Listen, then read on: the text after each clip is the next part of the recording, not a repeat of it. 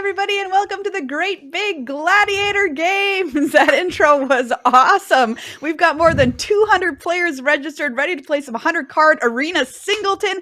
8 rounds today, a top 8 tomorrow, and a $1,000 prize pool for our top 8. So I'm super excited to see what decks the players have brought. I'm Maria Bartholdi. Here at the news desk with me is Benjamin Wheeler. Everybody, give it up. Maria, I wasn't ready for that level of production value this early in the morning. I gotta tell you. I know. I haven't even had my coffee yet. It's baffling, and it's very heartwarming. I mean, spoiler alert, I don't even drink coffee, so I was never going to have it, but I still wasn't ready. It was awesome. I'm super stoked for this tournament. What are you most looking forward to seeing this weekend? I'm most looking forward to just seeing all of these wild decks for Gladiator pop up. I gotta be frank, my expectations for what people are going to bring to what they did bring, blown out of the water. Just completely, everything is just, I threw out everything I thought I knew, and now I'm slowly trying to process just what the community brought for today, and maybe tomorrow. So are you saying that they've just impressed you, or that they have not impressed you? What's the overall take? I'm a proud Gladiator dad, a proud Glad dad, if I may. It's it's just nice. It's really great to see this community come up the way it has, and show up and still experiment and pick new things to do every single event. And you are the Glad Dad because, you know, you're the inventor of this format. So I feel so lucky to have you here today. There was a team involved. I can't take all the credit. Obviously, you know, I mean, I will, just because, you know, flush it all over. That's fine. But yeah, there was a lot of people playing day one that are still playing now, and a lot of new people that we picked up over the year and a half or so of the format's existence, and it's kind of incredible. Yeah, this is a new baby format. So everybody who's watching at home, we're going to get into exactly what it is in a second here. But it's so exciting to be at the creation, at the forefront of a new format, and to kind of put it to the test in a big tournament in this way, like we are this weekend. But first things first, let's meet who's going to be talking in your ears and at your faces this weekend. It's the commentary team, because you all have assembled a great team here this weekend to lead us through all of these games and all of these feature matches. Some of your favorite people from LoadingReadyRun will be at the helm, as well as special guests. That's right, we've got Amazonian here on coverage this weekend. Nelson Salahal, Ben Ulmer, Serge Jaeger, and of course myself and Wheeler here at the news desk in between rounds. But we've assembled a crack coverage team here, Wheeler. So I'm really excited to see what they have to say when these cards actually hit the quote-unquote table. There's going to be a lot of loud screaming, a lot of excitement, a lot of jumping up and down, hooting and hollering. And then ideally laced through that, also just some top tier dissection of gameplay. Excellent. That's exactly what I want. You've made the perfect sandwich with every layer that I want in my commentary. So looking forward to that today. Yeah. But let's talk about exactly what Gladiator is for people who are not familiar, who might be seeing it for the first time this weekend. Break it down for me. Just explain it like I'm 5 here. What is Gladiator? Great. Absolutely. So Gladiator is a 100 card singleton format. That means that there's a deck sized requirement of 100 cards minimum, and that you can only have a single copy of any given card that isn't a basic land, or say a card that says, hey, 7 dwarves, you can have 7 of me. Great. It's played primarily on Arena, almost exclusively, because that's where it was birthed from. And in fact, it uses a card database, a card pool of everything that is on Arena. That includes all the Arena-specific cards and historic anthologies, all that jazz. There is a short ban list, however, so it isn't technically just using, say, a historic ban list. Sure. And the short ban list is just a bunch of cards that you probably don't want to see.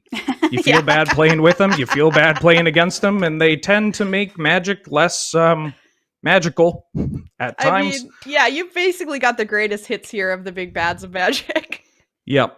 Yeah. And you could you could play them in one heck of a deck if you put them all together. So it's probably pretty good that those cards aren't here. Yeah. Okay. Yeah. So that's a look at Gladiator, just an overview. I have a question though, sitting here with you now as, the Glad Dad, one of the team, as you said, of creating this format. Why did you create this format, and what have you seen it kind of evolve into over its year and a half since it's been born? So a lot of people spent a lot of time stuck in their houses from about early 2020 Wait, what? to What are you current. talking about? Really? Yeah, Oh, this thing happened that kind of put a damper on physical events. sure. And over at Loading Ready Run, one of the formats we like to play is called Canadian Highlander, which is a 100 card singleton, a whole bunch of cards. This is basically an accessible equivalent, in that we tried playing an event using Magic Online to play Canadian Highlander. And I have a soft spot for Magic Online, but Arena is just so user friendly. Yeah. And just much easier to get into for your average player. And so we went, wow, we should try doing this on Arena. And people said, cool. We started playing it. More people came in. We played it some more people came in. And we've come a long way. We've come a long way from playing Guild Gates and just coming to play tapped lands from intro decks to Demonic Tutor, Swords to Plowshares, and Lightning Bolt. So that's a huge jump. It's a huge jump. But really, it's just a format that was birthed from, people loving singleton Magic and people loving to kill their opponent. Hey man, or I'm not in die. this category. Yeah. Mm-hmm. I love to kill my opponent. So I also really love singleton. I think it's such a fun way to play Magic, especially for new players. And this format is so new player friendly because it is singleton, which I think is really cool too. So it's a nice entryway into Magic as well. Right. My next question is like this weekend coming in, having, this format is new, only a year and a half old, but do you have like kind of a spidey sense about what the best deck in the format is right now? Oh, Or is it like wide open? Is this format completely and utterly balanced and it's the most perfect thing that's ever existed? Inside every Gladiator Discord server, there are two wolves. One of them says that red is the best, and one of them says that I would never play red. That kind of mentality. Yeah. Singleton formats often just lead to an extremely enthusiastic player base, which is great, but also it leads to, you get a whole bunch of different takes from all different angles. There are certain decks that are absolutely going to be top performers. Mono green, pretty good deck. There are a lot of good green cards that exist. Something with blue and black and red all over, not bad. But it's hard to really lock down just one, especially because we get these little updates, from all the releases, the historic anthologies, all that jazz, and then also just what the room's feeling like. Okay, well, maybe we'll have a better answer to this question by the time this weekend is finished. Like, hey, this is the deck to beat here in this format because we have a pretty cool large sample size. Like I said here, with more than 200 players registered for this tournament. Speaking of registration, let's take a look at the event structure. All the people who registered, how are they playing in this tournament? How is it going to play out for you? We've got 8 rounds of Swiss pairings today. On day 2, we are going to have a top 8 bracket, which is kind of cool because you get 2 days of Gladiator action. Day 1 prizes, you got door prizes provided by cardkingdom.com, which is pretty sweet. And day 2, $1,000 prize pool provided by Loading Ready Run, $400 for first place, which is pretty sweet. Who could enter this? Could anybody just play in this tournament, Wheeler? Yeah, there's no entry fee attached to showing up. You could have played 0 games of Gladiator. You could have played 1,000 games of Gladiator. Nice. Come on in. The water's great. Yeah, we wanted to just, make this event a celebration of the format, as well as, the folks watching at home and everything that we got going on here. Kind of a, hey, check this out. because usually when it comes to formats like this, and like you said, people love 100 card singleton, often it's just they don't know about it. Yeah. And so letting them, say, hey, check this out, they're probably going to hop on in. All right, excellent. Well, I'm going to be hopping on in maybe between rounds here. Let's take a look at those door prizes. So if you're in the tournament and you're watching this stream, hello. These are the prizes you could win on day one. We've got 25 bucks store credits to cardkingdom.com. We've got 18 packs of Commander Legends, 2 of those, and a Double Masters VIP edition to give away, all provided by Card Kingdom. Thank you so much. Randomly drawn. James is going to be heading that up. So if you didn't win, complain to him. That's what I always say. Yeah, we have something of a saying within the singleton formats. It depends on which one it is. There's O2 milkshake, which is you lose your first 2 rounds and then you go get a milkshake to make yourself feel better. O3 for Gladiator appears to be O3, which is just really pushes the love of the game within it, where it's like, yeah, I'll lose another one. Why not? And yeah, just showing up, playing, and having fun. Doesn't matter what your record is for those door prizes. You show up and play, you got a chance to win some just astounding stuff. I was shocked when I knew Card Kingdom would go in, but I didn't think they had to do us that hard. That was whew. Yeah, I'm here. I stay on Card Kingdom for sure, 100%. Sweet prizes on day 1, and then of course $1,000 prize pool for the top 8 on day 2. And here's the best part: everybody at home, you get to watch all of it. You don't see this on the Olympics. You know what I'm saying? So you get to see all of it because there's going to be coverage the whole time, which is really, really cool. And we've got round 1 coming up here with Ben and Nelson. So let's toss it over to them and get the action started. Hello, everybody. Thank you, Ben and Maria, for that awesome intro. I think everybody at this point is a Gladiator expert, or at least knows a little bit about it. We're down here in the commentary booth pods. They're very similar looking, to the to the news desk pods. Everybody's got their own unique background. It's me. I'm Ben Ulmer, and joining me is Nelson Salahub. Good morning, Ben. How you doing, buddy? To be here to commentate some Gladiator games. Fantastic introduction to the format there from Wheeler and Maria. Thank you very much. And yeah, I am excited to get into some games. I took a quick look at the deck lists of the players we're about to watch rumble. And if you haven't seen any matches of this format yet, you're in for a treat. This is wild. I'm looking at it too. And, as somebody who I play the occasional arena, I do a lot of the limited, and I was playing standard quite a bit, but I have not been keeping my eyes on a lot of these sets that they've been releasing for historic and whatnot, right? Like all these jumpstart cards, these historic remastered sets and whatnot. I did not know that there was just straight up Storm and stuff that we're going to be seeing today. This is absolutely wild. Up first today in our round 1, we're going to be featuring Nana Come Home, who is on Grixis Storm, and Blightning, who is playing Simic Turns.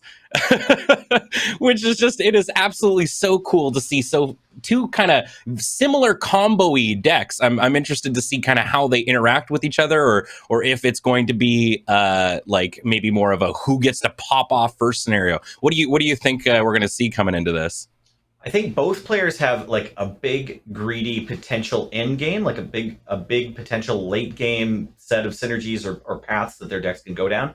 And I think the match will likely be determined by kind of who has the smoother draw of their interactive spells and their cards that kind of, are both cheap and do something useful against the opponent. So, it's all going to depend, but they both look to kind of be trying to do something very unfair and creative with the cards that are available to them. And I'm very proud of both of them for doing that. They look like really fun decks to play. Yeah, combo decks in Singleton are always so wild to me to see, because one thing that's always different is can this repeatedly do my game plan with only having one copy of each of the cards in there. So I'm intrigued to see how it happens. So without any further ado, no more beating around the bush. Let's get to the first game of the great big Gladiator games, moving on into round one. Nana Comes Home versus Blightning on Simic turns, and we are hopping right on into this. And looks like we're getting Nana Come Home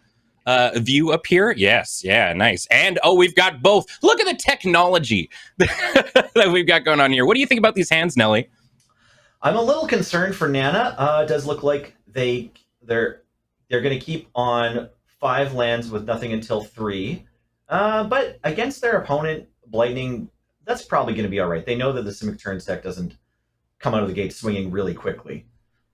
Yeah, I mean, this seems like a decent deck for Blightning, or a decent hand opening for Blightning. I mean, Narset and cards like Negate and whatnot definitely going to really hamper the game plan a little bit, I would say, of Nana Comes Home. Deciding to, we got 2 tap lands coming out from Nana. Blightning deciding to go with the Overgrown Battlement.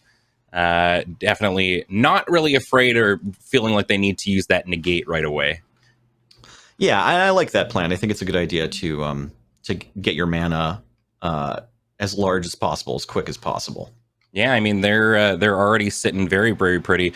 Do you just slam this? Oh, yeah, it looks like they're just going to slam this Narset, which seems like a great call. I mean, already makes things annoying. Like the Electrolyze kind of becomes a 3-mana shock with a Narset out on the battlefield. That's right. Yeah, interesting rules interaction here. The Narset's still going to be on the battlefield, even if it only has 2 loyalty left. Like if the situation was we're taking out the last loyalty of a Planeswalker, but that Planeswalker is not going to leave the battlefield until state-based events check or state-based actions clean up. So would prevent the card draw there. Yeah, I mean, putting that one onto Narset, yeah, definitely a really, really great idea. Coming out with a Shimmer of Possibility, we're going to see the top 4 cards. Oh, and expansioning it. So we're going to get to see 8 cards coming off the top. Yeah, it looks like they've decided to grab a Grim Tutor. And Dark Ritual. These seem like pretty good cards for the Storm deck. I'm very excited by what Nana's putting together here. I imagine Narset is a bit of a problem for them, though. Oh, absolutely, yeah. Oh, and they are deciding to take it down. I was wondering if they were just kind of going to keep that there as sort of this minor annoyance for Nana. I mean, probably more than minor. Turns out Storm decks typically want to draw a lot of cards. But yeah, they grab Thassa's Intervention, keeping that up, just in case we see anything spooky coming out of Nana. Nana dropping the island. Really thinking about it. What do you do? This probably isn't go time, hey? Coming out with Search for Blex. Yeah, really fascinating one there. I think it's still set up time for Nana. It's not quite time to come home. Nana's not coming home yet. Not coming home this turn, no. Well, and apparently neither is Blex. Blex is staying lost in the woods. Oh, poor sweet Blex. We never knew you. Yeah. Well, and we're definitely seeing a lot of the combo-y, control-y deck kind of strategy coming out of Blightning with the Island Go and heading right back to Nana. I think it's going to be very back and forth. Going to see an end-of-turn Thassa's Intervention for 4 here.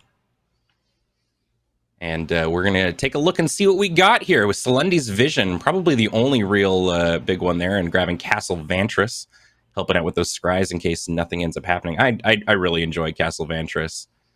Yeah, it looks like Blightning choosing to try to pivot here from being the more controlling kind of reactive deck into trying to advance their own game plan here a bit with that end of turn Thassa's Intervention and possibly tapping out to find some more threats and some more action. Blightning's hand's a little awkward here with their Baral's Expertise and River's Rebuke, sort of powerful blue wraths, board clearing kind of tools to fight creatures, and they're up against the Storm deck here. Yeah, which is really not planning on playing too many creatures. I could see, Bergie coming out eventually at some point. Very, very good card for Storm in Singleton, it would seem.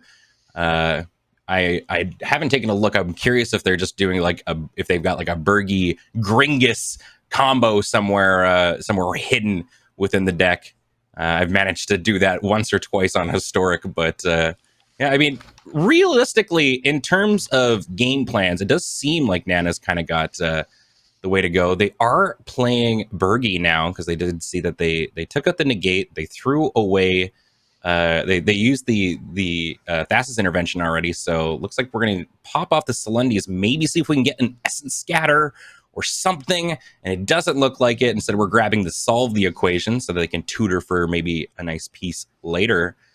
Do you go? I don't know. Like, you've got Dark Ritual. Well, What's your man? It looks like they're going. We know that the negates in the opponent's hand from the previous turn's regrowth. Mhm. So the way is not entirely clear. However, it's possible maybe Nana can win with either Finale or Grim Tutor resolving here. I'm not sure though. I think Nana is still a little ways away, but maybe they still just want to resolve the next tutor, if possible, just to keep setting up for future turns. Now, I have no reps on this Storm deck that Nana's piloting. That's true. Come on, Yeah. say it. Yeah. Yeah, I mean, what's really always interesting for me, as somebody who doesn't play a lot of Storm or anything like that, do you do kind of some of these turns like they're doing right here? They know that negates there. They're popping off their tutor. Is this just we gotta clear the way eventually? Let's start getting rid of those things in their hand. Yeah, for sure.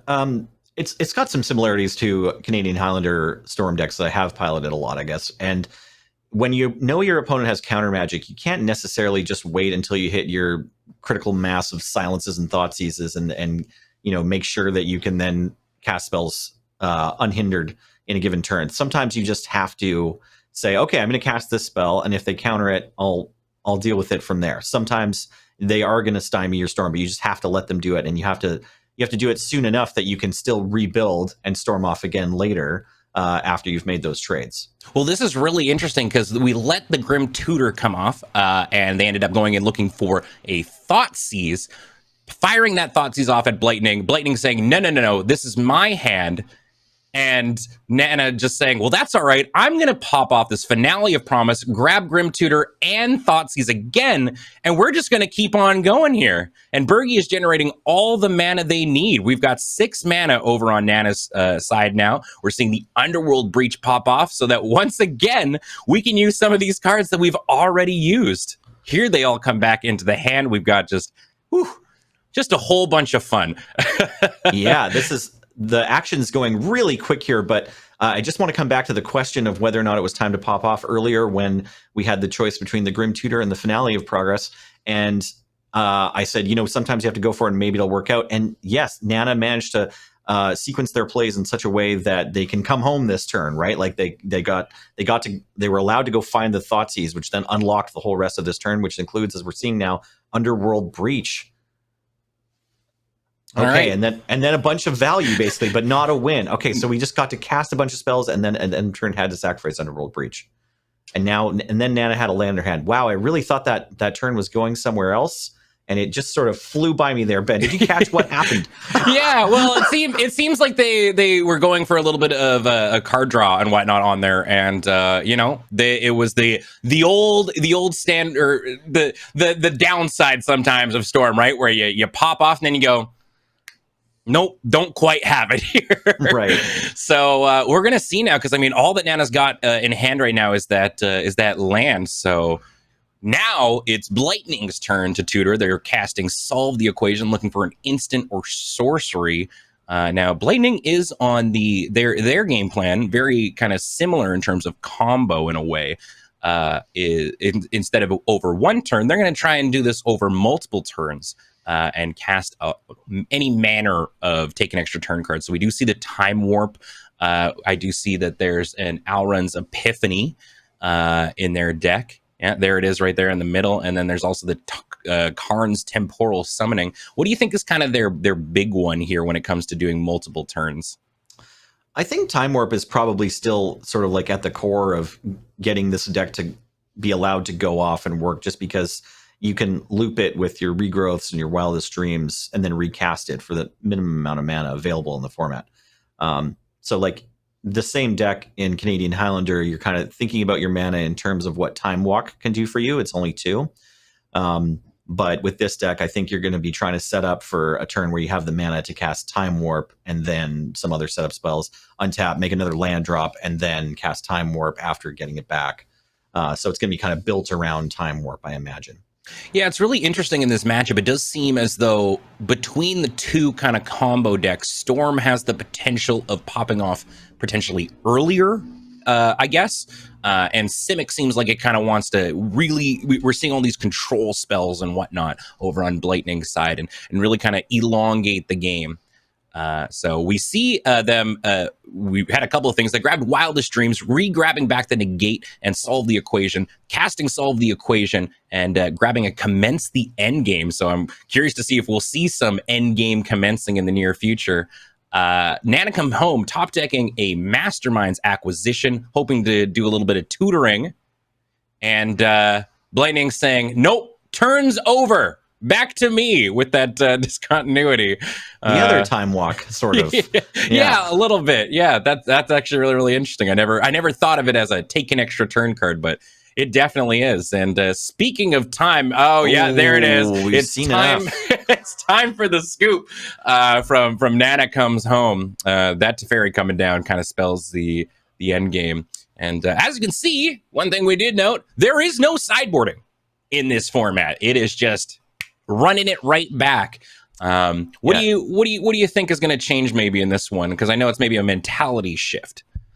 Well, sorry, we were just doing introductions. I can't remember if Nana got to play first in the last game, but that, as you said, and I agree, Nana's deck is a bit faster. It's got a critical turn that's going to come along a little bit quicker with the help of those mana ramp spells that, while few and far between, do exist for them.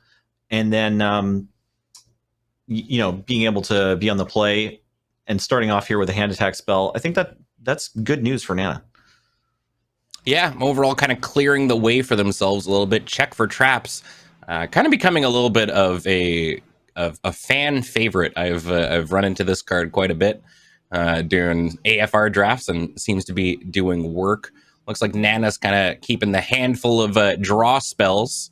And on the flip side here, Blightning is going to be really kind of getting that defense down. But interesting to see the, it's kind of wild in a non sideboarding format that you've got things like Root Snare and whatnot over on Blightning's side. The fogs that are typically not going to do a lot against a Storm deck, but they're kind of they still got to be there, and it's it's interesting. In a singleton format like this, you gotta live with having your disenchant in your main deck in 100 card singleton. That's just how it works. Now I want to come back to that check for traps real quick. Check for traps was able to take Blightning's Time Warp, and I mentioned in the just previous games coverage of Time Warp is sort of the building block of the deck, like the primary card that you're looking to build other plays off of, and getting that into the exile zone with Search for Traps is a really big deal for this blue-green deck. They're going to have to work probably quite a bit harder to close this one out. And they also are short on interactive spells right now, or even really any gas. So this is it's looking to be Nana's game to win. Yeah, I mean, Nana right now looking like they have a ton of like the tools that they're really going to want. Stormkiln Artist seems like a really, really interesting one here. Enabling them to have kind of a similar vibe as Bergie does for the deck, generating that treasure whenever they cast their instants and sorceries and such. Going to fire off this Notion Rain, Surveilling too, seeing a Seagate Stormcaller, and there's the Tendrils. There's the Tendrils. I was looking through the deck list and noticed that there's no Grape Shot in the list, at least that I saw. Right. So no, Tendrils. I don't think so. I think counting to 20 quite a bit harder than counting to 10 for sure. Definitely. And so I think this deck's plan maybe is that, okay, well, we don't, as I mentioned earlier, there's Dark Ritual, but there isn't a Pyretic Ritual. I don't think you can play Manamorphose. Lots of the rituals we're used to trying to get a hold of in Canadian Highlander for Storm aren't available. So maybe just the plan of being able to back up, cast 20 spells in a turn somehow isn't really available to Nana. They're just going to win with Tendrils. Yeah. Well, Blightning currently right now kind of suffering a little bit from the old flood. We're getting a lot of extra lands and not a lot of gas here. So seems like Nana Comes Home is going to drop down the Stormkill Arnis, maybe test the waters a little bit here. Blightning saying, I'm going to start ticking up this land ratchet bomb here. Slowly tick it up to maybe end up getting rid of that guy in the near future. River's Rebuke, though, maybe not necessarily the removal that they're looking for, but could potentially delay, but instead deciding to go for that foretell, casting a Fire Prophecy. This is really interesting because it's obviously not going to kill the Caravan Carrier, but it does generate a treasure for next turn. That's right. Yeah, I think the River's Rebuke here is actually really interesting. This is sort of an an opportunity that you can get some value out of your anti-aggro cards against the Storm deck, because Stormkiln Artist is probably, the only card in Nana's deck that is really well answered by River's Rebuke. So it's neat to see that one come up. Also, the previous turn, not foretelling right away, just to put counters on your Ratchet Bomb land, as we were talking about there, the Blast Zone. That was an interesting play too, and I guess Lightning just knows, like, getting this extra turn anytime soon isn't going to be a big deal, but I might need to try to interact with their permanents. Yeah. So fascinating stuff. Yeah. Yeah. I mean, that definitely makes sense, right? Like, it does seem, we've seen now both times here, anytime Nana's popping off, it is typically because they've got like a Bergie, or they've got the Stormkiln Artist, something that generates them extra mana whenever they're casting these spells. And we're seeing them go now, looking with Mastermind's Acquisition, grabbing Dark Ritual, basically going even with itself and generating even more mana. Here comes quite a bit of fuel there in the graveyard right now for the Underworld Breach. Here comes the Dark Ritual, generating 4 mana off of that, exiling a bunch of cards. That's kind of the interesting part of this, right? Is just with Underworld Breach, really you're just sort of limited by what you're going to actually just get rid of, and they're just firing off multiple Dark Rituals here, exiling the pieces that they really don't care about. Here comes Mastermind's Acquisition, looking to grab Seagate Oracle. That's just exiling, paying costs. Oh, exiling, there. Sorry. Now we're tutoring. Okay, so this is the mid-storm turn demonic tutor from your hand. And grabbing Bonds of Insight from War of the Spark. Fascinating. So this, I see. So this is the sort of, I want to say the Pauper's brain freeze, right? The arena brain freeze here, because it allows you to get more fuel for your later spells with Underworld Breach, keeping your graveyard filled. Yeah, that's actually super brilliant now, keeping this turn going, seeing that realistically, if they could do it this turn, the way is clear. So here comes the Tendrils of Agony. All right, time to with pop Lightning it at off. 19. Yeah, we're gonna see. Oh, we're not quite casting. We're going to ritual one more time, maybe. It looks I think maybe Nana's turn is going to include an attack from Stormkiln Artist, or at least they're getting ready for it to. We might not be at 10 Storm yet. I haven't been counting it. We don't have a tracker on. We're at 11. Yeah, no, we're there. It's okay, always great. The arena thing is interesting, right? Because it's like we're so used to, on Magic the Gathering Online, you have the one on like the left side or the right side, wherever they kind of keep it. On this, it's individually on the card, and there it is. We saw the unleash of the Tendrils of Agony coming on in. Underworld Breach really doing work there. Holy moly. Yeah, fascinating interaction there between Stormkiln Artist providing some extra mana, the Breach, and the Bonds of Insight, or the Bond of Insight, putting some extra fuel in there. Yeah, just refilling it right back up. And now we're seeing a mulligan down to 5 here for Blightning, which is never a good feeling. But I mean, what's nice is, we see things like Selendi Vision, which, are able to fill the land purposes. We're going down to 4 here. Woo. So Nana on 4 cards, and Blightning looks like maybe got to keep 7. They got to keep the 7, although so that's a tough one. Yeah, a little bit of a greedy one, but I mean, they have Abundant Harvest and, Explore and such, so they might be able to draw themselves into lands. We'll see. This seems like the greed versus the safety play, so we'll see how this goes. Out comes the Explore, and they managed to find that second island. Ooh, that's... As we say in the game, it's better to be lucky than... Yeah. I mean, it's better to be lucky. I'm not going to say that Blightning's not playing. They know their deck, right? Yeah, absolutely. That's a good feeling, though. And I mean, it is a very, very good 4 that we see on Nana's side. Strategic planning coming on out here, popping a Faithless Looting in the bin. That's a good one to always see coming off of that. Getting a Ketria Triome. So, they'll be able to play on curve, which is always important. They've got that Wishclaw Talisman, Nana's got a lot of action here, and it does look as though Blightning is still going to get to continue to play on curve, dropping down the, what are we calling the modal? I guess it's the modal land. Is there a fancier name for the spell lands? I don't know if we've come up with a cool name for them yet. I just referring to them to modal double-faced lands. Yeah, yeah. Which is so many syllables, and I hate it. But you know, what else have we got? We need something a little bit. You know, chat. it's no fetch. It's no pain land. It's no. You know, we need. We need a one-syllable name for these lands from Zendikar that are half lands, half spells. Spell lands. The splans. Claw Machine says splans. Splans. I don't know if that's going to pick up. I feel for some reason people are going to have problems with that. Well, we see Narset coming on out, searching, grabbing up an Opt, and dropping down. I have not played with Gretchen. New card from AFR. I just won a draft with Gretchen recently. How is she? She's the Simic Uncommon. They're always great, right? Yeah, it's true. The team that brought you Risen Reef, right? Yeah, it's got a green and a blue mana symbol on it. It must be a good Magic card. That's typically how it goes. Yeah, and in this case, no different. Gretchen, powerful card, allowing you to put more lands into play, just basically casting Growth Spiral for 4 mana, but as many times as you want. I think she's really good. Yeah, seems happy to see her. Definitely decent. We're seeing an Opt coming off here with a Balaged's Recovery on top, deciding, you know what? Yeah, I would like to grab that Explorer or something back here.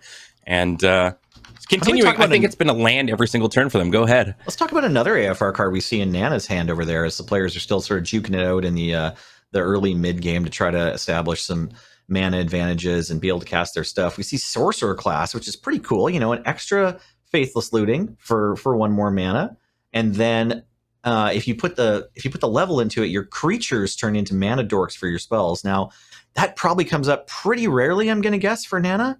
And if you put all the mana into it, then you can start winning with, you know, it gives you a backup Storm win con kind of, because you can deal some damage to your opponents with your spells. Yeah, well, I mean, it's really interesting. I am curious if maybe in some ways it just acts as like an Izzet charm, you know, in the way that it's like getting some cards and stuff for you. But I think it's in the deck just to be another Faithless Looting, but I imagine if you play enough games, eventually you have one where you get there on level 3.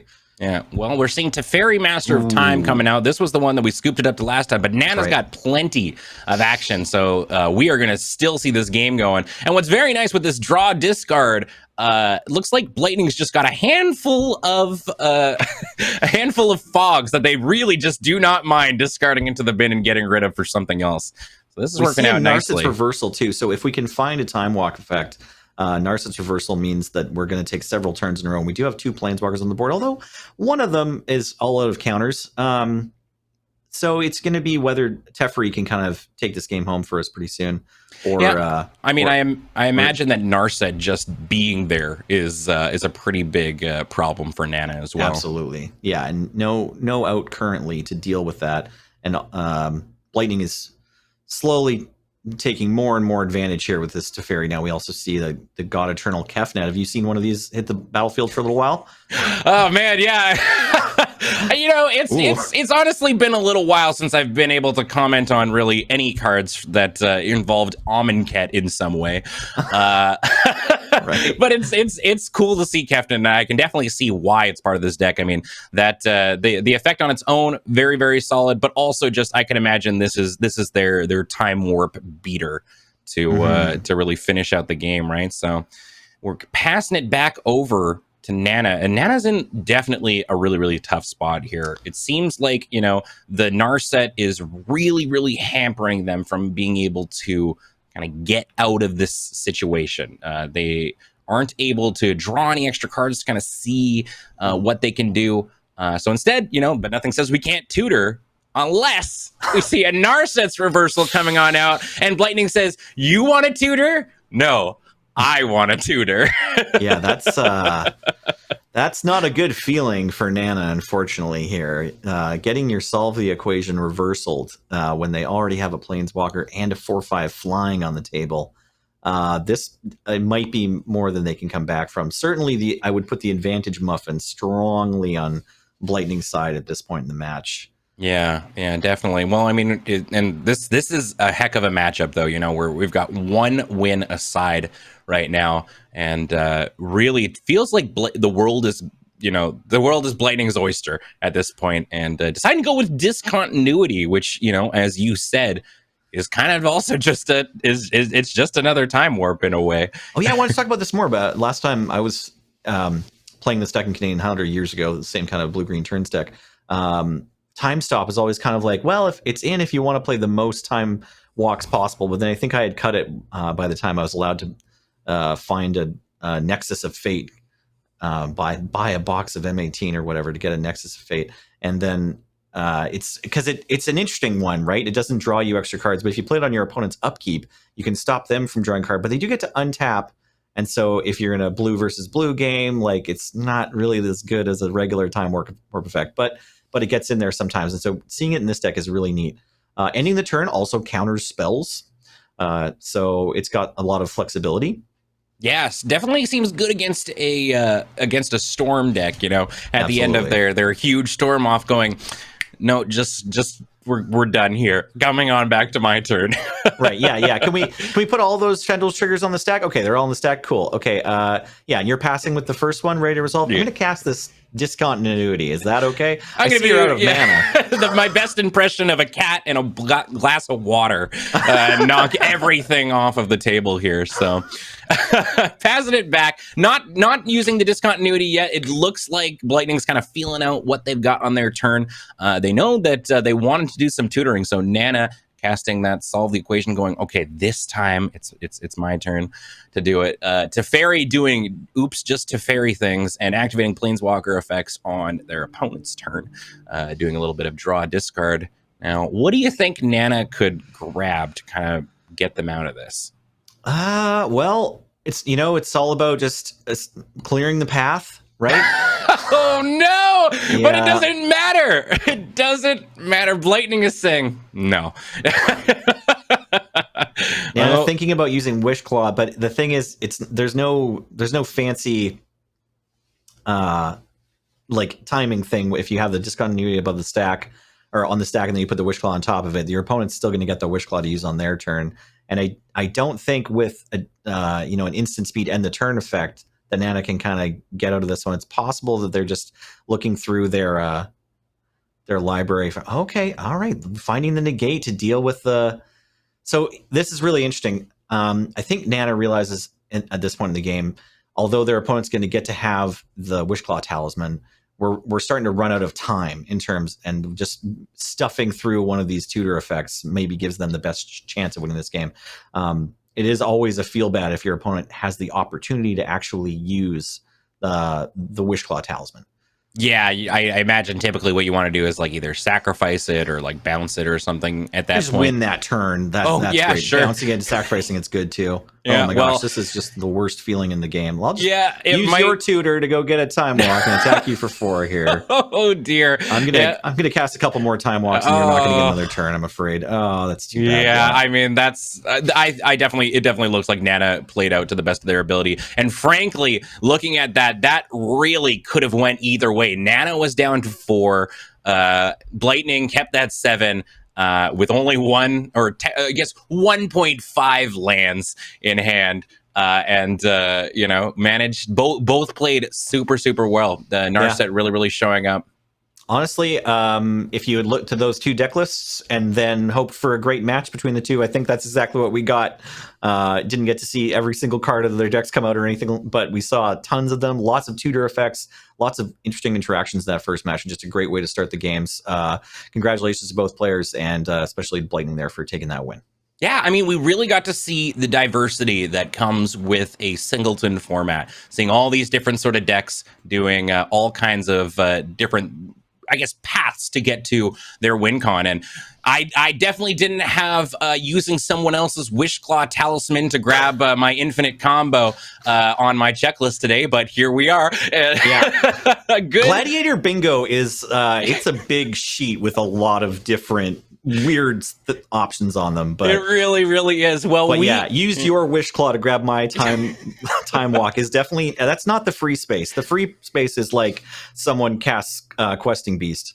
Yeah, no, absolutely. Well, we have our second match of round 1 that we've got. We've got 2 feature matches here. And looks like we've got Tamurai, who is on vampires, which is super, like, a fundamentally different deck than the two that we've just seen here, up against Amethyst, who is running Boros Control. I am just in heaven right now seeing these like absolutely different kinds of decks. What do you think we're going to see a lot of here? Well, first of all, I just want to say hi, AI Amethyst. Great to see you here. Yeah, we've met in person. Good people. Yeah, they were a follower on my channel, and yeah, a fan of this page and everything. And like, I think they even were on Cantor Horses Club recently.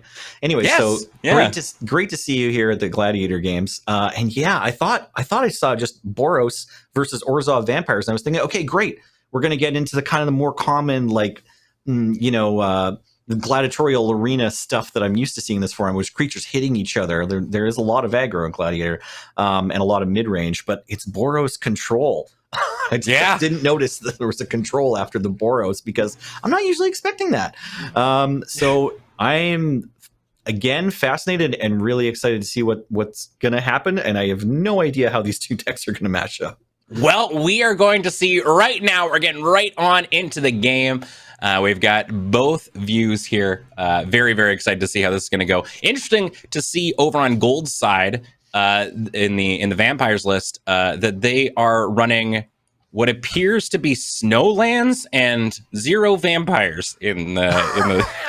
I'm going to guess they have some vampires somewhere in the deck, but only the ones that they really, really need. And Duskfang Mentor, friend of non-humans, so that's a vampires card. Yes, right, that's true. That is true. Oh, there you go. Here, we've got a namesake, awesome, legendary vampire for you right there. Man, you probably haven't seen since Ixalan Draft. Yeah, man. God, I'm so into just seeing these cards that we've so rarely get to see. Deciding to go down to 5. It's been a lot of lands for what I assume is a fairly aggro list. Interesting to see Cleansing Nova over on their side. Keeping that 5. Throwing the Cleansing Nova and the Null Priest away, and we're off to the races. And getting to start out with the Thoughtseize into a 2-drop creature that pumps the rest of your team, pretty exciting, actually. A pretty solid 5. This in the hand, it's just a 2/2 for 2, but this is one of the cards that we kind of built the plan of making vampire decks around. So getting casted early, pretty exciting. And another castable spell there for Gold. So. Taking the Goldspan Dragon away turn 1 from AI is going to be a little annoying, as that's a really powerful win condition and sort of mid-game enabler as well. Yeah, well, I mean, hey, speaking of powerful end-game sort of finishers, there's an Ugin. This is definitely one of those hands, I feel, that the Orzhov Vampire deck, they thought season, they go, oh, because it is an uphill battle in terms of removal and whatnot, with the Shock, the Burning Hands, and the Demon Bolt, and top decking an Elspeth's Nemesis over on AI side. Looks like we're going to be playing sort of the mid game on the vampires, on the vampire side, and out comes Elspeth, deciding to drop 2 1/1 human soldier tokens, and Gold saying, you know what, you can get those. But Elspeth, this is you're going much beyond death at this point. You're not further than death now. Yeah, get you back into the Shadow Realm, or maybe you can think of this as a visit to the plane of the gods on Theros, journey to Nyx, if you will. Yeah, as long as you're not on the battlefield.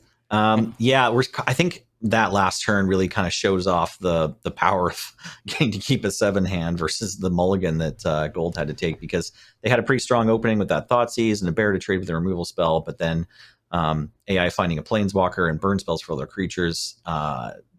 Pretty tough spot now for Gold, obviously.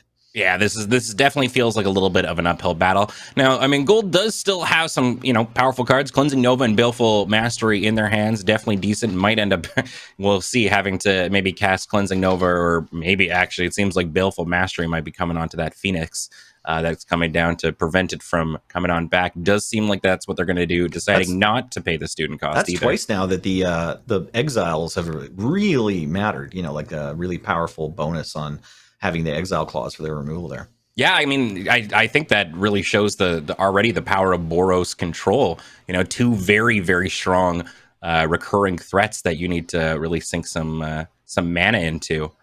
But these 1/1 soldiers might be doing the most work of any 1/1 soldiers I've ever seen. I think they've gotten in for about 8 points of damage now in total. Is it Cleansing Nova time? No, it looks like Gold is going to activate Castle Locthwain, taking 3 damage there, going down to 6. That's a brave move against any red deck that's shown us all these burn spells. Definitely. It even has now a 3rd token, so a 2-turn clock. We kind of assumed that the Cleansing Nova on Gold side was there in order to take out problematic enchantments and artifacts from the opponent, but maybe they're just going to use it as a normal old Wrath of God. Yeah. I mean, I could definitely see that being why that's there. I'm sure there's a non-zero amount of annoying enchantments in this format. Definitely seeing Cleansing Nova probably coming off, but we're in the danger territory. 3 life is not exactly a good life total to be at against a red deck, especially one that has bolts and stuff in the format. So Cleansing Nova coming off here, destroying all of those. There's also still that Ugin in hand to potentially just wrap this one up too. Yeah, getting bolted for 8 mana never feels great. The most expensive lightning bolt. Yeah, but I mean, Pilgrim of Ages, really sweet card here. I like this, helping to, Boros not necessarily known for its ramp or its mana. So helping smooth out some of these land draws is definitely a cool card, and a nice blocker on the ground. Gold, on the other hand, playing down the Castle Ardenvale earlier on the turn, enabling them to play this 1/1, can block that Pilgrim nicely, but is aware that there's that Burning Hands in their hands, and burninating the countryside there. Goodbye, sweet human. Turns out this ghost was born to punch. Really interesting dynamic of who's the beatdown in this match, right? We did see AI playing a lot of removal spells early to deal with any creatures that Gold had, but then I think over the course of the game, Gold has played more removal spells, exiling the Planeswalker and exiling the Phoenix, and just having to deal with a bunch of tokens with their Cleansing Nova, and then get AI just keeping the pedal to the floor with that Burning Hands to get in for 2 more points. Yeah, I mean, and it looks like it's going to work out. Yeah, this is how it goes. You've got 2 creatures. I've got 1 and a handful of removal. That's both Day of Judgment and Wrath of God right now. Yeah, saying this was probably not the way that Gold wanted this game to go, unfortunately. But let's see. Going out on their terms. Yeah, not by your hand, but by mine.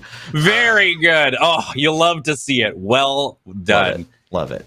Yeah, I mean, I think that was definitely a showcase of, as you were saying, the Mulligan v the 7. Definitely hard, especially for what I assume is maybe aggro. Maybe that's all I know of vampires. I'm so used to seeing it as an aggro deck. What is this more of like a mid-rangey thing, or what do you think? No, I mean it's aggro-ish. So my experience, at least so far, I don't know if Wheeler would agree, and I'm sure you'll get to hear him talk about this a lot, about like sort of the texture of the format, what various decks are like, what the curves are like.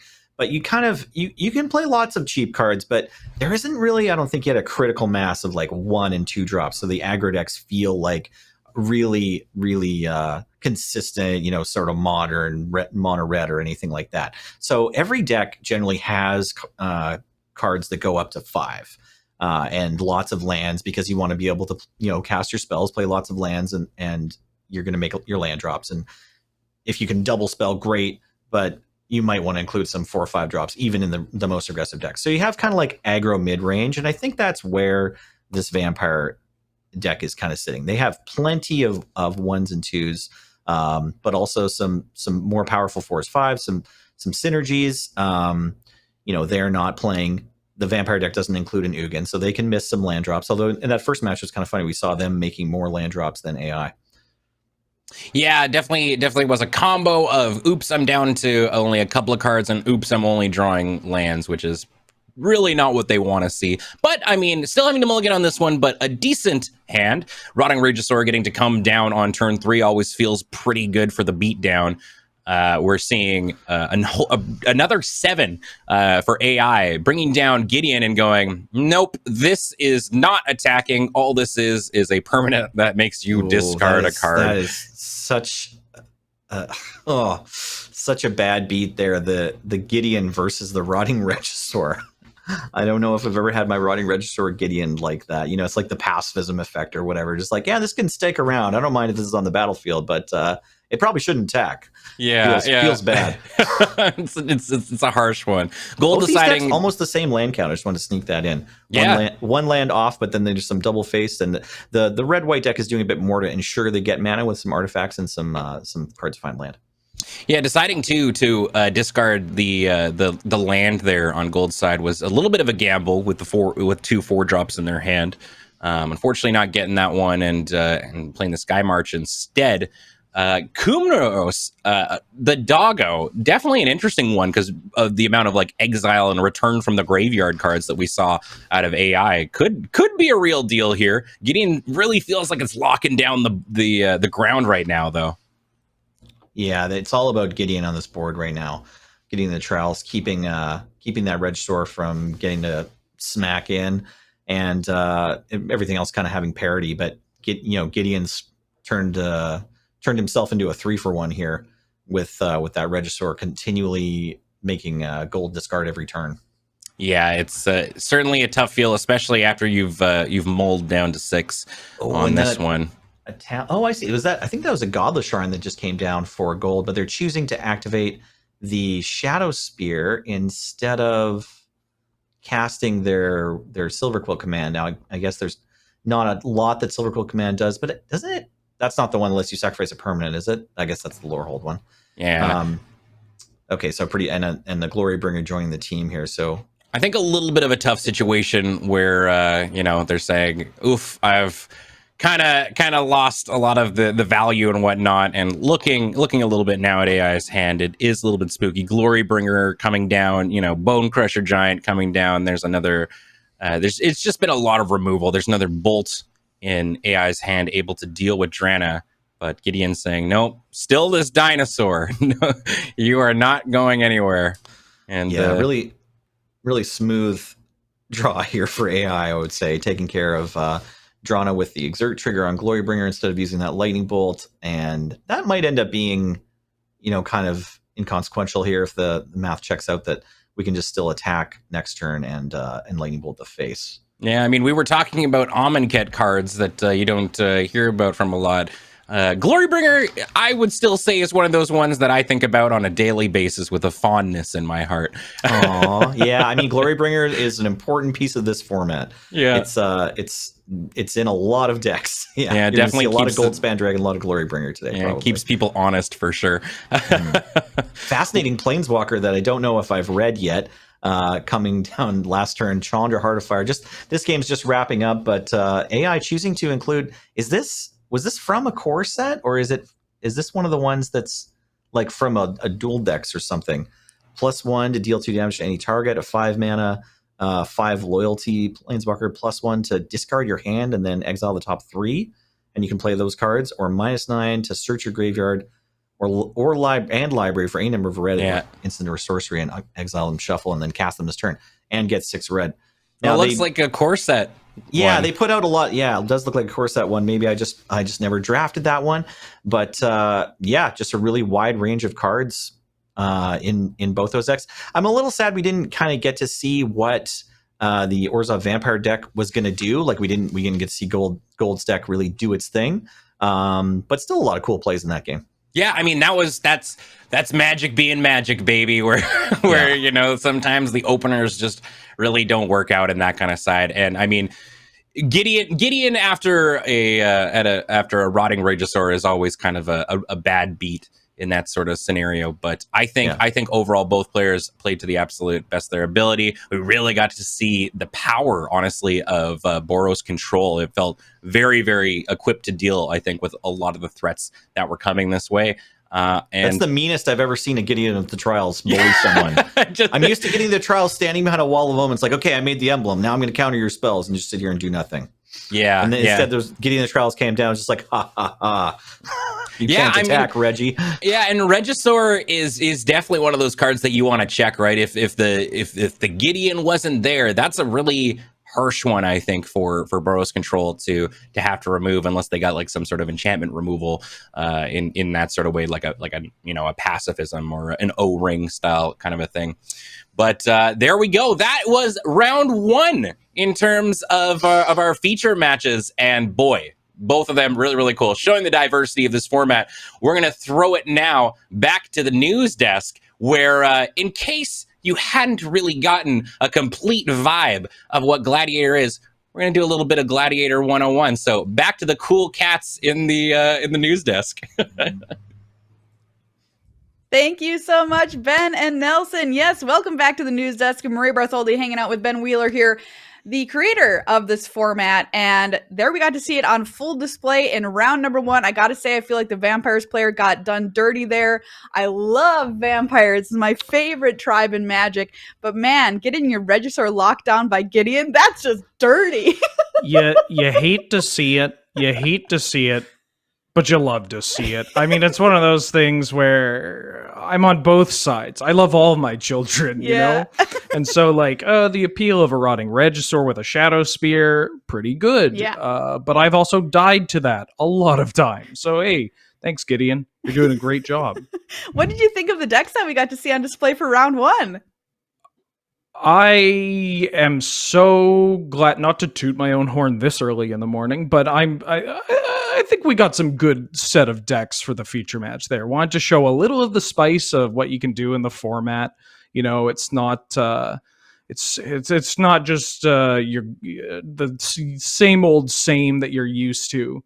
You can play a Storm deck. You could play a Turns deck. You could play a Tribal deck or a non-blue control deck. So yeah, that was great. I definitely tried to pass on a couple of my duties to other people because I was too busy watching. Yeah, that was sweet. And you're right. We got to see a really awesome breadth of different kinds of decks in the Gladiator format, which is really, really sweet. And now we're going to talk about Gladiator 101 for people who might not be super familiar. We're going to do a little bit of a deeper dive than we did at the top of the show here. So I'm one of these people who wants to know more about this format. The first thing I'm going to ask you is, why the heck should I play Gladiator? What is the appeal here? So, I mean, it's good. And that's it. Next question. All right, great. Great. We got that covered. Let me just tick it off my list. One of the things that I like to tell people about Gladiator especially is that you can just have what we kind of call like a forever deck, where if there's a thing you like to do in Magic, you can do it in this format. And you can probably do it at a power level that is really enticing.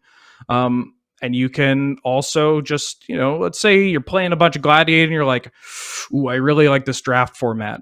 And then you just, you could leave. Don't leave, please. That's the worst thing for me to say. You could do something, you could play that limited and go, oh, I want to go back and play some Gladiator. And you could still just return to that deck. It'll be sitting there, arms open wide, like, come on back. It's okay. No, there's only one new rare we can play, that kind of thing. So you really get to lock on to something you love in the game and then just kind of do whatever you want with that and stick to it. Awesome. Well, for me, that is 100,000% vampires. If I can't build like a Boggles Pants enchantments deck, that's going to be also up there for me. So these are the thoughts that are going through my head. Does that deck exist, Wheeler? Let's just say that there's a couple of pretty good auras, and there are a couple of creatures that are really hard to kill. And there's nothing that feels better than gaining like 9 life on an attack with just some dorky 2-drop that your opponent can't deal with. Okay, the answer is great, yes. Great. Yes. Yeah. My evil little heart is very happy right now. I'll be investigating that. But all of my proclivities aside, what are some of the top strategies that people should expect to encounter? Or maybe if they're looking to build a deck that are like, these are tried and true, these have been tested. What are those in this format? So we said kind of at the top of the show, you got to be prepared that people will try to kill you. And so this can be done in a variety of ways. Tips for like just life in general. Oh, I'm full of them. Look both ways before crossing the street and somebody will try to kill you. Usually your opponent. And to that effect, this means they could use cheap creatures and basically every color or couple of combinations of colors. So you probably You could expect to see something like a mono red aggressive deck, shades of, Boros, Rakdos, Gruul, that kind of thing as well, all looking to hit you over the head with creatures and throw a lightning bolt or 12. Mono green Stompy, a deck that I'm certain we'll see today. Questing Beast has a lot of text on it. All you need to know is that you got to get rid of it immediately. And then you have the complete opposite end, right? People are going to play Control. Yeah. The Mystical Archives Those that came horrible, out with horrible Strixhaven. people do exist, Mm-hmm. I don't condone it, but I do play it a lot. Nothing like Swords to Plowshares and Counterspell to, get me out of bed in the morning. So yeah, it's really just, the boring answer is like anything you can think of, you will run into it. Okay, well, that's also like an answer of why the format is so great because of that fact. Is there anything that I have to make sure to include in my deck? Is there like cards that every deck runs, kind of like sometimes happens in Commander?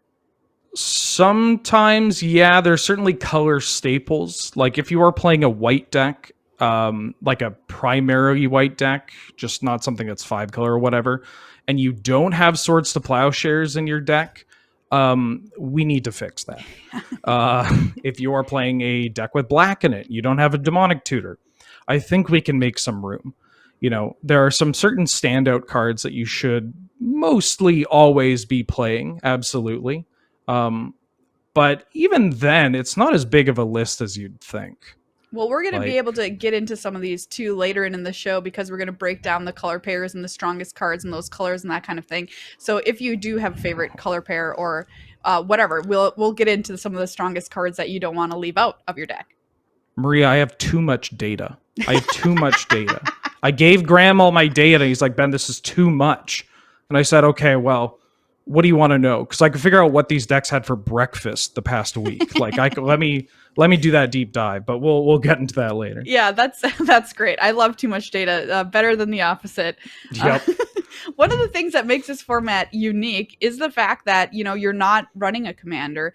You don't have access to a sideboard. You can't use a companion. These kinds of things. So, what does that change about how these games play out and for deck building?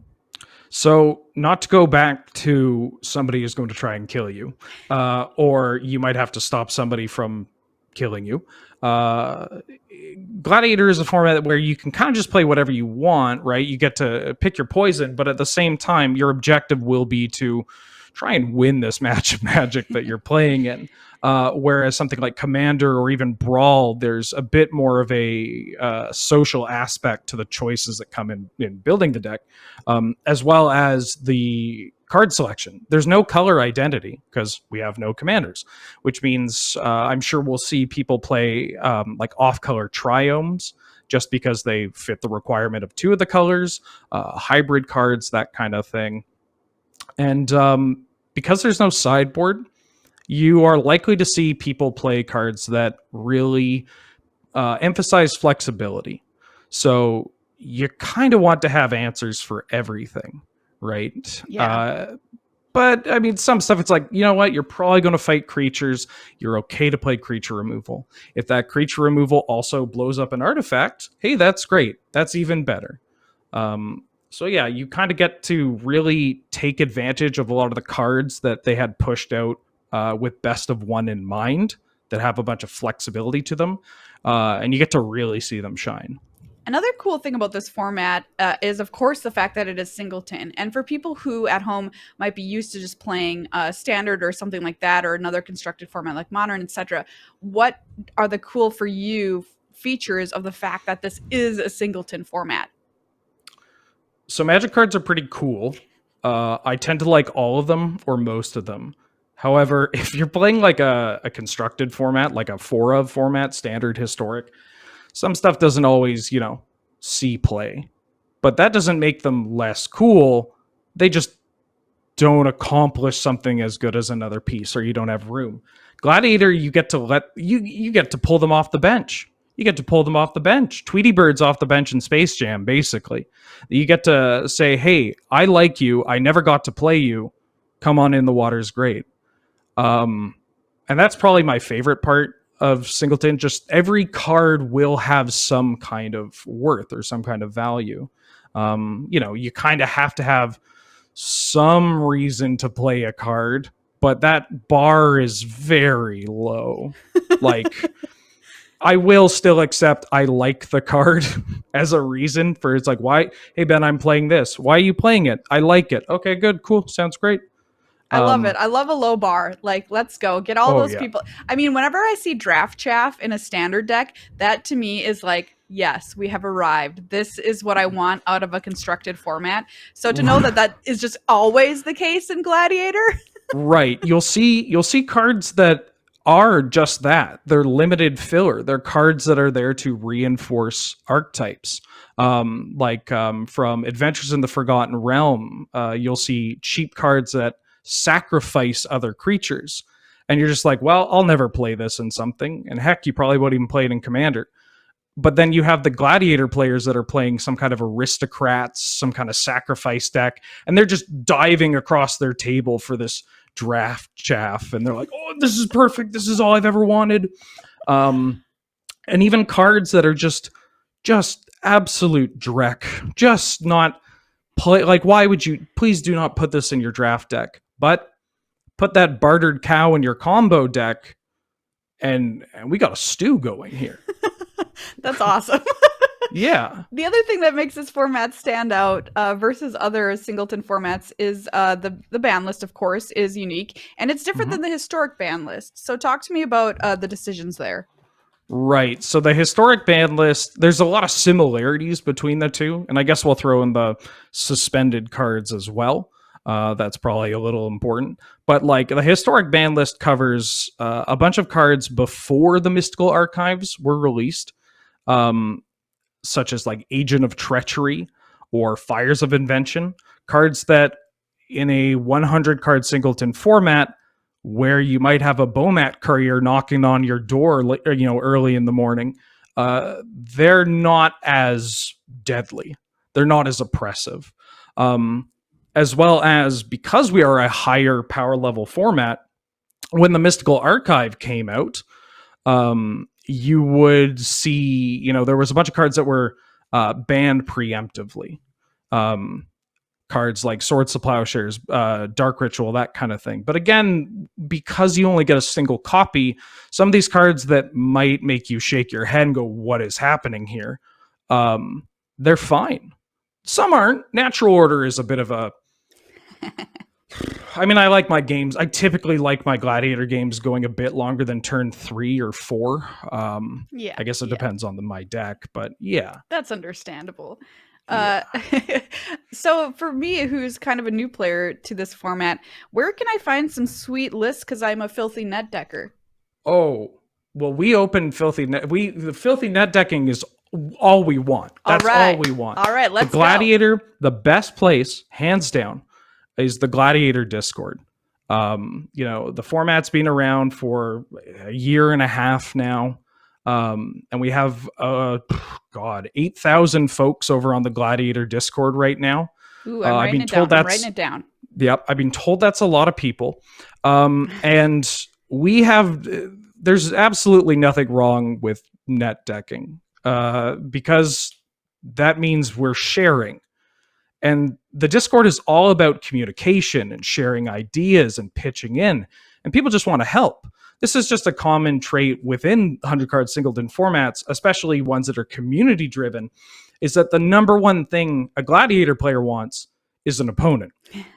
And if you get more people to the format, you have an easier time getting more opponents or having a variety of opponents and so forth and so forth.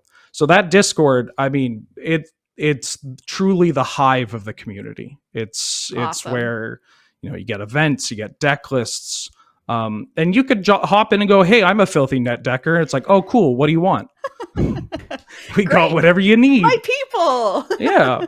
All right. I'm going to go join this Discord. No joke. Coming up here, we're going to take a brief break. When we come back, we're going straight into round 2. Thank you so much, Wheeler, for that awesome deep dive on Gladiator. It's such a fun format. And the best news is we get to watch it all day today and tomorrow. So don't go anywhere, everybody. We'll be right back. And I'm heading over to that Discord.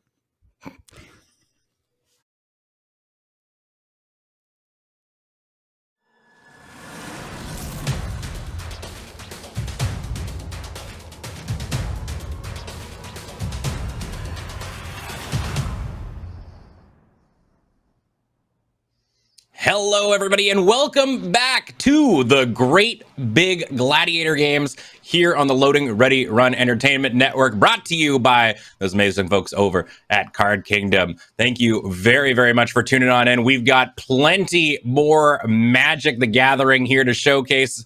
It's been so great so far seeing the variety and all kinds of different things going on in this format. How's it been so far for you, Nelly? I think you're going to really like this next match. Also, I just wanted to quickly say I feel pretty good today, and I was feeling pretty good coming into this match. But then after that graphic intro with the great big electric gladiator games, I feel larger than life. Oh, yeah, this is the real deal. This is high quality entertainment. I'm ready to rocket into space and commentate these games from a great new height and reach into the stormy future.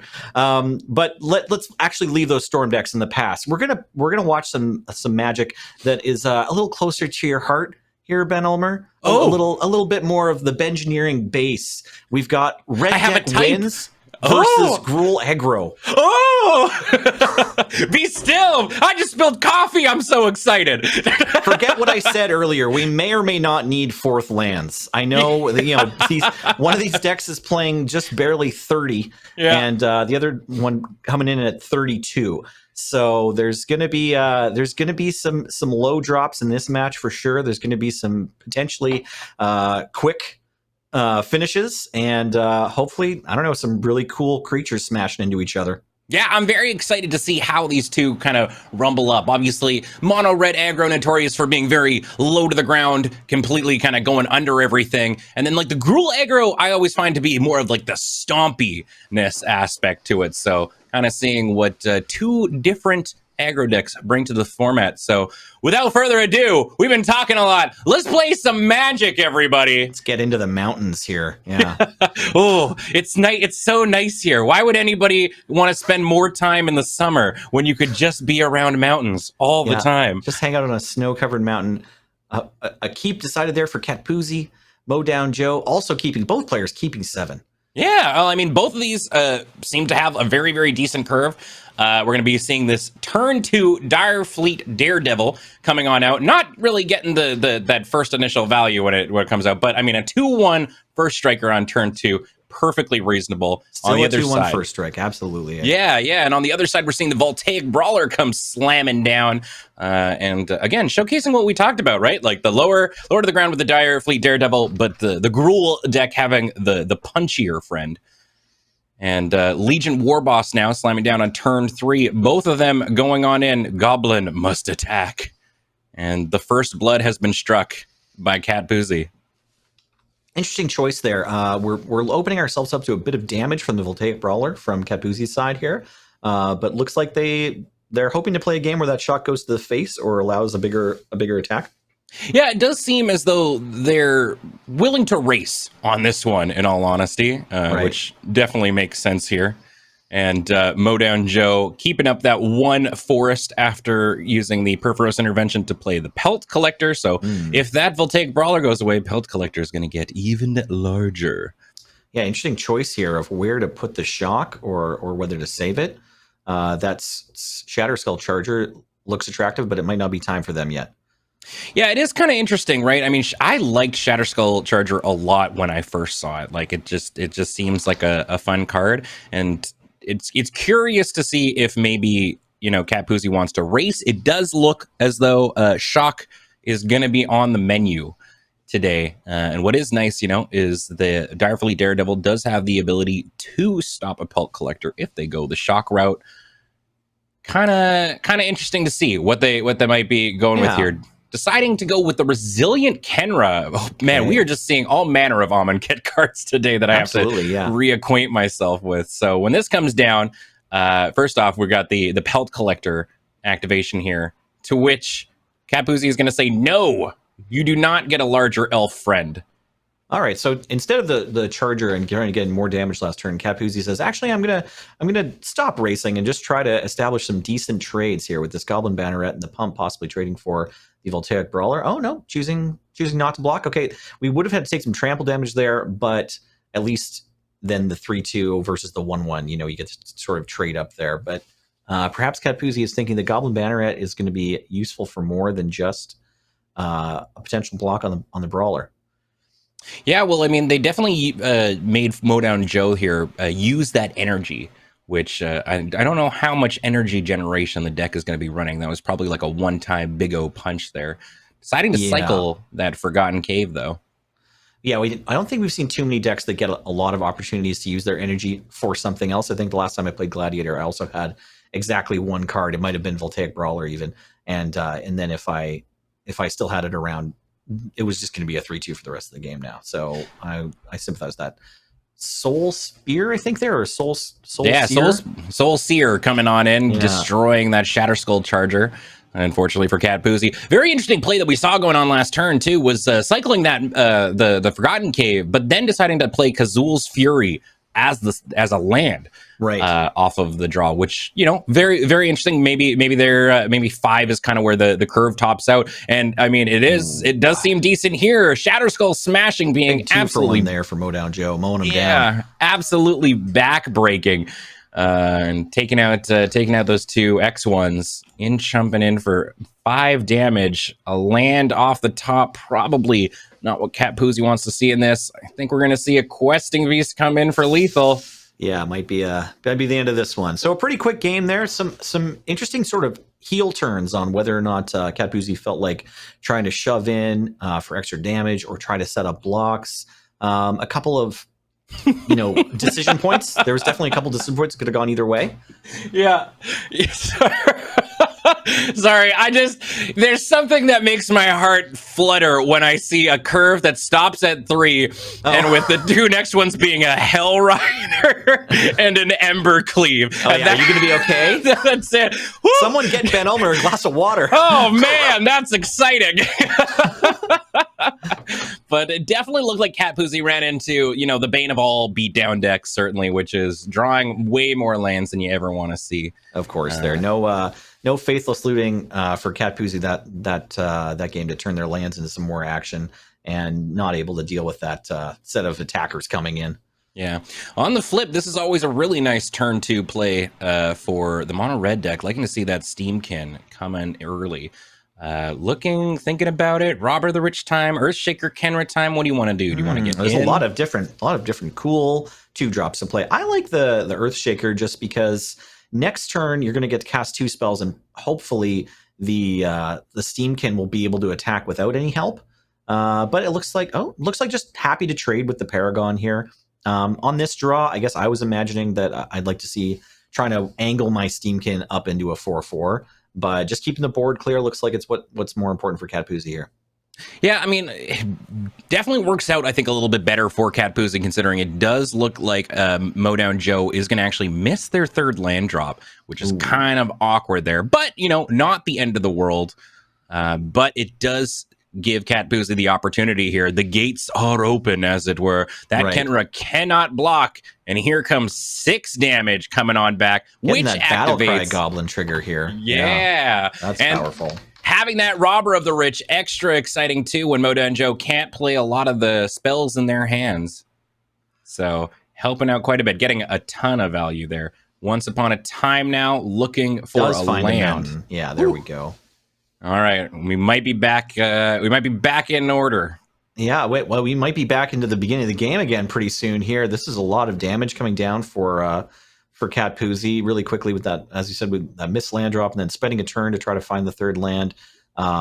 There's a lot of damage coming Modown Joe's way here, and possibly even a Mana Dork going to be cast from the opponent's library here with that Robber of the Rich trigger. Yeah, definitely a card that Modown Joe would have preferred to see on their side of the field early on in the game. But no, instead, Catpoozy's like, nope, I'm going to take you to 1. Yeah. Maybe the Spike. Oh, I was hoping to see a little plink come in from Spikefield Hazard, because that can go to face, can it? Yes, it can, I believe. Yeah, but I don't think Modown Joe's playing any sweepers anyway. They would have needed to have some way to gain life and make blockers, and it's just not in the cards for them there. Too great of a start from Catpoozy. Yeah, well, this really demonstrating why I like to play aggro whenever it comes to tournaments, because no matter how you slice it, somebody's going to take this game home, but both players are definitely going to go have time to grab lunch, I think, between rounds. Absolutely. Pretty interesting hand there from Modown Joe. Looks like they're keeping 7, and they get to start off with a Ranger class if they want. Ooh, and a great draw from Catpoozy with the 1-drop. This hand was already strong without it. Yeah, the hall monitor. Very interesting to see. Oh, Yeah. these interesting 1/1s coming out. Oh, Ranger class, though, That's on right. the play. That's a good feel. That's certainly a good feel. But Burning Tree Emissary coming on out, giving that mana back that it earned. We going to see the Battlecry Goblin? Yes, we are. Deciding instead of getting rid of that wolf, we're going to develop the board a little bit more, make it feel a little bit worse. Maybe if we level up this Ranger class. And instead deciding, no, we're going to No Battlecry Goblin, Crusher. Yeah, we don't want to get wrecked by that thing. A lot of AFR cards coming down this game. Really exciting. Yeah. I mean, it was a absolutely solid set. I definitely think that Ranger class feels like one of the better ones. And we're going to see the removal coming back. No, offering the trade with the Burning Tree Emissary. Modown Joe being like, yep, I'll trade. I've got more cards in hand. I've got things going on. Actually, we've got the same amount of cards, but I've got a Bone Crusher Giant. I don't know how you're going to deal with that one. And offering the trade, Bolt Hound. That's an interesting coming on turn from down. Catpoozy. Yeah, a lot of ways that could have gone. Yeah, the Bolt Hound main phase 2 always feels a little awkward. Right. But like, it definitely makes sense to do it in that scenario, but it's always just like, huh, you know? Yeah, it feels absolutely. weird. Is this? What's it? I guess this is fine. Yeah. Yeah. Kind of a weird one. Yeah, I guess I'll do it. And Royal Eruption coming on down, hitting Bone Crusher Giant saying, all right, fine, but you get a shock to the face. Remember, And, kids, it's only bad to play your haste creatures post-combat if you just forgot about them. But I think Catpoozy did consider what their options were there and just wanted to say, hey, do you want to trade with this Burning Tree Emissary? This is all that wants to attack. And then that worked out for them. Yeah. I imagine when your opponent's got that Ranger class on the battlefield, you kind of want to keep their end a little bit clear. And hey, this is easily the closest game we've had so far. Oh, so yeah. I'm glad we got to get our tale of 2 different ways you can lose to lands out of the way in the first couple games. Yeah. The game 3 comes in with the grinder. Yeah. Let's both draw spells and lands this time. Oh, this is smashing again. That is a heck of a play. Yeah. Okay. Burning Tree Emissary now get to be the lone person on the battlefield. Of course, here comes the Soul Scar Mage. But with the Ranger class, again, just really feels really, really good. Gonna see Cartouche of Zeal. Prowess trigger on the Soul Scar Mage. This Burning Tree Emissary can't block 3 damage potentially going on in. They're thinking about it. Do we want to block this? Well, the problem is we don't have an answer to Ranger class leveling up. So I think just starting to race here is probably correct for Catpoozy, but they don't know what else is in Modown Joe's hand, so it's a tough decision to make. Yeah, we've got 2 non-basics on the battlefield right now, but one of them I think races a little bit better than the castle. Yeah, certainly that castle wanted to see that Battlecry Goblin stick around and have some extra bodies around to potentially pump up with the activated ability there. Oh, that Kenra from Amonkhet coming down once again, and this time getting to resolve its trigger. Yeah, electing not to go with the Ranger class level up and instead bringing out Sin Prodder, which is a cheeky way of getting in some extra damage here. It's going to be very, very interesting. Going all in with the squad here, built to smash, targeting Handsome Boy. Really well for Catpoozy. Ooh, you love to see it. For I think that Sin Prodder block was a little bit greedy potentially for Modown Joe. Those prowess triggers, you gotta suspect the red deck's got something up their sleeve. It's interesting though, because I mean now we've hit a point where it's easier. It does seem to trade this Brazilian Kenra when you can just eternalize it later, making it an even bigger and harder threat for mono red to get through. Yeah, absolutely. I do like the block with the Kenra on the token for sure. Yeah, land off the top, definitely not what Catpoozy wants to see. You know what though? This could be worse. At least our castle plus our first strike is keeping us off taking all of the damage. Definitely relevant. Absolutely. In comes the Paragon. Gonna get that counter a little bit out of range of the champion now. Yep, that second level of Ranger class starting to do what it does every time in draft now, unfortunately. Yeah, slowly. This is how a life is taken. That's right. Yeah. Oh, okay, a food token off the top for Cat Poozy, but they say it's not enough against the trampling menace of the snake god of Amonkhet. Can't handle those Ronus activations and the Ranger class triggers. Yeah, I'm definitely. out. Yeah, a tale as old as time with 2 aggro decks down to the top deck battle. And I think both teams played very, very well there. Both people played very well. I don't know. Maybe they've got people in the ear. Maybe this is like a whole thing. In the rules of Magic, you are on your own team. Like, you count as one of your teammates. So teams is correct. We're going to uphold it. It's upheld. Yeah, it's a team game. That's right. Team game. Absolutely. Well, that was an absolute zoomer. 2 aggro decks really facing each other down, getting to see a little bit of the power, both experiencing, I think, in at least one of the games, you know, the variance of the land sort of shenanigans, which, as we always say, happens to all of us. But both teams really, really putting up a good fight. We've got another match for you here in round 2. This one, a little different. A little bit different this time. Yeah, very different than the matches that we've seen so far. You know, we've seen the combo decks. We've seen the aggro v control. We've seen the aggro v aggro. And now, I guess a little bit still on the aggro versus control, but in a different way. We've got Professor Matt on Mono Green Stompy versus Pantaleon on Jeskai Control. What do you think about this one? Well, I'm really happy to see both these decks. Jeskai Control, you know, like these sort of Jeskai mid-range decks, I always associate with like one of the seasons of Ben Wheeler playing Canadian Highlander, and then various others of us, like several other people, started playing it a lot. Just Jeskai, good stuff. Some creatures that care about casting spells, but just the best of all the spells and planeswalkers and stuff. So Jeskai Control, kind of like a staple of 100 card singleton, I want to say. Mm-hmm. I don't know if a ton of it showed up today, but it's always kind of like a good way to go if you can survive, play a few tap lands, and have you know some guarantee of getting into like the mid 4-5 mana range. Being on Jeskai Control is comfortable, and Mono Green Stompy it's kind of pulled out in front of it's in the top tier, certainly. It's in the conversation of best Gladiator decks. Yeah, I think it's probably one of the decks where they're looking. You know, the Gladiator Council of, you know, the Wheeler Rodeo and whatnot, trying to figure out if any of these cards are the ones that need to be banned next. Certainly, we did see earlier on in the format, before the Mystical Archives came out, you weren't allowed to play Nissa, who shakes the world, for a while in Gladiator. And I almost entered a tournament with one. But then she's been unbanned, so I feel so good about my wild cards now. Yeah, well, I mean, as somebody who's been playing a decent amount of the standard 2022 ladder that is on Arena, Mono Green Stompy is definitely one of the terrible beasties that's on the ladder. It definitely feels like one of the stronger decks in the format. So interested to see what tools it gets when it has access to the entire library, essentially, of Arena. So we'll see how it pairs off. So without further ado, why don't we hop on into this game and see what we see? Okay, so we've got I guess Angel, we'll say, against Prophet. Yes. Classic, you know, biblical showdown. Yeah. This is an interesting starting hand. This is Magic the Gathering in 2021 now, you know? Yeah, right. Like it looks like maybe, I don't know, can I keep this? But it's like maybe it's a keep. Yeah, like I mean, I would consider this, you know, Shatter Skull, bring it in untapped with the Mind Stone. Like this is probably reasonable, right?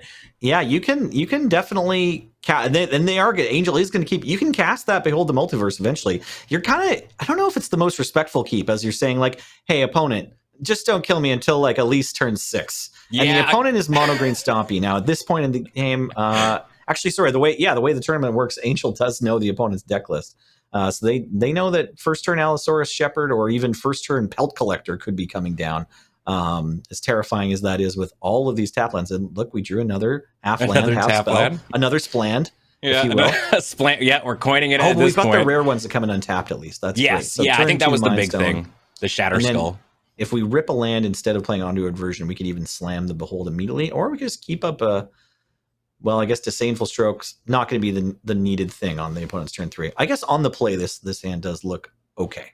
Yeah, this is a really interesting one, especially like as you said when you're up against the beatdown list. I also wanted to give a huge shout out to Amy, who of course we know is going to be coming on later, taking over for us later in the evening, doing some commentating with Serge Jaeger. Shout out to Amy's channel. Thank you very much for the raid. Welcome everybody to the great big Gladiator games. We are in round 2 right now, checking out the Mono Green Stompy matchup versus Jeskai Control. And here comes Steel Leaf Champion on 3, which I think is what every Mono Green Stompy deck wants to do. Scary stuff. Now, Angel did find some lands. Again, thanks for the raid, Amazonian. We did find some lands off the top without any help, except for the expressive iteration last turn. But then the lands have continued to kind of flow since then. And, we're going to get up and be able to cast our spells. Angel here with the option of making a little shark to try and ambush that shepherd on the attack, or possibly just drawing some cards with Behold. Whew. Yeah, either way, but the Great Henge on turn 4 coming out thanks to a nice big discount from Steel Leaf Champion. Yikes. The engine is kind of online for Mono Green, playing a dork, getting a counter to make it bigger, and a card seems pretty decent. I'm nervous. Yeah, the Thriving Bluff choosing, I guess, white instead of blue there in order to cast that Gideon eventually, or maybe they were even thinking cast a potential Wrath off the top. Now finding it, that's good news. that makes the choice for the double weight a little bit stronger, doesn't it? Yeah, yeah. No, seemingly okay. I mean, that's always the thing with these control decks. One is not 0. I'm having my heart is having a tough time with this deck here, or with this game. Are we living? Are we not living? Like, yeah, this Great Henge is resolving. Can we still win? We kept a no land hand, kind of. Yeah, I mean, Magic in 2021, baby. This is absolutely great. So electing not to wipe the board there, instead establish a Planeswalker, putting Gideon. Gideon's the one from Magic Origins. Right. That's the same character. That is Kithian in there somewhere. Yeah. You're okay. Yeah. Well, sorry. Welcome back to this lore podcast featuring Ben Elmer and myself. We're going to do it over top of very important gameplay. Yeah, absolutely. So Gideon making Steel Leaf Champion unable to attack, I guess it can attack. I think it's can't just do any damage. damage. Dealing damage. Yeah. What the heck does this +1 do? Until all turn damage target permanent would deal is prevented. Yeah. Okay, so it can attack all at once. Yeah. Well, now is it Wog O'Clock? Maybe. Yeah. No, not yet. Deciding to tick up? I think so. I think they're just electing here to first tick up Gideon, then probably swing on in for freezies with their shark and go goodbye, everybody. Well, they did draw the Swords Plowshares, so I think they have the option of keeping up Absorb and just swordsing the 4/3 and blocking the 3/2 if they want to. Yeah, that's a very good point. Either way, I mean, it seems like they've got a little bit of control. It's certainly tough to start doing board wipes and stuff like that when the green deck has so many cards still in their hand a Stonehenge or the Great Henge on the battlefield here. Thinking about it, are we playing Once Upon a Time? No, activating, bringing out the Boreal Outrider. So we're at a point now, if this resolves, where every creature that Prophet would play gets 2 1/1 counters if this comes out. Likely not going to happen with Absorb here, but that's pretty. Oh, it is happening. I think maybe they're consenting to Wrath next turn. Maybe that's the concession here. The big thought process. Even spending the 4 mana to Wrath when we might not hit a land drop is a little scary against the Great Henge. Just the power of Throne of Eldraine. Well, so far, fueling green creatures forever and ever. Yeah, I mean, it does seem like not the worst thing in the world. Like the cards that Prophet is drawing off of the Great Henge don't really adhere to a kind of beatdown plan right now. It does make this a little bit awkward. We're seeing Leaf Glider going face and Evolution Sage going to Gideon, which I think Angel's just happy to go to 6. Yeah, I think that we're going to save ourselves. Okay. Yeah, sliding to Swords. Fair enough. Obviously, tons of options here for the blue-white deck. Yeah, I mean, they from a quote unquote no lander to a controlling position is good feels. Absolutely. Now, assuming we see draw 2 and then hopefully find a land, play it, Wrath of God keeps Sphinx's Revelation is on Magic the Gathering Arena. Yeah, it was in Amonkhet Remastered, right? Oh my gosh! All right, holy moly! Something was it in Thero? No, it wasn't Ben's in learning Theros. things. Oh man, well that's a heck of a draw. Yeah. And now are we going to finally emblem? No, we're beating down. I love it. Yeah, got to take him down from 30. This is an uphill battle, certainly. So Gideon getting on in for 4, bringing profit down to 26. We'll be able to hang on to that is an opt. I'm only just realizing now that we also drew a counterspell off of that that 4-mana draw spell at the end of the previous turn. So that's actually a pretty comfortable position. We just have to make sure from Angel's side here that we counter the correct spell coming up from the probable 3 that the opponent's going to cast on their main phase. Yeah, I got to tell you, as obviously it's well known the kind of Magic that I play. Seeing Disdainful Stroke, Absorb, Counterspell, Opt, and Sphinx's Revelation makes me a little sick to my stomach. Oh, I'm sorry. Yeah, we're going to be here for at least the next 20 minutes, Ben. And I'm going to hold your hand, pal. You know, we had that red mirror match kind of to warm up this round, and that was good for you. But now we've got to grind through this. Yeah. I mean, this is really going to be the interesting one to see, right? We've got no, you can't play this a lot from Angel, but I mean, the ability to grind out with the henge is there as well. Fascinating play there just now, in my opinion. Angel could have just countered the adventure on Lovestruck Beast to make the 1/1, but instead just said, okay, that 1/1's fine. I need to know what else you're doing with your mana this turn. Okay, it turns out if you're going to spend 3 of it on the 5/5, I do want to counter that. So interesting way that, that could have gone the other way. They could have kept that 1/1 off the board for the way that turn played out, but they needed to say, hold on, and find out what else was happening in the turn before they made that decision. So kind of cool play.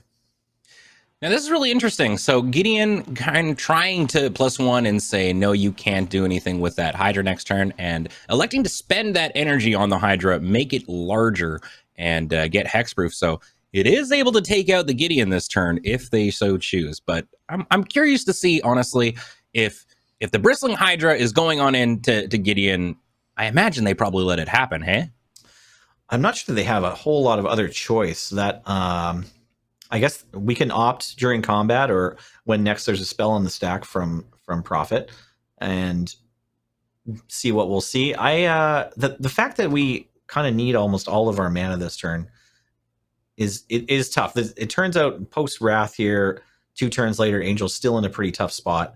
It'd be nice if we had advanced our mana some more or gotten a piece of a permanent onto the board that we care about. It looks like we're just going to do a little Sphinx's Rev here to gain enough life to not die. Yeah, just kind of getting out of 11 damage. Yeah, though deciding to go face with honestly AFR All-Star Lair of the Hydra. This card is very good. Oh, but the Blossoming Defense is just gonna do exactsies for the kill onto Angel, and Mono Green Stompy takes the first game, stomping on through. Do you feel better now? I mean, okay? Listen, as a commentator, I can't take any sides or anything like that. Oh, I'm sorry. Yeah. But I will say, Sphinx's Revelation, it's one of those cards that whenever I see getting resolved, I go, oh God.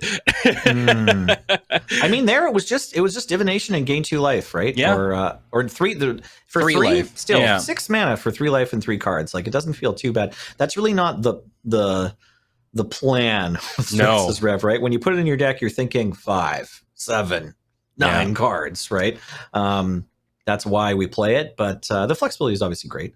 And definitely seeing the henge as a really big MVP, but I think, interestingly enough, a card that I honestly just don't think about. Again, we're going to go in, and I guess Kaladesh is certainly one that you think about a lot more often, but Bristling Hydra, I think, really secured the win over on Prophet's side with that hexproof play. Yeah, I would agree. I'd say Great Henge was the card that put in the most work, and Bristling Hydra was the card last game that got to take the most credit. Yeah. So sort of a Gladiator TO team, Gladiator creation team, Ben Wheeler kind of relationship. Well, we're seeing the Cold Steel Heart come on out for Azor's Angel. Yeah, both very important. And this is a little bit more of a standard sort of hand for Angel, getting lands and spells. Zavala coming on out on Prophet's side, which is always a nice card, I think, to have for the mono green in the early phase, and letting it, resolve. We'll see if it manages to make it to untap zone here. Selvala, Heart of the Wilds, fantastic 100-card singleton card. I have included it in some Highlander decks, and it's a lot of fun. One of these cards, yeah, absolutely. Where if you get to untap with it, I don't want to say it feels like we're on somebody's side here or anything. I just want to point out that Selvala is a fun card, and absolutely, I'm also rooting for good games. Now that I realize that we're not supposed to take sides as commentators, just catching up there on reading my brief this morning. Hold on, I'm getting getting a message from Graham. He says from James that I need to stop just rooting for blue-white control. Sorry about that. All right, back to the action. That's right. Okay, so we see Old Growth Troll and a trigger to draw a card there. We see that Lair of the Hydra, a bunch of the same heavy hitters from game one in Prophet's Hand.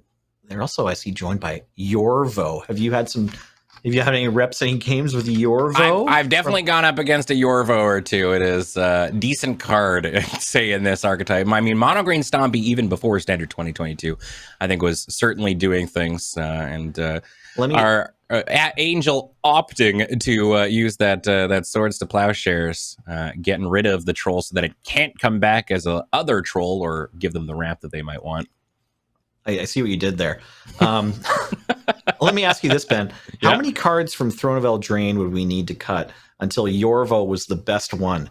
Because I agree, I think Yorvo is a really powerful card, and I like it a lot, and yet it's not even close to the best 4/4 green creature from the set. The Siege Rhino of the format, it was not. But it's certainly a decent card, I think, in this one. It's one of those ones where it's a card that definitely feels like its power was felt to be, kind of tipped because of its mana cost, but when you're playing mono green, it literally means nothing, right? So yeah, absolutely. Overall, I mean, has a lot of synergy. It seems like a lot of the green decks that we have been seeing also just have an inherent +1/+1 counter sort of synergy as well, just kind of growing through that, with the shambling fungus and all those kinds of ones. But looks like we might see a Torrential Gear Hulk. Nope, deciding to hang on to it. Yeah, interesting. I think the Torrential Gear Hulk, we're hoping, is just going to be able to get a nice, clean 2-for-1 and still be around. Being able to flash in Swords to Plowshare something, and then also block an incoming creature. The sort of maximum value out of Torrential Gear Hulk, I think, is what Angel's hoping to get out of them. Yeah, definitely. Because once again, like you said last game, we've got a Wrath on the stack, and Prophet has 6 cards in hand.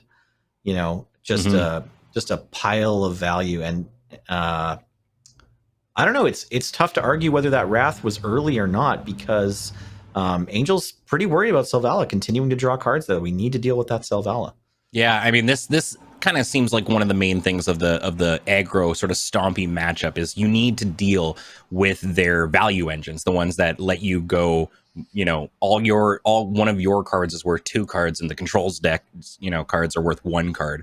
Right, which is definitely not the game you want to be playing. So this is a situation where it's going on the other side. Absorb, getting rid of Catcar. Catcar is going away, not coming out, and so we're just going to get an abundant harvest. Now we're facing down a 5/6. Okay, well, it looks like Angel might finally be able to attack during this match. Ooh, and we needed some gas, but we found it. Not a bad top deck, certainly. Ugin the Spirit Dragon. You want to win games of Magic? I hear putting this dude in your deck, not bad. Not bad at all. It can definitely help, yeah. I saw some pretty hilarious lists tweeted recently that were like modern mono deck or red deck wins, mono red, but included one Ugin with 21 lands. And then I was like, that's a statement. You're saying something right there. It's want people to know that Ugin is a problem. Yeah, well, I mean, certainly gets you out of, if you're top decking, I hear this one's not bad. Also, thankfully gets around things like Bristling Hydra's hexproof that it could have coming out on here. Torrential Gear Hulk, also blocks it quite well. But this is a weird feeling. I wonder what we're kind of hoping with regards to the Great Henge. Another one of these artifacts that is colored that Eugene sort of laughs at when it comes to his minus ability. That's right. Yeah. We have kind of an onboard answer to a future Great Henge if we can get Ugin's loyalty up to like 9 without, already having won the game. Yeah. The Great Henge, we think of it as this 2-drop that draws 1 million cards, but Ugin actually does have a tough time dealing with it, even though it's fair. Colored, it's got a really hefty actual mana cost. You're actually correct. Yeah. In my head, Great Henge doesn't cost more than like 4 mana. right. Who's ever paid 5 mana for Great Henge? You're gonna pay retail for Great Henge 9 mana it's in either this a economy. 2 or 3 or a 4-drop, depends on how the game's going. Yeah, well, out comes Jade Light Ranger, another solid card that, honestly, I haven't thought about in forever. Ixalan cards coming out strong here, getting 2 counters. Sawtusk Demolisher, that's a Commander Legends card. Or not a Commander Legends, a Commander card. Yeah, but somehow it made it onto Arena. I believe it was in an anthology. Wow, and it's a mutate card. Whenever this creature mutates, destroy target non-creature permanent. That seems pretty relevant for the current board state. Absolutely. Ugin continuing to grind through the threats on the board over there. Oh, and we might see the inscription coming down now. I assume, hopefully, looking to protect something with which that they can mutate onto. But looks like Angel going, nope, I'm also going to Lightning Helix this. What are you going to do about that one? Primal Might is a sorcery, so no more saving that thing, unfortunately. Yeah, this is tough. Lots of wraths here. We've got the onboard Wrath of Ugin plus the Realm Cloaked and the Foretold Doomscar. So I would agree. I think it's starting to look pretty tough for Profit here. I always want to say the mono green deck can do it. I still think that's true. Yeah, there's an interesting situation here where technically they could make their layer like a 1/1 or something and then mutate. Yeah. Well, I guess they're going with the Paragon. This is probably a better play anyway. Sure. Yeah. When we mutate, do we get to turn Ugin into a 3/3? Is that going to work? Yeah. Okay, you've been Beast Within. Turns out inside of Ugin, there's not 2 wolves. There's just 1 3/3. 1 3/3 elk. We built our own Oko today. Sometimes it's a 3/3 beast. Sometimes it's an elk. Yeah. Sometimes it's a treasure. Maybe you minimus contain Oko. Yeah. And the Primal Might coming down. Just enough mana to do all of this. That was a heck of a play return for Profit. Okay, and absolutely. Like, I think 1 minute ago I was saying we're in Profit's in a pretty bad spot, but that Sawtusk Demolisher really caught up quick, and now there's the Wraths to go through, but we still, from Angel's side, we've got a fear that Great Henge is going to come down. Oh, we found a Disdainful Stroke. Okay. So, I mean, that is going to stop the Henge. I don't know. There's also a part of me where you goose and then you make that Hydra and just start beating in. Yeah, that's definitely one card that Angel's going to have a very hard time dealing with. Yeah, we need an answer for that Hydra as well as that Henge. Now, I don't suppose. Okay, yeah, it's a pretty clean trade. I was just thinking about whether or not Profit's going to be able to sort of trick the Great Henge into coming down through the mana that they put into the Hydra, but I think it's kind of a wash there. Yeah, it's like you need to create power. I think you're down 1 at that point, right? Yeah. There's the Disdainful Stroke. We knew it was there. They certainly had to give it a go. Nimble Obstructionist going to come on in as that 3/1 flyer. It laughs in the face of Golden Geese, and out comes a Mind Stone. Quickly going to basically spend 3 mana, cycle that bad boy, and there's a Cast Out on top. Yeah, Angels really, they've since that Ugin got taken care of, they're really on, playing off the top of their deck and just trying to find answers and try to claw ahead with whatever resources are available to them. They haven't had a moment during this whole match yet where they're comfortably sort of sitting with 4 cards in hand and tons of options and all of them being good. Mm-hmm. It's been like when they have lots of options, it comes down to trying to plan for the future and whether or not to let certain creatures live or die or use a Wrath now, even if it means you're tapped out.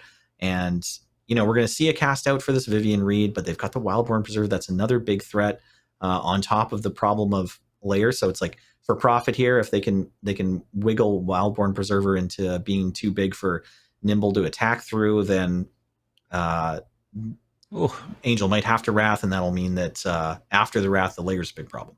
Yeah, definitely. And I mean, this is a really interesting scenario because Cast Out is one of those cards that, while definitely annoying for the green deck, on the same, path, enchantment-based removal, green has, it historically been fairly good at dealing with. So we might see that Vivian come back. And 2 lands were drawn off that Hieroglyphic Illumination. And so not really getting any of the gas that Angel probably wanted to see.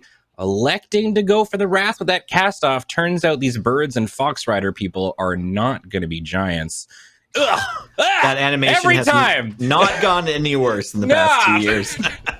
That's the reason I'm excited for Eldraine to rotate. That right there. Tired of all your creatures getting slapped away by a giant hand. Yeah. Oh my gosh. That is Is this, I'm never if ready to nothing else see it. happens, this is almost a 3-turn clock here. Like, if there's 3 lands on top of Angel's deck, they just have to play this Realm Cloak Giant next turn to chump.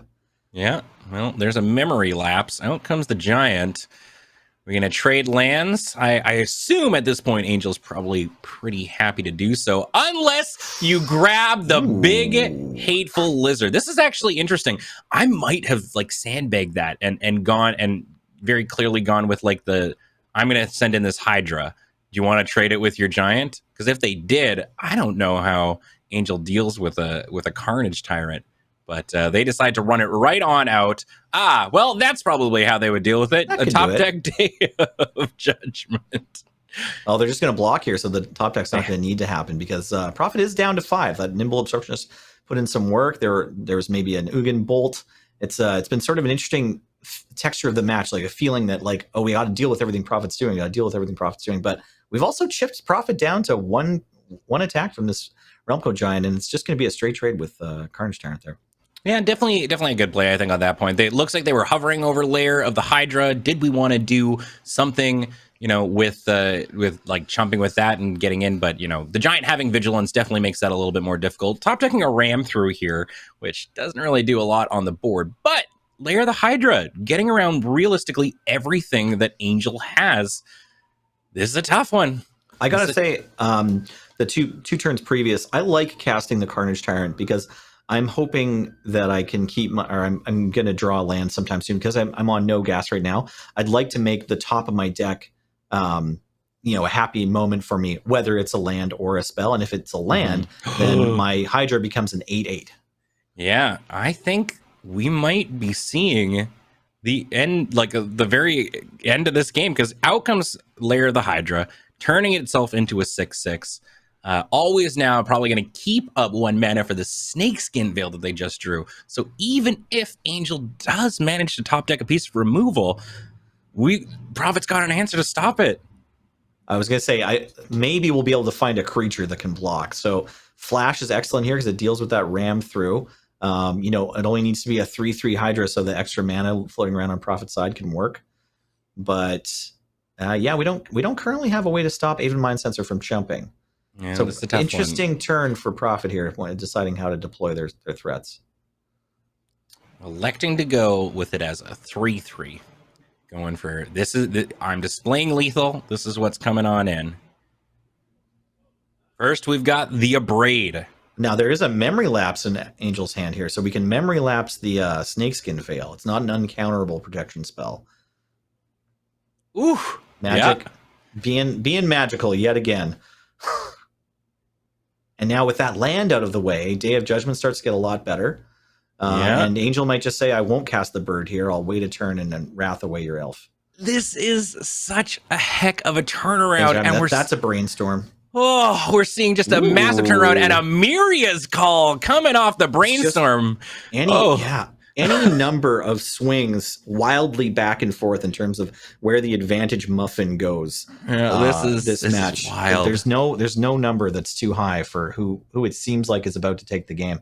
But with that memory lapse putting the Snakeskin Veil on top and no creatures on the board, Myria's Call is going to do it. What a great game. Oh my goodness. We're getting a game 3 out of this one. Yeah. Wow. The advantage muffin was just going back and forth and back and forth. It was on a tire swing from my childhood where I get sick and fall over in the playground. The advantage muffin was on the end of that rope, and it just kind of twisted itself up and started snaking up towards the tree. The advantage muffin was going higher instead of back and forth. Advantage, you right now watching the Gladiator games. Advantage goes to the viewer. Yeah. Now we had for a brief moment a very similar hand kind of that Just Guy Control had in that first one where it was oops, no lands. But Prophet, doesn't have the same sort of ability to run with something like that. They want to be playing on curve, so they ship it back, going down to 6 now, opening up with the 1-1 from the adventure side of Lovestruck Beast. And we've got a a very controlling hand from Angel on their opening. Yeah, we've got the lands, the Faithless Looting, but we've got Saw It Coming, Neutralize, and Memory Lapse. Seems like running every single counter spell in the format. Yeah, just about here. Gonna do the typical control things and try to counter your spells and draw some cards. Well, as it stands, I mean, that right away seems like a really good opportunity for Prophet, because don't really have any spot removal. It's oops, I got to stop you from getting on the board. And so Prophet was able to get right on under there with the Lovestruck Beast, attacking for 6, which is a big chunk this early. Then looking now to play the Lanoir Visionary, lots of value here, but Absorb saying, all right, I'm going to gain half of that back. Yeah, choosing to use the Absorb as soon as possible and get that life pad back up there. And yeah, I agree. This hand from Prophet, it's not the most exciting. It didn't have a powerful 1 or 2 drop, just the extra 1/1 from Lovestruck Beast and some tap lands. But getting to resolve Lovestruck Beast because of the opponent's lands all coming into play tapped and going second, the Memory Lapse wasn't quick enough to buy any time. And that might be good enough. We might just see the Lovestruck Beast go all the way here with this hand. We don't see any spot removal, like you said. Yeah, I mean, it's as long as it seems like Prophet is dropping big threat after big threat after big threat that needs to be answered as well with counter spells. It's going to be a tough scenario. Out comes Teferi, the big 5 Teferi. Choosing to draw and untap. There's the Fumigate picking up something. So looks like this will be the last turn that our friend the Lovestruck Beast is going to be able to get in. But untapping mana for potentially their Memory Lapse, think we might end up actually seeing the Carnage Tyrant saying no to that. Who knows? We'll see. Carnage Tyrant doesn't get around Fumigate. What is it going to be? Yeah. Got to play the shell game here for Prophet, and they choose wisely with the Vivian. Trading with the Memory Labs, I think, is where they want to be rather than losing all of the creatures they currently have access to Fumigate. Yeah, I'm not sure what that card is on there. Oh, it's Starnheim Unleashed, of course. Yeah, it seems like the Angel finishers are a big theme here for Angel. And the Memory Lapse, making Vivian go back onto the top, they got to make a really tough decision here. Are we going to go with the Fumigate, deal with this threat that is hurting me right this moment? Or are we going to hold up the counter spells for this Vivian that I know is coming? Looks like they're deciding to go with the Faithless Looting, getting rid of Neutralize and Starnheim Unleashed. We did get a Mordenkainen. Mordenkainen from D&D AFR there. That's not a card I've seen on the stack yet. I remember seeing in the spoiler, but it's exciting to can see it in one of these Gladiator decks, and it's still in hand. So it looks like it might be the Planeswalker of choice to combat this Vivian. I'm not sure if that's going to work out great for Angel or not. The dog is surprisingly good that I found, but unfortunately their hand is, a little bit on the lower side. Mordenkainen coming on out, electing to make that dog. It's a 4/4. It's bigger than your thing. They can't drop that Fabled Passage, or else it'll end up becoming a 2/2. But this one of the big houses right now in Standard 2022 is Dimir Control, and Mordenkainen is a big old part of that. I've managed to swing with a 68 or something like that before as a dog. That's wild. After a big Sphinx's Rev or something like that, or I suppose the Seagate Restoration plays a helping hand. Well, his ultimate lets you exchange your hand in library, which works very well with the doggo. This is a Deathgore's Scavenger off the top of the deck from Prophet here because of Vivian Monster Advocates. All their extra abilities, trying to pull the mono green Stompy player there to victory. Yeah, but I think we're going to see Blizzard Brawl make quick work out of the dog and then Mordenkainen here. Yeah, there it goes. The elk fights the ghost dog, and the ghost dog loses. think that's goodbye to Mordenkainen, and oof, it's not looking good. There's a Carnage Tyrant still in Prophet's hand. Shark Typhoon off the top. Interesting. Okay. I mean, Death tough. Core It's a lot of Scavenger mana. can pump its own power for one, and yeah. So it looks like we're not going to be able to just hard cast a Shark Typhoon and hope. Looks like this next turn is going to be including a Castle Ardenvale activation. Or perhaps a little shark. Heroic Intervention off the top for Prophet, as well as a little bit of it's extra security at this point. It's looking like a tough thing for Angel. Cracking open this Fabled Passage, going searching for, what do you grab? Is the mountain? It's the mountain. We need that red. Okay, we are going to make a medium-sized shark here. Just big enough to trade shark. A trading shark. Welcome to Shark Tank. Provide us your ideas, and we might block your beast tokens. Hi, I'm here to eat this elk. Is that okay? Would you accept trading with the elk? Yes, I will. Thank you very much. Man, there's a definitive moment where I'm wondering if the Heroic Intervention comes on in and they say, no, don't make a deal with them. They're evil. But no, Vivian says, my elks are expendable. I can just keep making elks every turn. Listen, if you haven't already joined the Gladiator Discord server and haven't played matches of Gladiator yet, and you like Vivian Monsters Advocate, like you'd like there to be a deck for Vivian Monsters Advocate, come on in. As Wheeler said, the water's fine. Yeah. And there are several decks for Vivian Monsters Advocate, and she's a real power player in the format. Well, I mean, fortunately for Angel, they are still not out of this. They are top decking like an absolute champ and playing like a champ. Sphinx's Revelation off the top for them for the last turn, deciding to throw it on back. Could keep them in it. I mean, there's still some spooky kabuki stuff going on. We're gonna need to. We would have liked to have seen, if we're hoping for the best outcome for Angel, we would have liked to have seen the Carnage Tyrant come down there, so that we can get what we hope is a Wrath plus a counterspell. We found a Disdainful Stroke. That's not going to counter this Heroic Convention, unfortunately, but we do have to cast the Time Wipe to have a hope, and I don't know if there's going to be any cards left to play for Angel. Yeah, but the Heroic Intervention coming on in. I don't think there's anything they can do about it. The stroke is not going to help. Yeah. And that's going to be all of those creatures gaining indestructible and hexproof. We have a Bone Crusher Giant. I mean, that's almost enough. There's a Faceless Haven, but you're definitely allowed, in Magic to cast your spells, set yourself up to not be clearly dead on board, and then, hope your opponent makes just ever so slightly the wrong play. It's absolutely the right call. Yeah. Sometimes you need to reach across the table and ask for a little help in getting into the next game or even the next turn here. But it looks like Prophet says no, thank you. Yeah, Angel absolutely playing to their outs there, hoping that the Faceless Haven doesn't end up getting up, growing some legs, and walking over and punching you in the face. But alas, it does. And Prophet takes it. Just absolute phenomenal play from both sides. Both of them had their back up against the wall in various different scenarios and just really, really pulled it out. I was on the edge of my seat that entire second game. Yeah, it just kept swinging. Yeah, that second game especially was some magical magic, and I really enjoyed getting to cast it.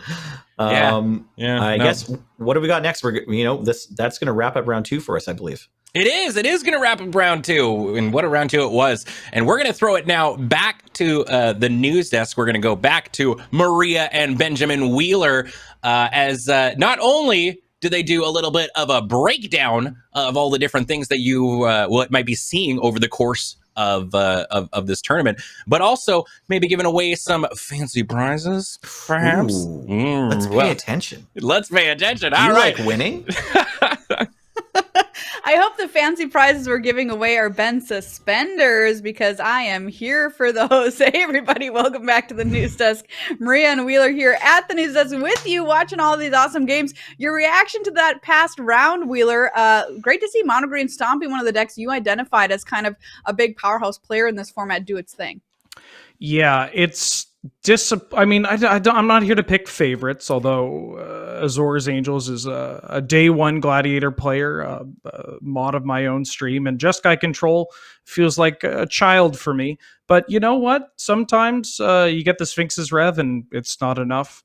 And that shows why mono green just keeps coming over and over and over again. I started playing in Return to Ravnica, so like seeing a card like Sphinx's Rev just not be good enough in a format is kind of wild to me. But what an awesome match that was there. That was such cool stuff. And as our lovely commentators alluded to, yes, we are giving away some door prizes. So let's take a look at what prizes we're offering to the players just for entering this tournament, because you know, you all are so wonderful. Card Kingdom so wonderful, supplying some of these door prizes. Drum roll, please. The first winner we are giving a door prize to is Dino Asgard 10. You win $25 in Card Kingdom store credit. Congratulations. Congratulations. Great username as well, by the way. They're going to contact you early next week about your win, but make sure you have a Card Kingdom account so that you can redeem that store credit. But congrats to you. We'll be giving away those all throughout the day today. And then, of course, tomorrow it's our top 8, and that is $1,000 prize pool. And that's a door prize that I am interested in. First place gets $400. But let's talk about this tournament. Like, let's zoom out a little bit wider here. We've talked about Gladiator 101. We have the basics down now, thanks to Wheeler giving us a walk through the whole thing. Let's talk now about the metagame breakdown. What exactly did these 200 plus players who registered for this tournament bring, and in what kind of numbers? I have so many numbers. I have so many numbers here.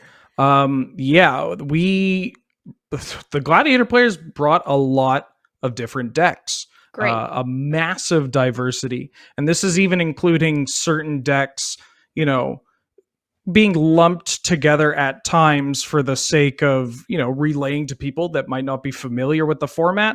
So they're not looking at like, what is Selesnya Chunky Monkey and why did more of that appear than Cow Tech?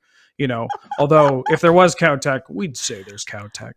But yeah, there's a lot of just a lot of stuff. Honestly, numbers that were a little shocking. I've got to say, a little shocking. I'm sure people that have participated in other larger Gladiator tournaments, like the normal sized but still big Gladiator games that get hosted through the Discord, probably thought a lot of red was showing up. And I mean, it did, but Mono Green Stompy is the talk of the town. And you see that reflected in the breakdown we have here. So we have it broken down into both the archetypes, kind of the categories that you would throw different decks in. 26% of the field is playing mid-range. That's up at the top there. 24% is playing aggro, and 20% is playing control. Those are the three kind of like big pillars of, I guess, Magic the Gathering, to be honest. Sure. You know, that's kind of when you think of these three stalwarts. Throw in some ramp, throw in some combo. Ramp and combo coming in. 11% for ramp, 9% for combo. And then at the bottom there, but certainly not, at the bottom of our hearts. That's how hearts work, right? We have tribal at 6%. And that's just a whole bunch of decks. Like we saw vampires, but we got zombies, angels, goblins, elves, all that jazz. Knights, even.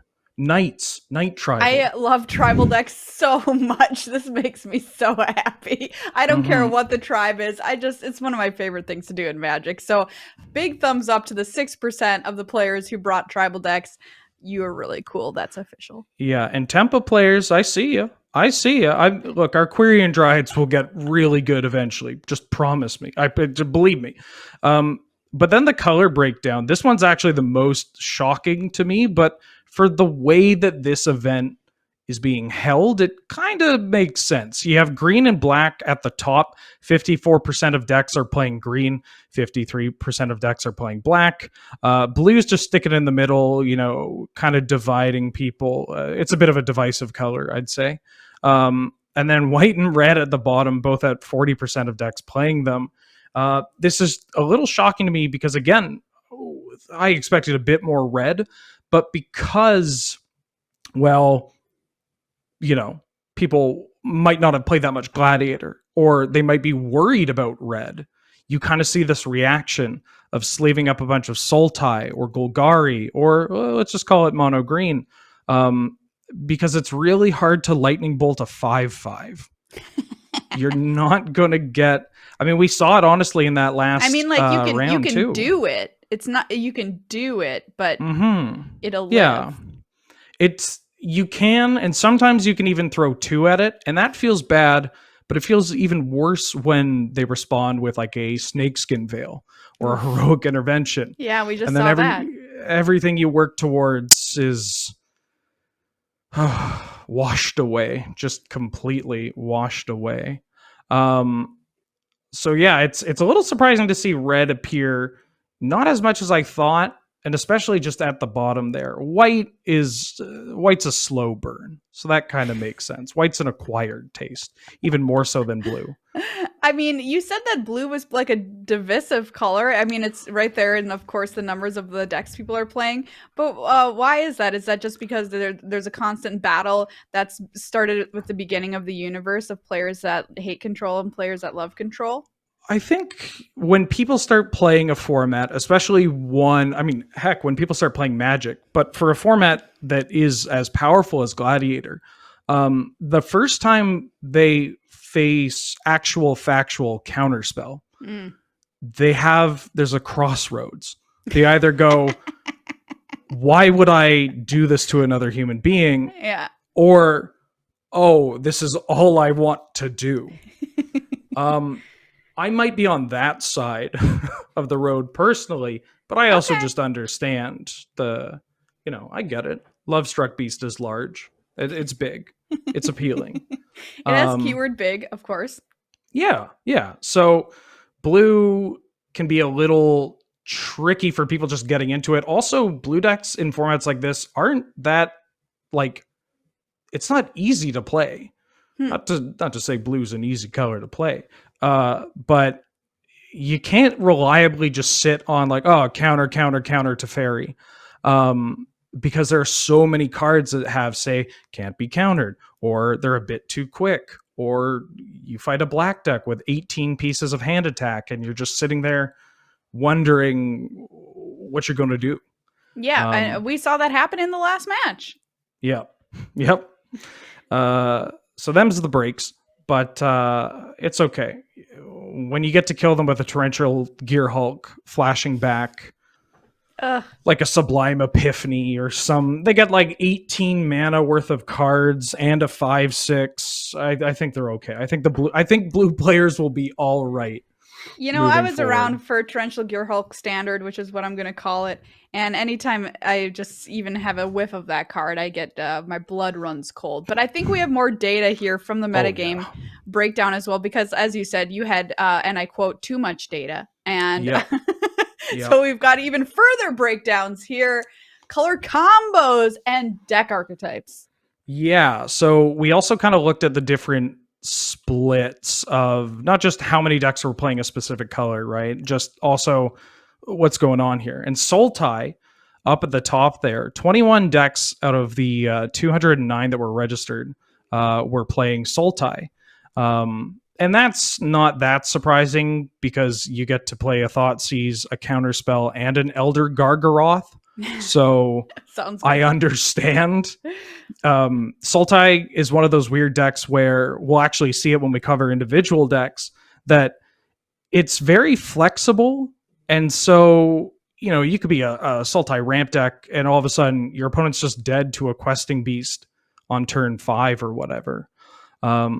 But for people that have a bit more direction in their life, we go down to Golgari and Mono Green, which kind of, Golgari says like, I don't need to counter a spell. I just need to play a Rotting Regisaur. And, power to them. Golgari is going to encompass everything from Golgari aggro. It'll cover, the mid-range decks with a whole bunch of Planeswalkers. And as well, some ramp decks that go, okay, well, I like the idea of wrathing the board and playing Ugin. And then mono green players, God bless them, they go, I don't need Thoughtseize, I don't need Counterspell, I just need to attack my opponent's life points directly, or for them to not understand how trample works. I love those players after my own heart. All they care about is that number on their opponent's face. Let's go. It's great. It's great, and they get to do it with, again, I mean, Mono Green and Golgari as well are definitely decks that showcase some cards that may have not gotten enough love, let's say, when they had their time in Standard or in previous, formats through like Amonkhet Remastered and whatnot. Gruul coming in with 13 decks.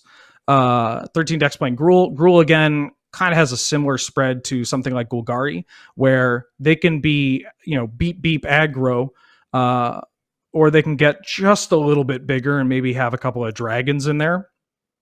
And all the way up to, why would I just play a couple of dragons when I can play every dragon? Yes. And then their definition of dragon is also just so loose. Like they're like, check out this dragon, and it's a 6/6 Baloth without flying.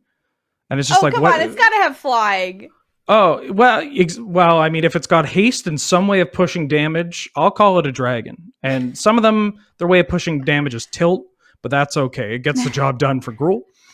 And then Orzhov. This is this blew my mind that Orzhov was in the fifth most popular combination. We have a bunch of 11, a bunch of spreads with 11 decks or so. That we got blue-black decks, we have Jeskai decks. But Orzhov just really showing up. People love to play just, dogs and hand attack. And I mean literal dogs. Kuanaros. I usually concede when it hits the table, so I forget how to pronounce its full name. But yeah, you play annoying, aggressive threats in white, and then you cast a Thoughtseize to make sure that your annoying, aggressive threats don't die. Kind of a little bit reminiscent of like Death and Taxes situation, or Hate Bears. Yeah, exactly. It's just going to be able to kind of just stop everything that your opponent's doing in their tracks and slowly chip away at their life total. So we have a little more than 200 players who registered for this. Somebody in chat was asking about the number of players, and that's where we're at. So that's the numbers we're pulling from for this. Overall, Wheeler, when you looked at all of the data that you sifted through, for you, what was the number one thing that stood out most of all? How many tribal decks there were, honestly. I think part of it has to do as well. I mean, people love tribal, and tribal has gotten a whole bunch of new tools as well from both the D&D Adventures in the Forgotten Realms. Strixhaven brought some, and the last Gladiator games that we held to celebrate the release of Strixhaven, an Angels deck 5-0'd and went undefeated, which that raises a couple of eyebrows, because people would have played Angels if someone said, here's your Angel tribal deck, you will go 0-5 every single event. And they're like, great, sounds good, sign me up. But then they got to watch it just push everything out of the way, and I guess they don't need to push, they got wings, they can fly over it, but basically get to a point they're like, oh, I can win with this. And then, Goblins getting a whole bunch of new tools. So that's kind of, it's nice to see decks like that gain, not only that cult following that they have, but also they ground themselves with results and putting up some numbers. And sometimes that's what people need to see to have them convinced. Well, we've been talking about it all day today, and it's the best place to find decks or advice if you want to get in and play this format is the Discord. And I talked about it last break. I was like, hey, I'm going to go over to the Discord. And guess what I did? I went over to the Discord, everybody. Oh. And I immediately was like, hello, I am here. I need a Boggles list, please. And I was supplied one within 5 minutes. So this is the kind of service you can expect on this Discord server. I've got one over here, a Bant Auras list. It looks beautiful. I wish you all could see it. I, of course, still want to see yours, Wheeler, to compare to this. But just head over there if this format sounds interesting at all to you, because it looks like you've got a fantastic community. Yeah, it's going into the Discord is like walking into an office supply convention and going like, does anybody have a pen I could borrow? And just 1,000 hands just shove pens at you. and you got all different types, all different, it depends on what you're looking for. And you're like, oh, cool. Yeah, I'll take these. And, that, but in a less overwhelming, I guess, circumstance. Less corporate, less like AC that makes you feel like you should be wearing 3 sweaters, that kind of situation. That's what I assume a business convention is like. When I just imagine it. Gladiator is more fun than a 3-hour seminar on which printer paper you should use. You can add that to the quote book. Yeah, and I'm confident saying that, and you can quote me on that, and that's, yeah.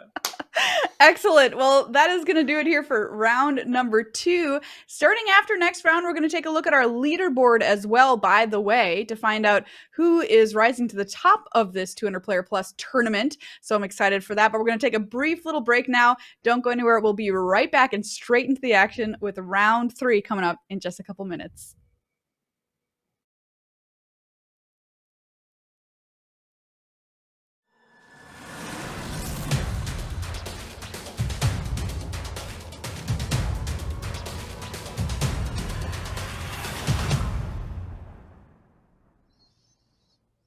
Hello, everybody, and welcome back to the great big Gladiator games here on the Loading Ready Run Network, brought to you by those amazing folks over at Card Kingdom.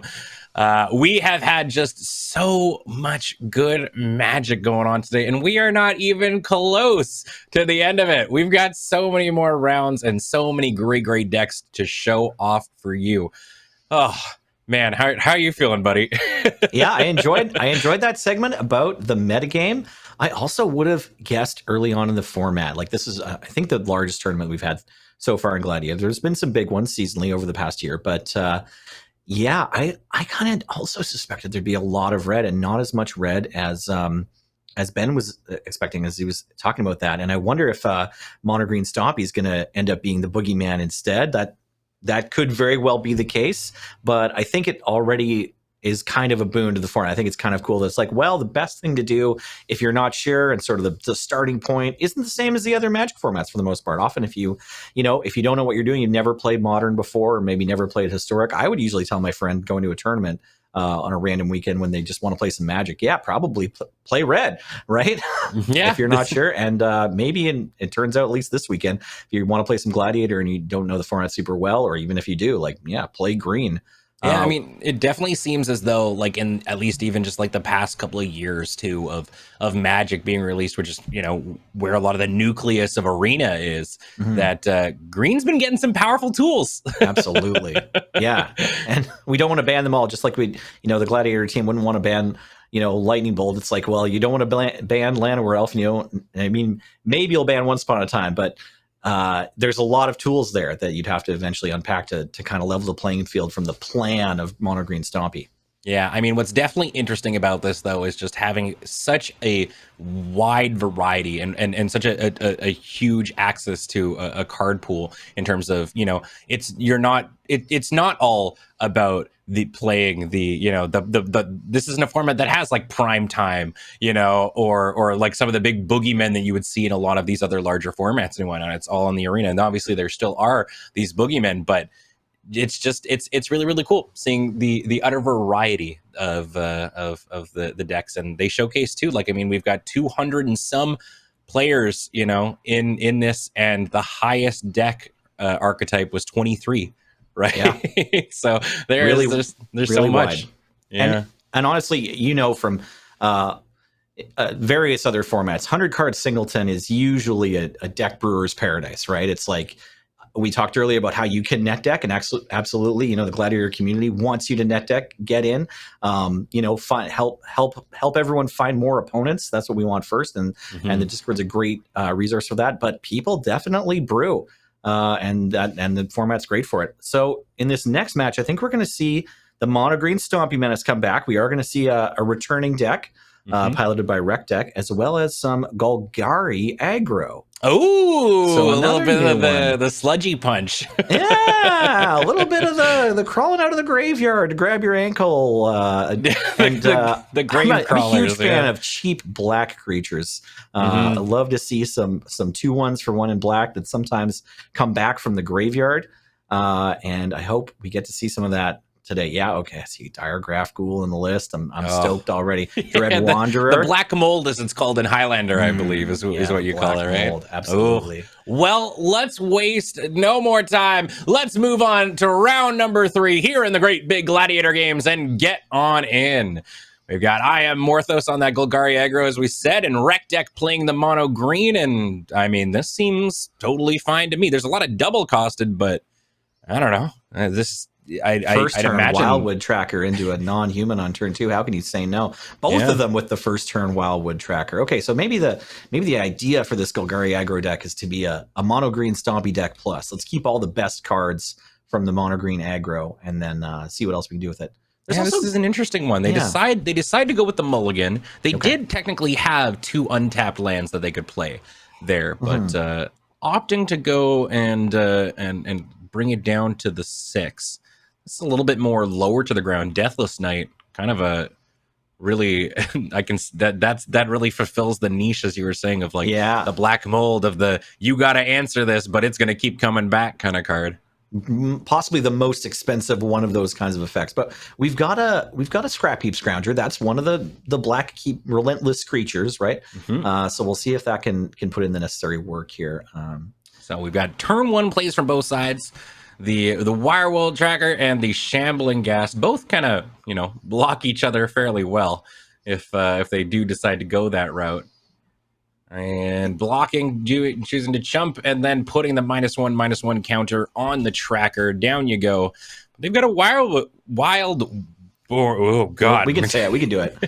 It's the Wildboard Preserver, and but no lands. So Rec Deck's in an interesting scenario here. I Am Morthos has actually been drawing pretty well here, throwing down a second land, holding on to that Doomblade, and going straight for it. Oh, yeah, there we go. Oh, the tears of a Hedron. Zendikon from Rec Deck there. Sorry about your elf. Yeah, looking forward to the next big hit song, Tears from a Hedron. Absolutely. I really hope they put those back in the store at some point. I left town just in the final days of the battle pass for Zendikar and didn't buy it. There used to be a preserver, but here before the blade, you killed it. All right, and out comes the Scrap Heap Scrounger, the 3/2 that keeps coming on back. But Varys coming on now, new AFR card. This one's been sweet. How have you found it? In I have not formats? Run into this card yet. It looks fantastic though. 3-mana, 3/3 reach, ward 1, and you get to get into the dungeon whenever you cast a creature or planeswalker spell. Ooh, I love it. And then you're gonna make a wolf every time you get out of the dungeon.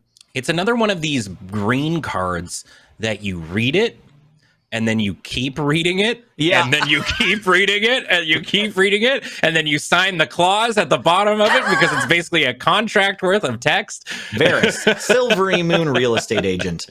Yeah. Let me just sell you this entire dungeon. This is my house. I live in it, and it's for sale. And we just got to get through 6 or 7 more pages where you initial, and then you can have a magic card. So we're seeing some very real powerful plays coming on in here. The Scrap Heap Scrounger gets on through.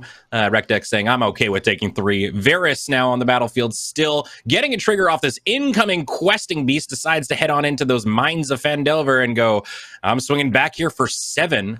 Morthos deciding not to use Eliminate here. Hard targets to use that on. One's got ward and one you can't actually kill with it. I don't quite understand why the Eliminate didn't take out Varys, at least in response to combat there. I guess it's a when you cast trigger, so we couldn't keep Rec Deck from getting into the dungeon. But I believe with ward 1 we did have the mana. There was the mana. Eliminate. And then that would have turned Morthos's next turn into Rankle getting to trade the Scrounger for the questing beast. On that sacrifice trigger, and it goes a lot better for them. I imagine this Eliminate is still in hand for some other reason. Could be something spooky coming in, but absolutely. The Primal Might says, I don't care that you don't have reach, and punches that fairy rogue out of the sky and swings in for 7. It's a pretty dire circumstance now that I Am Morthos finds themselves in, thinking about what to do here. Rec Deck does have the shifting Ceratops in hand, so I mean, fortunately, Pro Blue not gonna do, but it's still a very decent threat. Scrap Heap Scrounger coming back out onto the battlefield. Cannot block this questing beast, but it is a creature on the board. Yeah, Morthos having a tough time keeping up with all the threats of Rec Deck here, and oof. Now we're gonna see Nissa Vital Force turning this land into a 5/5 with haste. Fortunately, that's a pretty good eliminate target. I think you could hit that nicely, but going down to 2 probably still feels a little bit spooky. Yeah, I'm glad this eliminate's getting some use eventually, and I don't know if the cards in hand are going to be good enough to deal with the incoming continued lands and questing beast. Yeah, questing beast having vigilance, pretty big deal here. A bit too much power on the board for Rec Deck. I'm not sure what they can put together here. Well, they're thinking about the ooze. Okay. Thinking about it. Out comes the ooze, at least as something, that can block. And Scrap Heap Scrounger going to go in at Nissa. Yeah, this seems like a pretty decent play going. You can either trade with me or send your Nissa down to 2. If we bluff a Blossoming Defense here, and causing the questing beast maybe to block, then maybe we can hold down the land. Right. Coming but in. The text, as we said, on questing beast keeps going.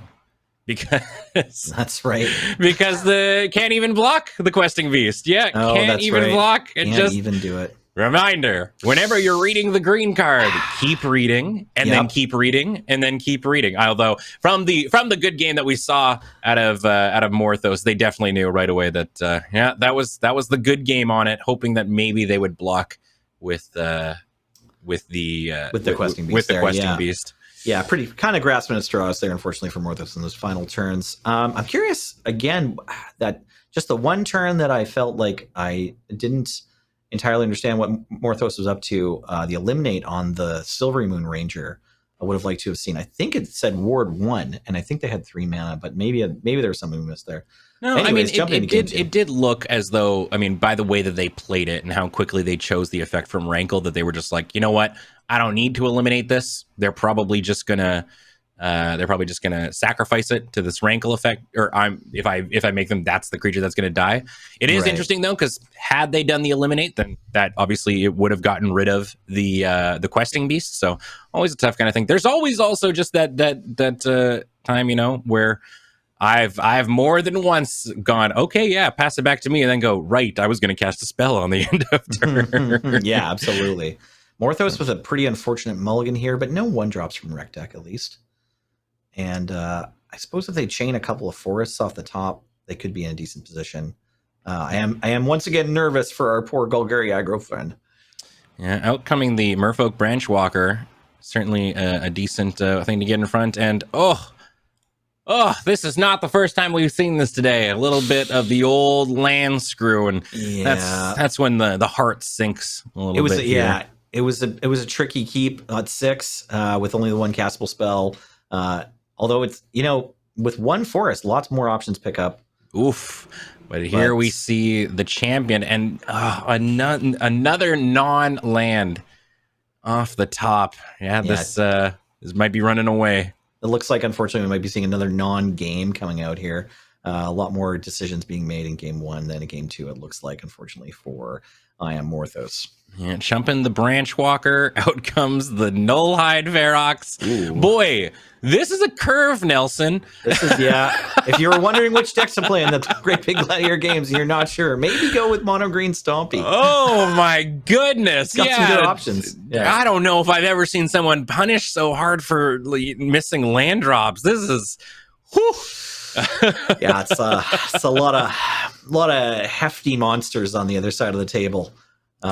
Big elf and big beast together make big damage. And Rec Deck's kind of got one of those. I've still got all of these sort of moments, but Rec literally Deck gets the banana here. Ook. Yeah, you put the work in there and drew the cards like you were supposed to. Yeah, you did the magic thing in the magic game. Get the lands, cast the spells, win the game. Yeah. Okay, well, that's too bad. I would have loved to have seen some more, 2 1s for 1 coming back, and I Am Morthos. A lot of mulligans there. Tough decisions. and I hope they have a great rest of their tournament. Yeah, I mean that's always the kind of thing, right? Like this was a open tournament and stuff for folks, and obviously, hands like that always feel kind of weird. The mulligan decisions are so difficult, and obviously get more and more difficult as we've got these modal face lands and whatnot. Like I never know, right? And sometimes it works out great, like we saw out of Angel in the round 2 game there with the Just Guy control. But sometimes Magic just don't do the magic, Yeah, absolutely. They can't all be great games, unfortunately. Yeah. We're going to move into a different kind of a match here. Again, it's going to be creatures on creatures a fair bit, but no green cards in this match. We've got mono white Death and Taxes against black white Death and Taxes. Oh my god! Wow, okay. This is gonna be a really, really interesting one. So, out of curiosity, what do you feel like the mono white versus the mono white? I guess what does it bring as opposed to adding in black and making it an Orzhov deck? Well, just some more options and some more like upgrades in terms of what your cards are going to do, your role players. But it's not that like white has the ability to do most of the things that black does, except for Thoughtseize. So the black deck is going to be able to stop the opponent's white cards sometimes from doing what they do before they can even hit the battlefield. In the black deck, we see Humiliate, Inquisition of Kozilek, Thoughtseize, and Agonizing Remorse and Check for Traps. So like a pretty solid suite, probably get, on average 0 or 1 per game. Sometimes we'll get 2. And then, the white decks can rely on more creatures, more threats, and a similar kind of amount of interactive spells that aren't hand attack, but with some other kind of like generally slightly weaker other interactive spells. Like in the mono white deck, we do see Mana Tithe. So like that's a bit of a narrow card, but like a good option to include if you're mono white, and a lot of people's favorite, and leads to some hilarious moments, right? It really does. I'm kind of hoping we see it. I love it. I love the Mana Tithes. I love the Force Spike moments. It's kind of it's the gotta keep you honest kind of scenario. And I mean, especially against some of the mono green stompy decks. Yeah, we saw a great indicator of how deadly a curve can be when against some of these decks. So Mana Tithe definitely seems like a card that'd be fairly good in this format, but I guess we'll see how it plays out. Let's get on over to tax time in round 3 with Keaton versus LMNOP. That's right, in-game Azracs on MTG Melee. Keaton, so I guess we'll call them Azracs for the round here. That makes sense. In general, I would say like if you're in this kind of matchup, I prefer to have more colors. Yeah. Gladiator, the cards available don't really allow anyone to play land destruction, which is kind of like one of the things we see in Legacy and even modern mono white Death and Taxes. Like that's part of the plan is getting to either wasteland your opponent, or maybe you're going to Field of Ruin them, but you have a Lane and Arbiter in play, so your opponent's not going to be able to go get the land back. So some kind of destruction and prevention from the mana to even be able to cast spells. But instead, we're just going to make it a little bit harder with our tax creatures on both sides. Yeah, I mean, interesting kind of keeps from both sides. I got very excited because I see Ibn Death over on Azraz's side, and I gotta love it with you. I love this card. Ibn Death is very cool, and then a Gaunty off the top. Okay, well, it's going to be difficult for me to remain. What's the word? Not choose sides. Remain totally impartial if I see my boy Gaunty. Sitting in luxury on one side of the table, but not the other. They're very good. Yeah. And all right, well, electing to sacrifice the Phyrexian Tower there. We made a treasure token, and then we also just turned the Paladin into some treasure. Yeah, awesome plays. We need Gaunty immediately. Oh, and right into Legion's Landing. Wow, this is some very out the gate fast magic here. Azrax knew who was going to be commenting and thought, we got to get this Gaunty down now. Yeah. So I mean, we're seeing the power, honestly, of Loyal Warhound whenever you're on the on the draw. Basically, it's a free ramp spell, which is it's I guess not free. You got to pay for it, but you get a 3/1 that ramps you when you come on in, which is very sparing in terms of effect when you get into white. So Warhound coming on out, getting a counter from the Luminarch Aspirant, becoming a 4-2. And we have a little bit of a standoff, which is probably totally fine for Azraz, hey? I think, Azrath is in a pretty comfortable spot here. I think, did we see the card taken from Gonti and played already as the Legion's Landing? Oh, no, I didn't get a chance to see it. So it's going to be a surprise for the both of us. We were doing so much praise and everything. Yeah. Well, I think we don't see a glowing card near Azrax's hand. So probably it was that Legion's Landing, or I'm not sure if Gonti lets you play lands. Might have been a land that came down. But an Anointed Procession in Azrax's hand. Pretty interesting include for this archetype. Yeah, I could definitely see, we see a non-zero amount of token generators that have already been played, and, things like Dawn of Hope and whatnot are there. A great play there, choosing to block with the token and then sacrifice it before damage, using that extra mana to get out Ibn Death, and now a Kaya, and that's a pretty spooky board over on Azraz's side. It's oops all legendaries, which seems pretty strong. At -3ing this Kaya now, choosing which they want to exile, and ends up being the dog. Apparently Kaya not a fan of the puppers. Guess they're a cat person. I guess so. Really cool synergies though. I didn't notice that until you mentioned it. Yeah, Kaya's ghost form counter and ultimate being super valuable on Gonti, and giving you lots of options. Ebon Death potentially coming back, even if a creature hadn't died after that, if that emblem were to come down. So I wonder if they partly planned to have tons of legendary creatures in their deck, or that's just the way it shakes down when you go to build black-white creatures. A lot of them, the good ones, are legendary, maybe. Yeah. Well, a great draw there for LMNOP, getting a Deck in Stone off of the top, which means they get to actually exile that Even Death. It is not coming back. Moving over to combat now, putting that counter on the Luminarch. Both of them going on into Kaya, and that's a heck of a little bit of a stabilization. It was I put the muffin on Azraz's side, but LMNOP is not going down without a fight. They've got a pretty spoopy board now, right now. Both of our players have had some really big turns so far.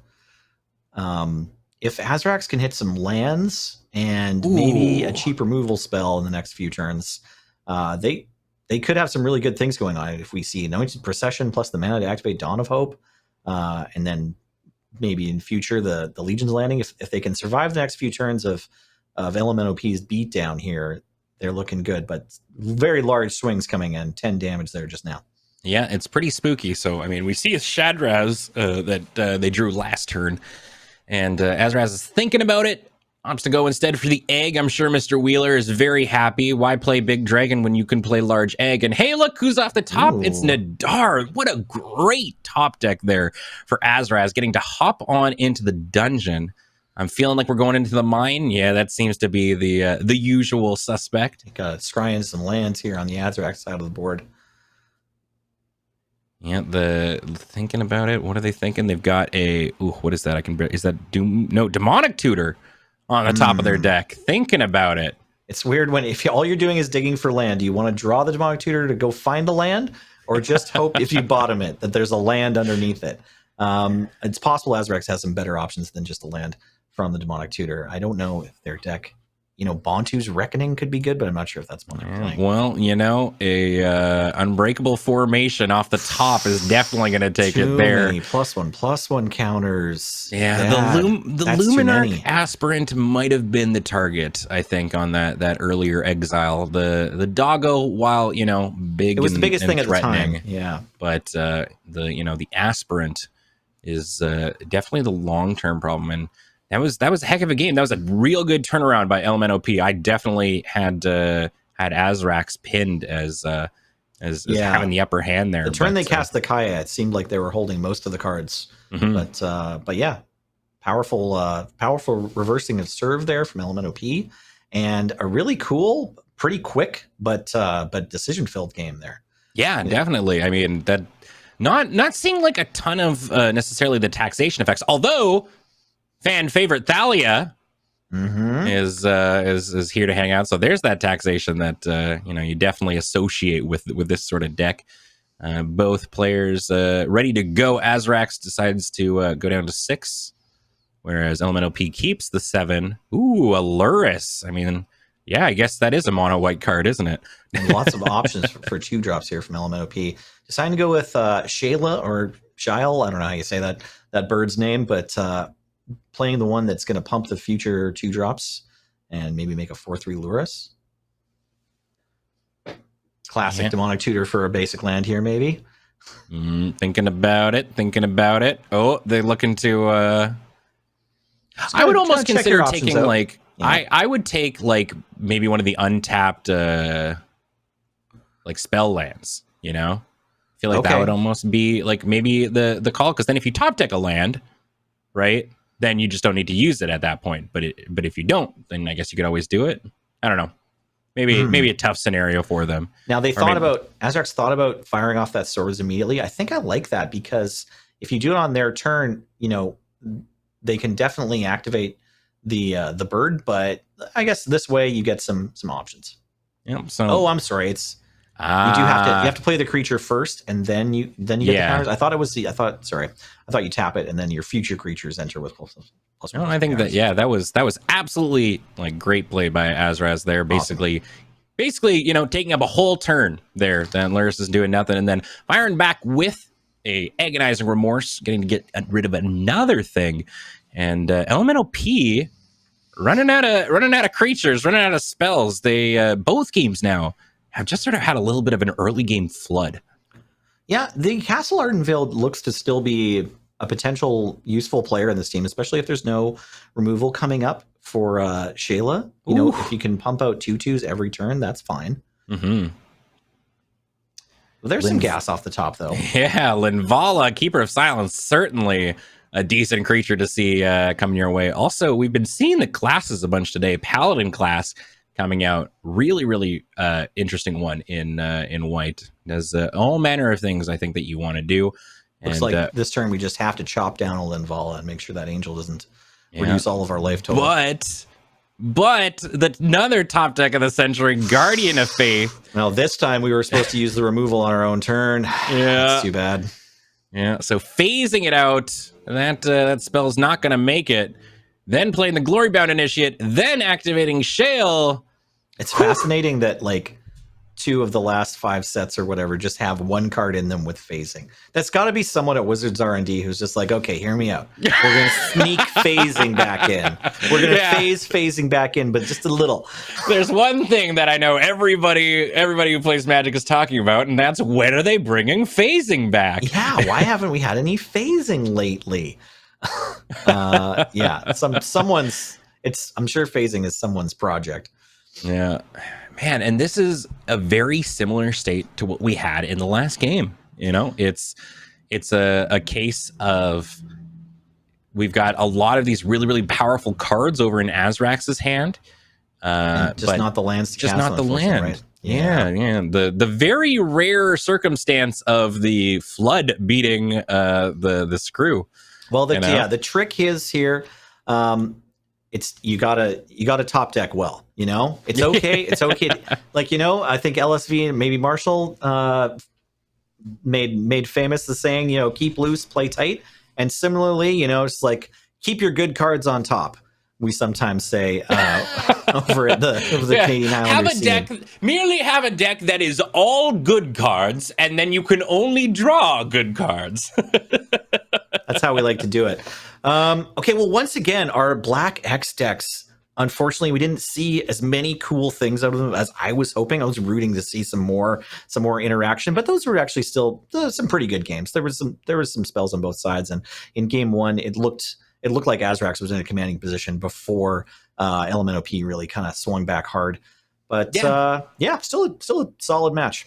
Yeah, I think definitively what we've seen, at least coming out of these you know, black decks that maybe have like struggled a little bit land wise, is like every single game they've still managed to like pose like a really good threat. Right. Which I think kind of is indicative of like the power and whatnot that they can bring in it. Because like black overall, I mean, whether it be from the mystical archive, you know, or these supplementary sort of sets that they've put in, have just gotten like, I think, a ton of great tools. Like maybe you know, not equivalent if we're talking, you know, about mono green being this big angry, beast, the one to beat. But it's just like, we're working with a format that has, like Tainted Pact and Demonic Pact and Grim Tutor and like Doomblade, like all these very, very powerful cards that I think are very, very good at doing what they want to do, but still also want you to do the integral thing of Magic the Gathering, which is play a land every turn. Yeah, that's the other funny thing too. It's like it's the same in every format. I've seen vintage games where, sometimes the thing that you think is going to happen, where like people play a bunch of unfair cards and then they completely win on turn one. But just as often, they play some unfair cards, their opponent counters them. Their opponent plays some unfair cards, they counter them, and then it's like a top deck. It's like, oh, one person drew too many lands. That's just Magic. It's like the more it changes and we make new formats, the more it stays the same. So we definitely did see that a bunch this round. Yeah, but really getting to see what each of the colors, I think so far, has to offer in terms of like card power and whatnot. And I mean, it's every once in a while, as somebody who hasn't been like focused like purely on all the cards that they've released so far, it's wild to be like, oh yeah, this card's on Arena, and just really seeing the power level that you can get into these singleton decks. Like Linvala is just like another one there. I was like, right, yeah, that card's on Arena. This card rules. Yeah, honestly, I saw that Anointed Procession, and in my mind, I immediately went, ooh, can I also play that black-white enchantment from Kaladesh, where you make a servo if you sacrifice a creature and you get a servo back or whatever. Yeah. With Anointed Procession, like, can I sort of put that deck together? I'm curious to poke around myself. Yeah. I think I might go copy that list. Yeah, I think there's a lot of really, really cool things. Before we toss it back, you were talking about phasing coming back being like the really cool thing. If there was one other old mechanic that you'd love to see come back, what do you want it to be? An old mechanic? Yeah, sure. Like it can be old, or maybe you know what? You'll be blown away that it comes back in Innistrad or something like that. Right. I had a lot of fun with Graft, and like +1/+1 counters seem to always be around. So I've been happy with the different things they've given us through the years, like the support, bolster. There's a bunch of different weird +1/+1 counters abilities, and then they've also just been giving us like cost reduction on weird things, and I like both of those. So I don't know if Innistrad on Arena, if they could bring back the black enchantment that shrinks your creatures and also reduces their cost by 2 generic. I'd love to see that card. It's sort of nuts. Yeah, Hat Rack. But Wheeler's got me. I do. He knows I just want the Hat Rack. Wheeler's calling me out in chat. Bring back Vigian Hydropon. Everyone's favorite. Thank you, Surge. Heartless Summoning. I'd like to Heartless Summoning out a Vigian Hat Rack so that I can only put out 4 of the counters. That's just the kind of weirdo I am. I mean, it's a good place to be. If it were me, I'm baby over here and weird, and I know it was Innistrad that we saw it last, or for the first time, I guess technically. I need Meld back in my life, please. Ooh, Meld. Give me Meld back. I know it was met with such medium response, but I love Meld so damn much. It's like it. I don't know. We've been really pushing the boundaries, I think, with like dungeons and all that jazz, and really experimenting with the play space. And I think half a card on the backside of my Magic the Gathering card is a good Honestly, vibe. That red Meld pair gets played in Canadian Highlander all the time. So if Does we it? could get, awesome. The hand world, because the land is pretty good. Yeah. And then the red creature works well with the set plan of like kind of having medium stuff that can get in some damage, but also be a value creature maybe, and go toe to toe with green creatures somehow. So the Meld pair happens occasionally, like very rarely, but occasionally in Canadian Highlander. So it'd be great to see those get back. I don't know. I think like Hanweir Garrison probably wouldn't be totally busted in Historic, so it'd be kind of a cool get if we could get the Meld pair on Arena through a Historic anthology. But yeah, more Meld. I feel like whoever made up Meld, like the team that invented Meld, there's no chance that they only ever wanted to figure out this ability and have 3 cards total. Yeah, right. You got to know there. that they're planning to bring Meld back in something. There's going to be a commander deck that has some more Meld cards somewhere in the future. Yeah. My other thing too, and I'd be remiss not to mention it, and Gavin is very, very aware of it, but in the test cards, they made a card called Gunk Slug, And it is my favorite idea that they've done, and I know they've done it once or twice in another card game. I have no idea how they do it, but it was one of those cards that, like, you put it on when it enters the battlefield, you make gunk tokens and you shuffle them into your opponent's deck. Oh, and no. all they're a dead card that you can cycle for like 3 mana or something. Right. And I love Gunk Slug. And Gavin's very aware of it, but I feel like if I keep mentioning it on random Magic things, maybe someday I will see my gunky child make it in. Yeah, sounds like the sort of thing that's like a real hassle for paper, and it's still a unified game, but would be a piece of cake on Arena. So I don't know. At some point, the pendulum of what's more important might shift towards the digital side more, and then maybe we'll see Gunk Slug finally printed. Maybe someday. And I mean, that's the end of round 3. So without further ado, we're going to actually throw it back to those beautiful, beautiful folks over at the news desk. I heard that Maria complimented my suspenders, and I just have to compliment Maria on how amazing she always looks all the time. And so we're going to go back to the news desk. We've got some prizes to give out, I hear, and as well talking about some of the best cards in the format. So back to y'all. Thank you so much, Ben and Nelson. You know what I have to say, though? Why meld when you can bestow? You know what I mean? I'm here. I'm hearing you. All right. I mean, bestow is one of my favorite mechanics from back in the day. So that's one that I want to see come back. Just throwing my 2 cents in there for my mechanic that I want to see come round the bend again. But yeah, round 3 in the books, Wheeler. We got to see some death and taxes action. Your reaction to that? Well, I grew up on Isamaru. It's a very good dog. And I think I'll die with Isamaru next to my heart as well. That there's just something about a 1-mana 2/2. There's something about a Thalia. It's just good, clean magic for one of us, and it's hard to argue. And Ebon Death too. I simultaneously with Ben, when Ebon Death was in a player's opening hand, I just went like, "Oh, Ebon Death! I love that card." To no one. But yeah, no, it's always nice to see a couple of white creature decks just slap each other for a couple of minutes. I mean, yeah, it truly is. When they've come to slap other colors, probably they find themselves slapping each other, which is kind of like what happens when you go to with your friend to a pre-release and you end up paired against them.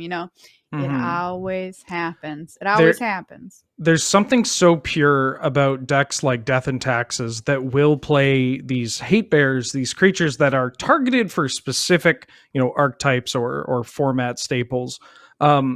Just having to fight against each other, and they're just not prepared. Like, they lose all value, and it just turns to kind of like a match of limited, except a whole bunch of planeswalkers might show up, and the most broken removal in the game also might be there. So it's just very like, oh, this is such a pure way to play Magic.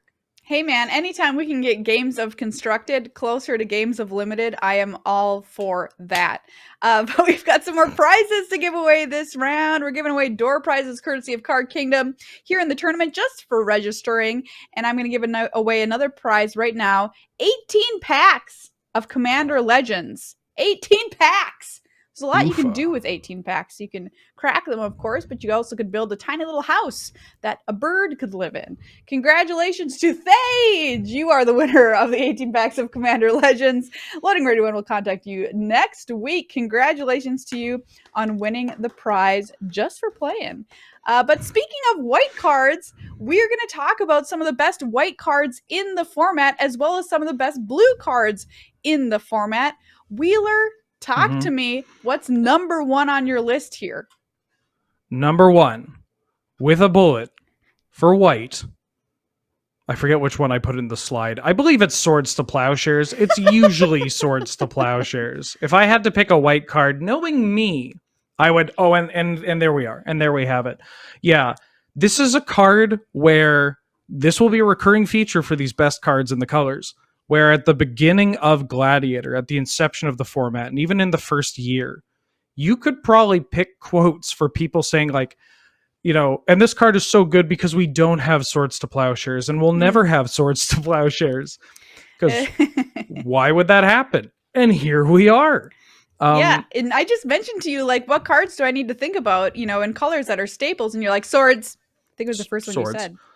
It's the best removal spell of all time, and we get to play it. I mean, every white deck is going to run a copy of Swords to Plowshares. Even decks that aren't primary white, but if they have enough sources and they want like a combo deck, right? They don't want to dedicate too many slots to a supporting color, let alone removal in that supporting color. But it's swords. It's going to deal with whatever your problem is. Absolutely. Absolutely. I love it. 1 mana, you can't beat it, kills anything. A plus. And this printing is just gorgeous as well. Another card that you have on your list here, I'm just going to go down. We've got 10 of them to talk about, is one of my most hated cards of all time, and also responsible for one of the greatest plays of all time. Settle the Wreckage. Oh yeah. There's nothing a Gladiator player will get conditioned to know at all times. They are hyper vigilant of Settle the Wreckage. Doesn't mean we won't attack into it. I mean, you got to do what you got to do. But like, if your opponent has 4 mana, I don't care what they've done for the first couple of turns. If I'm against a deck that has double white and 4 mana, and they could have played like cheap creatures, just vanilla creatures, I'm gonna keep it at the top of my, what is this called, a brain? It's gonna be at the top. It just does so much. It's such a punishing card, and because of the abundance of 4 mana draw spells, like you think about this card, it's a control card, but it's also, mid-range decks will play it. I mean, everything will play it, but pairing this with the abundance of activated abilities or 4 mana draw spells that control decks like Blue White or Jeskai are going to run, it's so hard because you're like, well, I don't want to lose to Settle the Wreckage. I'll attack with only one thing. And they're like, okay. And you're like, oh, well, I don't want to play a card into a counter spell. I'll pass. I'm like, okay, I'll draw a couple cards and scry. And you're like, oh, I've lost this game. Yeah, right now you're describing my every nightmare I've ever had. This is just what it is. Like, but I put my creatures in my deck to attack. They're small, they're white weenie, they're supposed to attack, but if I attack, they die. But if I don't attack, then I die. I speak from experience, and because God knows this happens to me at least on a weekly basis. This is why I'm obsessed with dragons, with glory bringers and gold span dragons, because in my mind, if I get Settled the Wreckage and I lose a dragon, I just get more mana for more dragons and they get to attack immediately. So that's how I cope. Okay. I just play a Danto Vanguard. I love that card.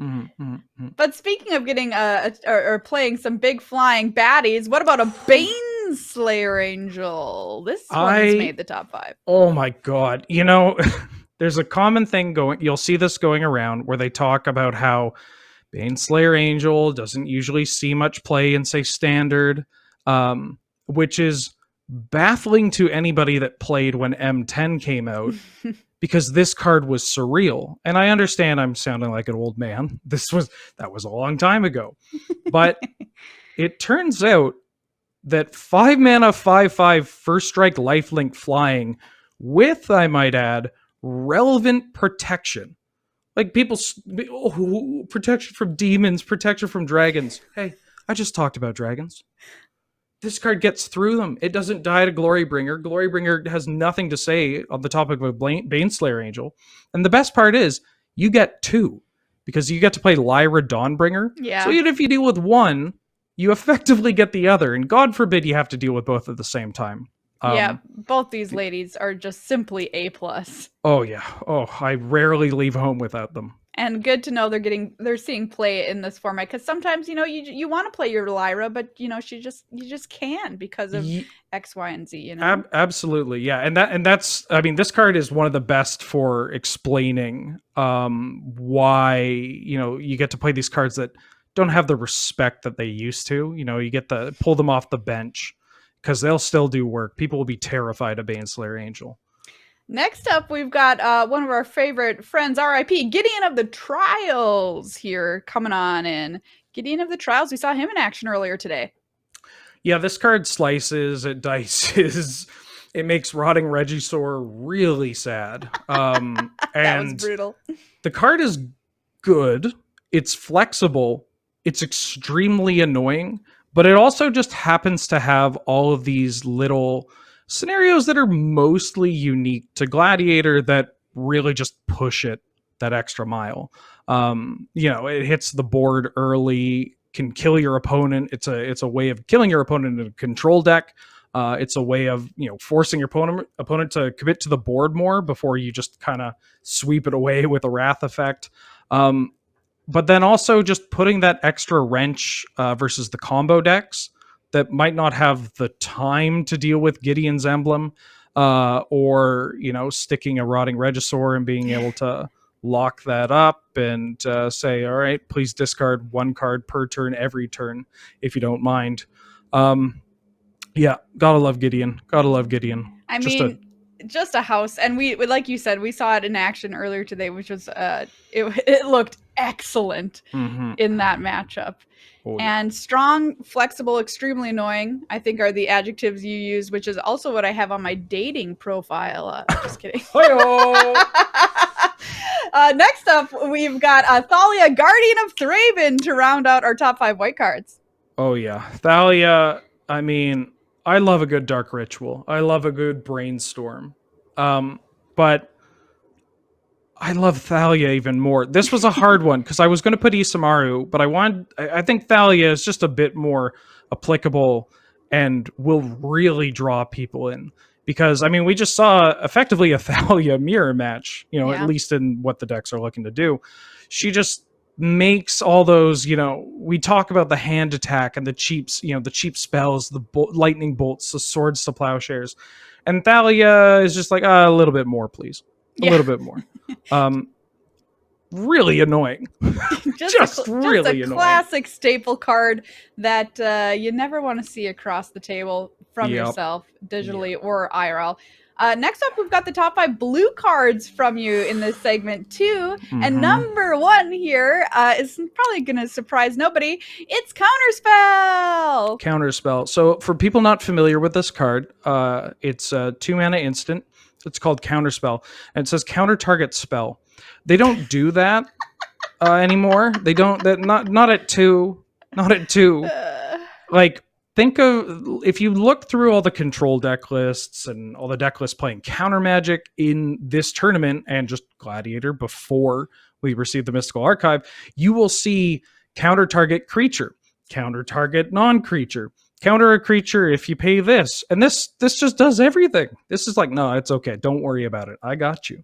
The power level that we get to play with here in Gladiator, we mentioned swords, and now here we have just straight up Counterspell, is great. Yeah, a lot of the recent releases have helped kind of make up for a couple of years where threats were really hard to deal with. And so now we have a whole bunch of reactive cards and answers that are just flexible and they're cheap and they make it so that, oh wow, that sure is a Elder Gargaroth. I'm just going to counterspell it. Yeah, that sure is. Well, let's talk about another big baddie here in blue, God Eternal Kefnet. Talk to me about why this card's a house in this format. Why is this such a big bird? It's such a big bird. Why isn't it, perhaps, is the better question. Yeah. 4 toughness is pretty important. For eternal formats, especially single formats, there's kind of the bolt test in that, the lightning bolt is the standardized removal test. If it dies to lightning bolt, you kind of have to reconsider whether or not you're going to play something, especially 4 drops.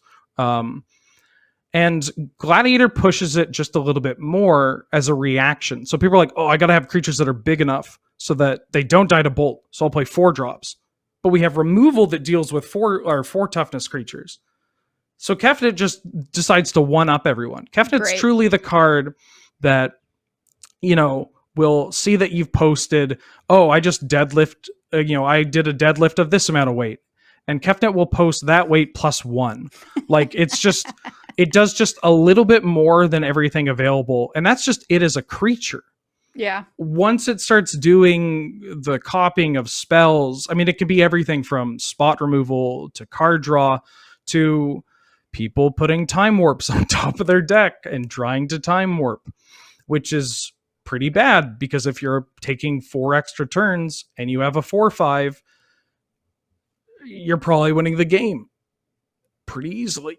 Yeah, this card has been great ever since the second that it came out of the printer. It's resilient to removal, which is something else that seems pretty important from watching these games here today. Next up, we've got everybody's favorite Planeswalker. It's a Jace. This time he's here to unravel some secrets. Why this Jace? So this is a card where, again, didn't really see much play when it was out. I mean, Lord knows people tried and mostly failed. And the card's not bad, though. The card just didn't line up very well with what was going on at the time. But in Gladiator, if you're a control deck or even a mid-range deck with a heavy Planeswalker base, you need redundancy. And you need to have, you want to reliably have something to stick to the board after, say, you play a Wrath of God effect. And Jace does that pretty neatly. It hits the board and can deal with something, temporarily, but that's okay. And if it hits the board and your opponent has no opposition to it, this card just gets out of hand super quickly. And so it's kind of a recurring card in a lot of blue X control decks that people probably have an affectionate spot for. We're like, why is this in why is this in Amonkhet Remastered? This is why. So Jace can come home to Gladiator. This next card you've chosen, I'm a little surprised by. I mean, I love this guy. It's a Sea Dasher Octopus. Very cute. Go get cards, little buddy. Why have you chosen him? Well, I wanted to put Quirion Dryad here or Deeproot Champion, but those are technically green cards, and I decided to say, okay, production team, that's okay. I'll pick a blue card.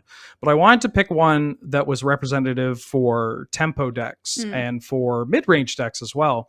And Sea Dasher is a cute card to fill that because so many cards in these decks are cheap evasive threats that probably get bigger or probably have flash. And this is a cheap threat with flash that can help something get bigger, but it's got that extra spice. It's an octopus. It's got mutate, and it draws you cards. Who doesn't love drawing cards? Yeah, this little guy is really great. I'm a huge fan of mutate too. I think it's a really cool mechanic. We've come to the final card on your list here in blue. What is it? Drum roll. It is Seagate Restoration. Hello, the blue player's blue card right here. So, I mean, I've already expressed my love for Sphinx's Revelation. But this is the card that has been baffling how much I hard cast it. And if your opponent hard casts this and they draw 3 or more cards, that's a win con. The game's over. I mean, maybe it's not over, but it feels like such a flaunting of power where you're just like, here's a 7-mana sorcery that just gives me more cards. Go ahead. And you're like, oh, I've lost. I've lost. And then out of all the double-faced modal cards that are both lands and spells, even in the rare cycle, the ones that can, or the mythic rare cycle, the ones that can come untapped, this one probably shows up the most, or at least feels like it's one of the more impactful ones. It doesn't have the flexibility that Shatterskull Smashing would have, the red equivalent, but it reliably is either a land or it's winning the game. Those are the 2 modes, and for a blue deck, a slow blue control deck, or a ramp deck, you're good with either. Yeah, we saw a player keep today a hand with nothing but modal double-faced lands in that hand, which was pretty sweet. I never noticed this, by the way, on Seagate Reborn. There's 2 little Gnarlids sitting on that beach. And that's just another win for Seagate Reborn. This is just another reason why you should play this, is because nobody expects the Gnarlids. Nobody does, but they will kill you. Most players are going to miss onboard Gnarlids on your lands art. And this is Magic the Gathering is a game of mental strategy. It's a psychic battle, if you will, based around card art, or at least that's what I've been navigating through my life thinking, and same got me here. So Well, there you go. That's a look at the best 5 white and blue cards in Gladiator. And don't worry, if we didn't do your favorite color here, we will throughout the rest of the broadcast. Thank you, Wheeler. If we can, we're going to take a look at our standings now after 3 rounds of play. We currently have 23 players who are undefeated, and we've seen some of these players that you see here on your screen already playing for us, which is pretty awesome. So we've seen, who have we seen? LMNOP, we've seen we AI saw Amethyst, Modown Joe. Ooh, we got a lot. Yeah, Prophet was on here too. I mean, we did a pretty good job of picking some people that would play some good Magic, show off some archetypes, and then also just keep winning. And we're still early into the tournament. Yeah. But I see a lot of names here that I go, oh, yeah, that makes sense. Like it's these are people that if you come out of this tournament looking for deck lists, looking for advice, looking for someone to follow over the course of this format and other tournaments. Yeah, these are some pretty good choices here. Also great usernames for almost everybody on that list, which I think is paramount when I'm playing. Yeah, Wheeler? That's a big part of Gladiator, is we got some great usernames over there.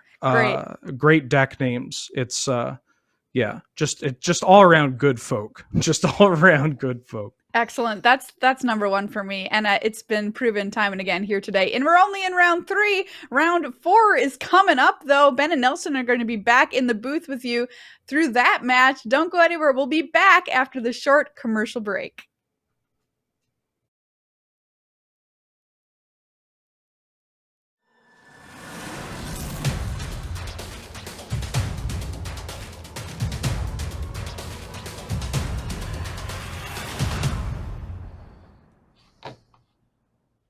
Hello, everybody, and welcome back to the great big Gladiator games here on the Loading Ready Run Network. I am Ben Ulmer. I haven't been saying this, I feel like, every time we come back in. So just in case you've forgotten, or maybe you can't see the thing that's right below me, I'm Ben Ulmer, and joining me is my amazing co-host, Nelson Salahub. Hello, I'm Nelson Salahub, as my name says underneath the moving video picture of me right here that you're looking at. And I'm so excited to get back into round 4 coming up. It's been a great day already. Some awesome matches of Gladiator. It's been so good. Oh my gosh. I gotta level with you. I haven't played a lot of Gladiator myself personally up until this moment, and now I've been brewing. I've been looking. I'm like, man, I gotta get in on this. It's just been an absolute treat seeing the variety of decks. And also very, very cool seeing that a number of the players that we've commentated already down here in our cool commentator booth that are in like the top rankings right now haven't gone down a game. It's we've seen the power of their plays. Yeah, and look, the foot is not coming off the gas. We're going to continue to see some hot, new, different decks this round. I played this archetype recently on an FNPF when we were last doing Gladiator. We're going to get to see some Sultai combo / control / ramp. Yeah, okay. I think maybe Sultai ramp is the best adjective for this one. We've got a Sultai, lots of good stuff. Yeah, we've got World Shaper and Solemn Simulacrum in this deck with a lot of the hits from historic Sultai that you're familiar with, along with maybe even a card or two that's banned from some other formats because you're allowed to play 4 of them. And the opponent they're going up against is going to be jamming 5-color Niv Mizzet. What? Oh, not just for Modern. Yeah, not just for Pioneer. Gosh. we can Niv in Gladiator too as a treat. I'm so excited for this. I mean, yeah, realistically, the land base has just been getting better and better in the mana bases and whatnot on arenas. So Sultai, good stuff pile versus 5-color Niv Mizzet. I don't want to beat around the bush anymore. But before we get into it, I do just want to ask Nelson, what do you expect to see? I mean, we know we've got 5-color Niv Mizzet, but you talked about Sultai. It's got a lot of value. Is Niv Mizzet just all multicolored cards, or what do you think we're going to see here? Yeah, sorry. The composition of this Niv Mizzet deck is like, it's tough for me. I haven't piloted this deck, and it's tough to kind of look at it and decide whether or not you feel like it can easily go toe-to-toe with the Sultai pile. Sultai pile, like, pretty great place to be. As they were, two segments ago, we were talking about in Ben and Maria were mentioning in the news desk that's the most popular, I think, single archetype or most popular color combination. And yeah, it's just very comfortable. You know, you were just mentioning the lands that we've got access to now, and a lot of decks are playing lands coming to play tapped. We've seen plenty of that so far today. So you get a bit of time, and then like you know your 2 and 3 mana interactive spells even that you're kind of drawing a card off of and advancing your board while you also are stopping your opponent. Sultai is just like it's a comfortable place to be. So if I think it's on the Niv deck, probably, like without knowing too much about how this matchup works, I'd say it's on the Niv deck to do something powerful and through the interaction of the Sultai deck. But you know, after just taking a quick look at this list of cards, the thing about Niv Mizzet and 5 color is like just play a bunch of really good stuff. So it might just kind of come down to more or less luck of the draw, like the threats and the diversity of the threats, and also just the number of total threats, number of problem cards that the 5 color Niv deck is packing. It could just be just a big bunch of haymakers hitting each other and hopefully some great Highlander or Gladiator magic. Well, I'm so excited. I feel like we're about to hop on a roller coaster. We're at Six Flags. The old man has done his dance to the Venga bus. The Venga boys, they're back in town. We're on the bus. We're at the roller coaster station. The thing has gone down. Let's play some Magic. Round 4 of the Great Big Gladiator games continues right now. Oh my goodness. DeSalvos up on top with that Sultai control. Lord Bubbington. Great username. Yeah. Well, that 5 color Niv Mizzet. Apocryphers, send a missive to Lord Bubbington. We'd like to take a look at their Niv Mizzet Gladiator deck and see what they've got. We require their attendance here at the Great Big Gladiator games. Well, this is certainly a hand. It's got spells and lands, and they actually decide to keep it. So I guess we're going for the long game here. Hey? You know, like unlike other cantrips, Abundant Harvest always tells you what kind of card you're getting. That's true. If you feel comfortable as the Sultai player saying, "Hey, I'm going to have some spell and make my land drops, and I'm going to deal with one of your threats," you know, I think it's fine. Well, and I feel like if there's one land that the 5 color Niv Mizzet deck is most excited to see in their opener, it's certainly the World Tree. Love Gonna it. give them access to a bunch of mana. Scrying now off this Temple of Deceit with a Wall of Blossoms on top, leaving it there. We also saw them get a Time Warp off of their harvest, so that ain't bad. Growth Spiral on the top, standard All-Star Growth Spiral. Both people just scrying, keeping on top. Turns out these decks are full of good cards. Yeah, absolutely. Both these decks just looking to advance their mana a bit in the early game, make some decisions off cantrips, and get into casting their powerful spells, and I love it, and I'm glad that we're seeing it. Cultivate now coming on out from Lord Bubbington. So the mana base is just perfect. Oh, that's a spicy looking mountain right there. You like those basics there? Yeah, they're very, very pretty. Jumpstart a pretty big get for the format. Yeah, absolutely. So looks like we're going to have access to every color in the rainbow. And if Niv Mizzet shows up, then I think they're in range. But we've also just got a lot of really sick cards. Opting to go for the Growth Spiral, getting to throw in the Clear Water Pathway that they just drew into Rada, Heart of Keld. So just playing all good gold cards, really. Yeah, absolutely. And getting that Rada down and threatening to potentially get some value out of it. If there's another land underneath this Hallowed Fountain, that Rada will replace themselves, and that's fantastic for Lord Bubbington. Yeah, Binding of the Old Gods. This card has just been honestly solid all around. Comes on in as the Saga, destroys one of your opponent's creatures, and then just keeps getting them value. I don't think the Death Touch portion is all that important, but the ramp on so many things, sagas in general. Definitely still one of the best cards from Kaldheim there, that Binding of the Old Gods. And Golos doing a pretty good Rada Heir to Keld impression as well, finding a land out of the library for Lord Bubbington. Yeah, it definitely feels as though the mana-based colors are not going to be a problem at all for 5-color Mizzet. And, I mean, it's interesting, right? Golos, in many scenarios, probably, would grab that Field of the Dead, but obviously that's a banned card in this format. Much to DeSalvo's probably happiness in this sort of scenario. And seeing a Teferi on top, keeping it there, Binding the Old God comes off and goes to grab a Forest. Yep. So both players still in pretty comfortable positions. We're gonna have to wait and see who can kind of assemble the most value. That's probably the way this game's going to be decided. I suspect it's going to look a little bit like the Jeskai versus Mono Green, where a lot of things will be able to trade in a fashion that's sort of comfortable. Maybe a 2-for-1 here or there, but probably on both sides, the chance for some positive trades going on until one player is eventually all out of gas.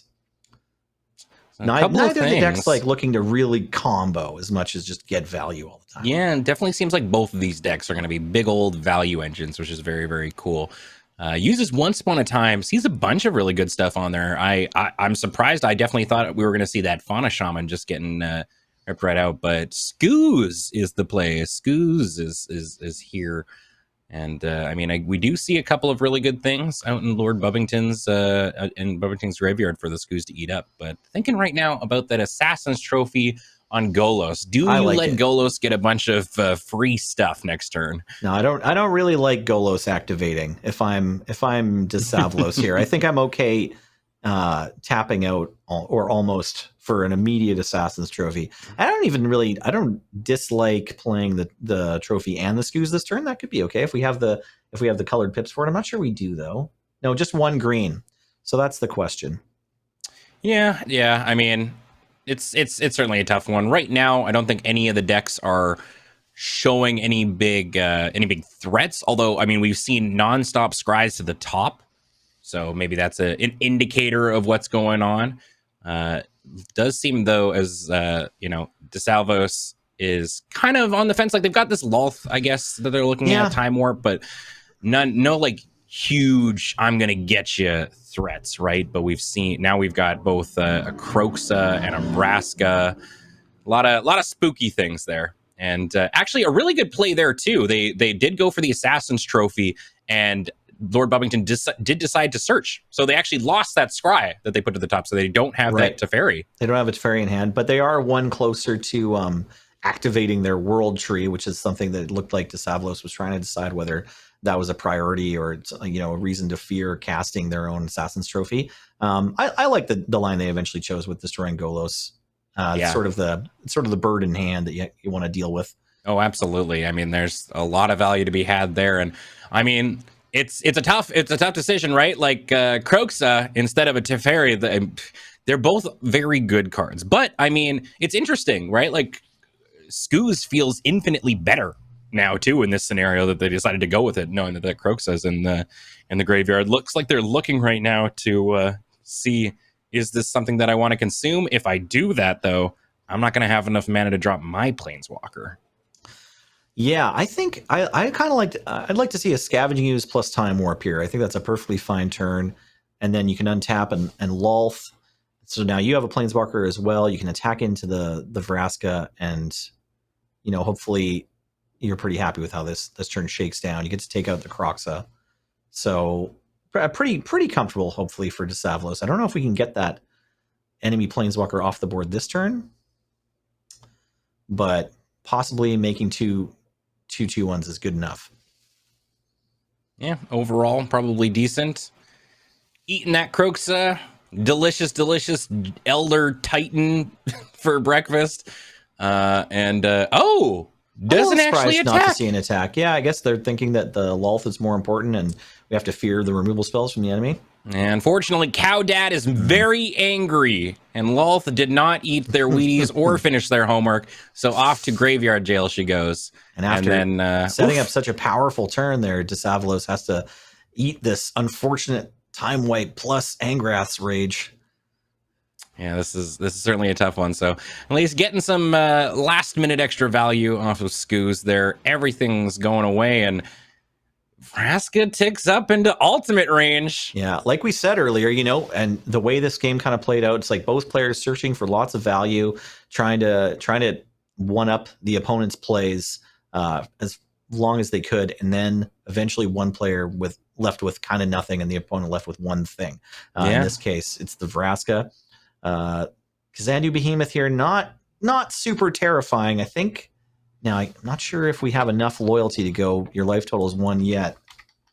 Oh, was it? I thought it was 10. for Vraska. Did we? Yeah, we did it. It is, Oh, yeah. yeah. So we've got the menace creature already. So Yeah. It's just like we called how this one was gonna go. Yeah, but a pretty cool ride. That was solid game one roller coaster of back and forth haymakers. Yeah. I mean, and that definitely feels like what this game is going to be. I mean, gosh, I'm looking very quickly at Bubbington's deck there, and I saw like Coma, I saw Niv. It's all these gold creatures that the moment that, when you go into a draft and that's your pack one card, you're like, well, I obviously take Coma, but like, man, I always feel weird. Like, I feel weird picking a gold card first, but like, yeah, Coma's kind of a spooky one. Coma's a gold card in two ways, though. They're a snake that costs 2 colors of mana, and also they win first prize at being a magic card. Yes. They're standing on the podium above the other cards. Hi, yes, thank you. I am, in fact, a very, very good magic card. Yeah, exactly. So both people, Lord Bobbington's mulliganing down to 6 there. It has the World Tree in their opener again, which is probably always really nice. And pretty powerful 6. Yeah. We see the thing we've been talking about a lot today, which is these spell lands, the splans, being kept as an opener. All tap lands coming out for Desavlos. Yeah, I wanted to say too, I liked the way that Desavlos played that last game. They were defeated by that Vraska ultimate, but I think every one of their turns, I probably would have taken the same lines that they did. So great job. Man, demonic tutoring for likely a land probably always feels really weird. Oh no, the demonic tutoring for a land is just what demonic tutor was printed for. That's why demonic tutor exists. Is this just an evolving wilds that you're paying for? Kind of. Yeah. Yeah, all right. I guess I haven't resolved enough DTs to truly know. Well, I think it's like, it's the flexibility is the beauty of the thing, right? So you got to be ready to 40% of the time go get a land, and then 60% of the time probably get a spell. Maybe that's fair. Maybe out of 60, maybe about 20 of your DTs are lands, 20 are some sort of interaction, and 20 are some sort of threat. It's great. You get to choose. Yeah. Well, the bird comes on in and hits for 2, giving the scry now to Desavlos. Deciding to put that Hour of Promise once again, another Amonkhet card that I frankly forgot about, and goes back to the hand. Blast Zone coming out, and first Planeswalker of this game, Karn. Ticking up, what are we going to grab here? We see a Fauna Shaman and Gretchen Titchwillow. Ooh. Couple of powerful spells there. Yeah, deciding to go with Gretchen. Man, it's oops all tap lands. All right, Thought Erasure now. I'd go with Gretchen too if there was a chance to. It's like maybe this early. Yeah, I could agree with you there for sure. Get that Gretchen into the hand. Goodbye, Coma. Coma is gone and in the bin. Gretchen makes it through. Okay, Gretchen still a viable option. So now Gretchen we're doing a lot of the things that Desavlos wants to see in their deck too. Yeah. I mean, Sultai drawing cards, playing extra lands, and gaining life. Just kind of doing all those things you like in Magic. Man, the amount of tap lands on both sides is it's a tap land heavy format. Absolutely. So I played a bunch of Boros this week. I was tooling around with Boros equipment after that last FNPF, and I did not want to cut the tap lands just because you still need to play the casuals, fling, and you still need to play the Sajiri Shelter for sure. So you got to include those, but you end up playing them as lands more often than spells. And then also just the various duels with their upsides and making sure that you can cast your spells in the first 3 turns because your lands add 2 of one type. That's just the nature of the format as far as I can tell. It's a testament to how powerful the monocolored decks are. Sure. Yeah. I mean, looking at this in both ways, I feel like a lot of these decks could end up being in trouble if they were up against like mono red in the States there. But I mean, that's kind of, keeping the hands they kept because of the game that they're in. Sorin coming on down now, and I don't know, giving Karn a pinch on his metal behind. A little tickle there. A little tickle. Yeah. little vampire wave. I don't know what that is. Yeah, that's how vampires say hello. I sent you a letter. Oh, it's anthrax, but not very much. It's You're a robot. You'll be Oh okay. man, and Garrick's like, "Hey, hands off! That's my man." And Just welcome to Now Kiss back on LRR. Yeah, we're just shipping planeswalkers for that. That's why this. Can you tell this is our last match we're covering for the day? We got to get in all our best jokes now while we still can. Well, Garrick comes on out, makes I feel like someone's getting wolves. ripped apart here. Who's getting ripped apart? I feel bad for them, whoever they are. It's tough to get ripped apart. Night of Autumn coming on down. Let's see, probably going for the counters, I would assume. Yeah, making it big. Can block the wolf. Autumn is large this time. Beefy Autumn. Strong Autumn. Yeah, this is definitely, I would put the powerful, the muffin of advantage over on DeSavlos' side. Yeah, if you have more planeswalkers than your opponent and the game is about planeswalkers, you're generally winning. I would definitely agree with you. Yeah, I'm also hoping we get to see a Gretchen activation. Just that'd be cool. I mean, she might just be an 0-4. We have 3 lands in hand, so it seems kind of hot. Yeah, I don't mind it for sure. Taking up Karn, deciding to put that breeding pool into their hand, attacking everything out at Sorin, likely going to block one of the wolves, which I think DeSavlos is A-okay with because Garrett gets even larger. Yeah, more wolves are coming. There's always another wolf, unfortunately, for... yeah, Garrett keeps bringing all of his dogs to the party, and everyone's really excited. And then he goes, I've got 2 more dogs. And they go, Garrick, you've already brought 5 dogs to this party. How many dogs do you have? Time Wipe still not castable yet for Lord Bumington because of the way their lands have they just need literally any land out here for their World Tree to work, right? World Tree, yeah. If Cheville was a land there, we can Time Wipe and maybe try to dig our way back in against these 2 planeswalkers. I mean, it's looking pretty tough. Bumington's still at 21, right? I mean, Sorin and all this kind of jazz, they're holding it back. So, and looks like we are ripping apart somebody. Okay, do we get to rip apart Garrick all the way here? Did we already activate Sorin this turn? If we can manage to kill Garrick, that's good news. This is really interesting. So they didn't activate Sorin first, right? So they're going to be able to Baleful Mastery in response to this. Mastery with the sorcery on the stack here. Oh, electing not to. Okay. Oh, wait, they already did activate Sorin. Sorry. Thank you, Orchestra Artillery there. Yeah. There you go. So there's that was a scary moment there where we hadn't noticed Sorin had activated and we thought we might lose it. 2 commentators completely afeared. Mm-hmm. All right, so activating Gretchen here. Now we're getting that play that you really wanted. Drawing a card. Erebos' intervention now in hand and just plopping down a land. Really, what's Baleful Mastery in the face of just activating Gretchen? Yeah. Why kill things when you could draw more cards and play more lands? Isn't that all that the green-blue player wants to do? That's right. Win the game or draw 25. I don't know. All right. Everything now. Oh, man. Not sending Gretchen in as a display of power, I imagine, because Sheffel's got Death Touch.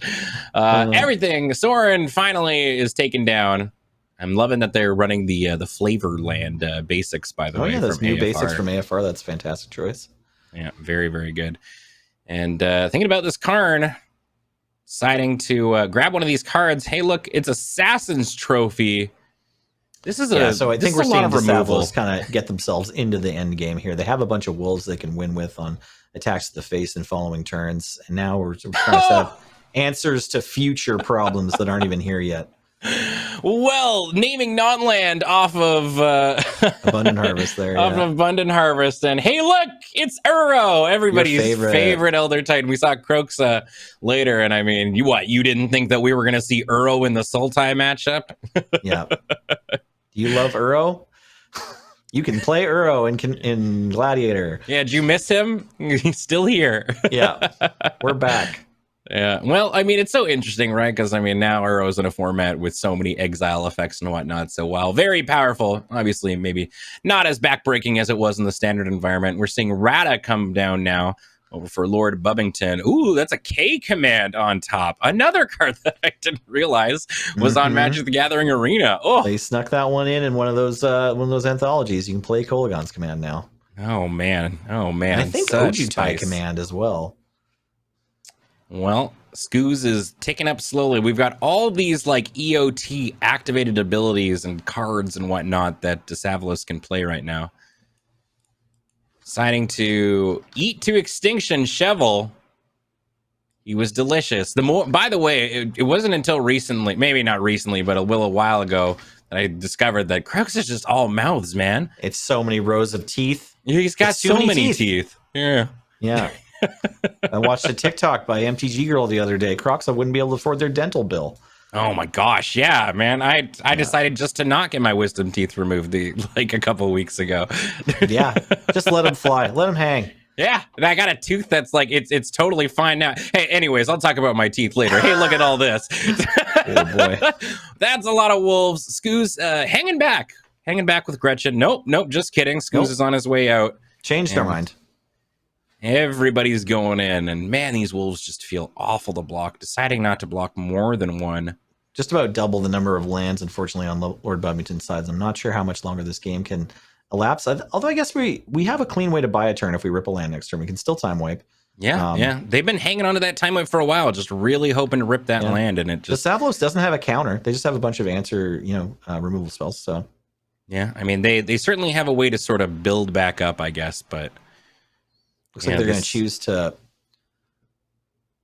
ticking on up. Right, things are still happening. We're +1 in Karn now. I thought maybe they were going to pass without casting the Psalms and Whack'em so that the Toad could chill out on top. Nope, they've actually decided to put the Toad into the silver counter zone. Excellent. And looking at maybe, all right, yeah, they're going to be main turning this Erebos, getting that last little bit of damage onto a Knight of Autumn, and still having a ton of mana, passing it back over. No, wait, no, we are seeing Sad Robot. We're not seeing Sad Robot. Nope. Yeah, tough call. So Desavlos is in the classic position where it's hard to play perfectly when you're really far ahead. Now, I don't know what the best use of their mana was that turn. I loved their attack. Choice of the Erebos' intervention on the Knight of Autumn, I'm not sure if it really changes the math. And if you're going to spend a spell to kill a card, I probably would prefer the one that helps your opponent find lands. Yeah, I mean, they were certainly in I still have all these sort of moments exactly. right there. Yeah, it's like it gets harder and harder to play Magic really well the closer you believe you are to winning, and also just the more moving parts you have on your board. So totally acceptable situation there. So I just saw the oof there. It's a quick down to 5. Oh, poor Lord Bubbington. Oh, Bubbington. Yeah, that feels like it might be. Yeah, it's a potentially going down to 4 sort of scenario. That is a tough spot.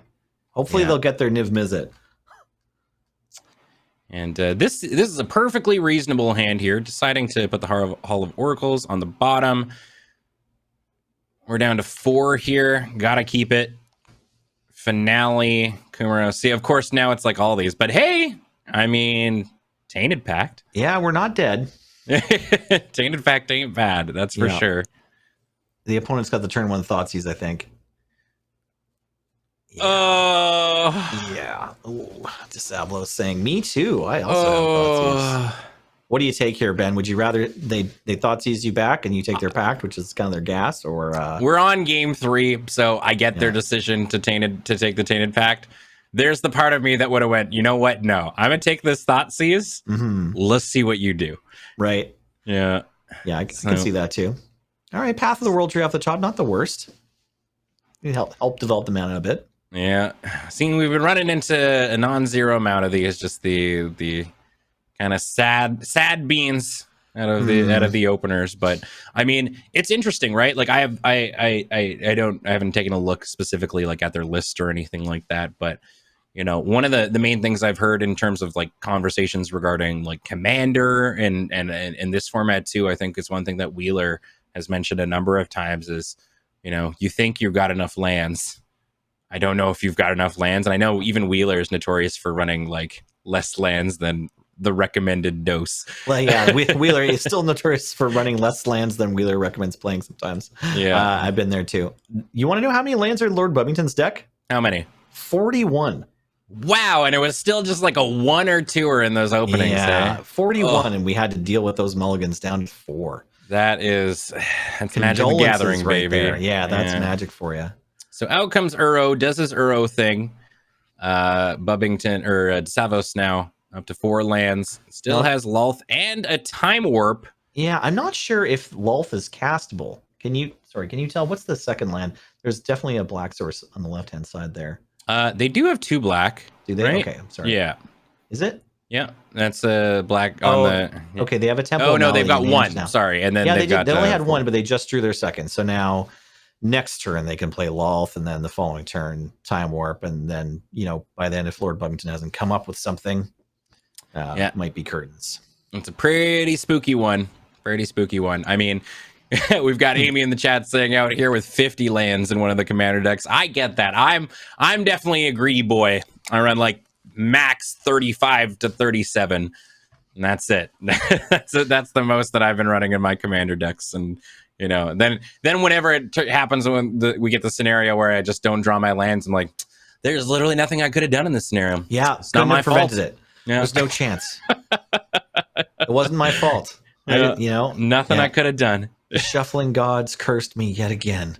Well, I mean, what is interesting is they have been drawing all these lands and having Path of the World Tree. Yep. And all these different colors. I mean, that's pretty cool. They're ahead on lands after mulliganing to 4 and getting Thoughtseize. So that's pretty great. Like, that's an accomplishment. Your 41 land deck can do that sometimes. All right, out comes the Spider Lady. Guess we can wait a Wrath of God off the top. Maybe. Okay. Oh boy. Oh, interesting. Okay, Lulth going for the draw there. I thought the play here was just make 2 more spiders, Time Warp. Well, the spiders it's a -2. Oh, my bad. On her. Yeah. So wouldn't have been able to. Card for 2021. I just assumed it plussed every time. Yeah. Sorry about that, everyone. Yeah, sorry. Didn't read it. Let's get there needed to be at least 1 busted planeswalker in this set. But Mordenkainen can make 2 dogs, right? Yeah. So goes for the Supreme Will, stops that Wrath of God, and I think that is all she wrote on this one, unfortunately, for Lord Bubbington. Well played by both. Couple of great Gladiator decks that are just going to produce a lot of different interesting games. Not too many of the same effects of different card types, different effects on spells. A lot of variance between what your creatures do. Just trying to play, the best, most powerful things in the Bring to Light, or sorry, the No Light Niv deck, and then trying to be a bit more controlling and rampy in the Sultai deck. But both decks offering tons of really fun spells. So yeah, would recommend trying out both those archetypes if you haven't yet. We see, yeah. I mean, we got to see oops all value really on both ends, and at no point when there wasn't, I guess, like necessarily a land screw that was happening, because it happened more than once for Bubbington there, that all decks seemed very, very easy to cast the multitude of very high value gold cards that they had chilling out. So very, very well played on both ends, and a very fun and unique. We haven't seen those decks today, and we're going to continue, it looks like, seeing something new that we haven't seen today. What do we got up next, Nelly? Well, okay, so we are, for the first time, going to go back to a deck we have already seen, and a player we've already watched. Elemento P is back in the feature match area with their mono white Death in Texas, and then we're going to see another kind of blue-green sort of rampy control deck, but this time Bant instead of Sultai. Oh, okay. Yeah, so we've got, some approach of the Second Sun as a potential win con after ramping up with Uro and Growth Spiral. We've got the dreaded Settle the Wreckage. Not a lot of creatures in this one. A few Planeswalkers. Teferi's back. Mordenkainen. Maybe some Mu Yan Ling. I like that one a lot. Ooh, okay. You're telling me we've got D&T up against Control. Mm-hmm. Well, everybody grab your popcorn, grab your stromboli and your lasagna, or whatever meal you want. We're in this for the long haul, I get the feeling on this one. Get cozy. It's time for magic. It's time for some magic, baby. Let's move on to the second game of round 4 here. Some very interesting openers here. We got the, oh man, Shefadunes. I loved the deserts. Man, that's another kind of mechanic I'd love to see. More of these sort of super type lands, you know? Yeah, I Coming thought back they did in us really another well way. with the triomes. Yeah. Really happy to have a triple land into play tapped, or I can cycle it. That's a great one too. But yeah, and I love utility lands, like all those lands from the first Ravnica block. You know, the Airy of the Fire Mind randomly getting to recast spells off the top of your library a second time or whatever. You know, put +1/+1 counters on creatures that came in this turn from the breeding pool equivalent, the Simic Combine, Growth Chamber, or whatever. Yeah. So really like all those lands. Yeah, so L deciding to go right out the gate and just slam down that Giant Killer on turn 1. Likely noting that since Nilla is on control, it's unlikely that they're going to need that Giant Killer right away, and might just be more worth it to try and poke in some damage. And Giant Killer's away, getting in for 2 so far, having a hand full of nice stuff.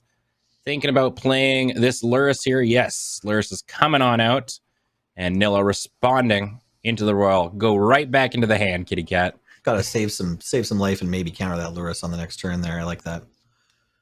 Man, this is really some peak control hand that we're seeing, though, out of Nilla right now. We got that Supreme Will, and then we've got Fumigate for the wipe. We've got Deck and Stone for some spot removal, and Timely Reinforcements. What a fun card to see, honestly, on Arena. The card's we very saw cool. we saw it labeled as Bant control, but I want to say it's really blue-white control splash green, and the hand kind of backs that up. We see Nilla might have to activate a Field of Ruin here so that they have access to their white cards. But no green cards yet, and I think there's actually very few green cards in the deck. We've got an Uro, and then I'm just scanning for more Wilderness Reclamation. So really just the peak green control cards, I think, in a blue-white control shell. It looks like maybe Nilla decided that, yes, the mana can handle adding a little bit of green here and there. Yeah, well, I'm curious to see what the green is splashing for on in this. We're on back now to L. I think it might just be those two, and that's it. Oh, okay. Yeah, Fascinating. just a little bit of value. Sure, why not? Blue Green white is a treat. with Wilderness Reclamation. Yeah. And also Uro, just in case. Turns out they're very good cards. All right, so Fairgrounds Warden coming on out. Just as a 1/3, sinking in some damage, I think. I mean, the deck lists appear to be open, I believe, so they know if they're going to run into some sort of threat and whatnot that they might need, and based on what they've got in their hand, saying that I don't think I'm worried. I think I just need to start slowly ticking you down with these threats that feel awkward to waste a spot removal on. That's twice there where we've seen LMNOP pass on the extra value of their creatures being able to kill one of the opponent's creatures, and I like it. It's a neat part of the sort of the online tournament world in Arena, where we see open deck lists, and everyone's kind of gotten familiar with that, I think, at this point. Over the last 2 years, where it's just the way it works in HG Melee is you do know all the cards in your opponent's deck, so you'll be able to tell, like, hey, does this Fairgrounds Warden come down? Yep, turns out it does. All right, so tacking back in with these lovely 1/1s, and great draw there, the Sphinx's Revelation for Nilla. So we've got some long player. Very interesting, I guess, seeing Guardian of Faith coming down post blocks here. But deciding now who they're going to go on doesn't really matter. It's up to one creature. Passing it on back now. Just adding a little bit more power to their board. Yeah, I'm just surprised it didn't block one of the 1/1s, but I guess life isn't really that big of an issue probably for them right now.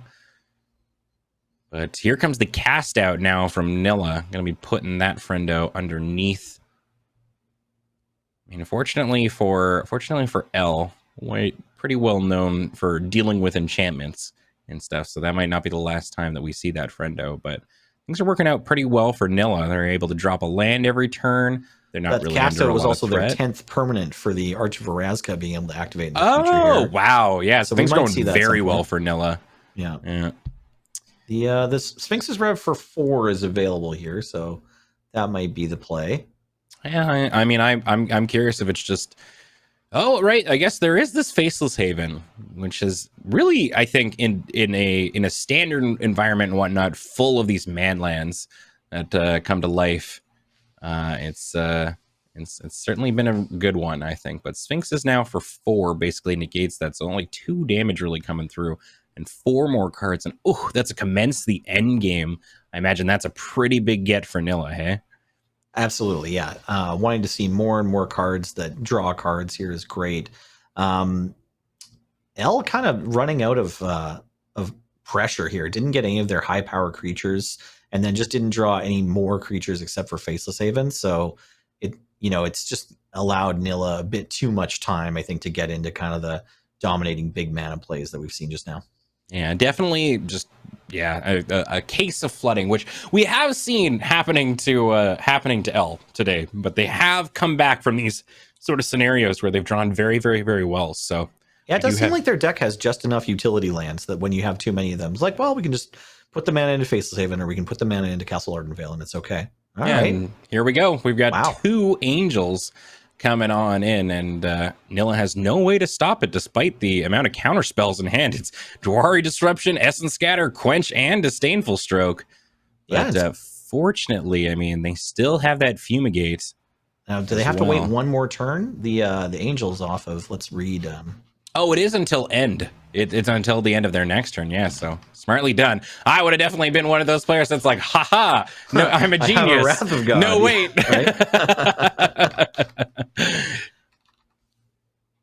All right, so the Deck in Stone, though, instead, actually a far more elegant solution to this, getting rid of all the Angels. And not even offering a clue token because of the non-token clause on Deck of Stone there. And Fight is 1, not able to really stop that. So L is back to where they started, and does kind of feel like they're running out of time. That is a hand of, oh my gosh, I was talking about counter spells. Lordy. Sorry, you're going to talk about Amiria's Call. Oh yeah, sorry. Yeah, I was thinking Amiria's Call was going to keep the creatures alive because of Fumigate, but only the non-angels. But I think the Deck and Stone still ends up being the cleaner answer for the angels there. Oh, absolutely. Yeah, they don't need to get rid of their own creatures. Faceless Haven now coming alive. More snow-covered plains getting dropped by or picked up by L. And it's just kind of going back and forth in terms of I don't have a thing. And ooh, Torrential Gearhulk. It's Maria's favorite card. I can hear her getting very excited seeing that card being drawn. She can't wait for the Torrential Gearhulk to come down and wreck the opponent, right? Yeah. Fumigate, Fight as 1. Both of these friendos. This works really, really well. They've got both a human and a non-human. But over here in Nilla Sprite Land, we've got counter spells galore. It's our #1 export. And everything is going to the bin. What is that Jwari? Yeah, I like this. I like playing the Jwari Ruins here. It seems like, you got a nod to your opponent drawing 9 lands already, at least, that they're probably going to be able to pay your 1-mana tax. Yeah, yeah, Jwari's probably not doing a ton. Hound of Konda, though. Isamaru is over on L's side there. Probably not the thing that they're hoping to top deck. Would have been nice, I think.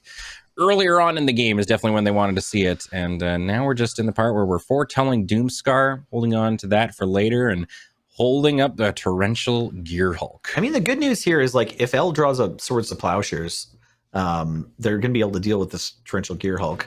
Nilla's got 3 counterspells in hand, but one of them's not much. Quench at this point in the game is not much. Disdainful Stroke only hits a certain number of things in L's deck, and most of their removals get under it, and then Essence Scatter. So we already saw the Fairgrounds Warden come. If we can find a removal for Torrential Gearhulk, we're still at a pretty even game. Well, we have 3 dogs on the battlefield, and out comes not really a dog. Yeah. I mean, Torrential Gearhulk could be somebody's dog. I don't know. But deciding to, cast a free commence the end game. Yikes. Seems not bad, and going, well, I don't know. Turns out these dogs just aren't stronger than my zombie army dog and my robot dog. Yeah. Ugh, but the good pup decides to save Faceless Haven. Isamaru is R.I.P. Actually seems very suiting too. I just noticed too that L is running the doggo as their pet on the side. Oh, nice. Yeah, I haven't been watching the pets. Although I am a big fan of the Beholder. Yes. Yeah. I mean, I personally am a fan of Puppet Jace because it freaks a lot of people out. Nice. It's my I like go-to. Puppet Jace. It's my go-to pet. And L going down to 1. What do they got on top?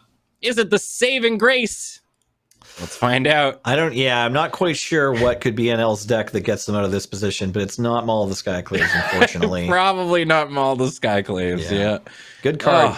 Really hard early game there. Just not drawing, some stuff. We just needed to draw some spells a bit more. Yeah. Preferably some creatures in the first 3 turns for LMNOP. Yeah, it definitely looked like they they drew the part of their deck that seems very well suited for like a lot of the creature strategies and whatnot that we've seen today.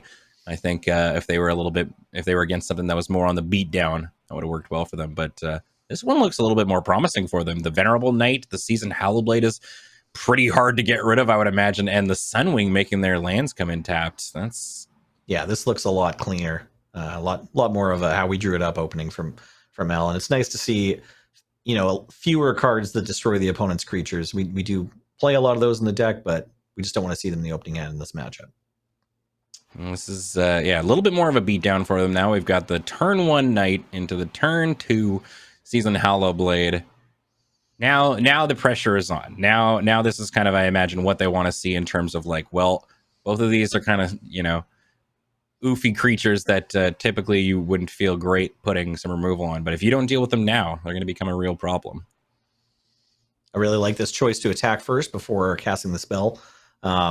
Forces Nillisprite to choose whether they want to take damage or wait to see if they're going to possibly cast the Jwari Disruption instead of the Swords to Plowshares. And now we have a Congealous Sunwing that might buy an extra turn, honestly, before some sort of Wrath effect. Yeah, so Doomscar is going to come out here. Fortunately, they did have the planes and whatnot. So we'll see how it goes. They do have Valorous Stance, this is the one that does creatures, not the one that does non-visual. Oh, you're right. Yes. Sorry. Yeah. This is okay. Maybe not nearly as relevant in this one, but I mean, it's a 2/3 flyer. I think anything more than 1 power like they had in the last game is probably up for them. Deciding to hang on to the lieutenant. Sorry, I'm from Canada, so we have to pronounce this correctly. And giving them the ability now to go for that deck. That's nice. Or the Valorous, yeah. Yep. And Doomscar is still a 2-for-1. Yeah. Not bad, but it did cost them 2 turns to have to do that. So we'll see if L can keep it going. And they still do have a creature land on top of all of this, which is very nice. Get the opponent to 9 here on the next attack. Coming on out. This is a comfortable position. Certainly, it's not great that Nillisprite has 5 cards in hand, but yeah, I'm not sure where to put the advantage of it. It's close. Yeah, well, it really depends on how. Like L, we've seen some really, really good top decks coming on from there, and their entire deck really has the right answers to a lot of things. It's just kind of a matter of, are we going to draw the part that we need? Shatter the Sky, coming on out. It's board wipes galore over for Nilla, so they're left with the 2/2. And I don't know, this little guy is going to have to get in. We do see the Torrential Gear Hulk, which could do something. I mean, L actually has all of their, 3 of their utility lands. I'm just remembering now. It's funny, the little module, I see it and I'm like, that's cute. And then in my mind, I forget what it does every time. I'm just like, oh yeah, D&D covers, that's great. But they have 2 creature lands and the Castle Ardenvale. What a draw. Their potential to try to grind away into the late game once Nilla's now below 10 life seems really high. Seal Away, pretty rough to see here. But, but we're going to see the Guardian of Faith. Yeah, I think so. Waiting for them to pick it, going for that, deciding instead.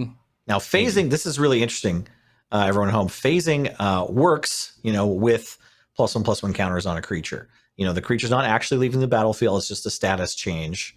So, it's not a non-bow here to, Guardian of Faith away your Stonecaller Serpent. The Stonecaller Serpent will get to come back as a 5/5. And yeah, I mean, it does definitely feel like L is still doing it, despite all purposes that we're seeing on Nilla.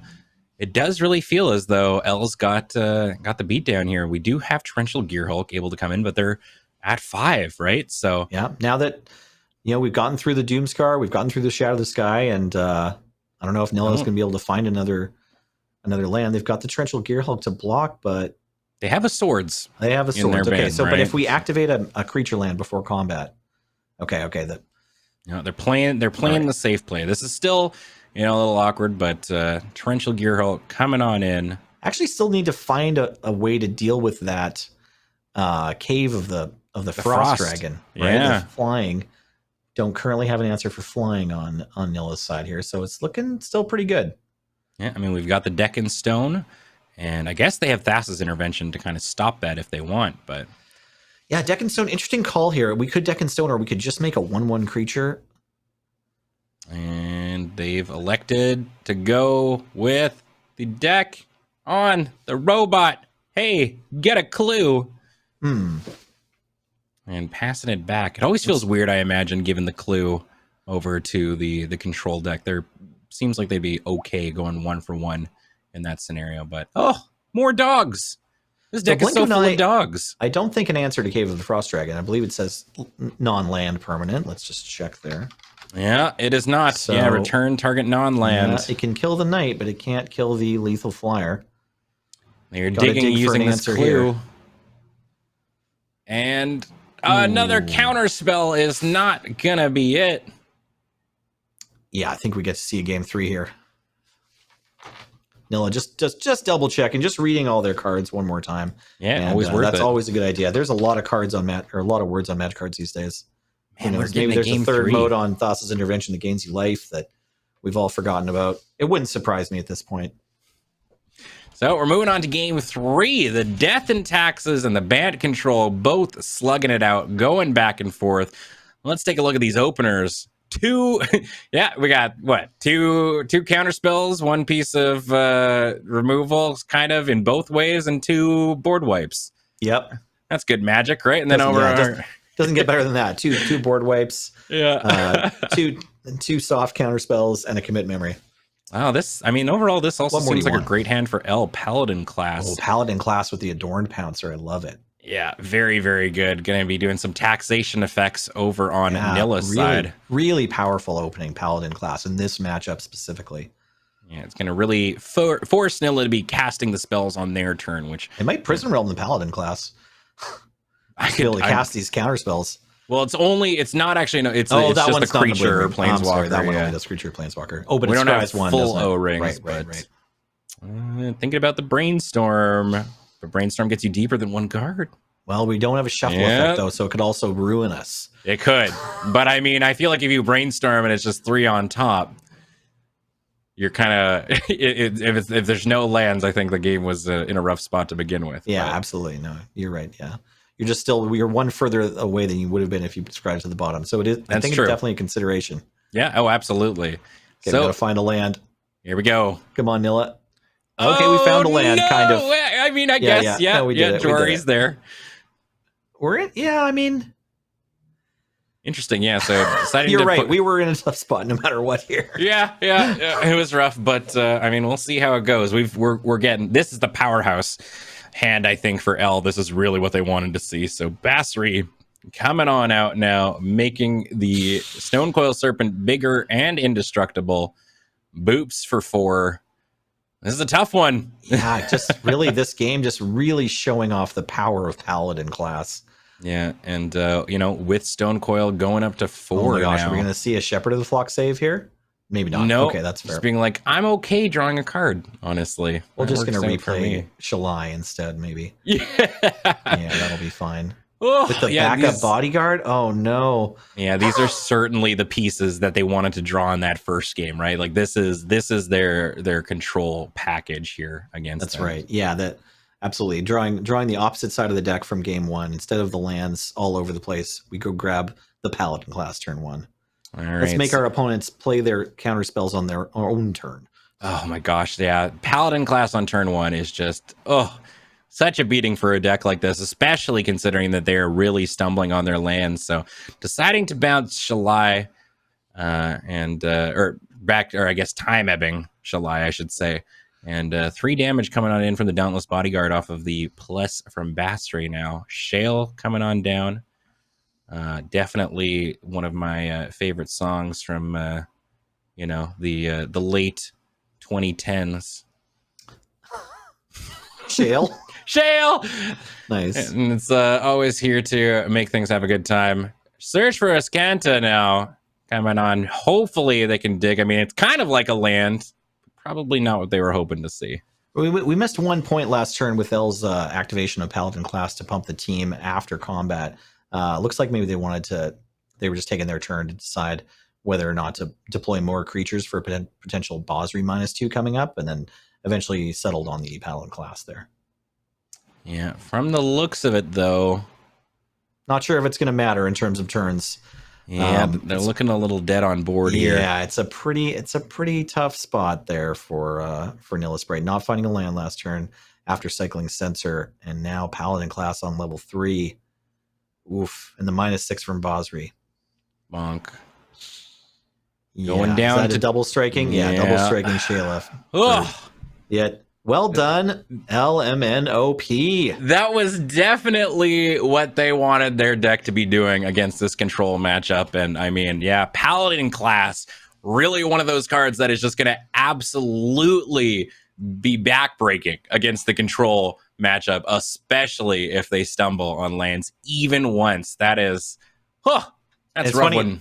Yeah, it's like such a good one drop in the face of that opening hand from Nillisprite that we both just said, like, well, this is everything you want in this matchup.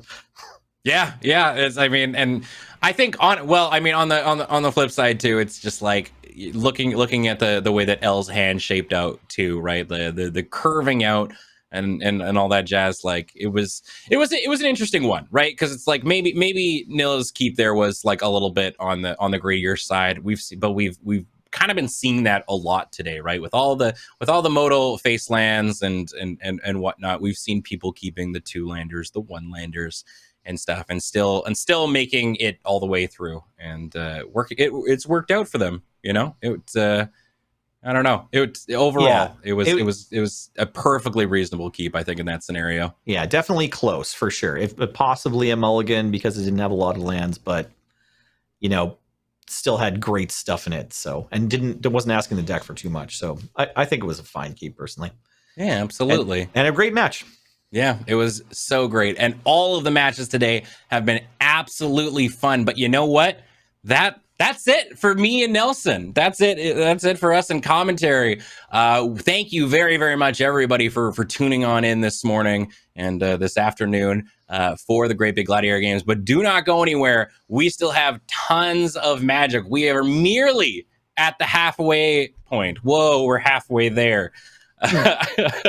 So coming up on the commentary team, we've got Amazonian and Serge Jaeger doing some great coverage of all the future games. Before that, I guess we're gonna go back to the news desk again. We are, yes. I've been Ben. I've been Ben Oliver. This is Nelson Salahub. We're gonna go back on into the news desk where we're gonna be talking about a whole bunch of other cards, much like we did on the last one, and giving out even more of those door prizes. So thank you very much, friends, and take it away, Maria and thanks so Ben. much.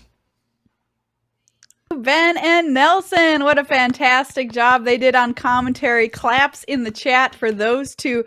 It was super fun to watch them cast all those games through the morning. But yeah, we got Amazonian, we got Surge coming up here for the second half of the day. The hits, they don't stop coming. I'm Maria Bartholdi, got Benjamin Wheeler here. Maria, they don't stop. The hits keep coming. They sure do. And like, not only the commentary team that we've got here for today, but all these awesome decks that we're seeing in this format. It's just like awesome.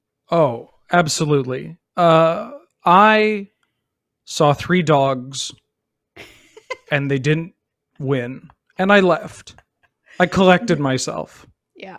I thought long and hard. And then I came back and the dogs won. And, you know, that's just my professional grade commentary on the matter. No, I'm always a sucker for matches like that, too, because anytime you have the low to the ground creature based decks with, like, you know, plenty of creature lands, like their faceless havens and whatnot, you can never count them out. You can never count them out. Especially not with help like from a card like Paladin class, which is new with AFR. Gosh, Oh, yeah. I love this card. Yeah, that card is the classes from AFR have they're a little interesting because you're like, oh, how bad could it be? And then you just die to it. And you're like, oh, that's how bad it could be. Oh, okay, yeah, that that's bad. great. That's great. Yeah. Precisely my death bat. Yeah. Yeah. It's so cool to see some new cards even from AFR showing up here today, which is really, really neat. Last round, we gave away some door prizes, and we're going to do it again this round. Oh. So, yeah, anybody just for entering the tournament, because everybody is so cool around here, we're giving away door prizes. For round number 4, congratulations to Manowar666. You have won $25 in Card Kingdom store credit. Thumbs up to you and your very metal username, Manowar666. $25 to spend as you wish at Card Kingdom. Spend it frivolously. Spend it non-frivolously. We don't care. It's yours. Congratulations. $25 worth of Man of Wars. Let's go. I feel like that's what you have to do. Ooh, I see a doggo in the background. Speaking of dogs. Yeah. We're a real dog family around here. I mean, she's no Isamaru, but But she's who just is? no Isamaru. I mean, she's great. Last round, we talked about the best white and blue cards in the format, and this round we're going to talk about the best black and red cards in the format. And we're going to start things off with black. Now, I want everybody in the chat to guess what we've got here at number 1. Is this your top? Is this like your number 1?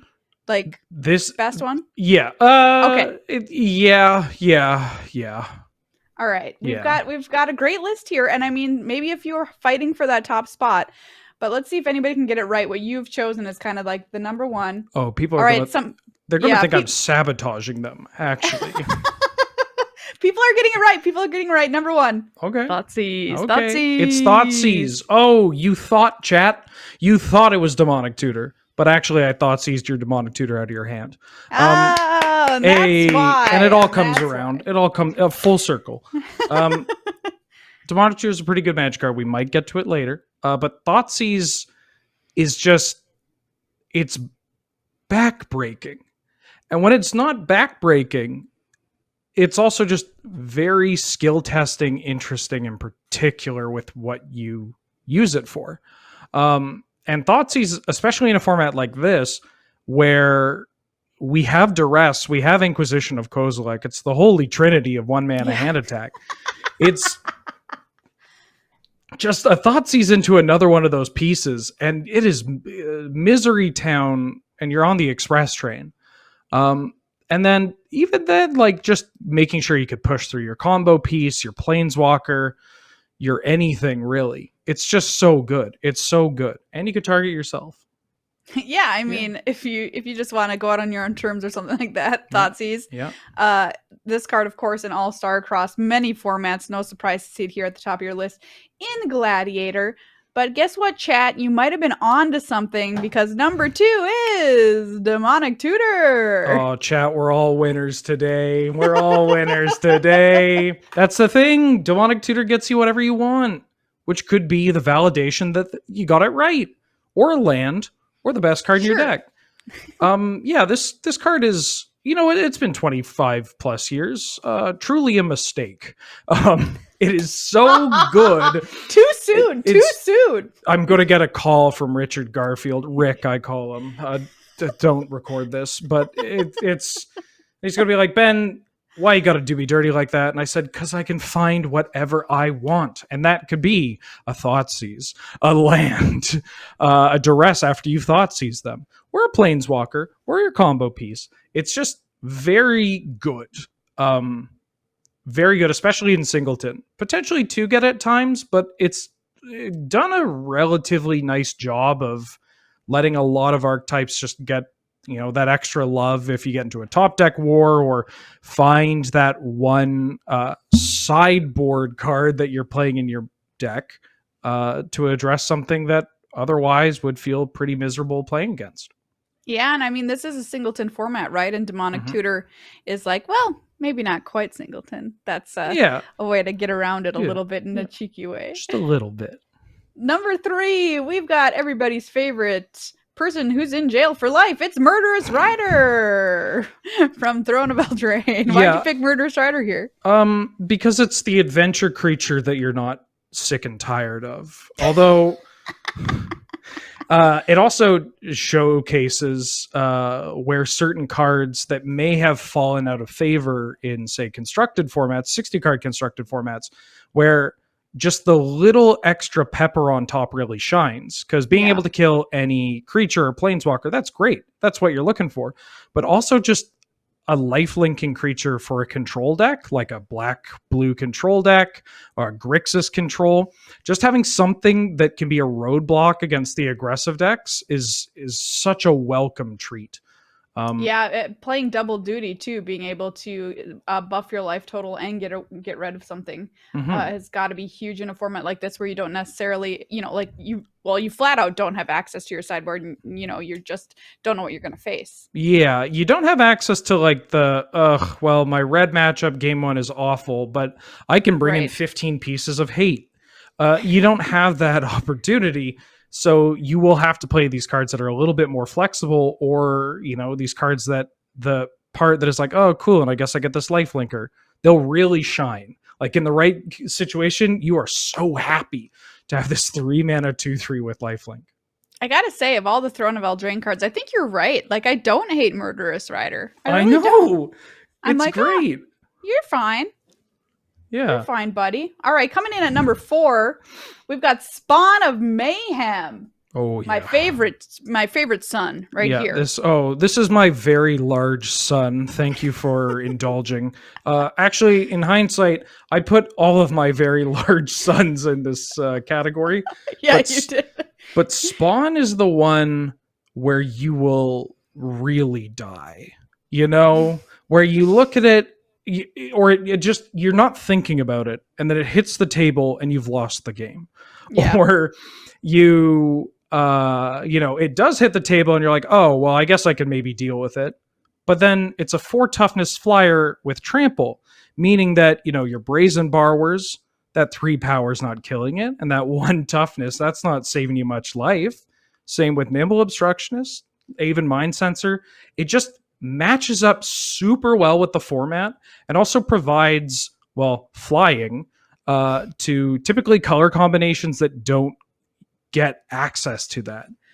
This card just can win the game by itself. It's flexible. It's good whether you play it on 3, whether you play it on turn 30.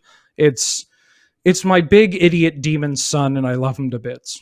Yeah, we all love him. He doesn't have a job. He lives in the basement, but he's still our favorite. Don't tell Jace. Okay, up next is Rotting Regisaur, who we saw get to be a major liability earlier today. But usually it's not. Usually it just kills him dead. Yeah. Maria, everything I said about Spawn of Mayhem was a lie. Rotting Regisaur is my favorite child.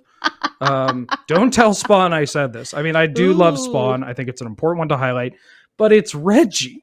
This card is so big. This is the kind of card where, when you mulligan to 4 in a format, that's bad. You're likely to lose. Unfortunately, all the odds are against you. You just have so many good quotes today, I guess. However, if your opponent doesn't have an answer to, say, a powerful threat that can carry itself through the game, you have a chance. I would wager, and I don't know this, I'm just talking out my rear when I'm saying this, which now I want to try to find this data point.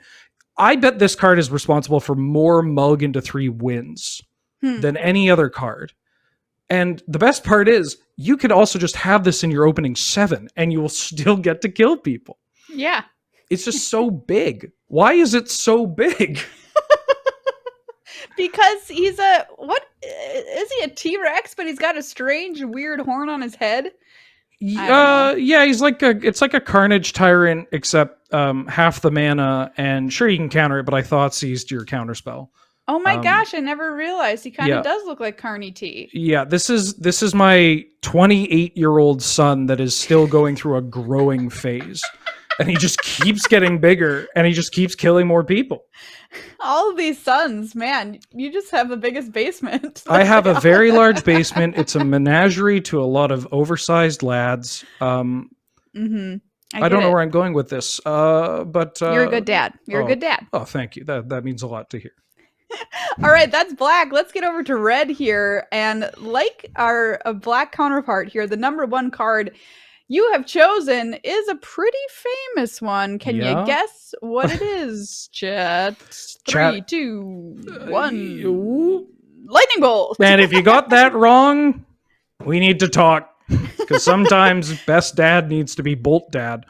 Yeah. There's not much to say. It's lightning bolt. Like it's just so good. Every red deck should play this. Doesn't matter what you're looking to do. The fact that it exists is heartwarming and terrifying at the exact same time. Yeah. Again, another great candidate for, well, they'll never print lightning bolt. So the format, it used to be a running thing where the bolt test wasn't really a thing for Gladiator, or it was not as much of a thing. But now we have bolt, and we have the bolt test. Yeah. So it's just the best to ever do it, and it kind of dictates certain aspects of the format, and I wouldn't have it any other way. The Bolt Goat. Say that 10 times fast. Coming in time? at number 2 is the best sword in the business. Believe it's the Cleave. This Ember card Cleave. is, oh my god, this card is so good. I didn't know it was a sword until like 8 months ago. I thought it was an axe. And it didn't matter. It didn't matter. And that's the point of Ember Cleave. Well, I mean, it's called cleave. You think it's an axe because the swords you don't think of it as cleaving, although this one certainly does. Truly, it's the most nihilistic card to ever see play, because nothing matters with Ember Cleave. You wanted to block? That I don't care. Yeah. You wanted to not die? It doesn't matter. Whatever you're doing is mostly invalidated by Ember Cleave existing. But it's not that. I mean, this is not a strong data point to back it, but it's not as frustrating to deal with. Because again, Singleton, you're not always dying to a Torbrand or an Annex, some powerful 3-drop holding this. And because we have other red X decks that will play Ember Cleave, it provides a nice little push for certain archetypes to get through any kind of pesky blockers or use their mana a bit better. Kind of gives you a reason to for certain like red X decks, like a red black deck or a red green deck, to suit up their Llanowar Elf with an Ember Cleave and go to town. Ember Cleave. It's been in my hands, got me to my first mythic, so I can never hate it. Can never hate the Cleave. Up next is a card that I can't say that about because I will always hate it. It is Bone Crusher Giant. Welcome to the party. Easily the card that has made me the most miserable over the past 2 years. Yep. But for whatever reason, I can't seem to hate it in Gladiator, and I'll tell you. Okay, why? Tell me why. And I'll tell you why. It's because we have this. We have the bolt test, right? Yeah. And so because of the prevalence of the bolts and of the frost bites and whatnot, people are like, okay, 3 toughness is pretty important, and also 4 toughnesses. And so you see a shift outside of for like mid-range decks or even certain control decks not wanting to play too many creatures that will just die to a lightning bolt, and of course not die to a shock. So this card honestly kind of fills a better role in like a red X control deck. So like a red blue or a Jeskai Grixis, because it helps those decks pick off whatever small creatures in play, whatever annoying Thalia is just like, hey, sorry, you can't planeswalker here. And then it hits the board and it's a roadblock. So I loathe this card with my entire body and soul, but I can't seem to hate what it does for Gladiator.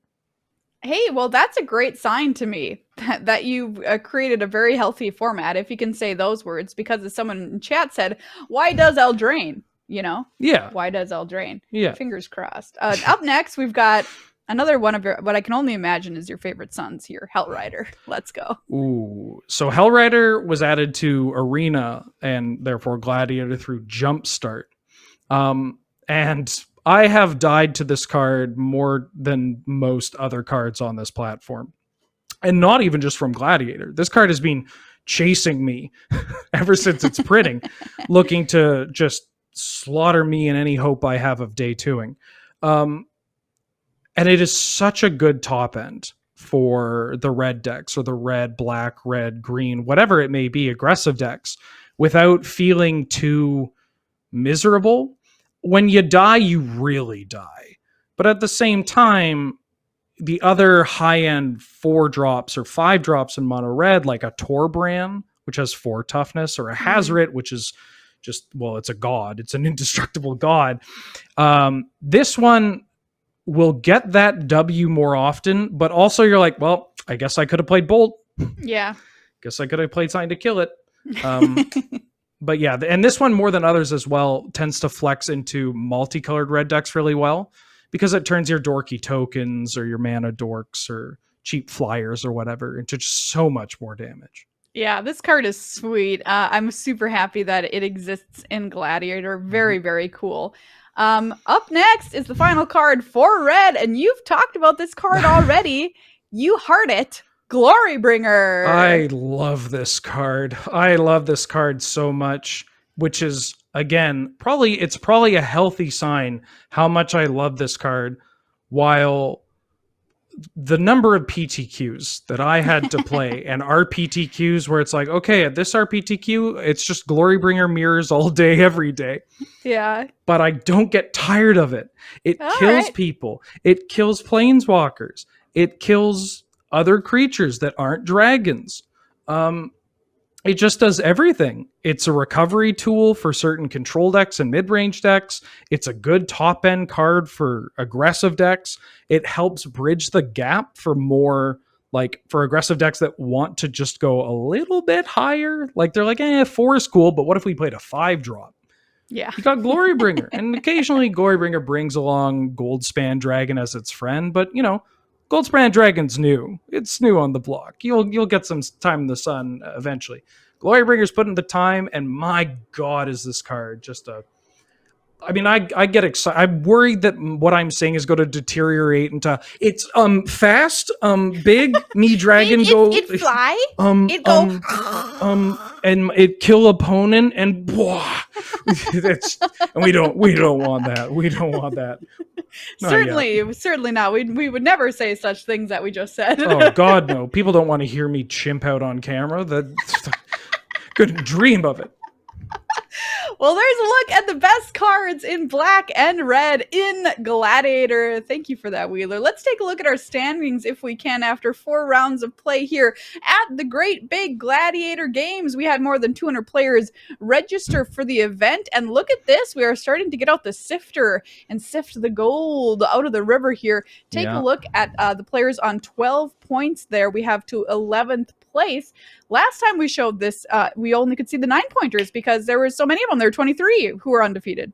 Yeah, we're getting to that point in the event where, you know, if you're undefeated, that's impressive. That's wildly impressive. And if you've lost a round, also impressive and understandable. This is a lot of Magic to play. And I see a lot of familiar faces from the Gladiator Discord server and from other tournaments. We see some folks that have, been staying up to it, getting those W's. And just, again, such a highlight of the best names in the game. I mean, Dog Pool. How could you beat Yawgmoth Control Magic Dog Pool? I mean, that's... Great. Yeah, unfortunately, that is my password for all of my emails. Those 3 words in a row. But I think, given the circumstances, I'll allow it.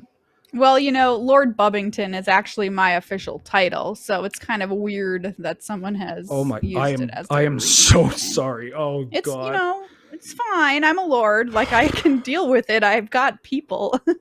I'm just saying. Weird. Okay. Anyway, that's a look at our standings and the best cards in black and red. Green and colorless is up next. But first things first, we got to go to round number 5.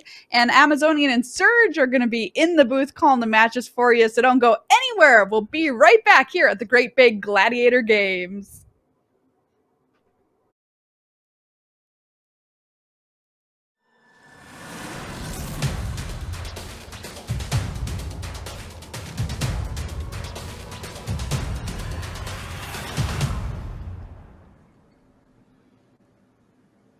Hello, everybody, and welcome to the Great Big Gladiator Games. We are entering into round 5. I'm Mimi the Amazonian here with Surge, and we're here to talk about coffee and card games because it's time for some Singleton. What a Have you been enjoying the game so far? They've been good? I'm doing great. The tournament has been an absolute blast. All the decks have been popping off. I'm loving the format. I'm loving the matches. And yeah, I'm about 20 minutes away from a coffee. So card games and coffee, I'm right there with you, friend. I thought that you You're a just were step ahead of me? constantly drinking coffee. Well, yeah. How can you stop? It's time zone. It's a eventually time it runs zone out, thing. okay? Well, sometime between rounds, there will be a refresh. There will be more coffee. But for now, it's time for the card game portion of the coverage. We're going to be going into a round 5 match between AI Amethyst on Boros Control and Robber on Golgari Aggro. Not a color combination we've seen today in the aggressive suite, so I'm loving to see it. I feel like this is actually a great example of an inversion of what you might otherwise consider these colors. Oh, absolutely. Golgari Aggro? No, Golgari Control, Golgari Midrange. Boros Aggro Equipment. Boros Control. They've got the board wipes. It's going to be a good game. Looking forward to it. No, you're absolutely correct. A long-standing archetype in Singleton and Green-Black has been the Rock, which is this mid-range deck, this control-y deck, this tap-out, oppressive deck, playing Planeswalkers and stuff like that. And that's the opposite of what we have right now. The Boros Control deck running 12 Planeswalkers today. So, you know, the decks that you're talking about, the archetypes you're talking about, but a little bit of a role swap here. I'm looking forward to seeing how it all plays out. It makes absolute sense as well. White has access to these great creature-only board wipes. Those Planeswalkers are protected. It's not like there's going to be a planar cleansing. They're just going to sit there and be like, oh, you creatures, you go away. Nice thing that red offers the white control deck is actually a 3-mana Wrath, which is something that if you're fighting the fast green decks, which are trying to set up with elves, getting down a turn earlier before they can actually land their ramp spell, it's a big difference maker between being able to sort of stabilize the control deck and falling behind.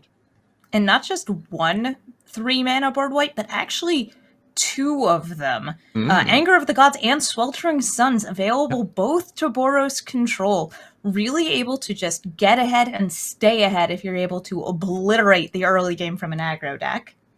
Now, notably, one thing missing in this red-white control deck that you might see in other Eternal formats is there's no land destruction. So white typically gets you access to stuff like Ravages of War, Armageddon, and red would give you Wildfires and Burning of Xenias. Unfortunately, not in Gladiator, but if you're familiar with that sort of style of deck, that's the same thing this red-white deck is trying to do. It's trying to control the board, it's trying to burn everything out, and then once everything is stabilized, establish a Planeswalker and take over and win from there. I think it's going to be good. So can we hop into the match? Here we go. Okay, so we see Robber here on top, choosing to go first. I assume, by the way, that you do pronounce R-A-A-A-B-R as Robber, but it might be Raw from Brazil or something akin to that. We're wrong. I don't want to be right. So both players going down to 6 here. And by the way, there is also a Deafening Clarion in this Boros list. I saw a lot of people desperate to know, where's the Clarion? Oh, don't you worry. There's a Clarion. Never feels good to send the Glorybringer away. Oh, they agree. They're like, you know what? Okay, I'm gonna keep Glorybringer. I was going to say, like, you would scry away the Glorybringer, my beloved, in your mulligan? You would put it to the bottom? So the aggro deck here, missing out on the 1-drop. They had to mull away the hand with an elf, but trying to catch the control deck with the flash play at the end here is pretty interesting. And already a board wipe in Amethyst deck right on top there. Actually, some very good reactive removal here. You've got the Shock, followed by the Rip Apart, Elite Spellbinder, then Proactive, hitting the hand, taxing a card into a single target removal with Glorybringer or a board wipe from Wrath of God. It looks like this early game is going to be a pure lockout against Robber. Now, the Eternal is an excellent threat for the Golgari deck to land here because it is out of that red removal range. As a 5/5, it's quite big. Never feels good to be 1-for-1-ing your opponent with a Wrath of God. You're typically trying to get more card advantage by letting them overextend the board and pushing it out. So we'll see if this Eternal can push through some damage before it's finally dealt with. And Amethyst has a damage dealer of our own. Played that Elite Spellbinder, taxed to the Scrap Heap Scrounger. I think that part of that move, seeing as both the playable cards were 2-drops, was also to prevent the discard of Scrappy Scrounger. Very often, if you have a way to filter through your deck, you end up discarding your Scrounger knowing that you can bring it back later. Really tough when deciding whether or not to block the Eternal. Every time you cast a spell, it gets smaller. And then every time it hits you, it resets, so it gets that -1/-1 counter removed. And if the play here is just to wait a turn for them to overextend and play another creature and then Wrath, it's questionable as to whether or not you're actually supposed to chump block that turn. And Amethyst did not want to swing in there and just let their 3/1 die. Oh no. But it's okay, because there's more things about to hit the board. Here's Chandra Pyromaster.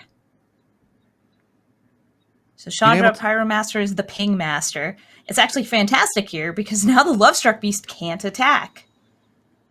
Excellent little way to invalidate the biggest creature on the board. Scavenging Ooze isn't going to help you out with that as a 1/1 either.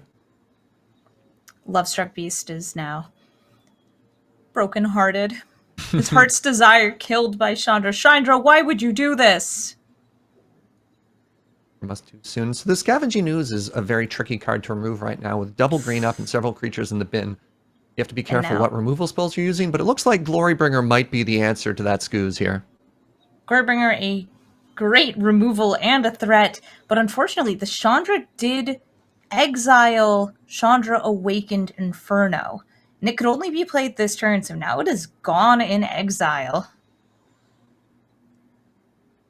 Yeah, most likely looking for a land or cheap spell to play off the top there. Always feels bad when you see one of your top-end threats vanishing forever.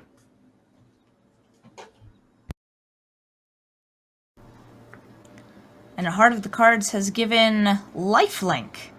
Here's a Shadow Spear for that Scrappy Scrounger back from the grave. Gives a little bit of extra damage, some trample, and some lifelink. Lifelink always good, obviously, when you're racing, but in this matchup, the life totals are never going to be that close. You're typically going to be fighting for board advantage. And, I mean, obviously, it's good. It's never bad, right, to be gaining extra life and to be swinging in with trample there, but not quite as relevant in this matchup as it might be in a different one. And Rip Apart does have this other mode to destroy artifact or enchantment, and it's going to take out that Shadow Spear. Well, it appear Amethyst disagreed with my evaluation of the Shadow Spear there. Decided, let's get rid of that before things get out of hand. I think it just has to do with the cards on the battlefield here, with the Glorybringer, with the Lannery, and with the Chandra. But unfortunately, Lannery cannot block both of these creatures, and a Bloodchief's Thirst means that a whole bunch of things are about to die. Yeah, goodbye, Chandra. But next turn, the Glorybringer will be untapping from its exerted sleep, and we'll see if they can start to stabilize. Unless it is, or not. Drunk from. Yep. We see the Bloodchief's Thirst on the Glorybringer. It's no longer around, and now Lannery is going to die anyway to this Doomstar, so she is just swinging in, making a treasure token, banking some mana for the future.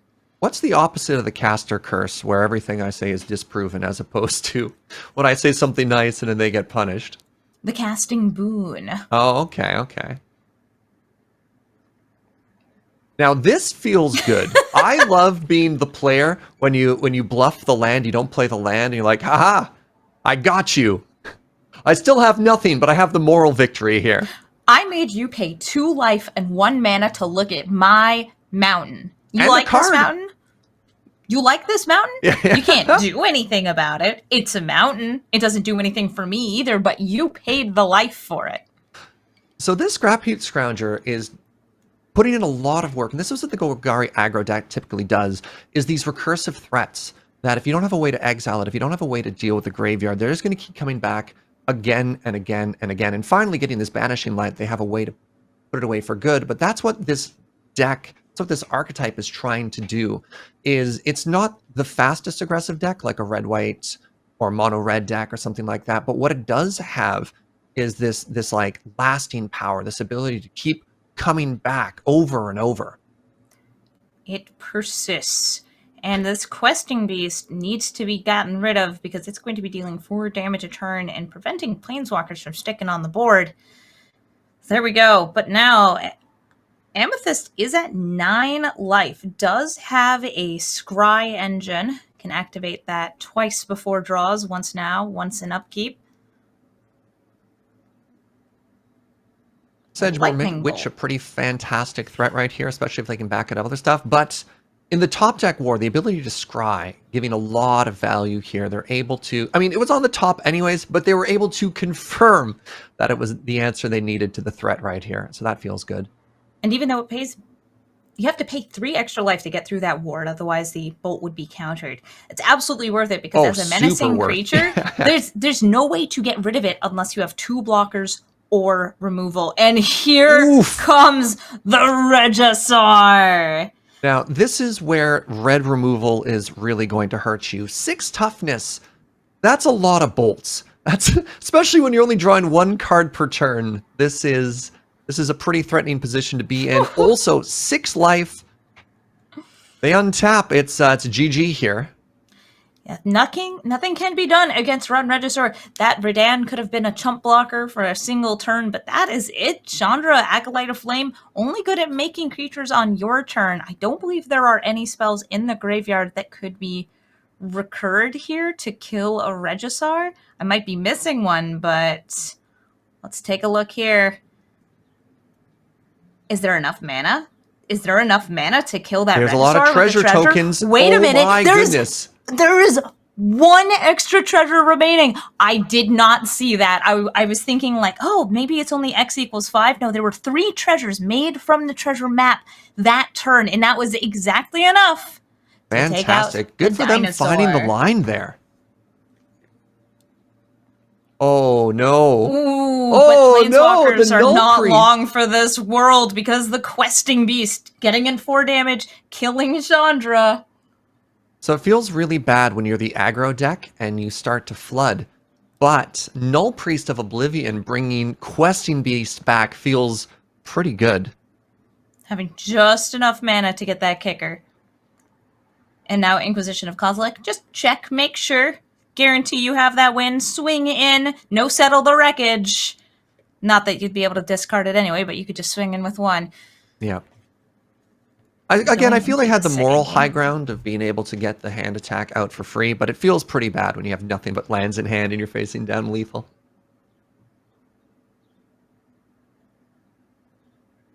I love this matchup. I love these decks. Both of these are sort of highlights to me as things I appreciate about this format.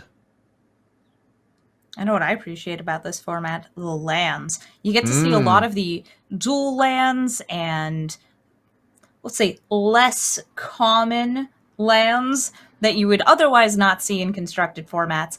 In Arena, people love their shock lands. People love their check lands.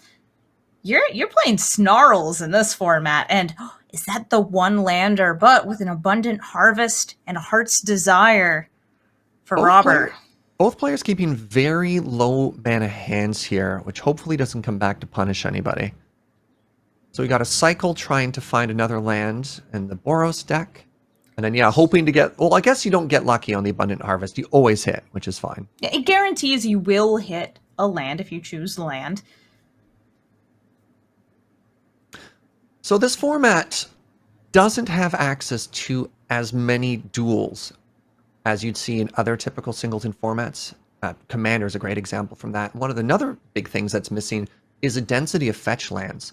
So when you're a 2-color deck or a 3-color deck or more, and you want to be able to cast all your spells, you're going to go deep. And you're right, Snarls, Interplay tap lands, whatever you can get. And I think the philosophy here is it's more important to be able to cast your spells a turn later than not be able to cast them at all. And we're seeing the Abundant Harvest here, digging for dirt and finding a swamp.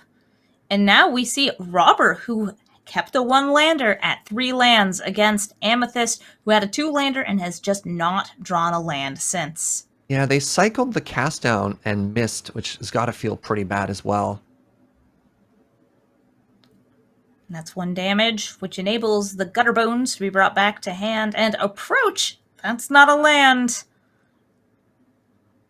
It's been a while since we've seen an approach deck do what it's trying to do here. Fun win con, maybe not as consistent in a 100-card singleton, but you love to see it. You love to see it. And the Witherbloom command, able to bring back a land, triggers the landfall ability of the Shade. Allows that to be replayed from the graveyard, keeping that aggro on. And you mentioned in the first game, it's all about these recurable threats. You've got a Dread Wanderer in the graveyard, Gutterbones in hand, Skyclave just got brought back during a mill. Those are what Golgari does best. That feels so good. Suddenly being able to... A third land? My Now, God. is it too late? Are they going to be able to stabilize here? A lot of density of threats from the opponent. I feel so bad. There's the Questing Beast again. Oof, and Questing Beast cannot be blocked by Redan or by Giant Killer. So we're going to see Redan here trading with the 3/1. And there's red mana. So now the Sweltering Suns can be cast. There's a 3 damage mini wipe that is now available. But gotta get that Solemn Simulacrum down, get more mana for, I assume, Chandra Awakened Inferno. Being able to -4 does take out that Questing Beast. That Questing Beast is such a huge threat right now. Now you see the downside to the 3-mana Wrath is it's a soft Wrath. It'll clean up a couple things here, but as the Questing Beast gets larger and larger, anything short of Wrath of God is not going to feel too good right now. Can't even chump with the Sad Robot either. And the board just got filled up. We just saw 3 creatures hit the battlefield, that white Gutterbones. You've got the Kenra as well. And Sweltering Suns. Looks pretty good right now, honestly. Keep you alive. You draw a card off your own Solemn Simulacrum. Is it like a 2 for 4? The math is weird because you're wrathing your own Solemn, which is fair. And then you get, provided there's no pump spell, you get a turn to find another answer. One more draw. 2 draws technically because you're drawing off the Solemn. Or we might see Sarkhan come out. Sarkhan does something nice against these 1 toughness creatures, against the 1/1 human token and the Gutterbones, by creating this dragon. Unless, of course, there is removal for the dragon, which there is. Inscription of Abundance puts 2+1/+1 counters on a creature, lets you have one of your creatures fight one of your opponent's creatures, and gains you life equal to the, I believe, power of your largest creature. So you gain life, you embiggen your creature, you swing in, and in this case, it's lethal. And I do like, there's no dragon here, but all the triggers still go on the stack. Sarkhan's like, go, my dragons! Kill them! Oh, wait a minute. Questing Beast just pushing through so much damage there, and good on both players. Keeping the small hands, building something together, and unfortunately just a little too slow for the control deck. Couldn't afford to stumble on mana in those early turns there. Ended up falling too far behind. No, and the win there does go to Robber with Golgari aggro. I've got a full cup now, like magic. You have a full cup of coffee. I'm glad to hear it. It's very important that we stay caffeinated, stay at our casting You threw shade desk. at my character. People weren't going to believe who it was. Like, They were that going can't to be say, Surge. That's a phony. An Who's empty this cup of guy? coffee. Who's this fake Surge out here with an empty coffee cup? You're in the Pacific Northwest. You're not constantly drinking coffee? I don't understand. So in round 5, we do have another game for you. This was actually the quickest round so far of the Great Big Gladiator games, because I don't know, the aggro decks just kicked butt this round. I'd love to see like a breakdown of like, all right, how did the aggro decks do in round 5? Were they just like, I don't know, dealing out punches left and right? Is that how this happened? So that's tough for the Boros control. I would feel that they'd be favored in that matchup as well, because it is a control deck designed to punish the early plays with the cheaper Wraths in the creature matchups, and I would more expect to see that deck struggling against one of the combo decks or in the control mirror when they have to fight through counterspells and stuff like that. So that's tough. Great job on the aggro deck there for being able to get underneath the control deck and getting that quick win. And what a quick win. Holy moly. I know. Especially that second game, that was just Questing Beast sticking on the board and dealing those final touches. Actually, it was Questing Beast both games. It's the 4/4 haste, evasion. It does everything. You've got Vigilance, it kills Planeswalkers. There's no stopping the Questing Beast. So our second match in this round is going to be between Draconesis and their Sultai ramp and Gray with 4 color legends. Let's take a look.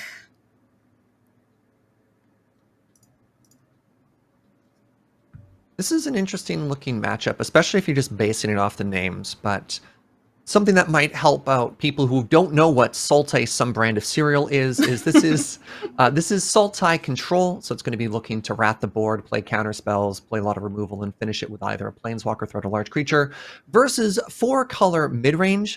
So just a lot of I say 4-color midrange, and I'm looking at Golos, Beanstalker Giant, and the Lorehold Dragon. Is legendary. This is a deck that is playing the sweet legendary threats. Hey, you're in a singleton format, and you may as well. It's not like the legendary rule is going to affect you. Ooh, but yeah, it turns out ramp does do ramping, and Into the North is pretty much rampant growth here. Just grabbing a 2-color snowland and throwing it onto the battlefield. That's got to feel great on turn 2. That's actually some fantastic secret tech there, because we were talking earlier about the lack of fetch lands, especially with the ability to find duels. You know, you don't have your Flooded Strand to find your interplay tapped Rav duel. And Into the North there is great, and I'm not sure if that list is also playing Faithless Haven, but a way to find a creature or a threat as well is great. Turns out that snow is good. So Narset hits the battlefield and locks out the potential of extra draws in a turn. There is removal for Narset, potential removal.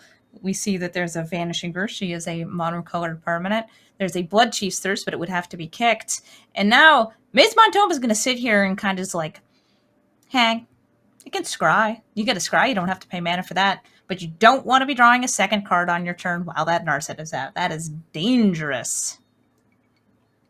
Narset, a very classic control deck that we've been seeing on Arena a lot here. Its ability to shut down other control decks or any deck that's trying to generate card advantage. You don't even need to down tick it. Just having it on the board oftentimes is enough to accrue a tremendous amount of advantage, especially when you're looking across at this Tome. Wait, Tome looking at Tome? What is this, the Spider-Man gif? So we've got Spider-Man pointing at Spider-Man, a book pointing at a book here. The Rip Apart, I see that consideration. I was like, oh, no, I really want to land. But wait a minute, that destroys book. Do I kill book or do I get land? No, get land. I agree with this. It's tough. They do have the Beanstalk Giant. But they can't cast it. Does it not green off that Triumph? That's not a Triumph. That is Guild Mage's form. It is a way to, I believe, buff up your multicolored creatures, but it's a filter land, so it takes 2 mana to make 1 mana. Yeah, definitely need to find that land now, especially with your opponents being able to scry, being able to dig for cards, falling further ahead. And if you're the creature deck, the last thing you want to see is not having a board against the control deck. Oof. And there's something really rough here. So there's a revealed memory lapse. Yep. That is the counterspell that sticks your card back on top of your deck. And Vanishing Verse was not cast at that point when you could get around it. So thankfully, the Sultai has tapped out in order to play Liliana, giving another target for the Vanishing Verse. But that is very risky if you were planning on playing that at all, knowing that your opponent is holding that memory lapse and you are desperate for lands. And, ooh, there's a Sublime Epiphany now in hand. 2 strong counter spells. And a land! Oh, there we go. We're online. So they got very lucky there. The moment the control deck goes shields down for a second, and I don't blame the control deck for using an opportunity. The opponent was stumbling on mana. They didn't have much going on. They didn't have any threat on the board. So there's this chance that if you land the Planeswalker, the game is over. Now, they're still in a very tough situation here. They have to fight through multiple counterspells. They don't have any threats. But answering that Liliana right there definitely feels good. Or pardon me, Onyx. Pardon me. Yes, Professor Onyx, who is definitely not Liliana, except she is. It says right there in her type line. So we did see a draw from that Maze Mind Tome. Had to happen while it was on that Narset's turn, no. Sultai, Yawgmoth over here was just waiting, biding their time, have a beautiful slew of counter spells here, and what is the one that gets used? When you have the memory lapse, right? Memory lapse is, hey, I'm going to stick this on top of your deck. I know you have a scry available. You could scry it away. But Sublime Epiphany is, I'm going to do it all. I'm going to bounce my Narset back to hand to get more value. Ooh, draw a card and counter to spell. That's a lot going on right there. There's a feeling when you're sitting across from a control deck and you're like, I've already lost this game, but it hasn't happened yet. And it's a very demoralizing feeling to start asking yourself, how do you crawl out of this? Let's take a look here at Yawgmoth's hand. So from the left to right, we've got Doomblade, so kill spell, Baleful Mastery, Exile spell, Power Word Kill. It's like right there in the name. Kill spell, Memory Lapse, Counter spell, Negate, Counter spell, Narset, cut you off from your draws, and a lot of types of filters too. And now a tutor with Final Parting. Oh gosh. The only thing missing here is a win condition, which is probably why Gure is still in the game. The control deck hasn't shown a way to actually finish. Never mind, there's Uro. There's a win condition. There you go. Hey, we're in a singleton format, but does this deck in 3 colors, you can definitely pull off. I have no lands that have the same name. I'm not running multiple basics. Are we going to see that here? Are we going to see the Tainted Pact for the win? Let me check their list really quickly. I am curious if they're running the Tainted Pact. Yeah, they do. Wait, that's the wrong Jace. They do have the 2-card combo of Tainted Pact and Jace Wielder of Mysteries, which is a great 2-card combo there. They are missing. There's also a Thassa's Oracle, though. Either way, there's your win con. And if you don't think your opponent has instant speed removal because, well, you know, they're tapped out and they're not in blue, then hey, you can just go for it. Yeah, and Jace is in the graveyard though from the Onyx uptip. I am checking though to see the lands. Yes, this deck is built with the combo in. There's only 1 island, 1 forest, 1 swamp, and repeating for the snow-covered variants of those. I love that little trick. A forest and snow-covered forest count as 2 different named lands for the purpose of singleton. They're the same land. They're the same land, but like one's wearing a hat. So Sultai went shields down again, giving the opportunity to resolve a Golos here. Never mind. Well, Golos is dead. Yeah. They did get the Golos. World Tree, so maybe some of their woes, their mana woes, are resolved now? Fixing is no longer an issue. There is now the ability to cast all colors of spell, all sorts of wonderful things. Oh, and Mythos of Brokos. Mythos of Brokos is a great way to get some search on, right? It lets you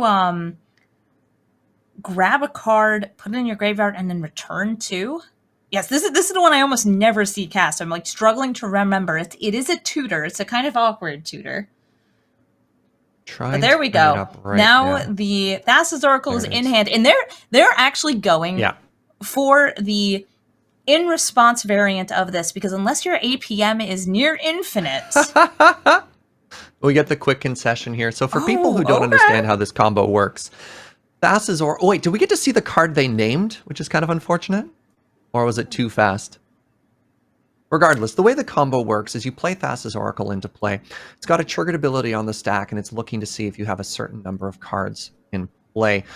Tainted Pact, you name a card that you don't have in your deck, and it's going to exile every single deck. Then you find nothing, you have 0 cards in your deck. Thassa's Oracle trigger will resolve, find no cards, and then you win. Better yet, this one you don't even have to name. You actually just look at each card one at a time. And then you're just like, say is this no, the one I right. want? No. Is this the one I want? No. Is this the one I want? I was thinking Demonic Consultation, my mistake. It gets even weirder though. So the way that it was sequenced there was not the way that you would need to sequence it in paper if this were a paper format. Okay. It's a digital format. In Arena, you do not have enough time to look at the card and press decline for, say, 80 cards. Let's say there were 80 Will you cards roll? left in the library. You will run out of time. So what you have to do is you have to set it up so it will auto-pass through the rest of the activated triggers with the Thassa's Oracle ability on the stack, because otherwise it would pass straight through to the end of your turn and you would lose. Wow, fascinating. Well, either way, we had the concession from the opponent, which is just honestly a nice sign of sportsmanship to be like, look, they have it. I'm not going to make them click through it. We both understand what's happening right now, and that's great. So both players with lands and spells this time, maybe a little bit more land heavy than they might like, but it looks like they will have a turn 3 threat this time. Let's see what happens in a more interactive game. Turn 3 Griffiths versus turn 2 Ramp. Again into the north showing up. And I see that, according to Twitch chat, they have started adding more time to the timer when you go through the activations for Tainted Pact. You can still run out of time. They do not give you the full amount of time. If you do not have a high APM, you can still run out. You gotta click real good. But because this is a best of 3 format, there is a game clock, and it was pretty much just a considerate action of saying, oh, I know your decklist. This is an open decklist format. I will let you resolve this combo, and we won't burn it through the timer. So now we're seeing definitely that legendary synergy you were talking about with Kethis coming down right now. Not much to follow it up, but we'll see if Demonic Tutor gets a threat here, or if it gets some type of interaction with Yawgmoth if they're worried about getting comboed out again. I'm already loving this hand because there's a glorious Primeval Rebirth there. Primeval's Glorious Rebirth. So there's removal, Binding in the Old Gods. There's the Glorious Rebirth to bring everything back, all the sweet, sweet legends. But Glorious Rebirth is awkward in that you have to have the creatures in the graveyard, you have to have your legendaries in the graveyard, and you have to have a legendary on the battlefield to make it go. And now we see Yawgmoth being faced with, do I counter the tutor? Do I not? Do I counter the thing they tutor for? Depends on what it is. Maybe it's a land. I don't know. Yeah, it always feels bad. Typically, you counter the target, but when you only have Spell Pierce, you're rolling the dice there. Now, of course, not really going to be able to counter anything, so maybe waiting to hit a Planeswalker, hit something a little bit more high value, because if you're going to double spell this turn, it's probably not too scary. No, and we're actually seeing a scroll through. What do I want? This is one of the things I love the most about 100-card singleton formats is you only get one Demonic Tutor, and you have so many options right now. You get literally any card in your deck, and then Demonic Tutor is gone. So you have to really think through the line here, and ultimately decided for Thoughtseize, trying to see what's going on in their opponent's hand. Yeah, so that Demonic Tutor was just a copy of Thoughtseize. Fantastic. It cost a little more than usual, but it was just a Thoughtseize. And, well, you have a Spell Pierce in hand, and it's probably going to be discarded. I like it. You're like, you know what? I'll pick which card. Thank you very much. It'll be my counterspell.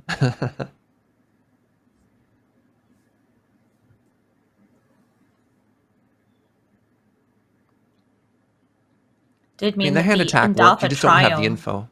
Yeah, it meant that the Indotha Triumph couldn't be cycled, but it did mean that Yawgmoth's hand was kept secret. And having your hand kept hidden from your opponent is really big here.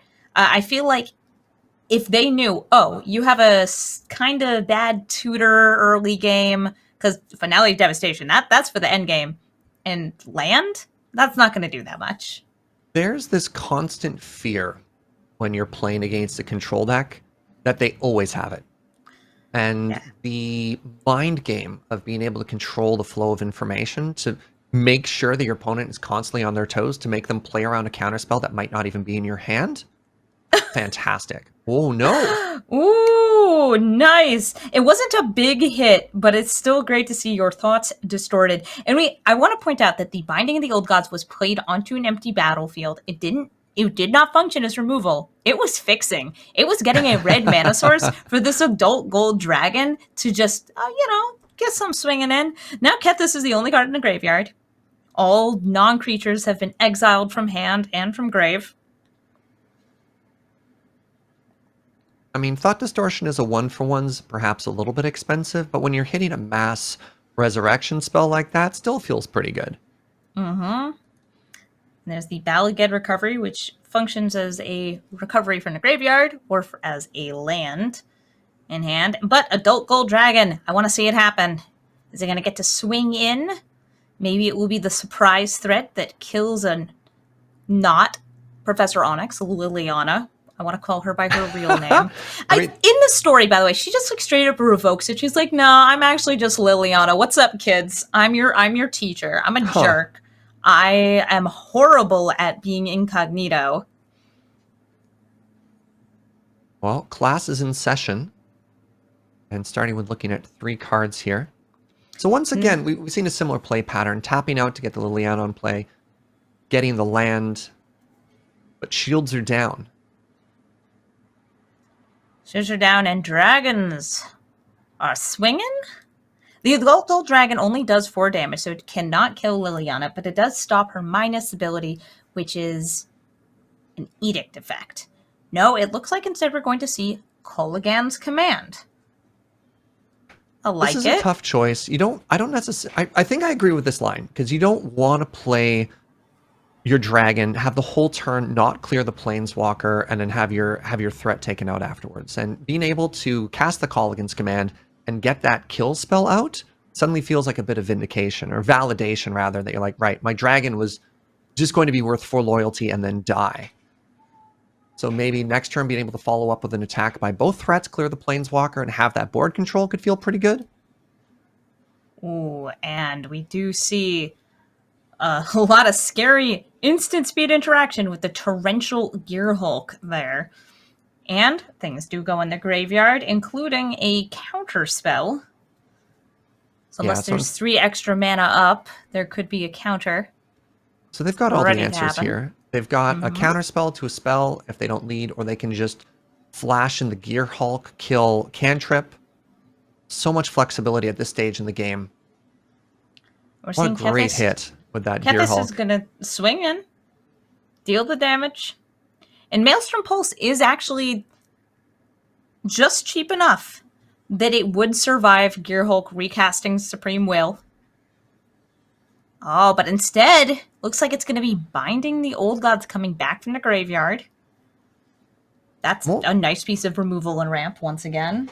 Also a big fan of this because it's an answer to the Planeswalker that's on the board without giving away information of what the unknown card in hand is. Just like, if you've got the counterspell, this works either way, but I get a little bit more upside, I get another land off it if it resolves, and if you do have the counterspell, you still have this backup Maelstrom Pulse. Now, unfortunately, this counterspell came with a Gearhulk, which is a lot scarier. Yeah, it's kind of a 5/6. It's a little bit of a 5/6. It's giant, it's scary, and it's going to protect the Liliana. Professor Onyx is now just sitting pretty like, ooh, I'm going to draw some cards, and if I cast some spells, I'll gain life, you'll lose life. Everything is according to plan. Oh, and we're actually seeing Finale for X equals 4 here. So this is going to tutor for a creature from either the graveyard or the deck, and it's going to be Kethis. So this is a very sad situation to find themselves in. Professor Onyx is now at 5 loyalty. Kefnet has 5 toughness, and your 4 power dragon is just looking around, sort of like that John Travolta gif, just looking left and right. He walks in, like, what do I answer here? Like, this is just unfair, right? Yeah, and here is Kefnet being targeted with the Maelstrom Pulse, and of course, if Kefnet did die, it would just be put right back into the deck. But there's a negate in hand. Really tough situation to be in right now. You're the creature deck. Kefnet is a 4 mana flying 4/5. This with is other bigger. Words. Yeah, it doesn't with even more include words. So many words. It's and then just there's a short story after that too, right? some stuff happens at the start of your turn, blah, blah, blah. You can reveal Casualties of War and cast it. Oh no. This is tough. It was sort of a desperation attack the turn before, just trying to clear the board of that Planeswalker and then maybe find an answer to the questions afterwards. But just the value from that top deck. Shed a single tear for the copy. That's not even the actual Casualties of War. The copy of Casualties of War. Killing Kethis, destroying a land, there's no more red mana, and bringing this World Legends deck down to 2. Even just a spell being cast by Liliana, I believe, would be lethal. There isn't enough black mana to cast that Cling to Death, but the second the Magecraft trigger happens, the game is over. They're trying to think of which emote to say thank you and good game with. Went with the classic. There is the moment of, do I just let my opponent kill me? And ultimately, finger on that button. It was a glorious tap concede. And the win goes to Yawgmoth with the Sultai, Ramp, and Control. So that was a spicy round 5. We saw that cool inversion of archetypes in the first round, and then we really saw Sultai do what it does best, which is play big scary stuff and get a lot of mana. The card advantage demonstrated by that Control deck with its top-end threats, its early game interaction, and just the value off of those Planeswalkers. And then to be able to finish it off with a combo kill out of nowhere. That deck is really scary. Kind of a boogeyman right now, if I'm honest. In a format like Gladiator, it does take a little bit of a sacrifice to bring your lands down to true singleton, where you have your basics also as one-ofs. But in 3 colors, absolutely doable. And it allowed for 2 portions of that combo to be in there. There was both the Jace and there was the Thassa's Oracle. What a brutal way to go. We'll have to see if any of the aggro decks can just consistently be fast enough to threaten that deck, to put it on the back foot to see what happens, and to make sure they also don't just oops into their combo in the middle of all of that as well. Now, there is the hope when you're seeing a deck like that to see that sweet interaction line with Thassa's Oracle ability on the stack, and the removal spell takes it out, and, you know, everybody starts clapping when the combo deck gets got. Not for the bad feels. I don't particularly despise any archetype as others, but when you see those little interactions to find a win in an otherwise hopeless situation, love those moments in Magic. And I was hoping to see a little bit more legendary things happen with the legendary deck. Yeah, never really got to see that deck do its thing. We saw the shadow of what the deck wanted to do, but unfortunately the control deck got to do control things, and it never really got to set up or pop off.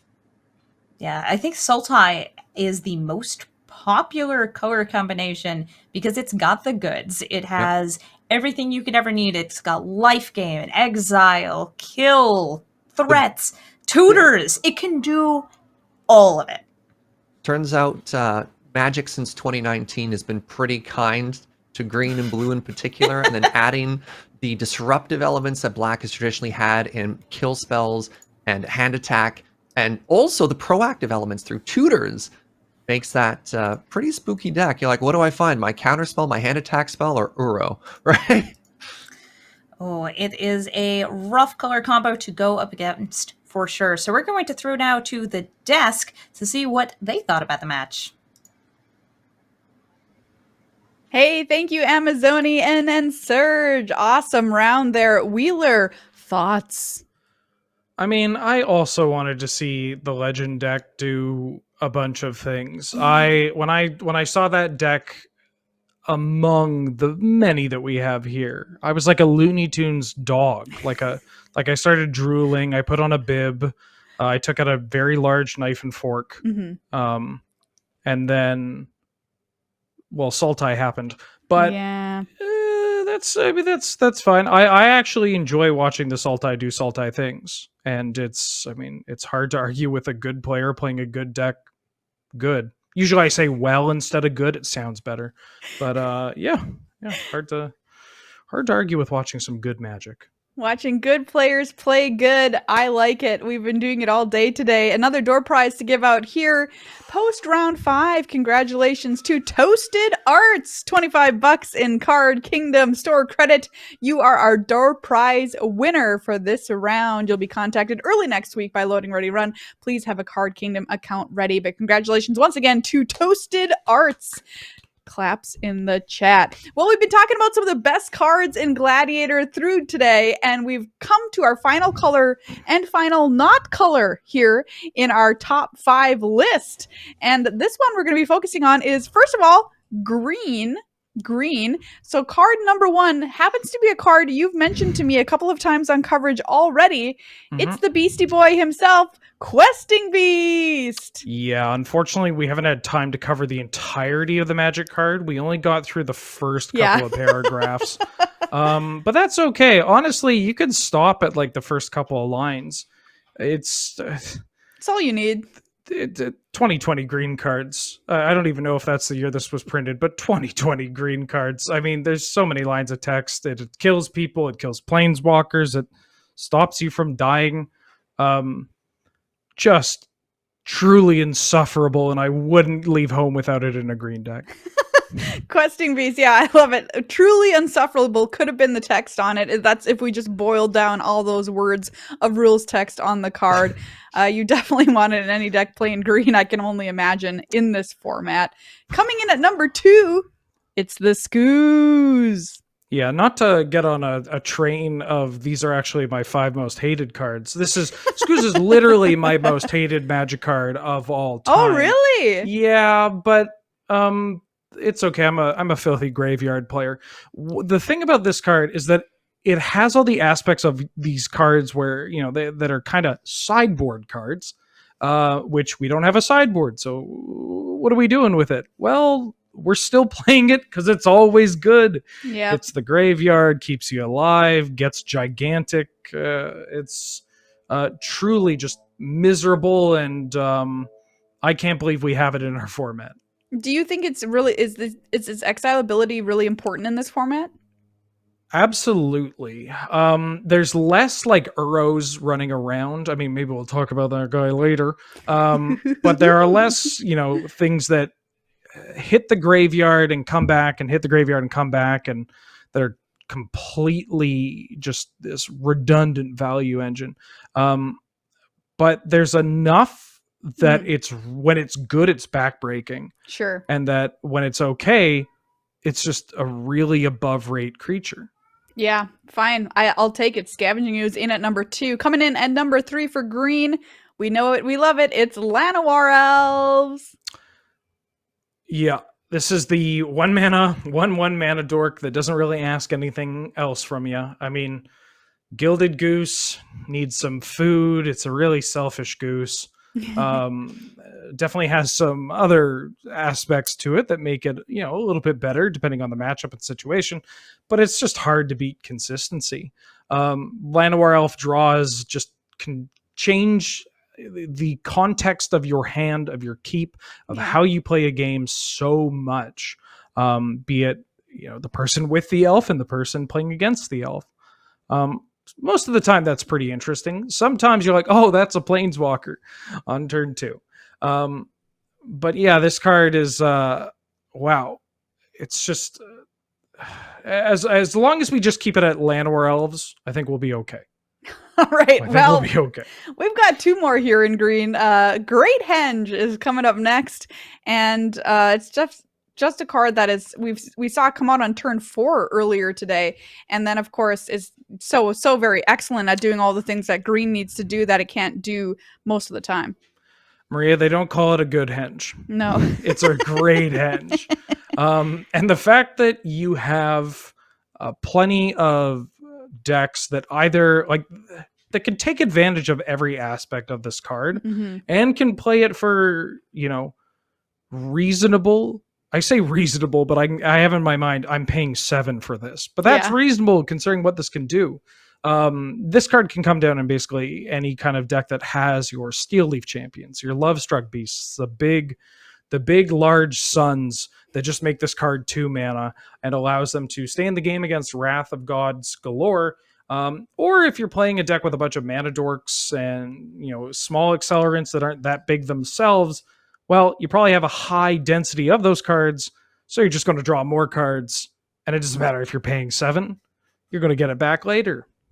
Yeah, great henge. Definitely the greatest of henges. I've seen a lot of henges in my day, and this one is the best. Absolutely. If I had to pick one descriptor for this henge, it's great. Yep, same.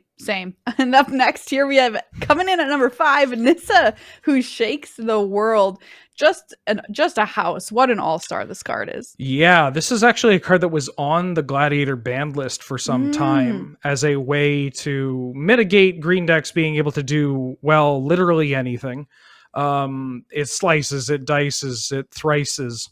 And by that I mean it hits you for 3 with lands, each land in fact. But the format shifts. This card was banned, and then 8 months later, I want to say, it was unbanned. And a lot happened in those 8 months, including getting the Mystical Archives, getting historic anthologies. And so we got something like Natural Order that is actually just the worst. Yeah.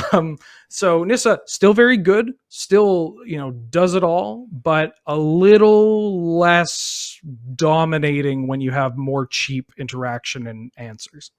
All right, so that's a look at the top 5 green cards. We've moved through all of the colors, so that must mean it is time for colorless cards.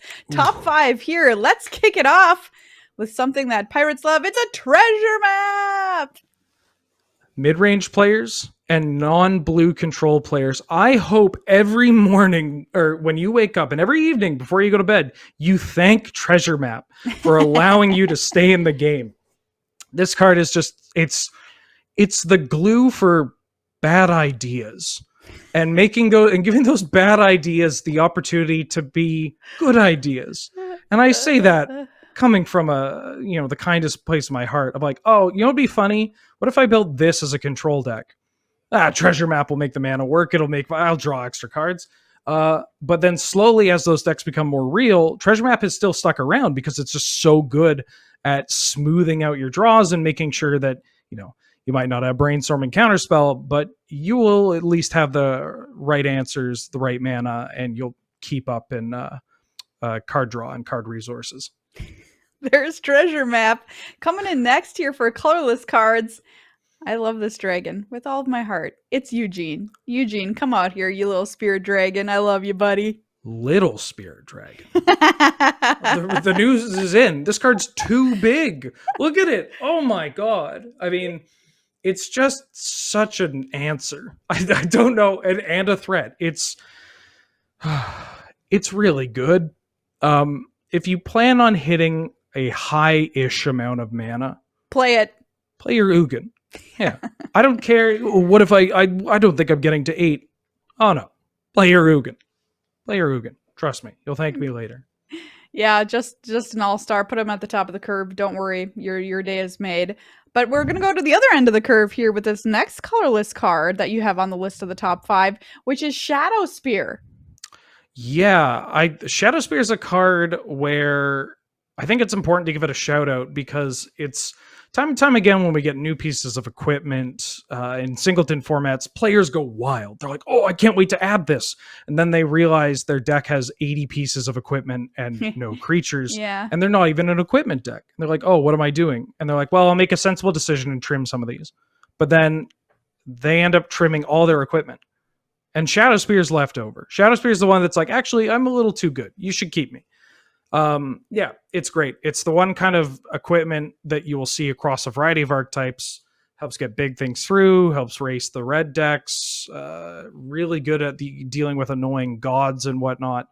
Yeah, great little piece of equipment. Shadow Spear. Okay, good to know. This next one here, we've seen on the battlefield today, but it's not a creature. It's not an equipment. It's not any of those things that you might expect. It's a land. It's colorless. Oh. Faceless Haven on the technicality coming in here 4th. What a good dog. It's a reason to play. It's why you see so many people playing Snowlands, especially in 2-color decks or even 3-color decks. It's it's phenomenal. It kills you so quickly.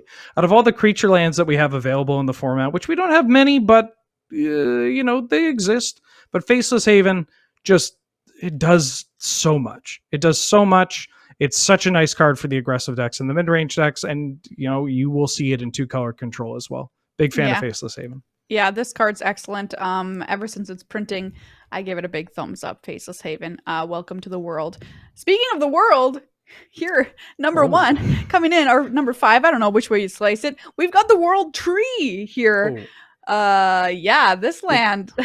We got segues. Yeah. We got segues. It's colorless in the sense that it's a land.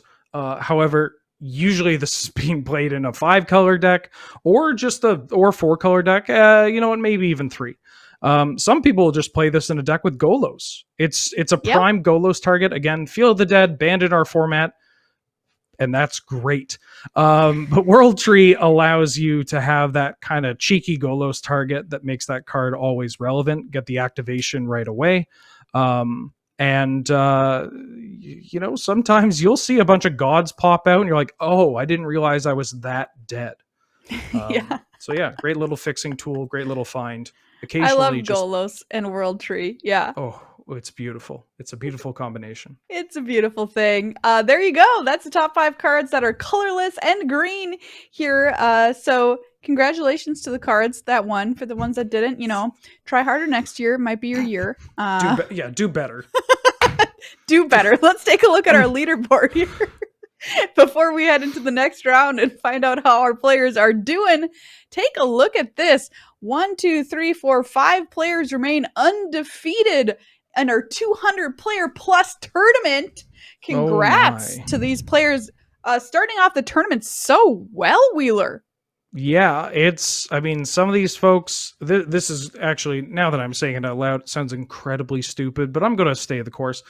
These folks started out winning and they kept winning. And we've seen a lot of these faces. The speed of it. Yep. I think we've seen most of them, if not all of these undefeated players on camera, and they were winning. And that's great to see. A bunch of good magic coming up from them. There's a lot of X ones as well that we have also seen on camera. And so it'll be interesting to see whether or not they can keep pulling out the W's to try to stick in and make that top 8 for tomorrow. Yeah, that's right. We'll be back tomorrow with top 8 coverage, $1,000 prize pool for those players as well. But congrats to these players going undefeated so far in the tournament. That's going to do it for round number 5. Coming up, we've got round 6 on the way here of 8 here today from the Great Big Gladiator Games. Don't go anywhere. We'll be right back after this break.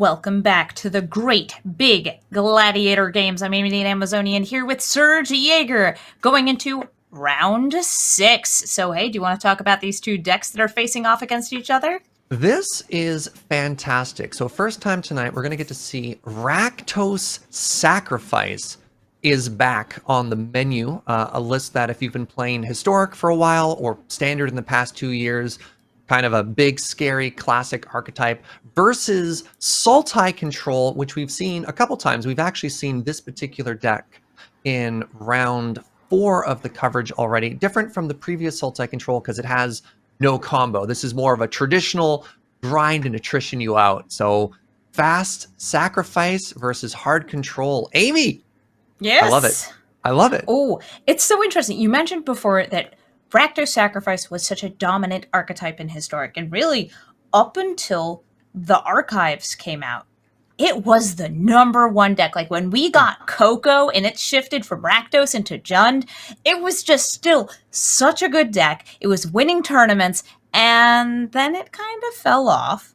But when it comes to filling a 100-card singleton deck, there is more than enough to just power through. And of course, you've got the good stuff from green, you've got the good stuff from black, and red has a couple nice cards too. Can anybody say Bone Crusher Giants? Ooh. Well, you have the interaction with the new Giants. Is Croxa a giant or a Titan? I always forget. It is named a Titan, but its creature type is giant. Right.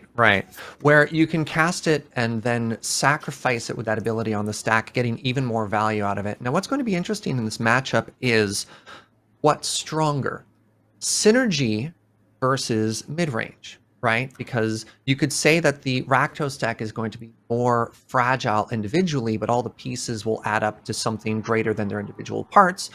Whereas everything coming out of the Sultai deck is just going to be a haymaker, at packing as much stopping power as possible per mana pit. Absolutely. So I think we should head into the match and see how it plays out. Let's do it. So we've got DeSalvos here on Sultai Control and Biestjoy on Rakdos Sacrifice. Now that is a nice looking opening hand. Anything that's got a turn 1 goose in it is a keep to me. Also got this late game threat. You got some removal and a cast down. Fauna Shaman to tutor. Looks pretty nice to me. You're pretty happy with the early interaction and early acceleration. It's a little risky because you don't have that much to accelerate into. Sure, you've got the coma, but that's not that impactful at the early stage in the game, and I feel that's where you need to be interacting with the Rakdos deck the most, is in turns 1 through 4. Because if they get those pieces together and they take off, it's going to be hard to find your way back. We saw a mulligan here, but there was something common between both these hands, and it was Immersturm Predator saying, "Senpai, please notice me." We're going to see the Vampire Dragon feasting upon a skeleton. I assume multiple times this game. Yeah, skeleton's really not that filling. I imagine you're going to want to go back for seconds. Skeleton. Now, something I love about this format is the inclusion of cards like Evolving Wilds, and you'd think with the power level of a format like this, you wouldn't want to play something this slow. It only finds a basic and it puts it into play tapped. But again, with the limited land selection that you have, taking that extra turn to make sure that your mana is perfect, absolutely worth it, versus only playing enter the battlefield untapped lands and potentially getting punished. It also gives you some flexibility, and if you do have any landfall synergy, it does get you that double proc. So here in the sacrifice deck, it is a sacrifice as well, which is not nothing. If you have Mayhem Devil, Yeah, it does yeah. get you a damage to any target, and it also triggers Corvold. It makes a lot of things happy in the sacrifice land. And I'm wondering if this deck, I'm going to actually check to see if it does have any teeny tiny splash for green for my beloved Corvold, and I don't believe it does. Oh, It's looking like it's just pure Rakdos, yeah. pure Rakdos. That makes me a little sad. I love me the Vor Dragon. So here we're going to see DeSalvos trying to pick the shock or not, and going for Cosima. Wants to save that goose mana for the future, or maybe even for Fatal Push, but Fatal Pushing a reassembling skeleton is kind of rough. It's a really interesting turn there, trying to evaluate what mana do we keep up? Do we double spell? Because they have cast down Fauna Shaman back up.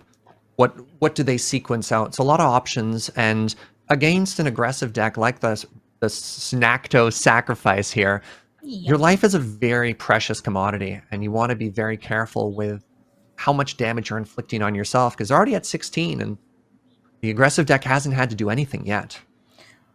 Well, I would love to continue paying life. Look, if I wanted to, I could pay 3 more life. I have an Agadeem's Awakening in my hand. Wouldn't that be fun? But no, we're seeing more creatures being committed to the battlefield, bringing down the Cauldron Familiar. So unlike Standard, you can play Cauldron Familiar with the Wish's Oven here, and you absolutely do if you're a Rakdos Sacrifice deck. Yeah, we got one part of the 2-card synergy, not quite a combo, because we've seen, 2-card combos that win on the spot. That being said, in a 100-card singleton, it's not quite as oppressive. You don't have multiple cats and multiple ovens, but it's still pretty strong, and you're pretty happy to have it. And it's also another creature to help protect the Immersturm Predator. So DeSalvos has 2 instant speed removal spells, both of which, in certain circumstances, can kill this dragon. But the dragon has the ability to turn sideways, get bigger, and make itself indestructible with a little snack.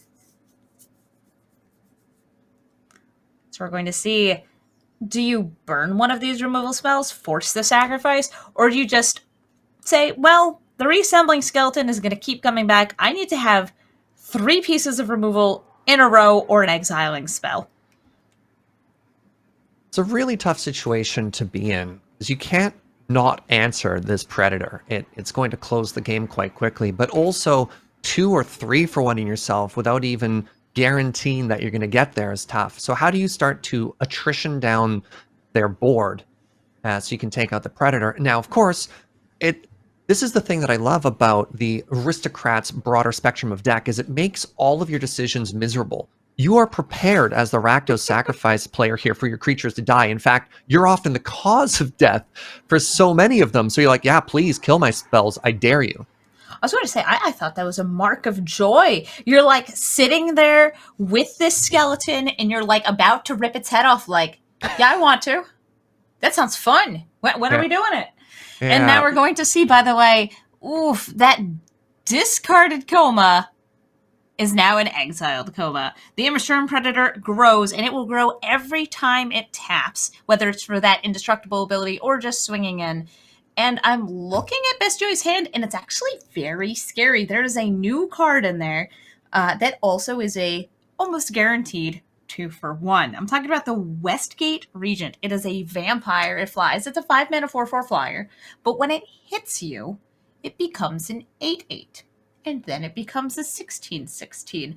Then it becomes a 32/32. It kills people fast. It's very terrifying. You look at that card and it's easy to tell yourself that it's an EDH card or it's a little bit too cute. And then it connects once and you're just like, I'm dead. Like, this thing is just going to kill me. Killed by that card so many times in draft, and I've had to be like, well, checking through my removal, I'm gonna cast a Grim Bounty and discard. I'm gonna discard my bomb because I can't. I have nothing else. I have to kill it this turn or it will kill me. I think it's a great indication of its power level, as well as the fact that this card is not synergistic with what the sacrifice deck is trying to do. It in no way benefits from creatures dying, nor is it on curve, nor is it cheap enough and you want it to die. It's just there to end games.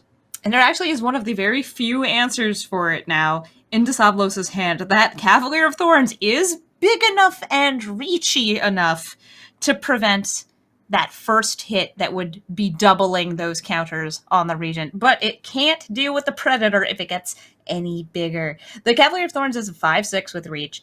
And the Predator only needs to tap 2 more times. It looks like we may have found an answer to the Predator here. They're considering this Erebos' spell. -X does kill indestructible. Yeah. And it gains you a pretty bit of life, which is going to be very relevant with the Lantern causing a problem. Yeah, Turgid's Lantern is going to be forcing a discard, a sacrifice, or a 3 life loss every single turn, and sometimes more than once per turn. You can pay 4 mana to untap it and do it again. This Inquisition is very funny here because you already know, you have perfect information of your opponent's hand. So you're just kind of asking yourself, well, how much do I care about these removal spells right now? I can't hit the Cavalier. Do I just wait? And it looks like that is what they've opted to do.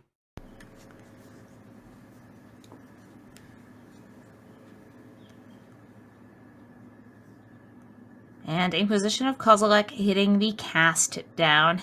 Cast Down is a much more versatile piece of removal than Fatal Push. Sure, it can't hit legendaries, but this isn't a deck that's running that many legendaries.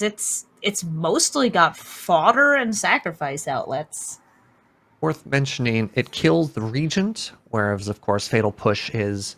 The Regent's a little too big that, so it's an answer to the threat in hand. And now we see some removal. And I imagine that Cling to Dust way actually be pretty useful in this matchup. Well, that Cavalier of Thorns, putting it into the graveyard is very convenient. Yeah, that card is going to put in some serious work. Unless, of course, you've got your own Cling to answer it. So one of the big strengths of this Rakdos deck is the ability to recur your threats over and over.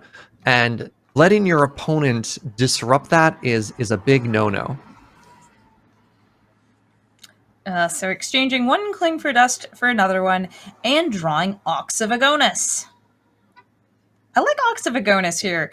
The Ox is a really nice card when you are just running a couple cards left in your hand. Of course, there's the convenient activation here, the second activation of the Turgid's Lantern. I was wondering, like, is it going to be Castle Locthwain drawing a card, or are we going to see forcing the discard? Because Dusavlos is at only 6 life. But Dusavlos does have one of the best cards against the Lantern, which is Gilded Goose. Gilded Goose lets you spit out an artifact every turn to sacrifice. But only one. But only one. They've been a little bit hurting for mana this turn, so this Cultivate's coming at a fantastic time. Haven't really been able to activate the Goose or tap out quite as much as they wanted to, so being able to get a couple more lands here just to mitigate the damage that's been adding up from this Lantern. Not only the damage to the life total, but the damage to their board state. And look, Cosima's back from her voyage. She's been in exile this entire time, waiting for just enough lands to hit. And now she's a 5/7. She has drawn a couple cards, hit some nice exiling removal. We see an emergent sequence that's even more ramp. And we're going to see a +1/+1 counter thrown onto Fauna Shaman. Looking to sort of diversify their threats a little bit more. It's very easy for the Rakdos Sacrifice deck to chump block, especially favorably. So being able to push damage through instead of putting it all on one threat makes a lot of sense, because they managed to get in for 3 here instead of 2. And this is a race against the Lantern. And the Lantern is probably going to be seeing some discard, but here's a choice. Now they're fine for lands now. They're probably pretty happy to be discarding lands or any of the ramp spells. So it's not as impactful as it was before Cosima came back and refilled their hand and became a 5/7.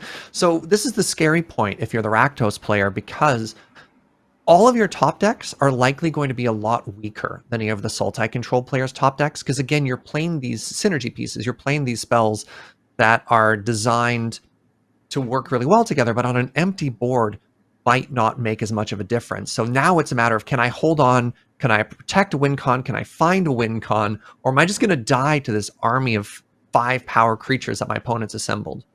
And with Chandra Torch of Defiance on the board, you can't just start swinging all of your damage at face anymore. You have to get rid of Chandra. There is an Eat to Extinction that can get rid of the Chandra. It can also eat the kitty cat and just give you a clear shot at Chandra, get 8 damage to face. That sounds like a pretty good move to me. Oh, they're shooting. Yeah, 50-50. What do they go for here? Clear the blocker or just deal with the Planeswalker and try and kill my opponent? There is a surprise extra creature on this board. The Lair of the Hydra is able to animate. Ooh, and Solemn Simulacrum, very nice here. You can even decline the tutor if you're desperate to keep the Nissa on top if you play it. But no, we are going to see the animation of Lair of the Hydra. It can become a 3/3 with the sacrifice of a token. And is that lethal? Is that exact lethal? That's exactly lethal. I didn't count the Goose mana. Oh! So suddenly, what a finisher. The evaluation to not kill the Planeswalker, there's that moment, that aha moment when you're looking at a board, you're like, oh, I gotta answer this Planeswalker, I'm just dead to it. I gotta answer this Planeswalker, like, oh wait, no, my opponent's just dead. And being able to get out of the tunnel vision of the one threat, the thing that you can focus on, and take a step back and evaluate the entire board, the entire game state, and find the win is remarkable. Well done. Well done, yes, and not making the mistake I did remember that the Goose is a mana dork. It's not just there for laying eggs to feed to a Lantern. I'm not really sure what the mechanics of that are, but that's what was happening. And we are seeing the 2-lander versus the 3-lander, but I feel like this hand is kind of rough as an opener because it's got that 1-drop, it's got the Reclaimer, but it's not really what you want to see. This is much nicer, throwing back Outwind because there's no blue mana. And still have an Uro in hand. Uro's nice if you do find that blue. I think that was a very good mulligan. It's tough when you have a bunch of powerful cards in hands, but to realize that if I don't draw anything, I just lose. Doesn't matter how cool your hand is if you die. Now Valky's going to get some early game information, taking a peek at the Savlos's hand and seeing Gitrog and Uro as exilables. And you know what's very fun is Valky exiling Uro is a wombo combo. For the low price of 3 mana, Yasuo can have a 6/6 that growth spirals and gains 3 life on attack. You know what also feels kind of good? Cast down. Blade. Because it can't kill Valky? Yeah, that feels bad. Wait, did they also draw Doomblade? Oh, that's a No. demonic tutor. That's a demonic tutor. I mistook the Japanese art. I know. I was like, did they get a removal spell again? No, but Cast Doomblade Down would have felt can't bad hit. too. Cast down. It can't hit. Yeah, it's a Valky. legendary. That's what I mean. Valky's a can't legendary, hit so they get the Uro here. Isn't that fantastic? So you're scrambling right now if you're the Sultai player. You're going to saying, get hit by your own Uro. I need to stop this Uro. How do I get rid of this Uro? What can I possibly do to stop myself from dying to a 6/6, hitting my face and accelerating my opponent's game state? Because a turn 3 Uro was not designed to be able to attack. So they do have an out with Fatal Push. If they can set that up, it's a little bit clunky because they also need to get the Morbid condition for Fatal Push there. Other options are, one of the 4 mana removal spells and just cross your fingers. Like Baleful Master, you can cast it on 2, or you can wait till 4. It's going to sting. And if you're casting it on 2, you're sacrificing a lot of value here because your opponent's going to draw a card. Your opponent's going to draw a card. You're still getting hit for 6 this first time. You're still getting 3 life, potentially putting another land into play. There's just so much from that Uro exile happening. So they are hovering over the Baleful Mastery here. It does look like they'll take the tax of letting their opponent draw another card to answer this Uro, and they get it back. Some consolation there. Only Valky gets exiled. They get the Uro, and they can try and regain that life and that card disadvantage. I'm actually a big fan of Angrath the Flame Chained in hand as another way to deal with Uro, because you can grab it, turn it around, spin it at your opponent's face, and it gets sacrificed. I want to talk about this Ebon Death in hand. I love this dragon. It is so cool. Oh, and it dodges the the hand attack. It's not being exiled, and it can be recast from the graveyard. We were talking about recurable threats with a Golgari deck earlier. No, this is the recurable Rakdos threat. And Ox of Agonis, that's something that does come back from the graveyard. This is your opportunity to exile Angrath, because you know that you're going to have things that you don't want turned around and hit. You don't want to be discarding Plaguecrafter. It's an edict effect. There are so many things to have to deal with here. I think it's anything but a braid. And the stream appears to be down. I'll just keep going. Attack there from Ebon Death, following it up with the Phyrexian Arena, really pushing the advantage here. Ebon Death, 5 damage in the air every turn. How do you deal with it? You park a goose in front of it. But the goose is going to die to a braid. Yeah, what a way to cook a goose. Lightning. Ooh. I thought that was a good joke. Sizzling. Yeah, end step here. There's so much control, so much board presence. There's tempo advantage. There's the fact that the Uro accelerated them. So they're ahead on mana, they're ahead on cards, they're ahead on the board. It's going to be very tough for the Sultai control deck to stabilize from this spot. And for anybody who missed it, because we did have a very brief outage there, Ebon Death hit the battlefield, swung in, was nearly blocked by a gilded goose, and the goose was cooked by lightning.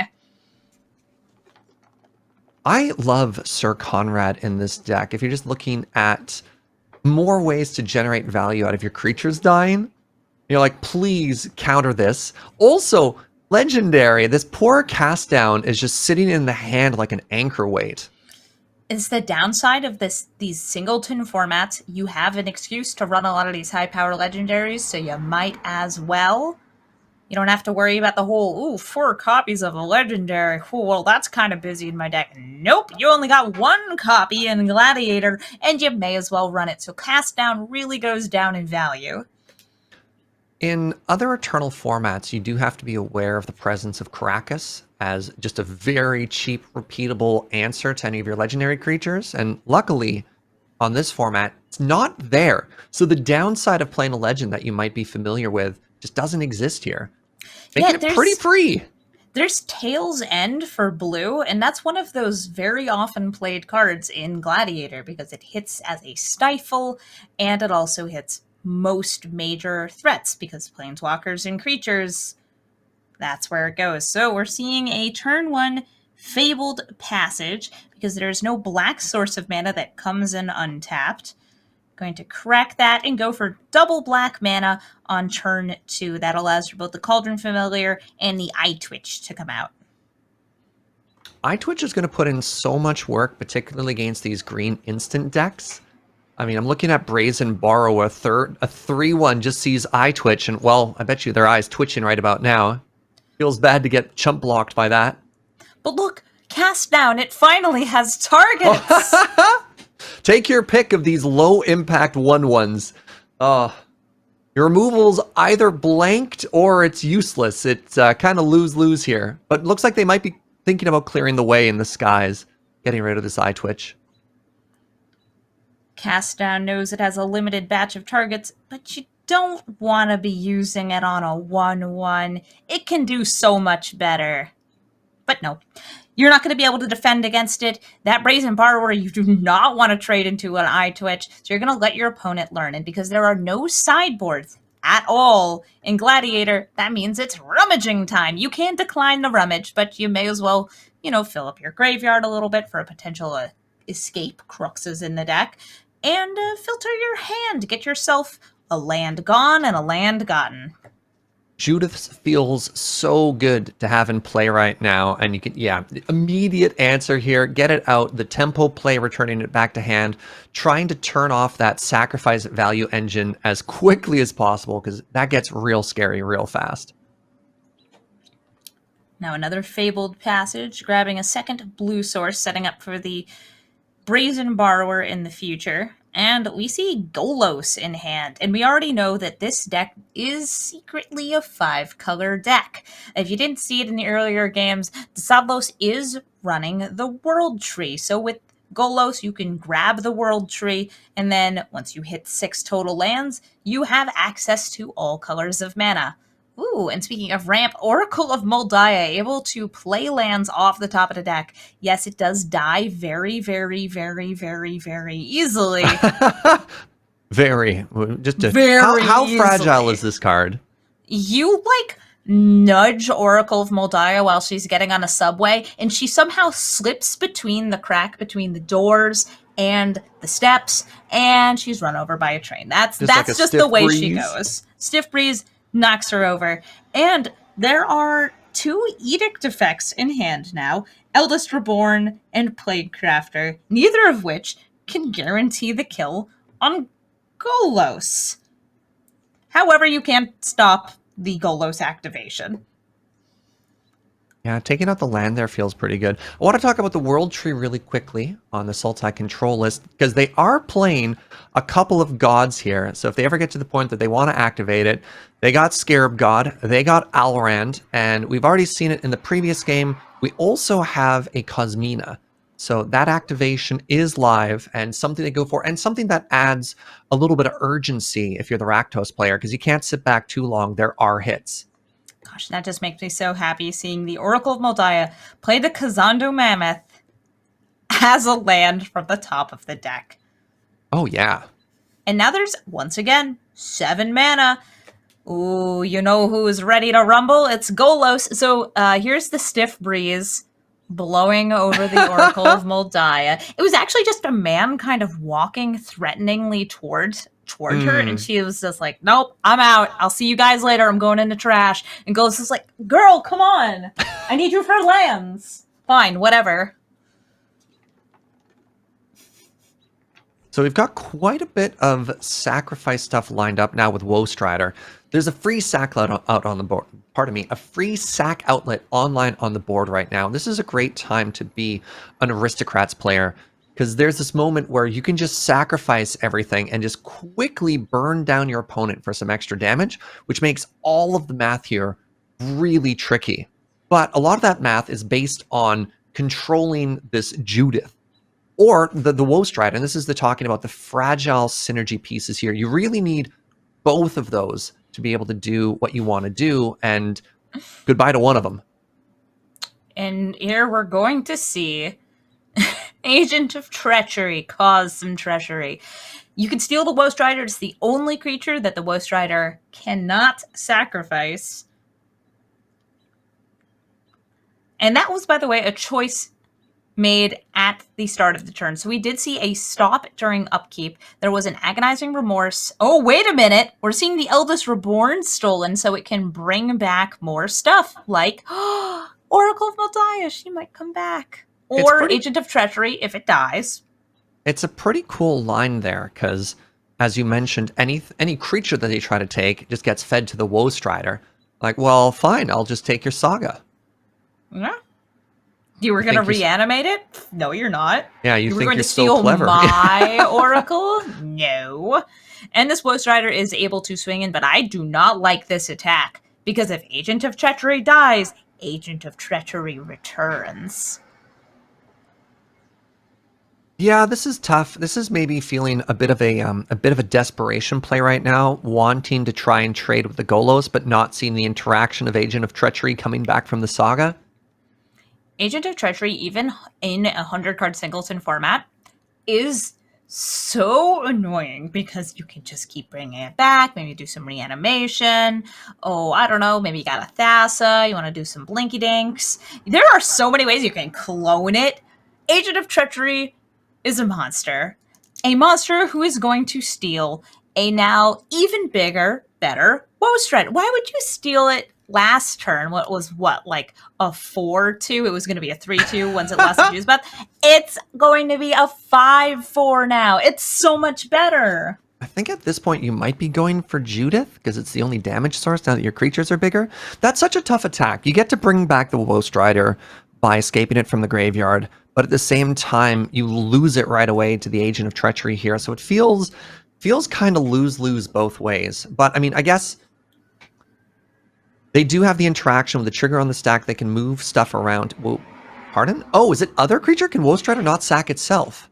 Nope. Cannot sacrifice itself. Well, that feels bad. Finally, it's time to spin the Golos wheel. Oh, no. Oh, it's hit. Golos! It got a triple hit. Oh, it had removal. It hit ramp in a 5/6 with reach, and it got the Scavenging Ooze, the Graveyard Exiler itself. What's it like to have it all? Baby, it's a triple. And there's even going to be a life gain, because at 13 life against this Rakdos deck, gotta play it safe. Gotta munch up some of that tasty graveyard stuff. Good. Or maybe it's time for that Agonizing Remorse. Can we just talk about the fact that all of the cards revealed by Golos are free? Not one or any sort of other, like, fair interaction right there. Oh, but hey, it's our favorite 2-card synergy. Maybe a little late right now, but Cat Oven online. You do have to be very mindful, though. Sure, you've got that Witch's Oven, but your kitty cat cannot sit in a graveyard for long, or the Skoos will eat it up. yeah, this timing never goes great. Like, getting the Cat Oven combo the turn after your opponent plays a Scavenging Ooze for free off of a Golos activation. It's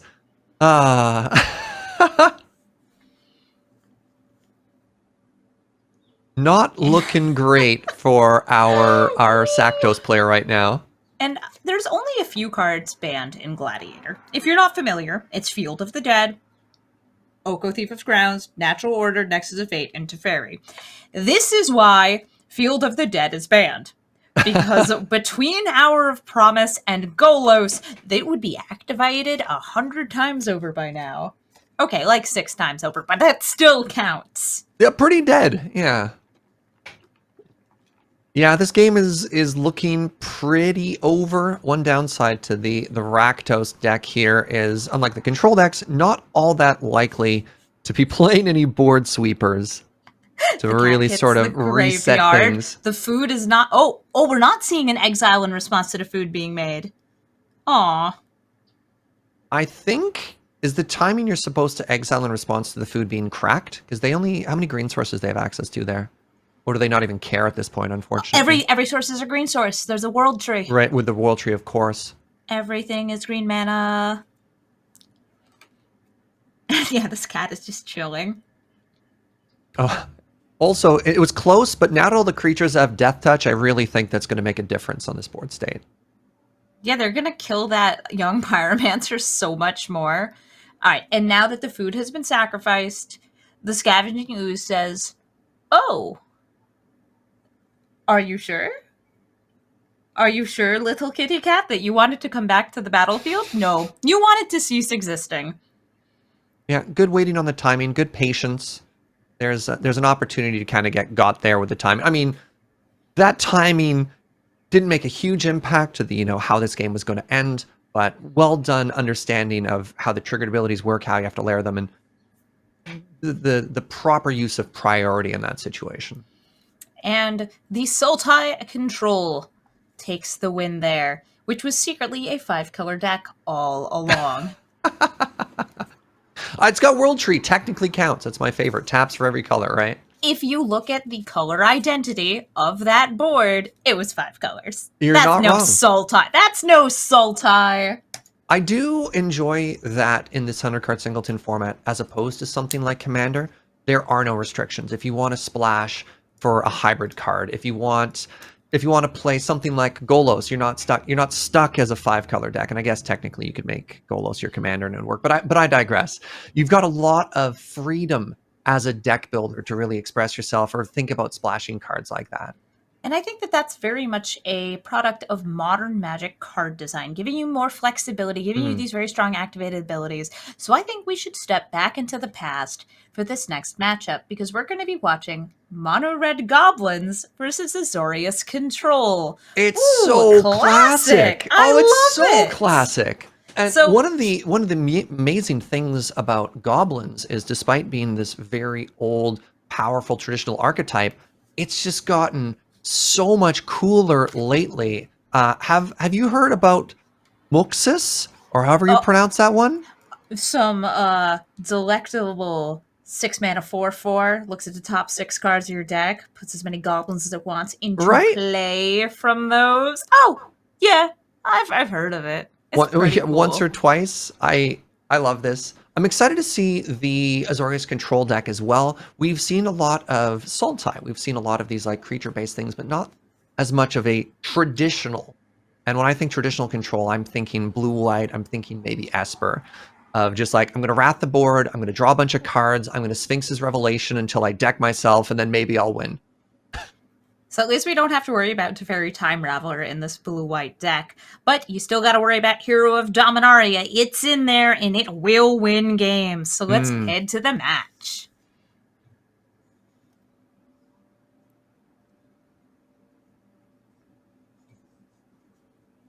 That's actually a tricky choice. Do you take that play? Of course you do. You're goblins. You like to go fast. Oh, and speaking of fast, I already see a couple creatures with haste, but this is an odd hand because it is mostly 3-drops and then Muxus. Do you keep it purely because there's a Muxus there and a little bit of mana? Or do you throw it back and hope for something more aggressive? And oh, the aggro! There's even a Hell Rider there. So obviously very great, very strong cards, but if you're not applying pressure in the first 2 turns, you're not really building a lot with these 3-drops. So like Goblin War Chief just by itself, I mean, you're probably keeping this instead of going to 5, but you're really hoping to get a little bit more impact and something for your lords to make better. Yes, so I think there's a good chance of drawing a 1 or 2-drop, though, considering that there are, looks like at least 20 creatures at under 3 CMC, mana value. And I do like this because we did very briefly get to see a new Goblin Lord, the Hobgoblin. Yeah. He was there, and then he was gone. Because I also enjoy the not as honorary... good as the other lords. That's all good. We've got the honorary Goblin Lord Hellrider in there as well. He's a This little classic devil. bestie of the archetype. Hey, if each one of your many goblins is dealing 1 extra damage, that's a win con. Oh, you absolutely. get a Cranko on board with a Hellrider and you are in heaven. A choo-choo! Well, Goblins is a deck that does a great job of going wide. And Hellrider loves to see it. And for a very brief moment, it was Goblin time. The War Chief did not get to attack in, though. It was bounced back into hand. And Kitten Arm is actually in a pretty nice spot. Using a Shatter the Sky as the backup plan. No matter how many goblins enter the battlefield, they're not going to be around for long because they're going to be blasted off this earth. There's a really interesting question if you're the control player right now, which is how long can you afford to let the Goblin players extend and develop their boards to get as much value out of that Shatter the Sky as possible? Because just I'd say one for one, turn. yeah, just one for turn. one is not great. Even a 2 for 1 is a little spooky. I mean, I guess depending on which creatures are hit right now. But if you Wrath too early, look at that hand. It's nothing but It's all lands. There's not a lands. lot of other interaction. So it's kind of a scary moment if you're the control player right now. Yeah, the control player, even though there is a Shatter the Sky there, needs to be thinking, I have nothing. All I have is mana. And if I'm going to die in 2 turns from now, maybe I can afford to do this. But with a Goblin War Chief specifically on the battlefield, it's discounting the goblins, it's giving them haste, they're going faster and harder than they were before. What are you going to do? And we did see some consideration from Toasted Arts there. So Toasted Arts was actually looking at maybe playing the Scavenging Grounds in the Vanquishing Banner that turn, and instead opted for, I'm going to play my Grotag Night Runner. It's going to get haste. I'm going to get the Exile card. If I get a land, I can play that instead. Oh, and here's the mama. Ooh. Goblin She's the Matron. mama. You gotta love her. Just giant exhale, just taking the wind out of the sails right there. It's a lot of value. Also, honestly, the Goblins player is in a good position right now. There's a fear of overextending into this board, and they don't even really need to. I mean, with the control player not showing too much, and understanding in a matchup like this of how much to commit to the board. There's no Planeswalker to clear, there's no creatures to push damage through. You can be a little slower and force them to Wrath while you still have a lot of gas in hand, like we just saw. Yeah, and Goblin Matron is going to fetch the finest of cards for this deck. There are a few obvious targets. I would say the number 1 is probably Muxus, the number 2 is probably Cranko. And there's more than a few Goblin Lords if you're in the situation where like, oh, actually, I want to give everything haste, or, ooh, I want to actually cycle a Goblin and kill a creature. Maybe there's a lot of tokens and you want to get all of them dead. But who do you take here? This is a really difficult tutor. It's difficult because you have a choice between like 80 different cards. Well, if you go for something too expensive like Muxus, which, you know, is probably just correct because if it resolves, you win, you are running a risk of playing into your opponent's counter magic. Now, you haven't actually seen a lot of counter spells from your opponent so far in the game, so maybe you're just like, we'll make them have it. Yeah, speaking of making them have it, that's a considered counterspell on the Raging Goblin. And Toasted Arts is just laying down the 1-drops here. Tin Street Dodger and Raging Goblin both have haste. Raging Goblin is, I believe, an arena exclusive card. It's just a 1-mana 1/1 haste goblin. It is like the most vanilla goblin you could get. It's a role player. You know, it's gonna do its best. It's got a job. And now I think it's don't time look for down on the 1/1. You know, in a different archetype, you're probably right to be like, why are they playing that? But in something like Goblins, all these cards are doing a tremendous job. Okay, so Gideon able to prevent the Goblin Banneret from tutoring and dealing... Well, actually, it doesn't stop the tutoring, but there's still lethal on board. Yeah. And now there's even more lethal on board. Well, there's a moment of respect to your opponent of, I'm pretty sure they're dead on board, but they haven't conceded. So let's assume they may have a flash blocker. They might have 1 removal spell. Let's not commit too much. So playing the artifact here is great because it increases your damage without making something like Settle the Wreckage more of a blowout. It turns out the opponent had nothing. Nothing. Yes, that early game flood for Kitten Arm turned out to be the cause of a loss. Having to use your bird wipe early because there's no other interaction is a rough spot to be in, because unfortunately Brazen Borrower can't block those pesky goblins because they don't know how to fly. I think the Goblin player got, I don't want to say lucky, but their draws were definitely a lot kinder as well. And they managed to set up a little bit of a value engine to draw additional cards, which helped with it. But if we look at the comparison of, you know, what Kitten had in hand versus Toasted Darts, sort of a disadvantage there for the control player. It's a pretty nice hand here. I'm a big fan of Sideways Monkey, the Fanatical Firebrand, and the Goblin Banneret. So I've never heard of Sideways Monkey before. That's very good. He is Monkey, and he is Sideways, best friend to Ragavan. I mean, you're not wrong. He go, Yeah, and then yeah. he hit face. And sometimes he light himself on fire and is Monkey.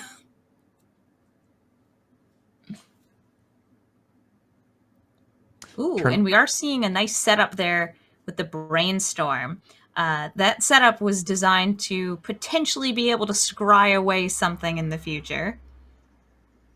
Little tough there as they're missing the white source, so they weren't able to find another land to fix the mana for an early Declaration in Stone, or to find a fetch land to maybe shuffle some things away. There's a really bad feeling when you brainstorm and you're like, oh, I have nothing, and now I know the top 2 cards as well.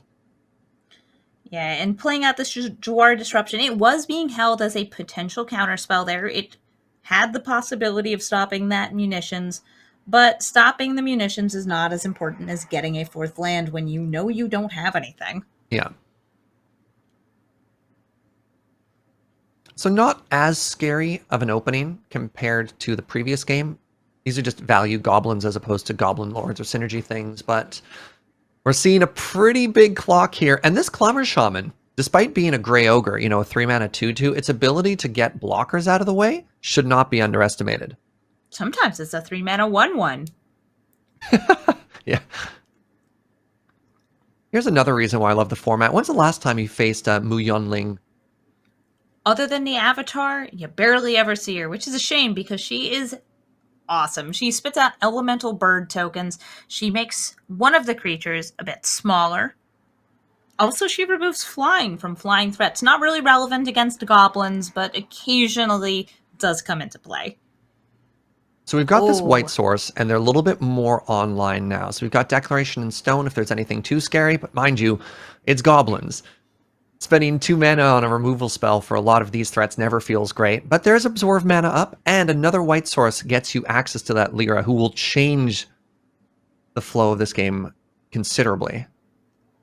The better Baneslayer, Lyra Dawnbringer, here to buff all the angels and end some games. So I feel like killing the Mu Yanling here is a great choice. Activating that Ember Hauler, taking her out. That way there's no longer a Planeswalker getting additional value on the board.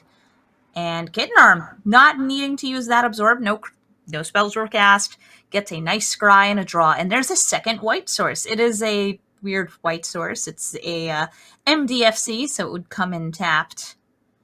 You're still happy to get there. Or it's a 1/3 that gains you 2 life. Honestly, Yeah. in this board, it's not bad. It's tough because, of course, the Clamor Shaman is going to make it not as relevant. But if you have that and you follow it up with a Declaration in Stone or something like that. But this is risky because you really, really want double white if you're Kitten right now. But you also really want to stop taking damage.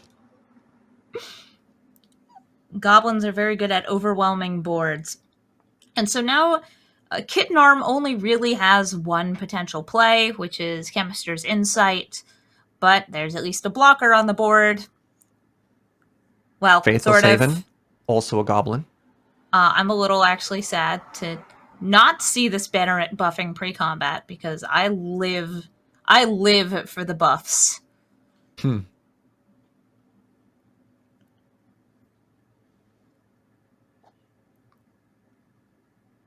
Faceless Haven is a lovely goblin. All right, let's see what we get off the inside here, because this is going to There we go. Aha! White mana sources. Is it Lyra time? It would take an awful lot of goblins to kill a Lyra. Now, they've opted to instead keep Absorb and Seal Away up instead of Lyra, which is...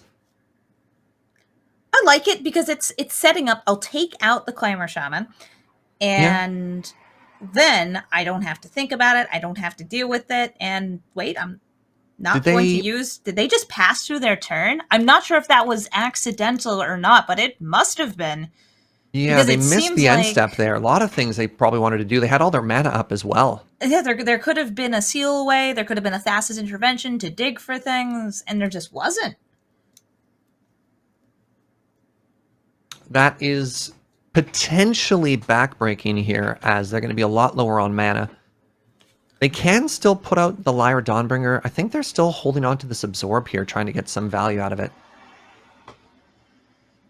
But going down to 6 life here, with the potential second activation of the Ronomap Ruins, because there were 2 deserts in play. And there's a lot of direct damage from these munitions, and there's lethal on this board. Yeah, you don't get an opportunity to gain life off of Absorb if your opponent never casts a spell, right? Nope. Faceless Haven, they get to the swing best in goblin. Here. This is the best just goblin lethal on the board. Unless there's another removal spell, because that's 4 damage from the 1/1s getting through. You chump block the 4/3, and then there's 2 more munitions. So if there's no interaction or removal spell here, you're in a tough situation. You're seeing Thassa's Intervention for X equals 2. It finds nothing that has instant speed interaction, and it looks like passing through that turn, missing out on that nice double play, is a deadly punishment. And I do like this. Time to yeet one goblin. Yeet! There is something rather satisfying in watching a makeshift munitions get the win there. You know, you spec drafted in a game, you hope to get some value, and being able to push through those couple points there when your control opponent has 6 cards in hand and all the mana they need, you're like, okay, we gotta clean up now, because our board isn't actually all that threatening. And there it goes. It's victory for goblins. Aggro doing what it does best. Absolutely. Great matchup. I just love watching to see a goblin deck play. It just puts a big smile on my face. There's also the worry when you're watching a goblins game and you don't have the ability to look up the cards individually, because you're just like, okay, what 1 mana 1/1 is this one? Does it haste? Does it have an activated ability? The goblin list is something that has a shocking amount of depth and different lines in it, because all these goblins have a lot of text on them. Yeah, there's activated abilities, there's passive abilities, multiple haste generators, buffs, sacrifices. Goblins get it done. And by get it done, I mean usually they deal damage or they destroy artifacts, because they're a rambunctious little group. Little bit of feel bads there if you're the control player, not able to really impose your game plan on the board there to do what you want to do, and possibly a misclick at a crucial turn, but well played by both players, absolutely. Absolutely. So we're going to head over to the news desk now for a bit of a wrap-up. Thanks, Amy and Serge. Hey, everybody. Maria and Wheeler here, watching the Gobos get it done. Do you have any thoughts on that last game? Oh, Maria is the premier Goblins pilot of Canadian Highlander, and I will not be taking any questions on that. You gotta love it. You gotta love it. It's Goblins is a deck that, you know, I love seeing tribal decks do anything good in this format. And Goblins is a deck that just got so many toys from the last set, and having tried them out myself in Gladiator, they're backbreaking. They are very good, very much needed, and very much appreciated. And you know, when you give a goblin a toy is really when you need to watch out, both for the toy and for your life total, honestly. Yeah. But we've got some more door prizes to give away this round. So let's see who's going to be the winner coming up post round 6. It is Axes. You win 18 packs of Commander Legends. Congratulations to Axes, courtesy of Card Kingdom. Thank you so much for playing in the tournament and getting some free stuff. on behalf of yourself. So good job. And you get 18 packs to crack, which will be pretty fun. All right, so now we've looked through all of the cards in the format by color, by colorless, as far as what the best ones are, and we've divided them up into 5s, but this time we've got a group of 10 because we are talking multicolor cards, and I'm really excited for this because this is really where you hit the power of the format and some people's favorite or least favorite cards on this list for sure. Are these in any particular order here, Wheeler? They are in the official Wizards of the Coast ordering of multicolored cards. I'm absolutely that person. Absolutely that person. There's one way to do it. Wizards gives us the way, and they did it correct, and I stand by that. Okay, so let's kick off our list here of the best multicolored cards in Gladiator with the guy everybody loves to hate. It's Teferi, Hero of Dominaria. So, contrary to the previous lists and colors, I love every card on this list, including Teferi. Teferi is it just does everything. It's just hard to dislike the guy, especially when there's only one of them. Now, hold on. Okay. The 3-mana one is banned. That's the stinker. You can't play Magic with the 3-mana one. I actually am a weirdo because I don't mind the 3 mana, but I hate the 5 mana. Really? Yeah, really. Wow. Yeah, really. I mean, like, this guy ruined my life for so long, you know, in Standard or whatever. Damn, this stream has everything. Hello, I'm here with the hot takes. Wow. Hotter than an oven on 450. That's me. Wow. Yeah, Teferi. But you know what? You know, continue. Don't let my hatred interrupt your love. You know? He draws cards, tucks bad things away, and all of a sudden he's got an ultimate. And you're like, how did that happen? Yeah, this card is. There's just something beautiful about getting those extra cards, getting extra activation of utility lands, fixing. It's just a stand-up guy. I'm dead to some people in chat now. That's okay. I can live with that. I can live with being dead as long as I can continue to hate Teferi, Hero of Dominaria. But this next card I think is so cool. I really love it, and I'm happy that it's playable here in Gladiator. Ashiok, Nightmare Muse. Yeah, so when we talked about Jace, the Unraveler of Secrets, the 5-mana Jace from Amonkhet Remastered, and originally Shadows over Innistrad, that card's good and cool and does a thing, and you're like, oh, neat, we get to play that. Ashiok is basically the 2020, let's not follow up on that year, it's the 2020 version of that, where Ashiok just takes over the game if unchecked, and even if you have something to try and deal with it, they're just so disruptive and gross, like being in the right colors to get people down to just trying to grasp at any straw they can find, only to have their one relevant permanent bounced and then exiled forever. And starting at such a high loyalty and just it keeps going up and up and up, and it keeps making 2/3s that, well, you can't shock them. And that's pretty bad. It's pretty gross. Yeah. Great card. Great card. Up next on our list of top 10 multicolored cards in Gladiator, it's K-Command. Love this card. This was I bolted out of bed when I heard that these were coming back, because I don't believe it was the first of the commands previewed at the time, but people are like, so if one's back, they're all back. They gotta be. And it's like, they're not gonna print K-Command, are they? And then boom, K-Command. And it's just every Jønland player's dream. It's just so much value. It slices, it dices, it. We have Prismari Command as well, which is not on this list, spoiler, because it's very similar to K-Command and often played together.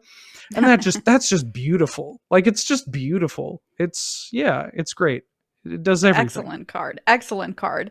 All right, up next, we've got Quartzwood Crasher. Okay, this is one I would have been surprised to hear about, but I mean, I'm new to the format. So tell me why this big bad dino beast on the list. There's a chance that I wouldn't have known what this card was. I mean, not me personally, but you get the picture. However, now, if somebody doesn't know what this card is, it just means that they will die to this card in their near future. This card is terrifying. Absolutely terrifying. It is so difficult to deal with just by its size. It's just large. It's a large trample dino. And it does something when it comes into play. You do need a little bit extra. You need to be in a green-red deck that is willing to play large creatures, and you're going to have to be comfortable with your creatures having trample. If you can do that, and it's a big ask, I know. I think I might be fine with it, yeah. But if you can do that, and let's say a reasonable number, like maybe it's a 4-power trampler or whatever, I guess I'll play 10 power on the board immediately. This is do you have an answer? No, you've lost. Yeah, Card. I love it. That card is my speed right there, Quartzwood Crasher. Up next is a really versatile card that I also love here, Knight of Autumn.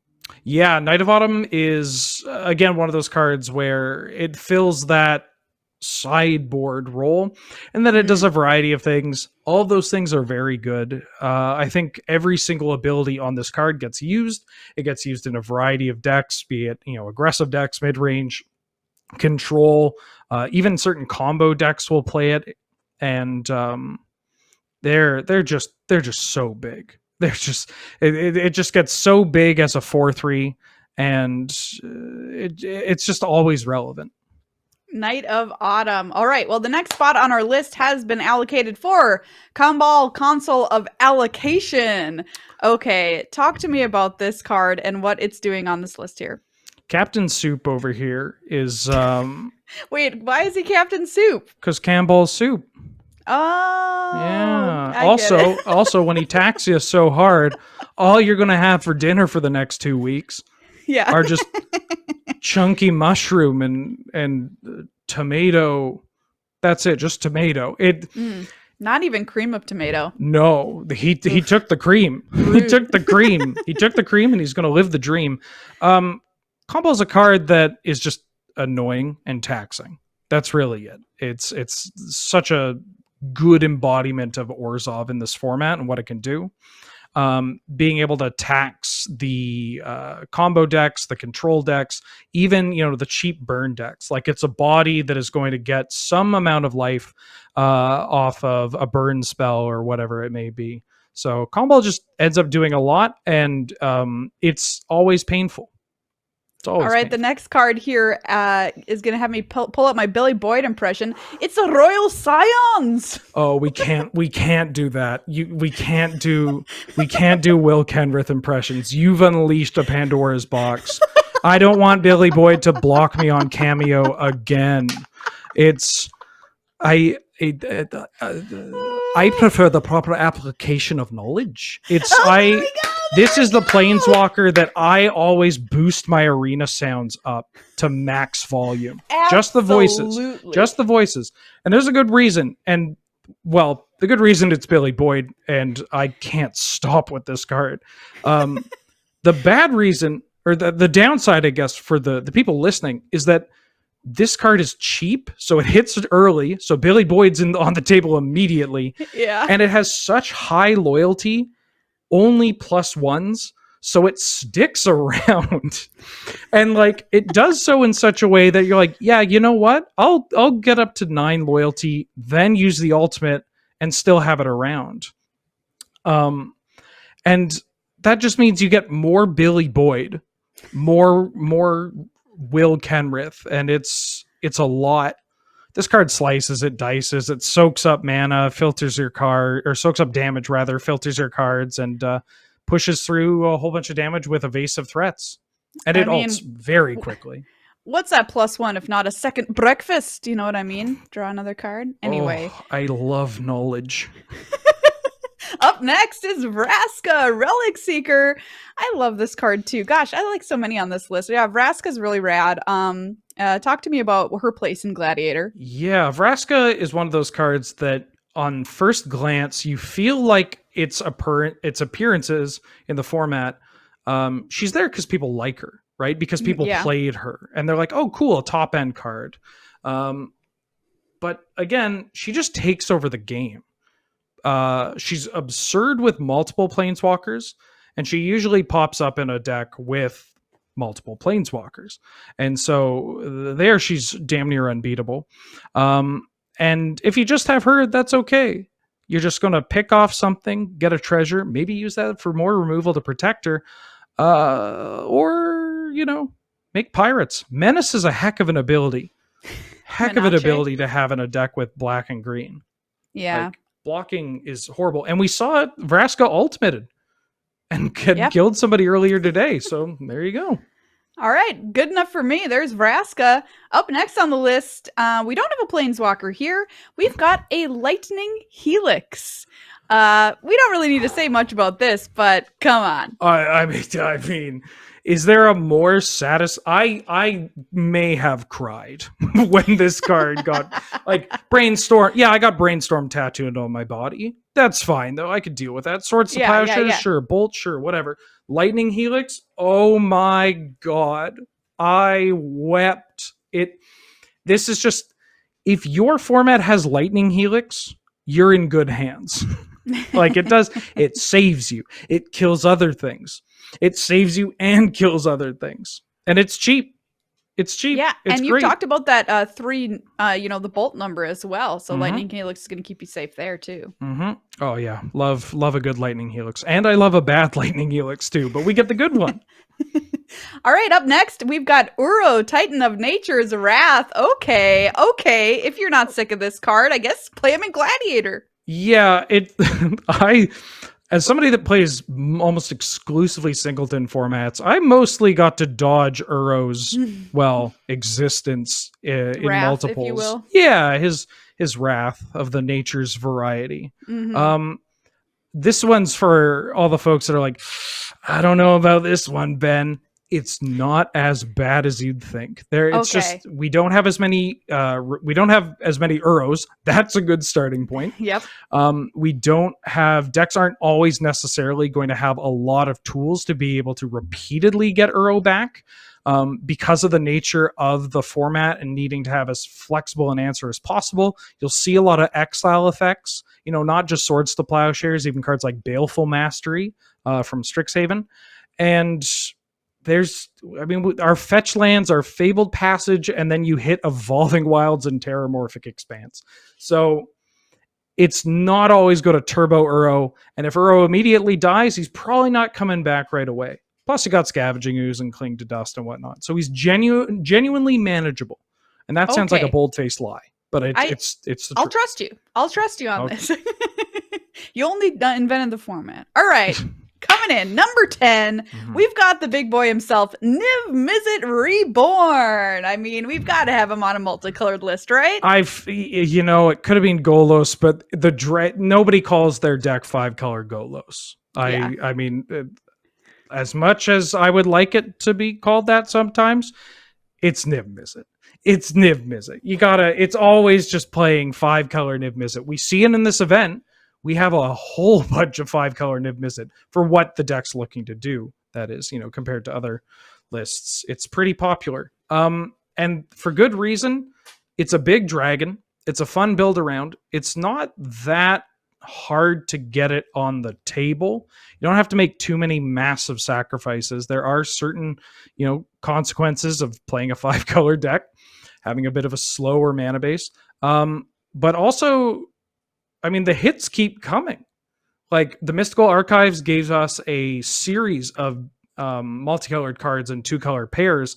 So now Niv instead it was like, oh, I get this neat Rakdos card and the Simic thing. Great. Thanks, Niv. I love you, Niv.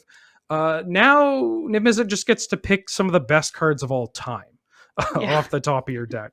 And it's a 6/6 flying dragon to boot. So awesome. That is a sweet list of the top 10 multicolored cards here in Gladiator. Thank you so much for that. Let's take a look at our standings here. We're getting ready to head into our next round, the penultimate round, if you will, and I think I will, round number 7. Take a look here. We've only got 3 players left undefeated. LMNOP, Yawgmoth, and DeSalvos. Keep in mind, we are having a top 8 tomorrow with a $1,000 prize pool. So that is the goal for these players here. And to remain undefeated at this point in a 200-player plus tournament, what a huge accomplishment. This is where it really gets interesting. I mean, we're all here for the love of the game and to play, and we would like to win and hit top 8 and whatnot, get a little cash for showing up and playing a cool format. But now this is where people need to really buckle down and get serious, because with so many 15 pointers, we're going to see, not everybody can win a match of Magic. In fact, I think one of the 2 players involved usually loses. And so Usually. So yeah, it's going to be nice to see who can really tough it out for that round, and who we're going to have moving into round 8, who can lock up that top 8 position, lock up that day 2. Awesome. Well, we're seeing some of the best here in Gladiator coming up after this brief break. Don't go anywhere. We've got the second to last round. It's round 7 coming up here in just a couple of minutes. We'll be right back.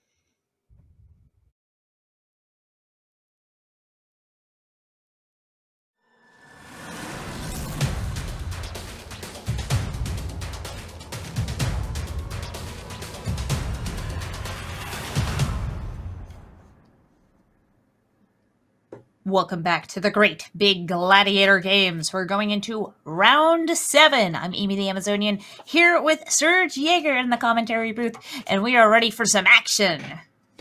This is very, very exciting. Now, at Loading Ready Run, we typically like our low-stakes Magic. When we have the pre-releases and we invite guests to make them relax when they play cards for the first time, we say, the stakes have never been lower.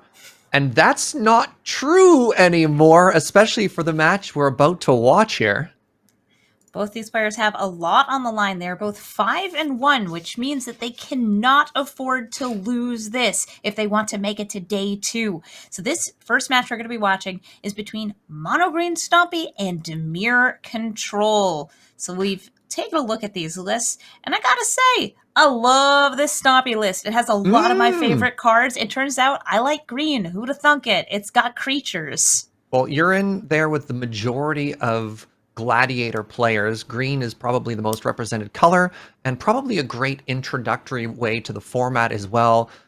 Turns out in the past couple of years, green in particular has gotten a little bit of boost in terms of the creatures they've gotten. And when you look at the history of Magic on Arena, you've got a pretty full little book that you can flip through when you're looking for cards to include in your aggressive list here, right? Yeah, you just kind of like start flipping through your little collection. You're just like, Questing Beast, I'll throw that in there. Gargaroth, nice. Yeah, right? This Hydra, that Hydra, this Hydra, that Hydra. Oh, what's this? Like The 17 Great Garrots, Henge? right? The Oh my god, the Great Great Henge. That card made such a tremendous difference for that list, because giving it card draw, giving it a little bit of an engine that can pop on it, make it function more like a combo elf deck instead of just a green deck that when you're out of cards, you kind of hope they're dead, or you don't, there's no way to really build back. And that's changed the past couple of years for green.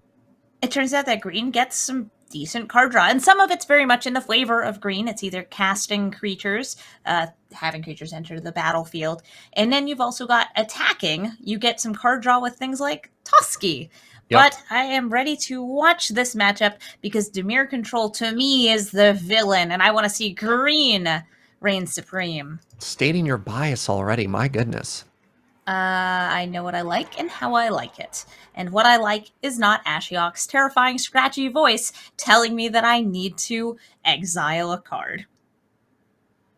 So one advantage that the mono green deck is going to have here as opposed to its multicolored counterpart is a much easier mulligan. They don't have to worry about stumbling over mana. They also don't have to worry about as many or many at all enter the battlefield tap lands, which is going to let them come out of the gate just absolutely swinging, provided they had a 1-drop. It's a little slower here. Green's versatility is high, and I would say that the one thing that green doesn't do that well, with the exception of Questing Beast, is get rid of planeswalkers. So cluttering up this board early and trying to get this advantage is going to be the goal, and Volrath already has a Scavenging Ooze, some Graveyard Hate, and an ever-growing creature, followed by Rishkar, who is the ramp. But Rishkar's not going to make it to the battlefield because it is counterspelled. That's right, the classic OG counterspell. I actually love that it's in our format. I think it's one of the things that sets it apart from a lot of the modern counterspells as well. I know Wheeler was talking about this in his best part of blue section, and it's true. It's It keeps you fair. It keeps you honest. Yeah, and when there's only one of them, I don't mind Counterspell. I think it's just fine. And now it's... Go ahead. Ooh, now it's an old growth troll. Can dig for a little bit more removal. There's now 2 potential pieces in hand. 3 potential if you count that Vraska's Contempt next turn. I do like this. There's a creature in the graveyard, so the Scavenging Ooze can get a +1/+1 counter and dodge the Heartless Act, but it can't dodge Doomblade.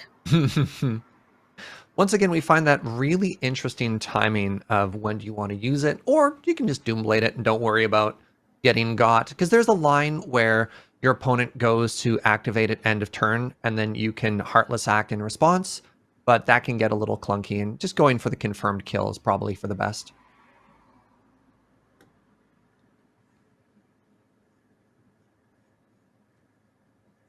So Witty Zitty going down to 13, getting hit by that old growth troll, did not choose to exile it pre-combat, and did keep a land on top there. I wonder if the goal there is to represent a counterspell, just to try and get as much information as possible. Your life is a resource. You're welcome to take a hit early on to get as much out as possible, especially when you don't have a very proactive hand. Everything you have is just removal, and you need to be reactive there. So good discipline. And in order to draw a card, Cling to Dust does need to hit a non-creature. So we saw an exile from Witty Zitty's own graveyard. Because now there's just an army of threats. You've got Barkhide Troll, you've got Yorvo, who does not die to Heartless Act, but can be shrunk down in itty bitty bitty bits. Being able to double spell I actually this turn? do not love this, because Barkhide Troll enters as a 3/3, and Yorvo immediately gets 2 counters back. Yorvo would have only gotten 1 counter if that was a post-troll Heartless Act. And Kroll Harpooner is going to say, "You killed my friends, and now I'll kill you, Birdman." Was that a top deck?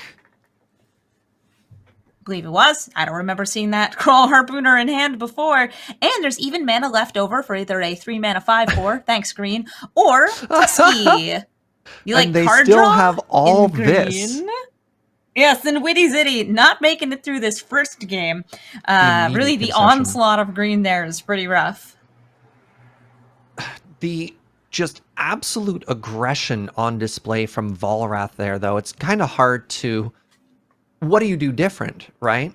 Being able to double spell in those key turns, just how aggressive and cost-effective all those threats were. And you can't really one-for-one on that in that board state, because it's had more better cards, which is unfortunate. This is not a very quick mana. So we see Guardian Project, great card draw. Got replaced with a Beast Whisperer and a Mulligan, but with 2 lands that both come in tapped, that first hand was a rough one. I do like this because that Shaper Sanctuary will get value against a Dimir deck. Oh, and now down to a 1-lander on a Mult of 5. That is rough. Now, worth mentioning, of the decks we've looked at today, only 30 lands in this one, which is quite low. Probably counting on a density of low aggressive creatures and maybe some mana dorks to help in this situation. But yeah, the Mult of 4. Oh, I think that the keep there was that Shaper Sanctuary hand. It wasn't perfect, but at least it was playable. And now with one of these lands being colorless, can't hit Yorvo on 3. Can't hit Visionary at least. And Visionary is a really good replacement and a mana dork. And Tyrite Sanctum has the ability to make an ever-growing indestructible creature. Well, you can keep growing it, but then you can sacrifice the Sanctum to make it indestructible, which is pretty nice against Dimir. But unfortunately, there is a board wipe in the eventual future and a counterspell for now.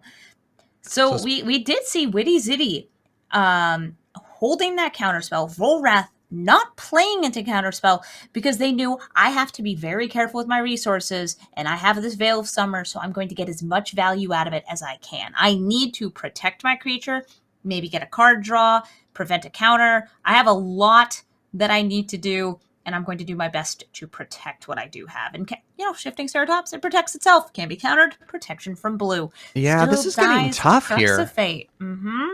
I don't know. I don't know how I feel about not countering the Visionary there, because there's a previous turn where if I know my opponent's mulled down to 4, letting them accelerate or letting them replace the cards in hand's a little bit tough. But I guess you know their deck, you know the matchup, and this stack is looking pretty favorable for the control player here. R.I.P. Dinosaur. You had protection from blue, but black removal still exists. Oh, is it time for some Yorvo? So the goal of any control deck is to sort of be able to stem the bleeding or stabilize when your opponent is being very aggressive here. And it looks like they're doing a pretty good job. Their life total's still healthy. They've got more cards in hand. And really, that's a key part of being the control deck. Isn't just the board, but also the card advantage battle that's happening. And I mean, it helps when your opponent mulls to 4. And it also helps when you now have a blast zone. Yes, absolutely. At 3. So it's going to be a counter to that Tyrite Sanctum activation, which was going to turn Yorvo into a god and give him a +1/+1 counter. Instead, we just saw the land activated and both creatures destroyed. Nice thing about Blast Zone is, well, I should say a nice thing about only being a 2-color control deck is that you can play cards like Blast Zone. There's a very real inclusion cost in a multicolor deck of playing colorless sources. And being blue-black instead of the traditional Sultai that we've seen in a lot of these matchups gives you the flexibility, gives you those flex picks for more of those sometimes corner inclusions, but putting a lot of work in right now. And speaking of things putting in work, the Stonecoil Serpent is getting some work done by having protection from multicolor. That Silumgar's command could not touch it that turn, which is going to lead to this Crux of Fate being the removal of choice. And this is, I think, just a little bit of a sassy activation saying, well, may as well. I'm not using this mana for anything else. I like that. I like that. But here comes the beastie, the Battle Mammoth. Now, the Battle Mammoth is against Witty Zitty's deck going to draw at least a card before it's gone. It will get value because the removal at this point is going to be targeting. Crux of Fate is the black board wipe. You don't really see anything else able to kill Battle Mammoth other than an Edict effect without directly touching it.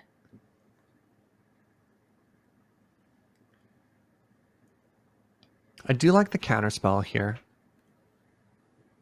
There's like no more advantage for you. You get a if I let it resolve, you get a card replaced from the kill spell. So let's just counter that, and I didn't get anything else. It's time for your Mammoth to die. I can't afford to take 6 again. Ooh, and Garruk's Harbinger, another kill on sight card, because once it hits face, it finds more friends. Can we just talk about how black, which is nice. Volrath is just ripping nothing but threats off the top. Every single one of these needing to be answered. And Garruk's Harbinger still can deal some damage here. It did get -2/-0. It can't fly.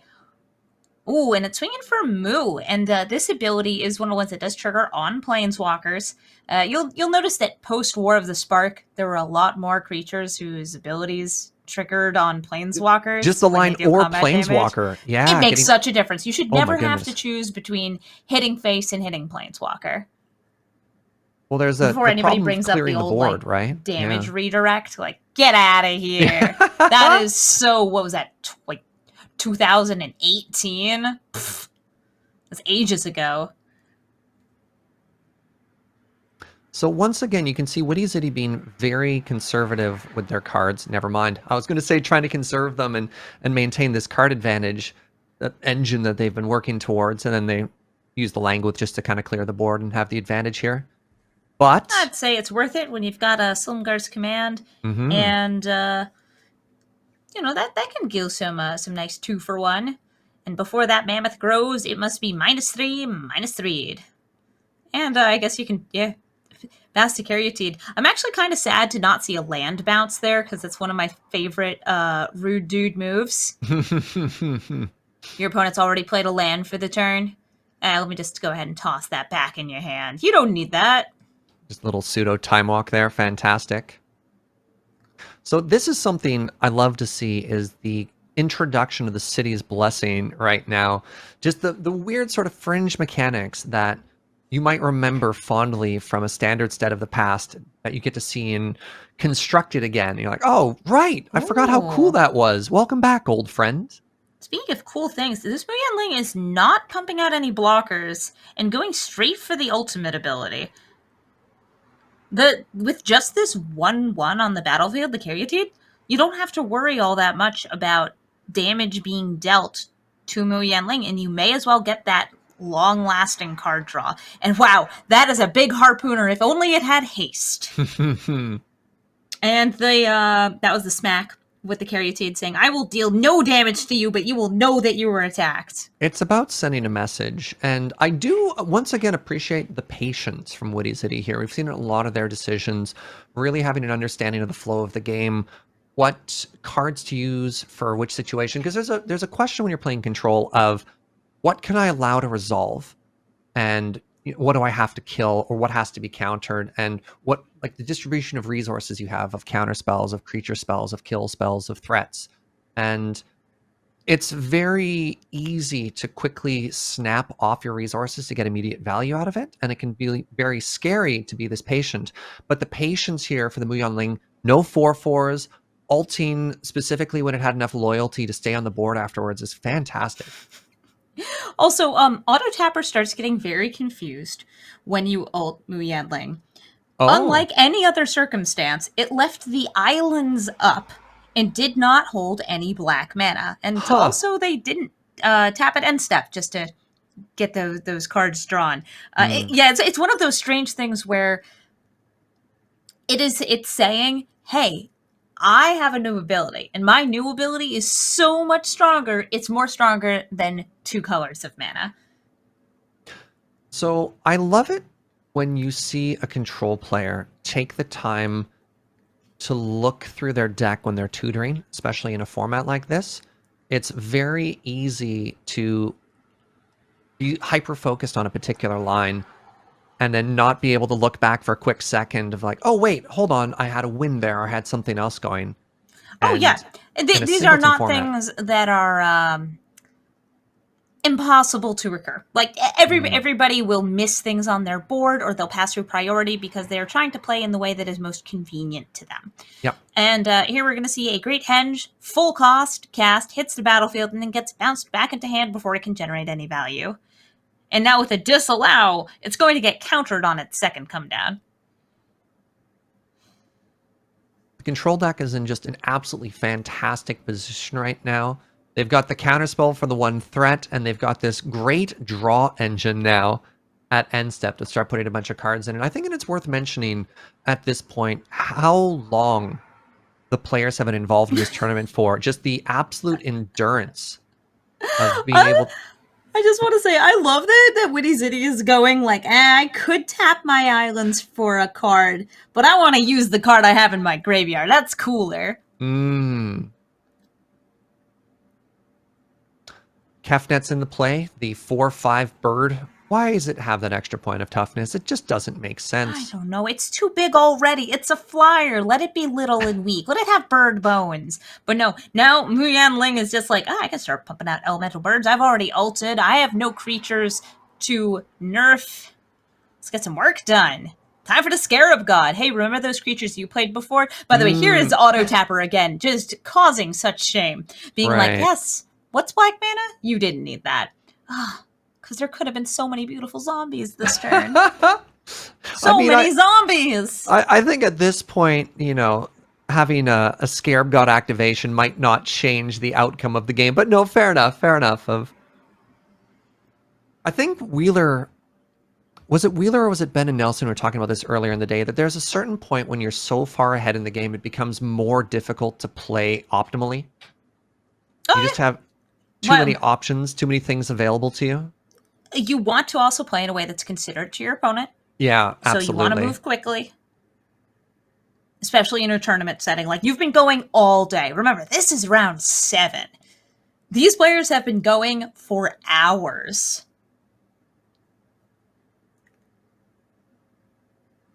A little bit extra time here having to click through all these activations. But, you know, I think having a hand with 11 cards in it might be worth at the end here.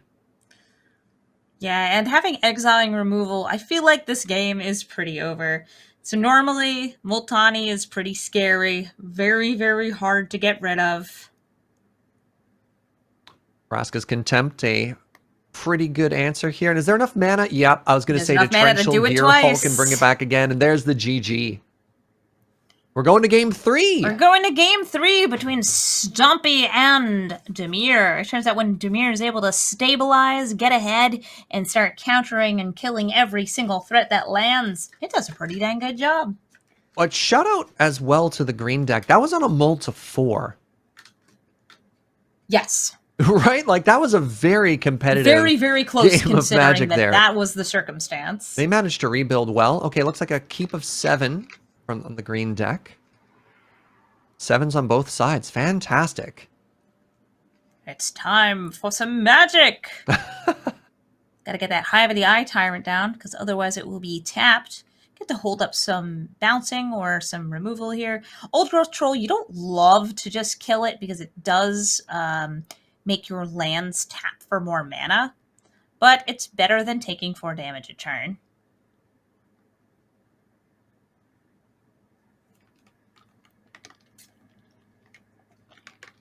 It's tough. You have to ask yourself, what's more valuable? Disrupting my opponent, or, you know, getting clocked for 4 each turn? And with the counterspell in hand and an Into the Royal to follow it up to, I think Witty Zitty evaluated, you know what? I think I can get through that little bit of acceleration there.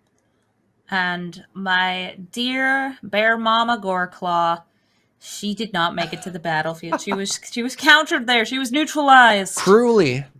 Too young. She was gonna make Nylea cost so little mana. It was gonna be so great.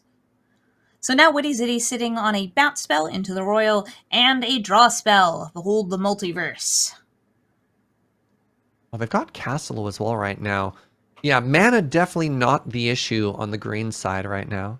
No, there are now discounted creatures as well, and Nylea has enough devotion because of the Old Growth Troll. It's still there on the battlefield. It's just an enchantment now.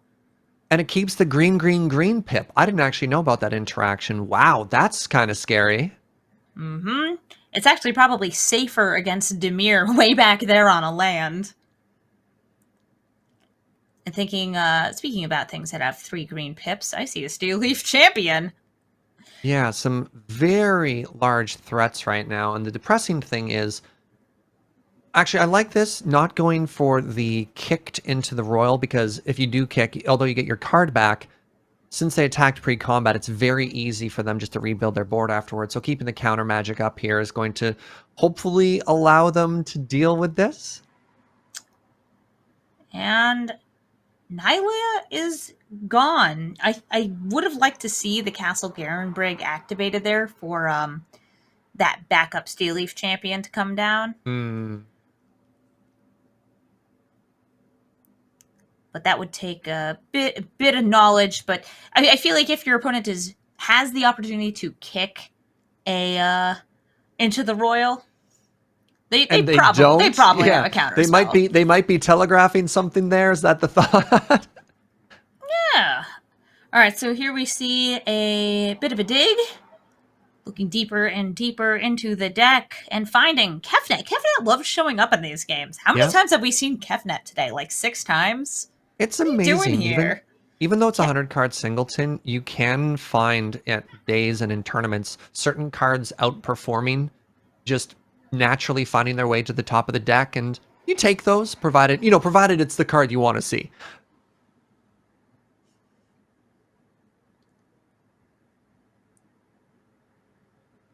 Suddenly, the green deck has 10 power, which is a little spooky.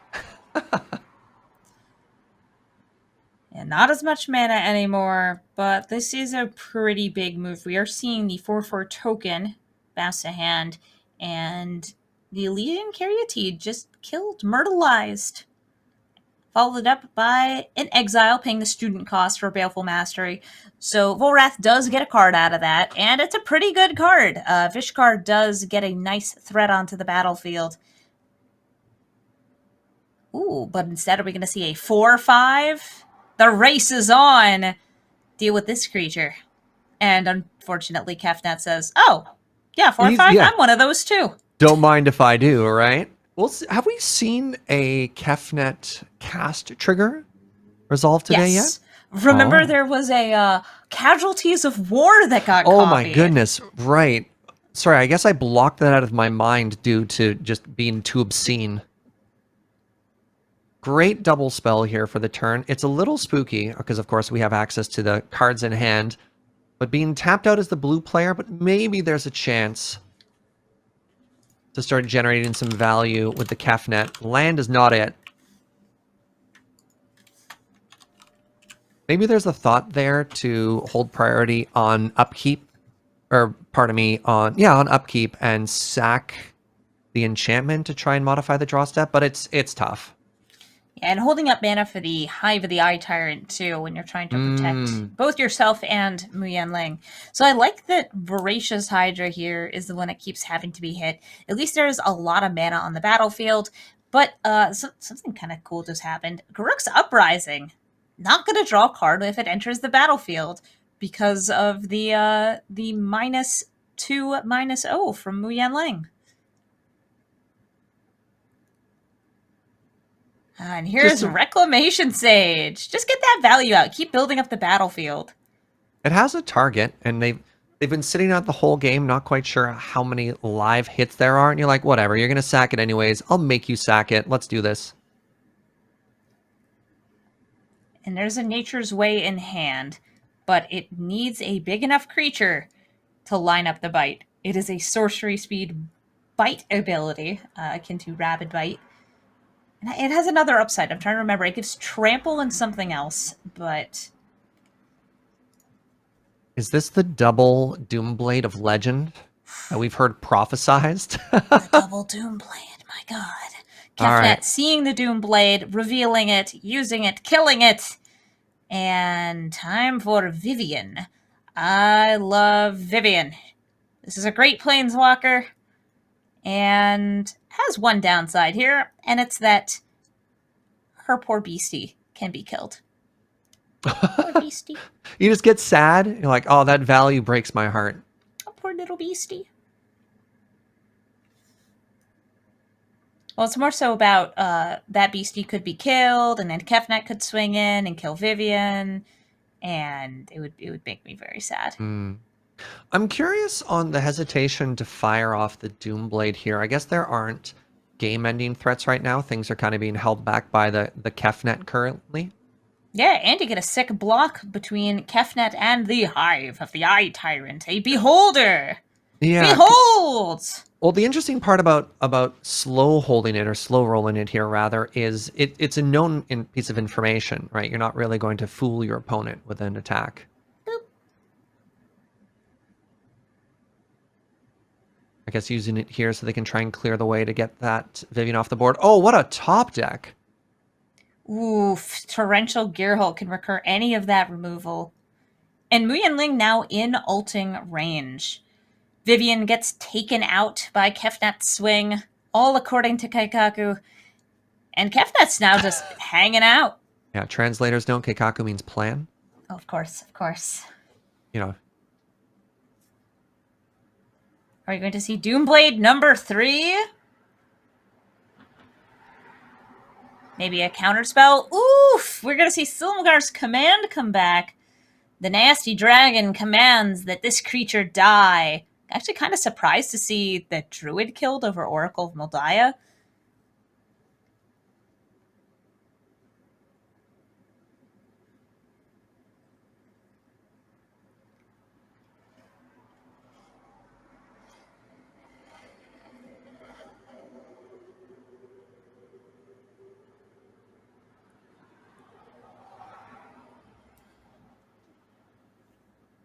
Must be that. And with a fight and a bite in hand. That's not a great place to be with just a 2-2 on the board. And now Jønland has ulted, and Auto Tapper once again says, I love tapping everything except for islands. This is just what happens. You ult Jønland, and it's like, you could draw a card with this? Oh my god. Best land. Never tap it.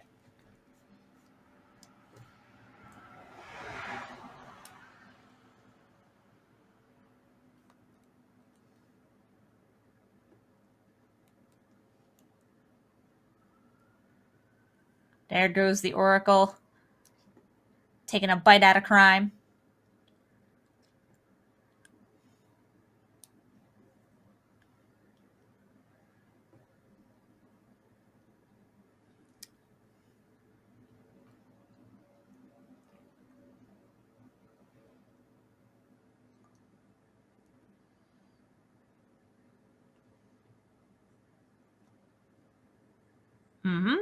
Now we're going to see the Yahenni's Expertise pre-combat.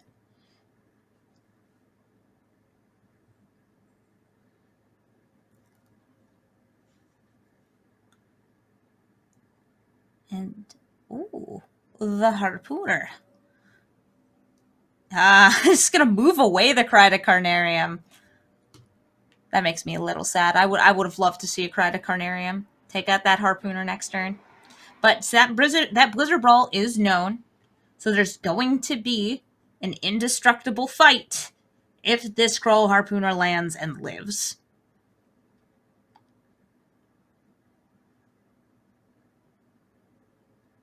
And if you're wondering why you're only hearing my voice, it's because Surge has vanished into the void of the internet, and now you just get me. Me and my dulcet tones telling you about a gigantic bugaboo called Kral Harpooner who is stabbing his way through God Eternal Kefnet.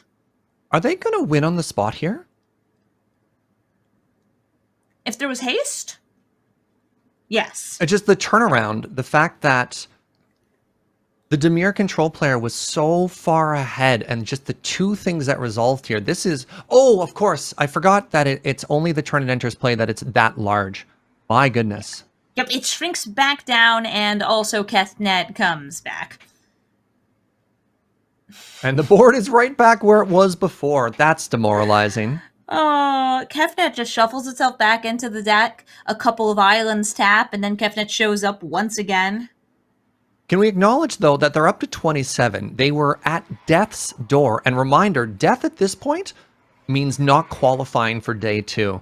So despite the board being a little spooky, they've bought themselves a substantial amount of time right now.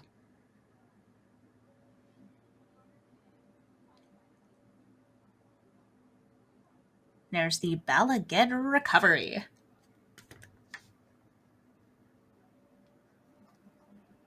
Going to bring back Nylea. She might not be a creature when she enters the battlefield, but she'll do her best. And Ashiok to counteract that. Alright, so here comes Trashy Ashy. We got 5 manas of Exiling Monstrosity. Your worst nightmare, or maybe your best friend. Really depends if you're the control player or not. Well, this is one of the fantastic reasons to play blue-black, as opposed to any other of the color, like the color combinations for control deck. It's such a cool card that you can't justify splashing for, but when it resolves, the game ends pretty fast. Yeah, Ashiok is a fantastic threat, spitting out 2 3s every turn to either defend themselves or maybe just get some extra exile, feeding that ultimate ability. And Ashiok does ult very quickly if there are cards in exile worth casting. And against something like Mono Green, they might have some huge creatures that all you need to do is turn it around, steal them from exile, and cast them. And there is the win, and going to Dimir control for Witty City. Honestly, they were on the back foot for a very, very, very long time there. An Alton Muyonling facing down 2 of the Haymaker and like game-ending threats from the control deck. Had some great lines to try and stabilize, to try and bring their life total back up. But at the end of the day, you just get crushed under the weight of the card advantage. They're just drawing too many cards. You can't... There's no threat in your deck powerful enough to beat 5 answers. Oh, yeah. When your lands are just draw a card, it feels like it's pretty tough to keep up. And in a format where you don't really have to worry about milling yourself out anywhere, anytime against an aggro deck, you can just keep on drawing and say, well, I've gotten to maximum hand size. I feel pretty good right now. I'll pass the turn back. And we're about to head into another match in round 7. And once again, these are between players who are 5-1, which means that they are looking to stay in and make it to top 8. So in order to do that, winner moves on, not necessarily qualifies. This is holding on to the edge, right? Holding on, because they already have 1 loss. They need to avoid getting that second. So we're going to be seeing a Rakdos Sacrifice deck against the Bant Midrange. This is the Rakdos Sacrifice deck that we saw previously that I don't think we really got to see get a chance to pop off. So we'll see if it comes together a little bit better for them this time. And is this our first time seeing Bant midrange today? It might be. If you were to put a commander on this deck in Arena, it would be Chilean. Ooh. Got a mulligan and end up with a no-lander. Ooh, that stings. Yep. Bestjoy had an okay hand before. Bit of lack of diversity as far as mana base went. And this is a multi 5. Not what you want to do and not what you want to see.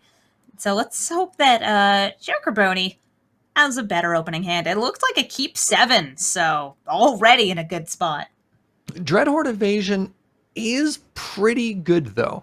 Not only does it represent a large, growing threat, which the deck wants to do, but it's fantastic sack fodder.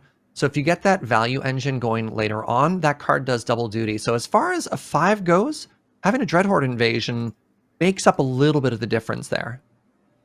So Inquisition of Kozilek, a very nice way to start the game, give you some information about your opponent's hand, stop one of their early cards, in this case Declaration of Stone, because Rakdos does not like its things being exiled. No. It very much wants to recur things from the graveyard and kill them itself. You don't get to kill my creatures, I get to kill my creatures. Oh, and here's a new friend showing up. It's Nadar, the Dungeoneer. Nadar, Selfless Paladin, if you're not familiar with the new Adventures of the Forgotten Realms set, is the 1 dragon venture into the Dungeon Master. Also turns into a pretty cool board buff once you complete a dungeon.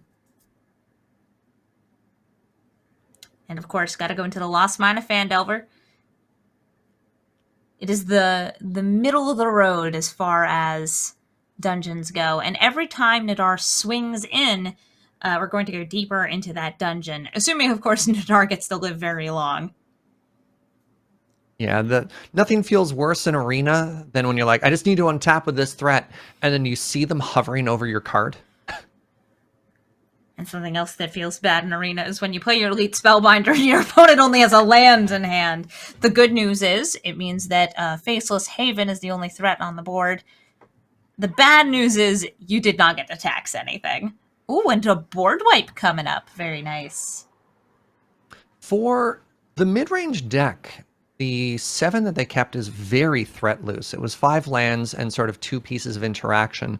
And they're sort of trying to, build a deck on the spot right here.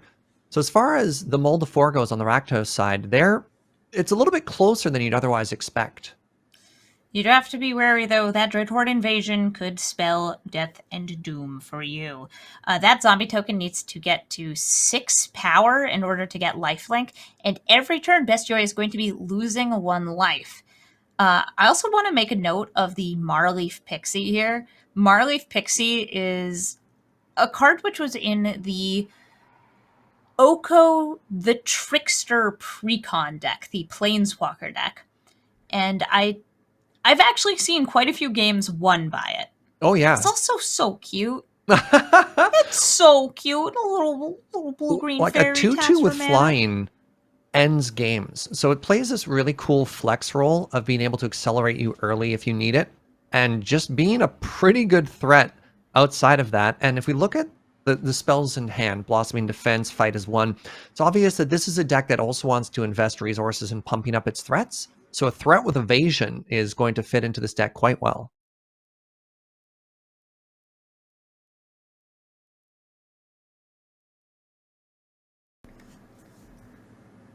So now we see the Faceless Haven animating and swinging with its zombie pal. You know, they're both just two zombies hanging out with each other.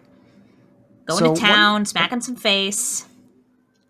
One thing the Rakdos player was hoping to do right here was extend the board, buy for some time, and then play this Wrath. But oops, it's lethal. Yeah, Raiden right there with the ability to block out the Wrath by taxing it for more. I don't know if it was a miscount there or sort of a concession, but that game... It costs 1 extra mana, and that's all it takes. A little tough right there.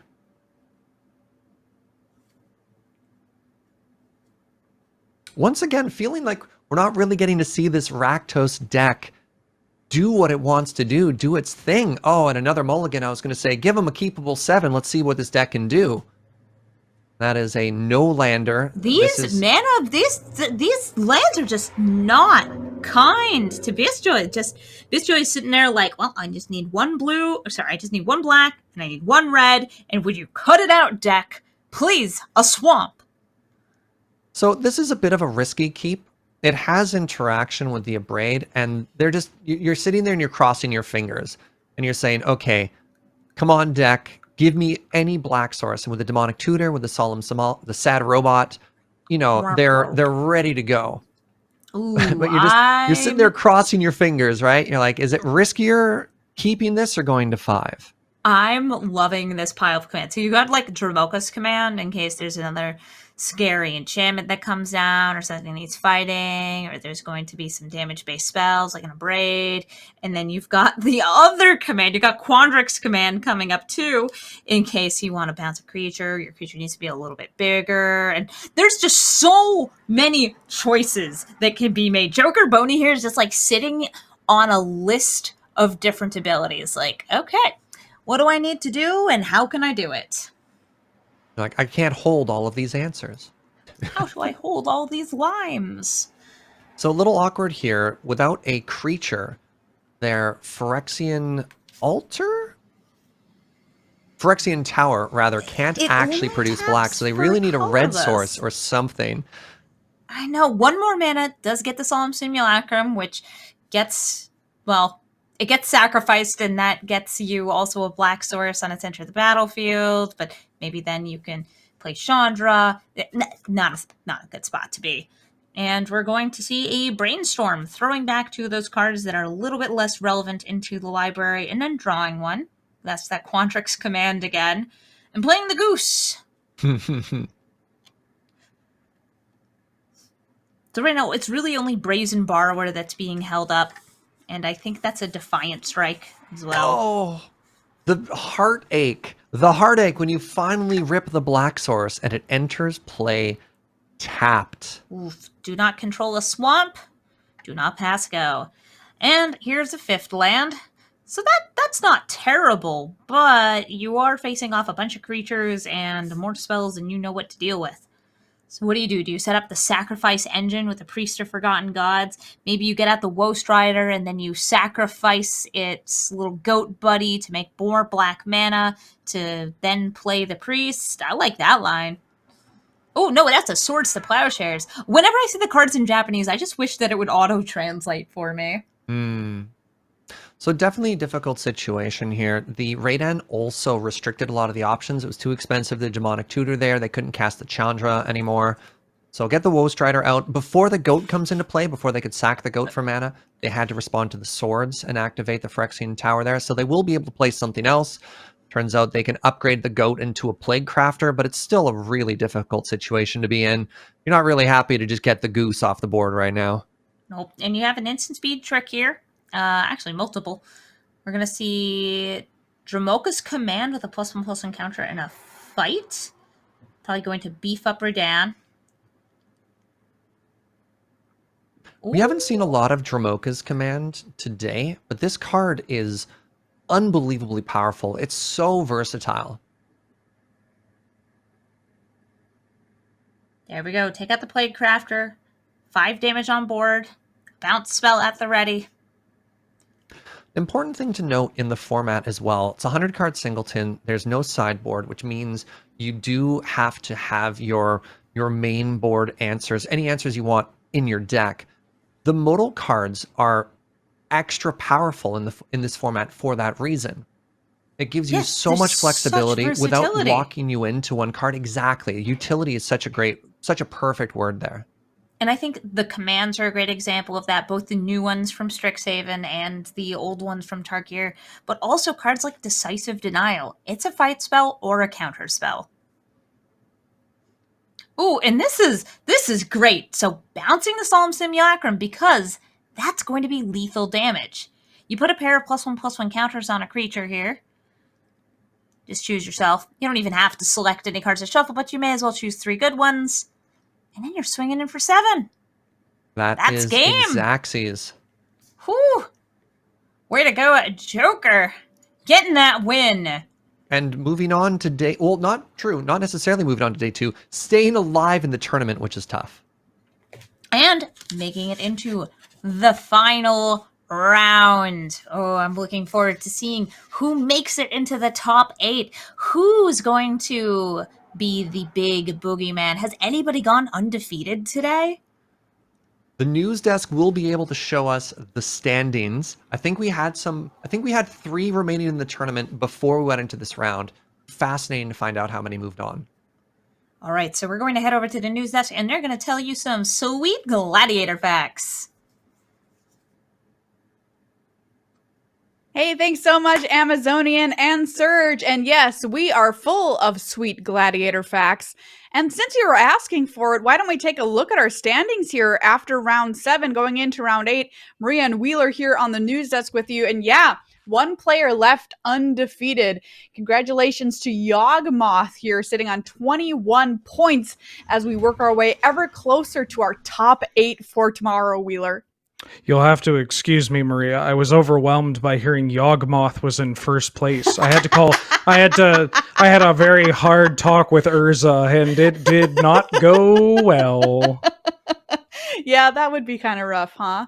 That would be kind of rough. But we got 1 round left to play here, so potentially 1 player possibly going undefeated on day 1, which is a huge accomplishment. But we do have another round to get through to see if that in fact can happen, and indeed to lock up our top 8 for tomorrow. Our top 8 players playing for $1,000 prize pool, which is really, really awesome. So come back tomorrow. You're definitely going to want to see that. Today, we've got some prizes to give away too. I'm going to give away 2 more prizes here this round. Door prizes to the players playing in the tournament. Yeah, no big deal. All right, who's our winners? We've got somebody who's been doing really well today, actually. Congratulations to DeSalvos. You win $25. I almost said 25,000. 25,000, and from your own pockets. That's wildly generous of you, Maria. Yeah, no problem. That's what I'm here for. $25 in Card Kingdom. Store credit, still nothing to sniff at.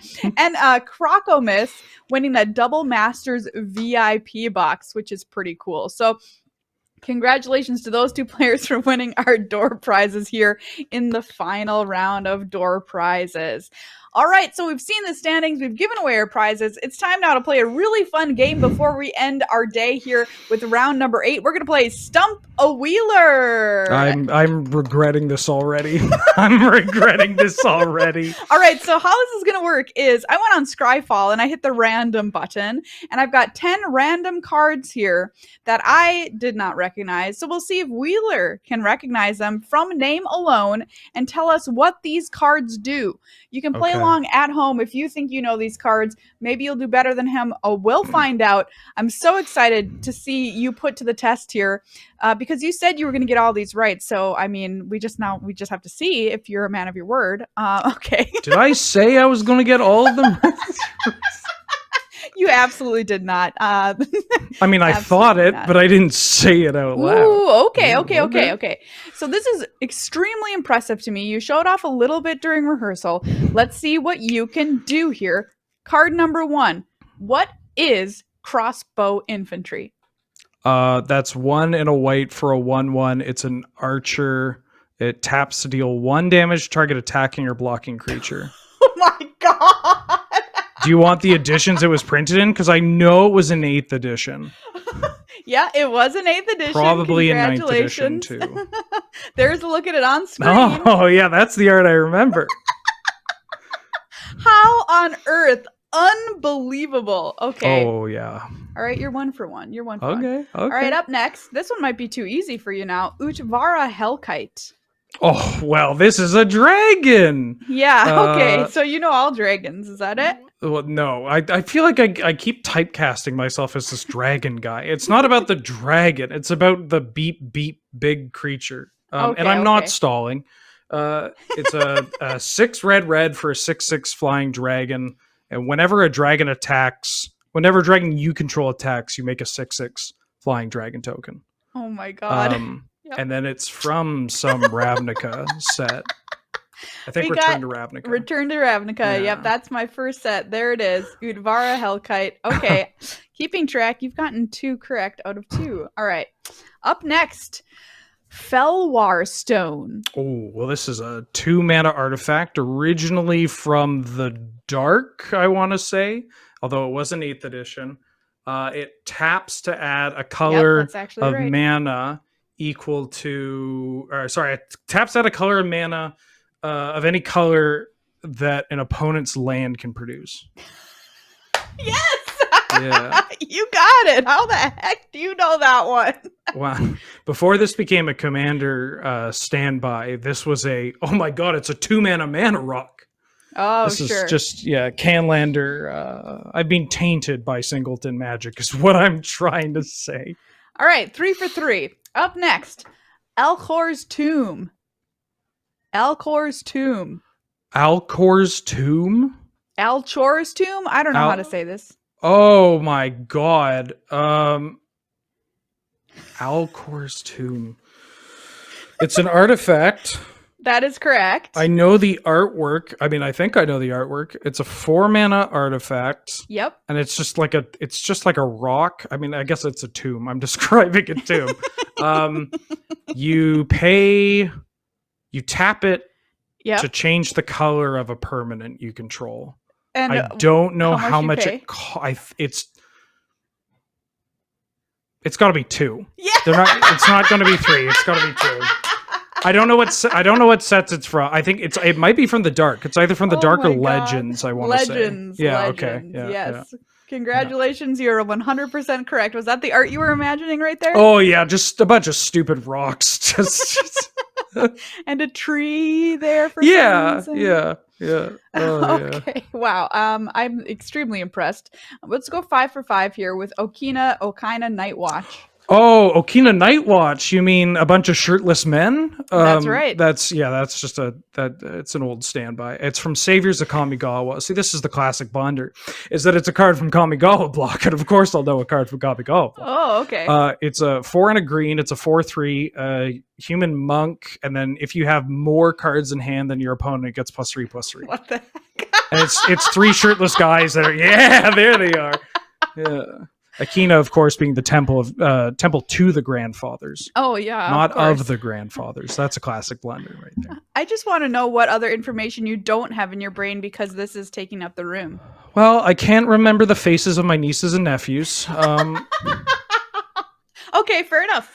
Yeah. You don't need that information anyway. Yeah.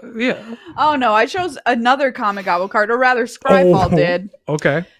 Kami of the Hunt. Oh, well, see this one. Oh, sorry, I almost shook my desk. I'm so excited. Kami of the Hunt is a 3 mana, 2 and a green for a 2/2. Whenever you cast a Spirit or Arcane spell, it gets +1/+1 until end of turn. It's a spirit itself. It's got a cute little mouth. It's kind of like a Tamagotchi if it were a sentient. It is. Yeah, I love this art. Scryfall popped it up on random, and I was like, yes, 100%. Choose this card. The art is so bizarre. Really good draft card in that draft format. Was it really? Well, it was reasonable. It was reasonable. It won games. Okay. Won games. Yeah. Okay, next. Soul Catcher's Airy. Oh, this is from Odyssey. This is 1 in a white. It's an enchantment. This one's really funny though, because it uses, I believe it does use feather counters. That's right. So it's like whenever a creature went flying dies, put a feather counter on it, and flying Mhm. creatures get +1/+1 for each feather counter on Soulcatcher's Airy. Yes, there's a little bit of a language I'm going to remind you on here. Oh, It's bird. Birds. Sorry, birds. Okay, well, I'll take a half point for that. Okay, we'll give you points. Soulcatcher is that, I mean, that's the Airy. There's a card called Soulcatcher that does, you know, we don't have to waste time with that. Okay, half a point for that one. Yeah. Up next, Turf Wound. Oh, I mean, if there's anything, I mean, this is an all-time classic right here. This is from Invasion. It's 2 in a red. It's an instant. It says target player can't play lands this turn, and you draw a card. This card is bizarre. I can't believe this is a card. Yeah, it's a fixed version of Solfatara from Visions, which does it has a slow cantrip. This one's got a name that you know is we can all get behind. It's a classic. It's an absolute standout Magic card. Canlander staple right here. Okay. All right. How about this one? Okay. Primal Plasma. Primal Plasma. That's it's a bad blue one. Yeah, it's a bad blue one from one of the Time Spiral sets. I don't know if it's Planar Chaos or Future Sight. All right, it's planar. I'll give it to you. It's Planar Chaos. Planar Chaos. Okay, so I think this one, it's either oh my god, yeah, this one I'm probably going to get wrong. It's either a 6/2 or a 2/6. Well, the reason you're getting confused is notable. I'll just say that. Notable. Mm-hmm. Oh, I know the art. It's just a real dork. I might have to tap out. This is the one set that I didn't play during this block. All right, we got it for one. Yeah, I think you got me. I know what it looks like. Oh, it's this. Yeah, it's just a primal clay. Of course, Ben. I knew it was a primal clay. You know what? I had this confused with a different stupid like blue blob elemental card that does something similar with less legs. Okay, unbelievable. I got one. I can't believe it. Okay, last one. This one I just loved when it popped up for me. Acacian Town. Ooh, Acacian Town. Oh no. Acacian Town. Oh no. This can't be the oh my god. I'm going to be really upset. I think it's the storage land. Nope, no storage. Oh no, storage. It makes 4 citizen tokens. Yeah. Yeah, it's the 6 mana. It's 6 mana, makes 4 citizen tokens, which got relevant in AFR because we now have new cards with the citizen creature type. Yeah. Okay, I'll give you another half point for that. So 5, 6, 7, 8. 8 out of 10 ain't half bad. Did That's I do pretty my math good, right, everybody? Well, I'll give myself another half point for being such a good for being great. Yeah, you absolutely can have another point for being great. Yes, I mean, I showed my work. I get an extra point for showing my work. I've got to say this was absolutely insane to me. I cannot believe you knew all these cards. All of my reactions are 100% honest. I'm so blown away by the fact that you know all these. Yeah, imagine asking me this if we before, you know, if this event wasn't just going into round 8. Yeah. Like if we, you know, all this magic hadn't happened. It's yeah. I both pride myself for this and hate myself for this. So I mean, if anybody can get something nice out of it, hey, great. That was awesome. Great. GG's. That was great. I'm gonna give myself a high five for stumping down at least that was fun. 2 of those cards. What a great segment. Yeah. We have to do it again tomorrow, I decree. Anyway. Oh, yeah, absolutely. We will put a whole hour aside to do Great. that. I would do it for an hour, and I'm not even kidding. I had a blast. That was so cool. And looking at old Magic cards is so cool because they're so bizarre.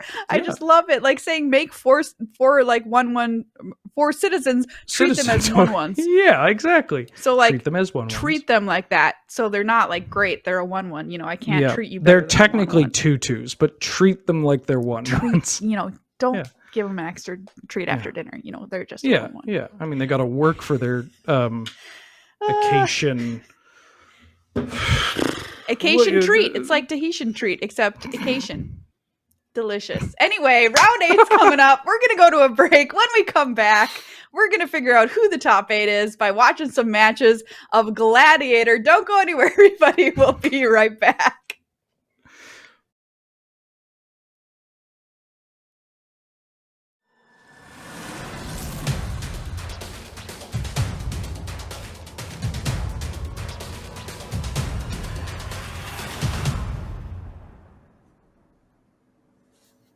It's time for the final round of day 1 in the Great Big Gladiator Games. We're going into the win and in segment of this tournament, where you either make it or you break it. So, Serge, what are we looking at for this first match? Well, a whole bunch of nerves and tension. First off, it's got to be exhausting having played for this long and knowing it comes down to this moment. But actual matchup-wise, very excited. We're going to be checking out Is It Control for the first time on commentary tonight. I do love me some blue-red. We got the burn spells. We got the counter spells. We got a lot of cantrips. Versus actually a deck we just saw and a player we just saw, which is Bant mid-range again. So pretty classic matchup here. Creatures versus the deck that tries to kill all the creatures. And let's see who wins. Yeah, so by the way, if you were following the standings before, Yawgmoth was already locked in for that top spot going into this match. So going undefeated in the first 7 rounds means already got a 7-X record. They're set. Everybody else, though, is fighting for those spots. Fighting for their lives. Fighting for their honor. Ooh. Let's head into this Is It Control versus Bant mid-range match.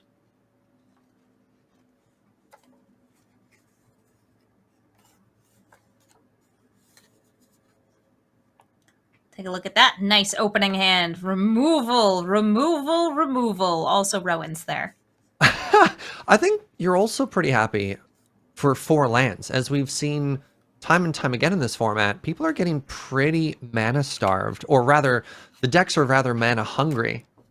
And getting a dual land followed by 3 snow lands also means that any snow synergy you have is going to be enabled by those 3 snow lands. Absolutely. Not only Faithless Haven, but the red deck has access to cards like Frostbite. Munch. Yeah, get a second copy of Lightning Bolt. Speaking of removal spells and Lightning Bolt, this never feels good. The classic, what happens when you see a bird, right? Oh, you can't do this in any other format in Arena. Anyone else smell cooked goose right about now? Delicious. Now, I like this play a lot. The protection. And it also gets them extra goose food. And if they don't need to use that mana next turn, they can do it again. So based on how they don't have another land in hand, protecting that bird was so important. So important. It can feel kind of bad to use an ephemerate that early, but I think that is actually game saving at this point. I don't know if they'll go on to win, but it was a lot harder if they lost that goose. Yes, and I see Ben Wheeler, who apparently does not know that geese are birds. You might want to look at that creature type line again, Ben. I thought you knew these things. Don't you know how magic cards go? So second burn spell has confirmed we have 1 cooked goose, and things are looking a little tougher right now for Joker Boney. Yeah, these players have been going all day, which means that they are probably very stressed at this point of the gameplay. So we're going to see Glorybringer swinging in, taking out the Lantern War Elves. Giant Killer might have a nice tap effect, but against a Glorybringer, that's not going to be doing very much. And seeing your opponent stuck at 2 lands, an excellent opportunity to kill an elf. Further constricting the resources that the 3-color deck has access to right now is so punishing. So punishing. And, like, I'm sorry, I'm looking at Glumlee's deck right now. Has the Rowan ult, which means that spells are going to be doubled if 2 extra mana is paid. but kind of flooding. Kind of really flooding. Thankfully, Glorybringer is a banger, so we're going to see the continued onslaught of the Turbo Chicken, and actually a little bit of payoff for this flood. There is now enough mana down for the Hall of the Storm Giant, I think that's its name, to be animated, and it's a 7/7. It is a very large giant, friend. Here, let's go for the one that's a little bit easier to read there. Yeah, Yes, you need even 6 got extra ward. lands. And that's present.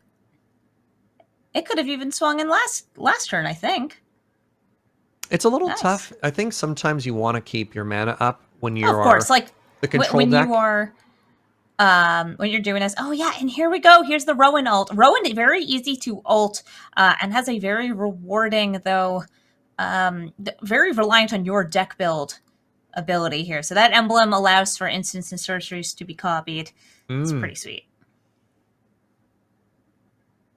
Yeah, being quite conservative with the giant right now, especially with no action in hand and tapping out with the exerting the dragon every other turn rather. Ooh, and But I think speaking of dragons, I see a brand new legendary here.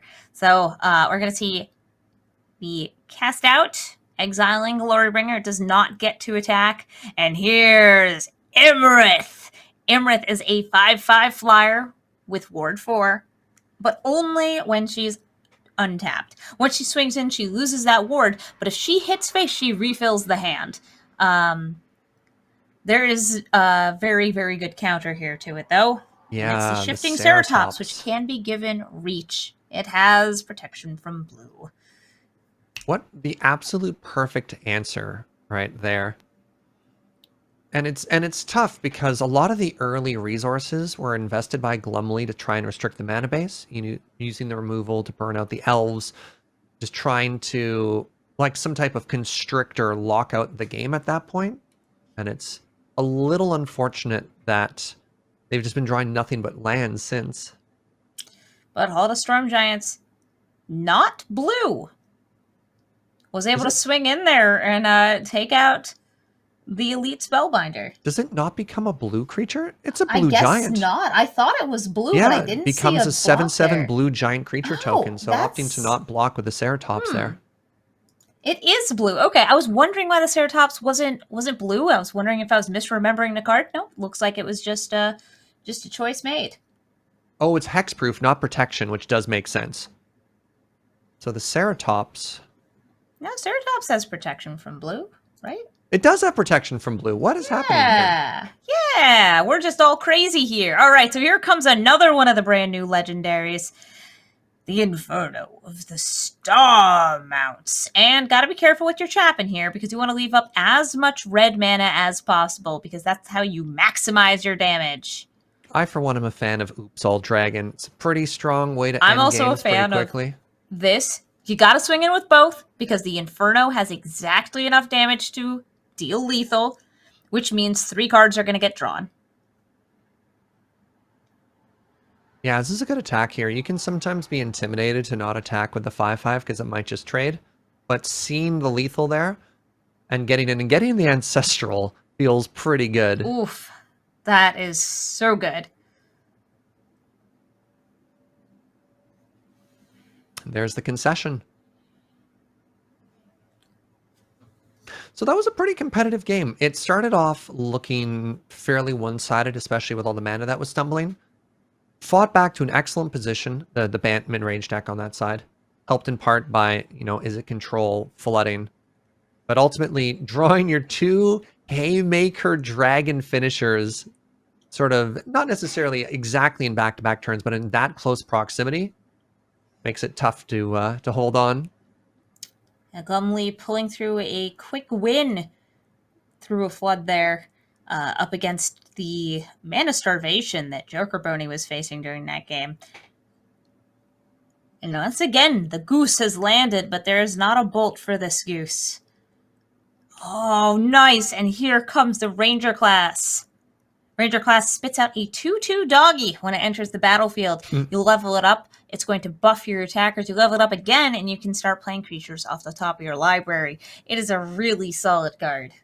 getting your early threats out of that red removal range is so important as well. I mean, 2 being probably the most common thing that you can shock. Yeah, but getting it to 3 or 4 toughness makes it very difficult for this blue-red control deck to answer anything on the board. And we're going to see kind of an awkward iteration here.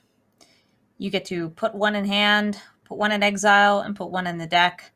But with a land already being played that turn, that brainstorm just goes into oblivion. It stays in exile forever.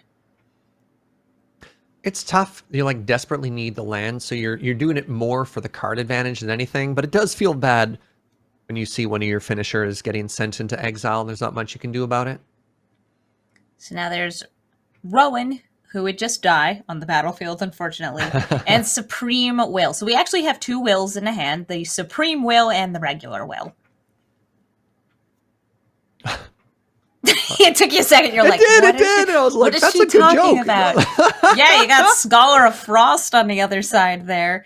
Our dear Scottish friend Will might show up again this game.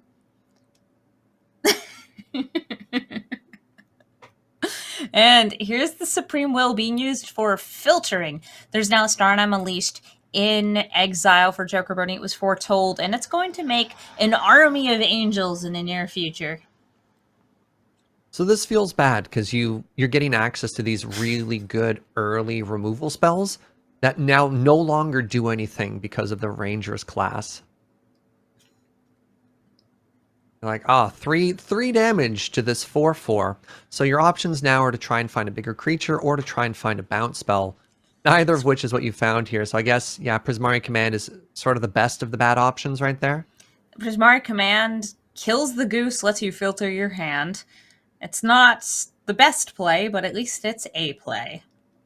This 4/4 it also could let you, I don't know, kill the goose and destroy the food token. I don't know why you'd want to do that, but you could. Just to be extra hateful. Fantastic. I live for this fight. I don't know about you, but I live for this fight. Who knows? Maybe Joker Bernie will swing in and move to put a +1/+1 counter on Gilded Goose instead, and then there comes the blast. Ba-bow.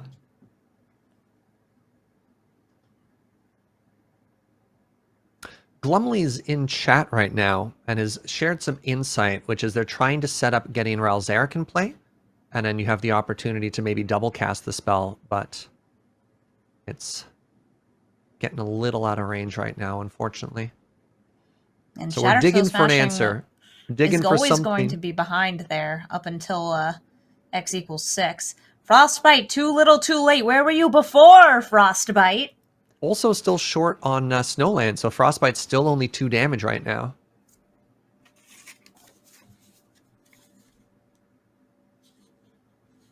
Yeah, looking at like they're going to 2 next turn. Sometimes you just play a Planeswalker as a fog, and you're looking at your life total, and you're just like, okay, you know what? Please, just let me... Just kill my Planeswalker instead of me. So here we go. There were just enough cards in the graveyard to obliterate the wolf. But you know, the wolf is not the only creature that could be on this battlefield, because it's time for the flying shark to emerge. This is a really interesting inclusion to me, because this is a card you typically only see in control decks. And I love it here. Just as an instant speed threat that came out of nowhere. Like, an odd inclusion, but obviously it feels pretty good. Oh, and you followed up with a Gargaroth? My goodness. That is an Oofa and a Doofa. And knowing that it's going to be lethal in 2 turns anyway, just opts to kill that Rawl. Rawl is gone. Is it Viceroy? No longer. And now Glumley is sitting with some removal, but not strong enough removal. Frostbite able to deal only 2 damage here. An Explosion able to deal an extra 2 by either copying that spell or by just hanging out. There's not much that can be done here. Will would be a nice way to stay alive here. Will could come down and turn the Gargaroth into an 0/2, I believe. And That's prevents lethal for one turn, but it's not great. And we're going to see a concession instead. Yeah, tried to dig for some type of answer, saw what was on top of the deck, and decided, let's just go to game 3. I like that Fibblethip and this zombie army kind of look back to back, like they're some sort of weird crime duo. All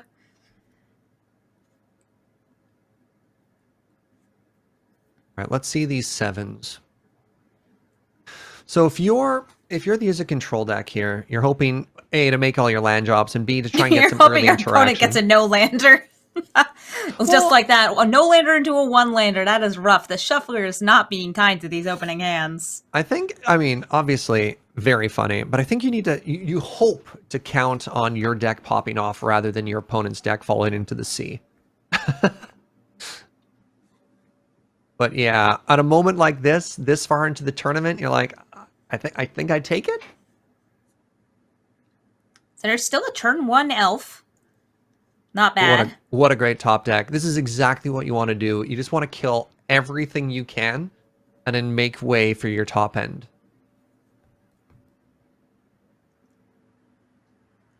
There's the Scavenging Ooze. Also dies to Prismari Command. If you let your opponent untap, they do have the ability to make that ooze.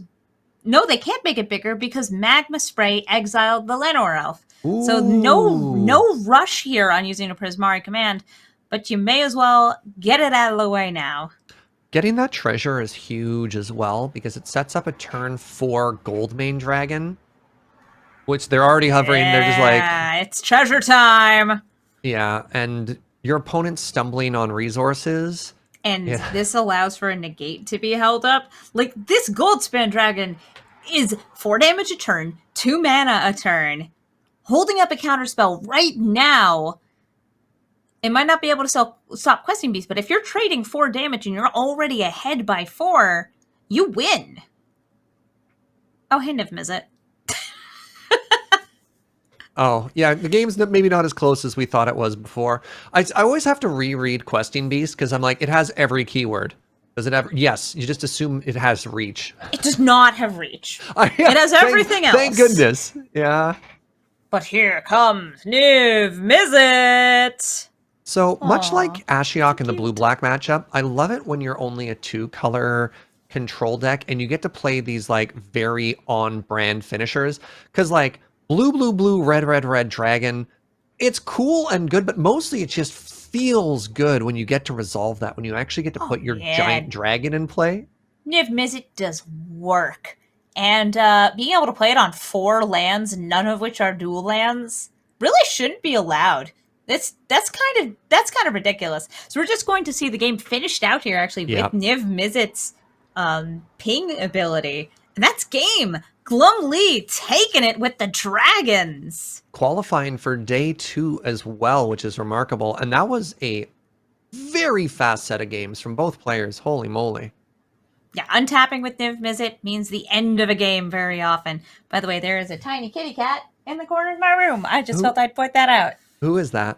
That's Scraps. She's cute. Oh, Hi, Scraps, Scratch. do you want to be on the stream? Does Scratch also love Gladiator? She loves Gladiator. She loves all Singleton formats. In fact, she loves them so much that she chewed through my Kalia of the Vast recently. Didn't you, girl? That isn't the sign of a fan. I don't know what is, right? Loves it. Loves Commander, loves Highlander, loves Gladiator. She wishes that she could chew a hole in arena cards. So I think we're going to head into another round 8 matchup, this time between Mono Red Aggro, which has made it very far today, and Selesnya Midrange. This is another win and in. I know. Whoever gets the W here qualifies for day 2. The pressure's on. It's a long day, and I'm excited. We got to see Mono Red Aggro in round 1, but we've seen all throughout the day the powerful haymakers that these like mid-range decks and control decks are going to be playing. So to see a fast, low-to-the-ground, aggressive deck in the format is always very exciting, and I think a sign of a healthy metagame. Yeah, and there's more aggressive aggro here than in Standard. Awesome. I'm also excited for Selesnya Midrange, and this is a great matchup.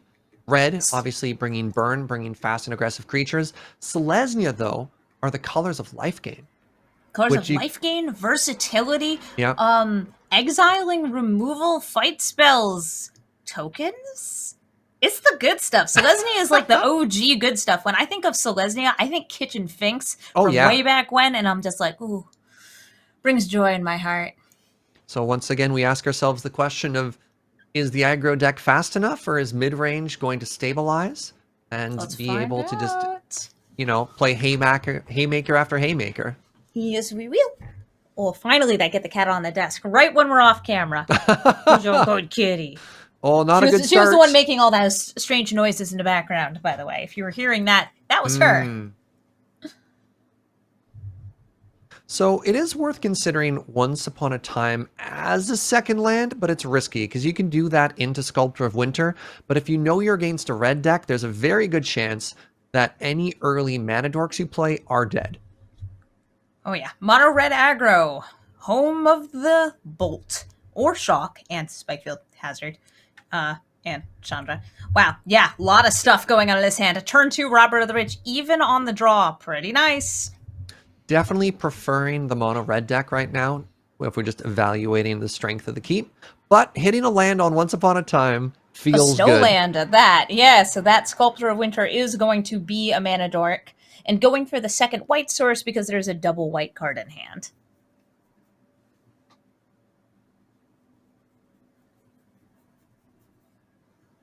I like the patience. You're just like, anything that comes down is going to die. And unfortunately, the green creatures here laying up really poorly against the red removal because we've got a 2 damage shock and we've also got the 1 damage, what is that called? Hazard? Spikefield Hazard. Yeah, Spikefield Hazard is especially rough against Night of Autumn because it can come into the battlefield and then it gets counters. Or does other things. I apologize again for more noises. That's the cat. She is purring into the microphone. Definitely favoring red right now. Fantastic opening sequence. They've been able to leverage their removal spells to be as disruptive as possible for any acceleration for the mid-range deck. They've got a Robber on the Rich on board. Ironically, they have more cards in hand, which is pretty unusual for the red deck, so they're not getting as much value as they normally could from the Robber, but I think you're pretty happy to be the red deck right now. Oh, yeah. I mean, Robber of the Rich, also Robber of the Reach. Any of those little flyers might have some trouble breaking through. And now the Prankster. And it looks like we're going to see a sacrifice of additional mana for removing that Robber. And because another creature died, it's pingin' time. 2 creatures died, Prankster dealing 2 damage. I forgot that was a card. That was part of the Devil's, the Devil Jumpstart, I want to say. What's it called? Spiteful? It's Spiteful Prankster. Also working pretty well in the Aristocrats style decks. But this is a tough position to be in right now if you're a red aggressive deck. This 4/5 is just it's a house. It's just somebody has erected an enormous structure between you and where you want to go, and you're like, I didn't get an email or courtesy call or anything. Somebody just built this when I was looking away. But it can't block, so it's fine. Ooh, excellent use there of the Goblin Shortcutter to get some damage back through. And by playing the Planeswalker, you're kind of forcing this. Oh, it's got Vigilance, though. I was going to say, kind of forcing this creature to attack in to maybe open up the opportunity here. Buster's Lieutenant, again, powerhouse of value. It's a 3/4, puts a +1/+1 counter on something. Protection from multicolored, vigilance. Ooh, and if something with a +1/+1 counter on it dies, you get a night token. Sick. Why does it have so many words? I don't know. Ask the play design team, not me. My goodness. It's a great card. I love it in +1/+1 counter decks. Even in some just more mid-rangey decks based in white. It's nice to see these sort of versatile cards being in just mono white. Another creature with a very large booty, further making things difficult for the aggressive player right now. Shutting off anything with haste. Kanjali's Sunwing is a must remove for Kang Breath, and we're going to see a royal eruption to royally ruin the Sunwing.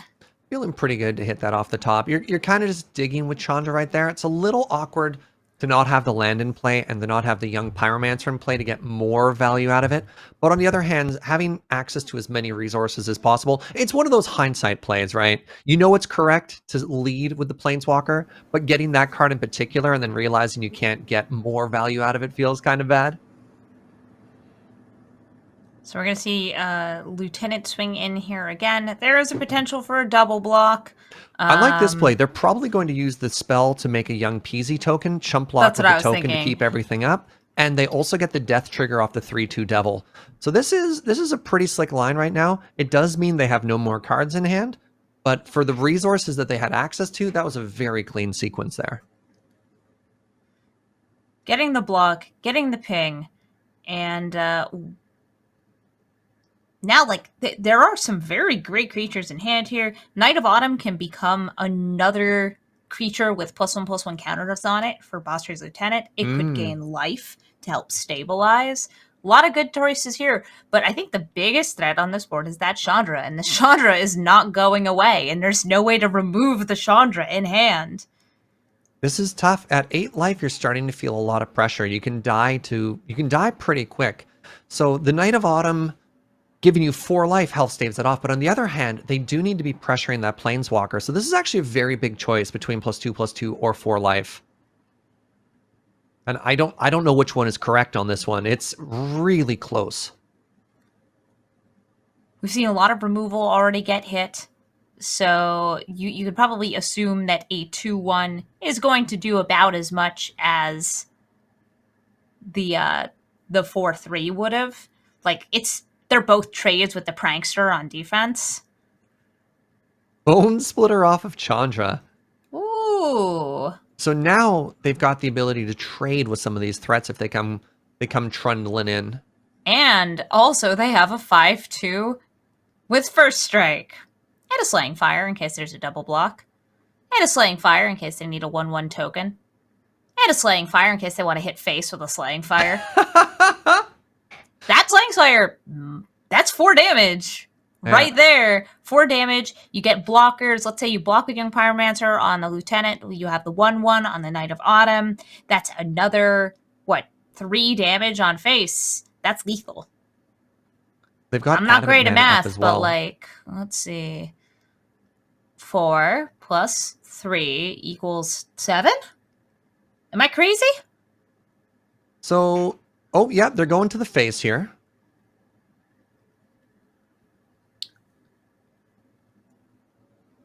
You get your blockies. Chandra can ult next turn anyway. Yeah. But the death triggers all happen. The spiteful prankster's doing a prank. And that's Xaxes right on. That's Xaxes. What a great line. Especially getting pressured by that 4/5 with Vigilance. Man, that devil put in some work. It did Ooh. so much damage.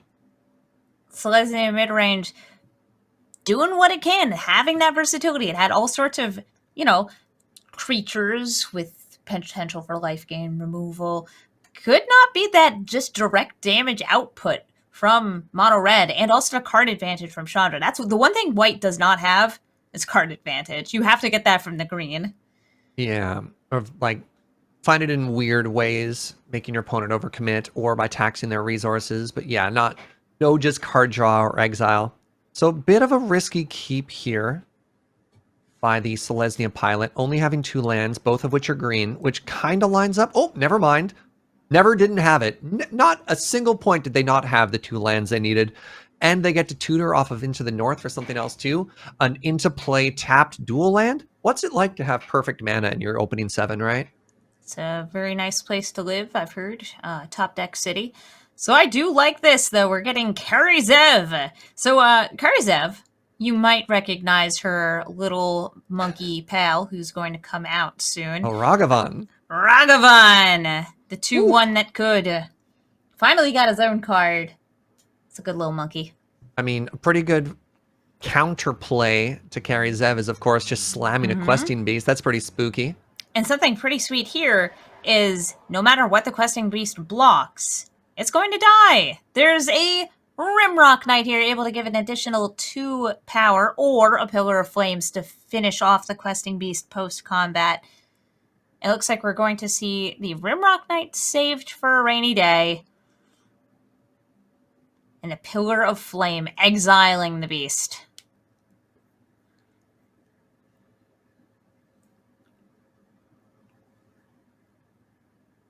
Another really tough sequence of plays here. I think at this point, you're not even as concerned about the mana. You're just concerned about trying to preserve your life total.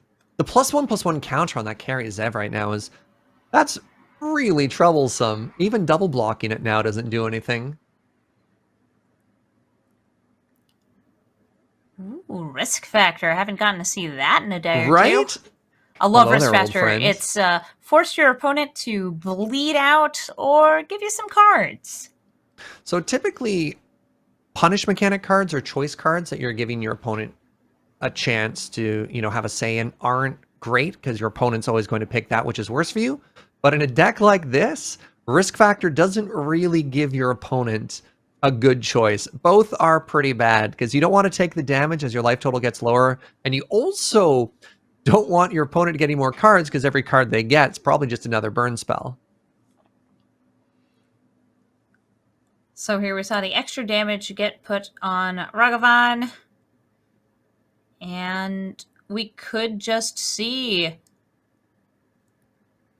more creatures thrown down. So what's going to be rough for Kangbreath is this Elder Gargaroth. Also, that Bredegard stronghold on the Gargaroth could mean the end of this game. Recovering, what would that be, 8 life against a mono red? Holy moly. It's do or die. Good spot on the stronghold there. So this is a very important turn for the aggro deck, which has decided... oh, what a taunt deck! Speaking of life gain, it's a fight spell, it's life gain, it buffs your creatures. I feel like the stronghold, because it does blast straight through this board on the Gargaroth, is a great move for this turn. And if you use it, I think there's still 2 mana left up. So I'm going to be honest, I definitely didn't think the Selesnya deck was going to get an opportunity to stabilize here, but these 2 draws back to back, this is backbreaking, because as the red deck, you don't have a lot of staying power. You don't have a lot of large threats that are going to stick around for a long time. You kind of need to count on racing, not rebuilding. And this is a very big stabilize. Holy moly. You're already gaining 10 life here. Do you need an extra 3? No, let's go wide. Here's a beastie. You don't even need it at this point. How demoralizing is that? Well, we mentioned at the top of the show that green-white are the colors of lifelink. Green-white are the colors of, big, dumb creatures. And there's the certain point where the mid-range deck needs to stabilize and turn the corner and pull ahead. And I think we're getting pretty close to that. Oh, they didn't even need to use... This is, I think, the moment, because the vigilance from the Bredegard stronghold, Vivian comes down, can exile, well, nothing useful here, but it's a secret. And Kangbreath doesn't know it's not useful. See, at this point, the risk factor has lost a lot of its impact, because you can just 4 eat the damage 4. when you're at 8? It's terrifying. Yeah. 4 damage when you're at 19? You're checking your nails. You're like, sorry, what? 4? Huh. Go ahead. Take my life total. Yeah. I dare you, right? So they could risk factor again by pitching that land, or they could play the land to try and be able to get a trigger off of Robber of the Rich. Neither feels particularly good, so they might just go for risk factor end step, provided they live through this turn, but they don't know about the Inscription of Abundance like we do. It's time for abundance! Ooh, also, Varys Silvery Moon Ranger, or as I've been calling him, Dollar Store Legolas. I hope we get to see him this game. It might be too late, though. This Inscription of Abundance is going to make this Gargoth even more unstoppable. Oh, no. It's like watching a car crash in slow motion. Just like, you can see what's going to happen, and you're just like, stop. Please. And also, like, there's still a Selfless Savior on this board. Not that it matters. All right, there's the GGs. Yeah, no blocks. They're like, all right, let's just move on. I've seen enough. Let's move on to game 3. So Mono Red aggro in the first game did what it does best and kills quickly and efficiently.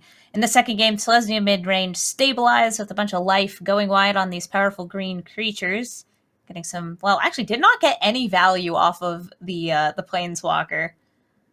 And now we have a very land-heavy deck here. Yeah, we call that an oof. Not great. 2 1-drops, 5 lands. You can hope that you just only draw threats. So the mono red deck running 32 lands. Maybe they're doing some quick math in their head of, does this get there? Is this better than a 6? Me really personally, considering this I is would tough. keep it because I believe in the heart of the cards. And I know that my deck will provide for me. And it looks like they're also believing. Now, their opponent is forced to mulligan here, so that might feel a little better. Lander. Now, this is a nice hand. You have a good versatility of mana colors. You've got lands that come in untapped. You could even throw back the Mammoth here if you just want to straight up keep the 3 lands. This is good. And Vanguard, I do like this as a thing to remove because you don't really want to be paying life against mono red. This is really tough for the red player. If they draw any more lands, this is going to be devastating. All right, I'm going to see. Will Scorchspitter go the distance? Do you play the giant killer here? Yes, you do, because it's going to be a while until they play something with power 4 or greater. You may as well body this poor little Scorchspitter. Or just watch it get lit on fire. Goodbye, giant killer. You've chopped your last beanstalk. So Magma Jet's actually a tremendous draw off the top here. The Scry being able to smooth these draws. I know. Yeah. Moving away that land, it's like I cannot draw more lands. I'm getting 2 damage in here. I'm a little nervous about keeping that burn spell on top because what you want here is something that's going to do enough damage to win you the game. And that burn spell is probably not it. That being said, seeing the Scavenging Ooze and having a Lightning Strike on top of your deck, you feel like a genius. But I worry that's genius. Maybe teaching you the wrong thing right there, because I don't know if you're winning this game with 2 1/1s against a mid-range deck, right? Yeah, well, it's working out here. And Andrek does not have anything that can be played this turn. The Mammoth needs double green, Gideon needs double white, and they both need 3 mana.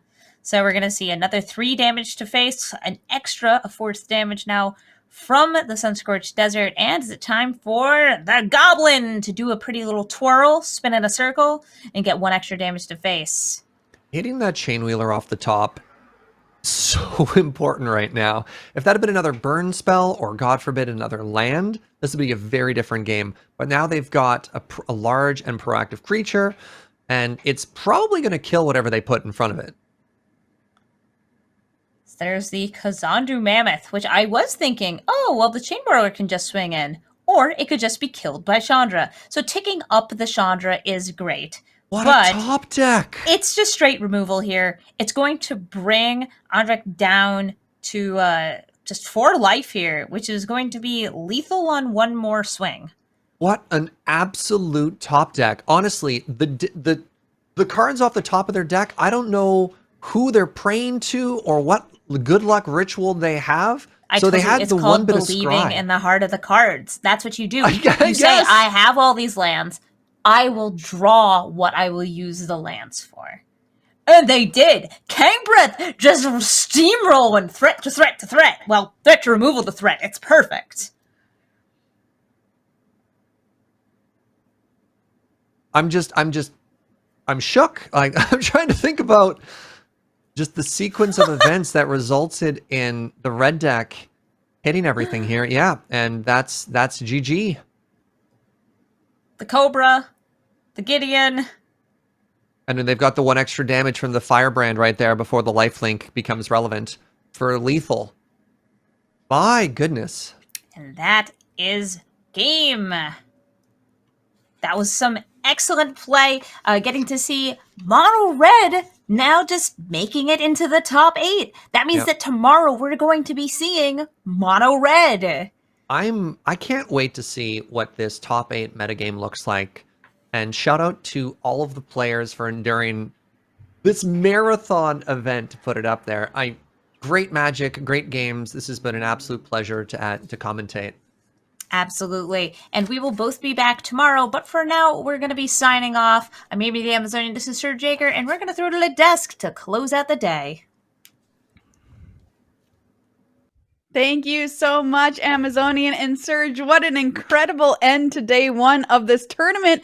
Wheeler, before we announce the top 8 tomorrow, what are your takeaways from watching these players play today? Well, I'm really glad that we got to see a lot of very powerful magic. That's really just all I set out to look at, was to watch and to share was good magic, a variety of archetypes, and occasionally some type of dragon or monkey on the board. And I think all of that succeeded and happened, and I'm happy for it. I'm happy for it. I am too. We got to see such a wonderful distribution of different kinds of Gladiator decks, really showing off this format here, celebrating its 1.5-year birthday. So it's fairly new, and getting to see all these players bringing all these different kinds of decks, different kinds of strategies was just such a treat. If you had to stand out a deck or moment from today so far, what was it, Wheeler? Oh, that's a tough one. Honestly, it's probably Goblins. The Goblins one. Maybe it's just because it's fresh in my mind. Yeah. But, and I'm sure that an hour from now, I'm going to think, oh, actually it was this, or actually it was this. But the Goblins one was just, I saw that Goblins list.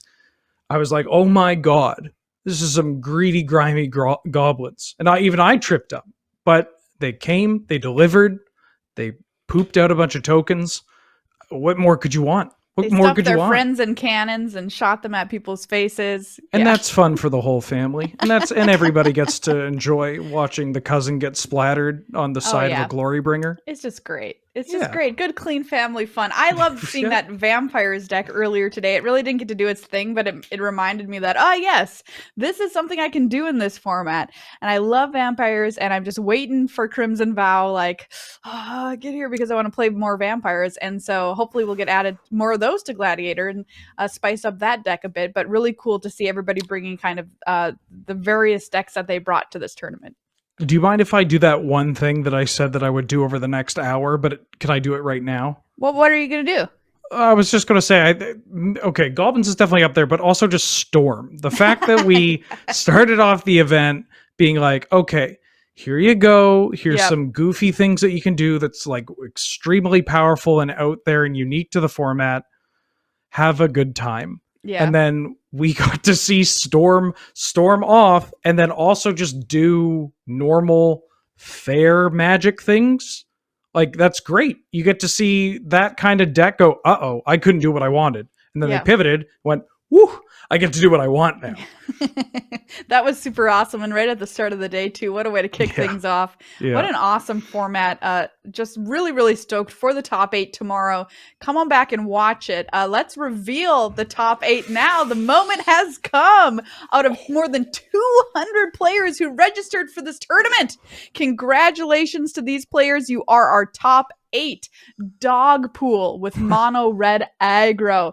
LMNOP with Death and Taxes, Yawgmoth with Sultai Serial Combo, Happy Smurf 49 with Mono Green Stompy, Wizzy Zitty with Demir Control, Glum Lee with Izzet Control, DeSalvos with Sultai Control, and Kang Breath, we just saw the win there, with Mono Red Aggro. Your thoughts, Wheeler, seeing the archetypes that have landed in our top 8? Absolute heck of a top 8 we've got here. The distribution of colors as well, kind of playing to, what we had talked about earlier. There's only one deck playing white, but again, it's a very person-to-person experience with that. We have 4 blue decks, so divisive right down the middle. And then 3 black decks with decks with green, and decks with red. And we got a variety of archetypes. The only overlap is we have 2 mono red aggro decks, and both of these decks are also just built. Well, they're just built differently. We have 2 Sultai, but these 2 Sultai decks will ultimately look to achieve slightly different goals in the end. And we have some absolute standout matches set up here, and just standout names. I mean, we got to say dog pool. Yes, we several sure did. times. Dog pool. Tell me what Sultai cereal combo means. Why do we have cereal in there? What am I not getting? Well, cereal is a bit of a thing, let's put it that way, in the Gladiator community, harkening back to when deck names didn't really mean that much. Yeah. It's kind of a meta tongue-in-cheek thing that has persisted to troll commentators such as you and myself. It's basically just you pour a bunch of stuff into a bowl. It's a whole bunch of different colors, whole bunch of different combos. But at the end of the day, you take a big spoonful and it just tastes like a bunch of sugar. Yeah. It just tastes like a bunch of sugar. I love it. Which one of these decks will you be pulling for tomorrow, if you want to say? Ooh, not to pick favorites, but let me just think on this very quickly. Dimir Control. Or is it? Okay, well now I can't pick. I love all my children. Yeah. One of those 2. Dimir Control and Is It Control. I'm a sucker for the blue X decks, the control decks in here. Just the 2 ones that aren't blue white. I like blue white, but like just what they pull, like there are dragons in Is It, and Dimir is just, it feels good, Like You're it's definitely not the dragons guy. You're right. No, absolutely not, and I refuse to further push this narrative. Indeed. Yeah. I won't pigeonhole you. Don't worry. Thank you. I appreciate it. Well, that's a look at our top 8. Congratulations to everybody who made it. Come back here tomorrow to see our top 8 $1,000 prize pool for the players battling in our top 8 tomorrow. You don't want to miss it. I want to say thank you everybody who watched today. What an incredible event, and what a wonderful way to show off this awesome format of Gladiator. Thank you to all the casters who casted the games today, all of the crew behind the scenes working tirelessly, not sleeping, to bring you this tournament. It's a lot of work, people, and they did it for you, which I think is amazing. Thank you to the sponsors. Thank you to everybody who played. You are so wonderful. You are the reason for the season here. And of course, once again, thank you everybody for watching. We'll see you back here tomorrow for the top 8 of the Great Big Gladiator Games.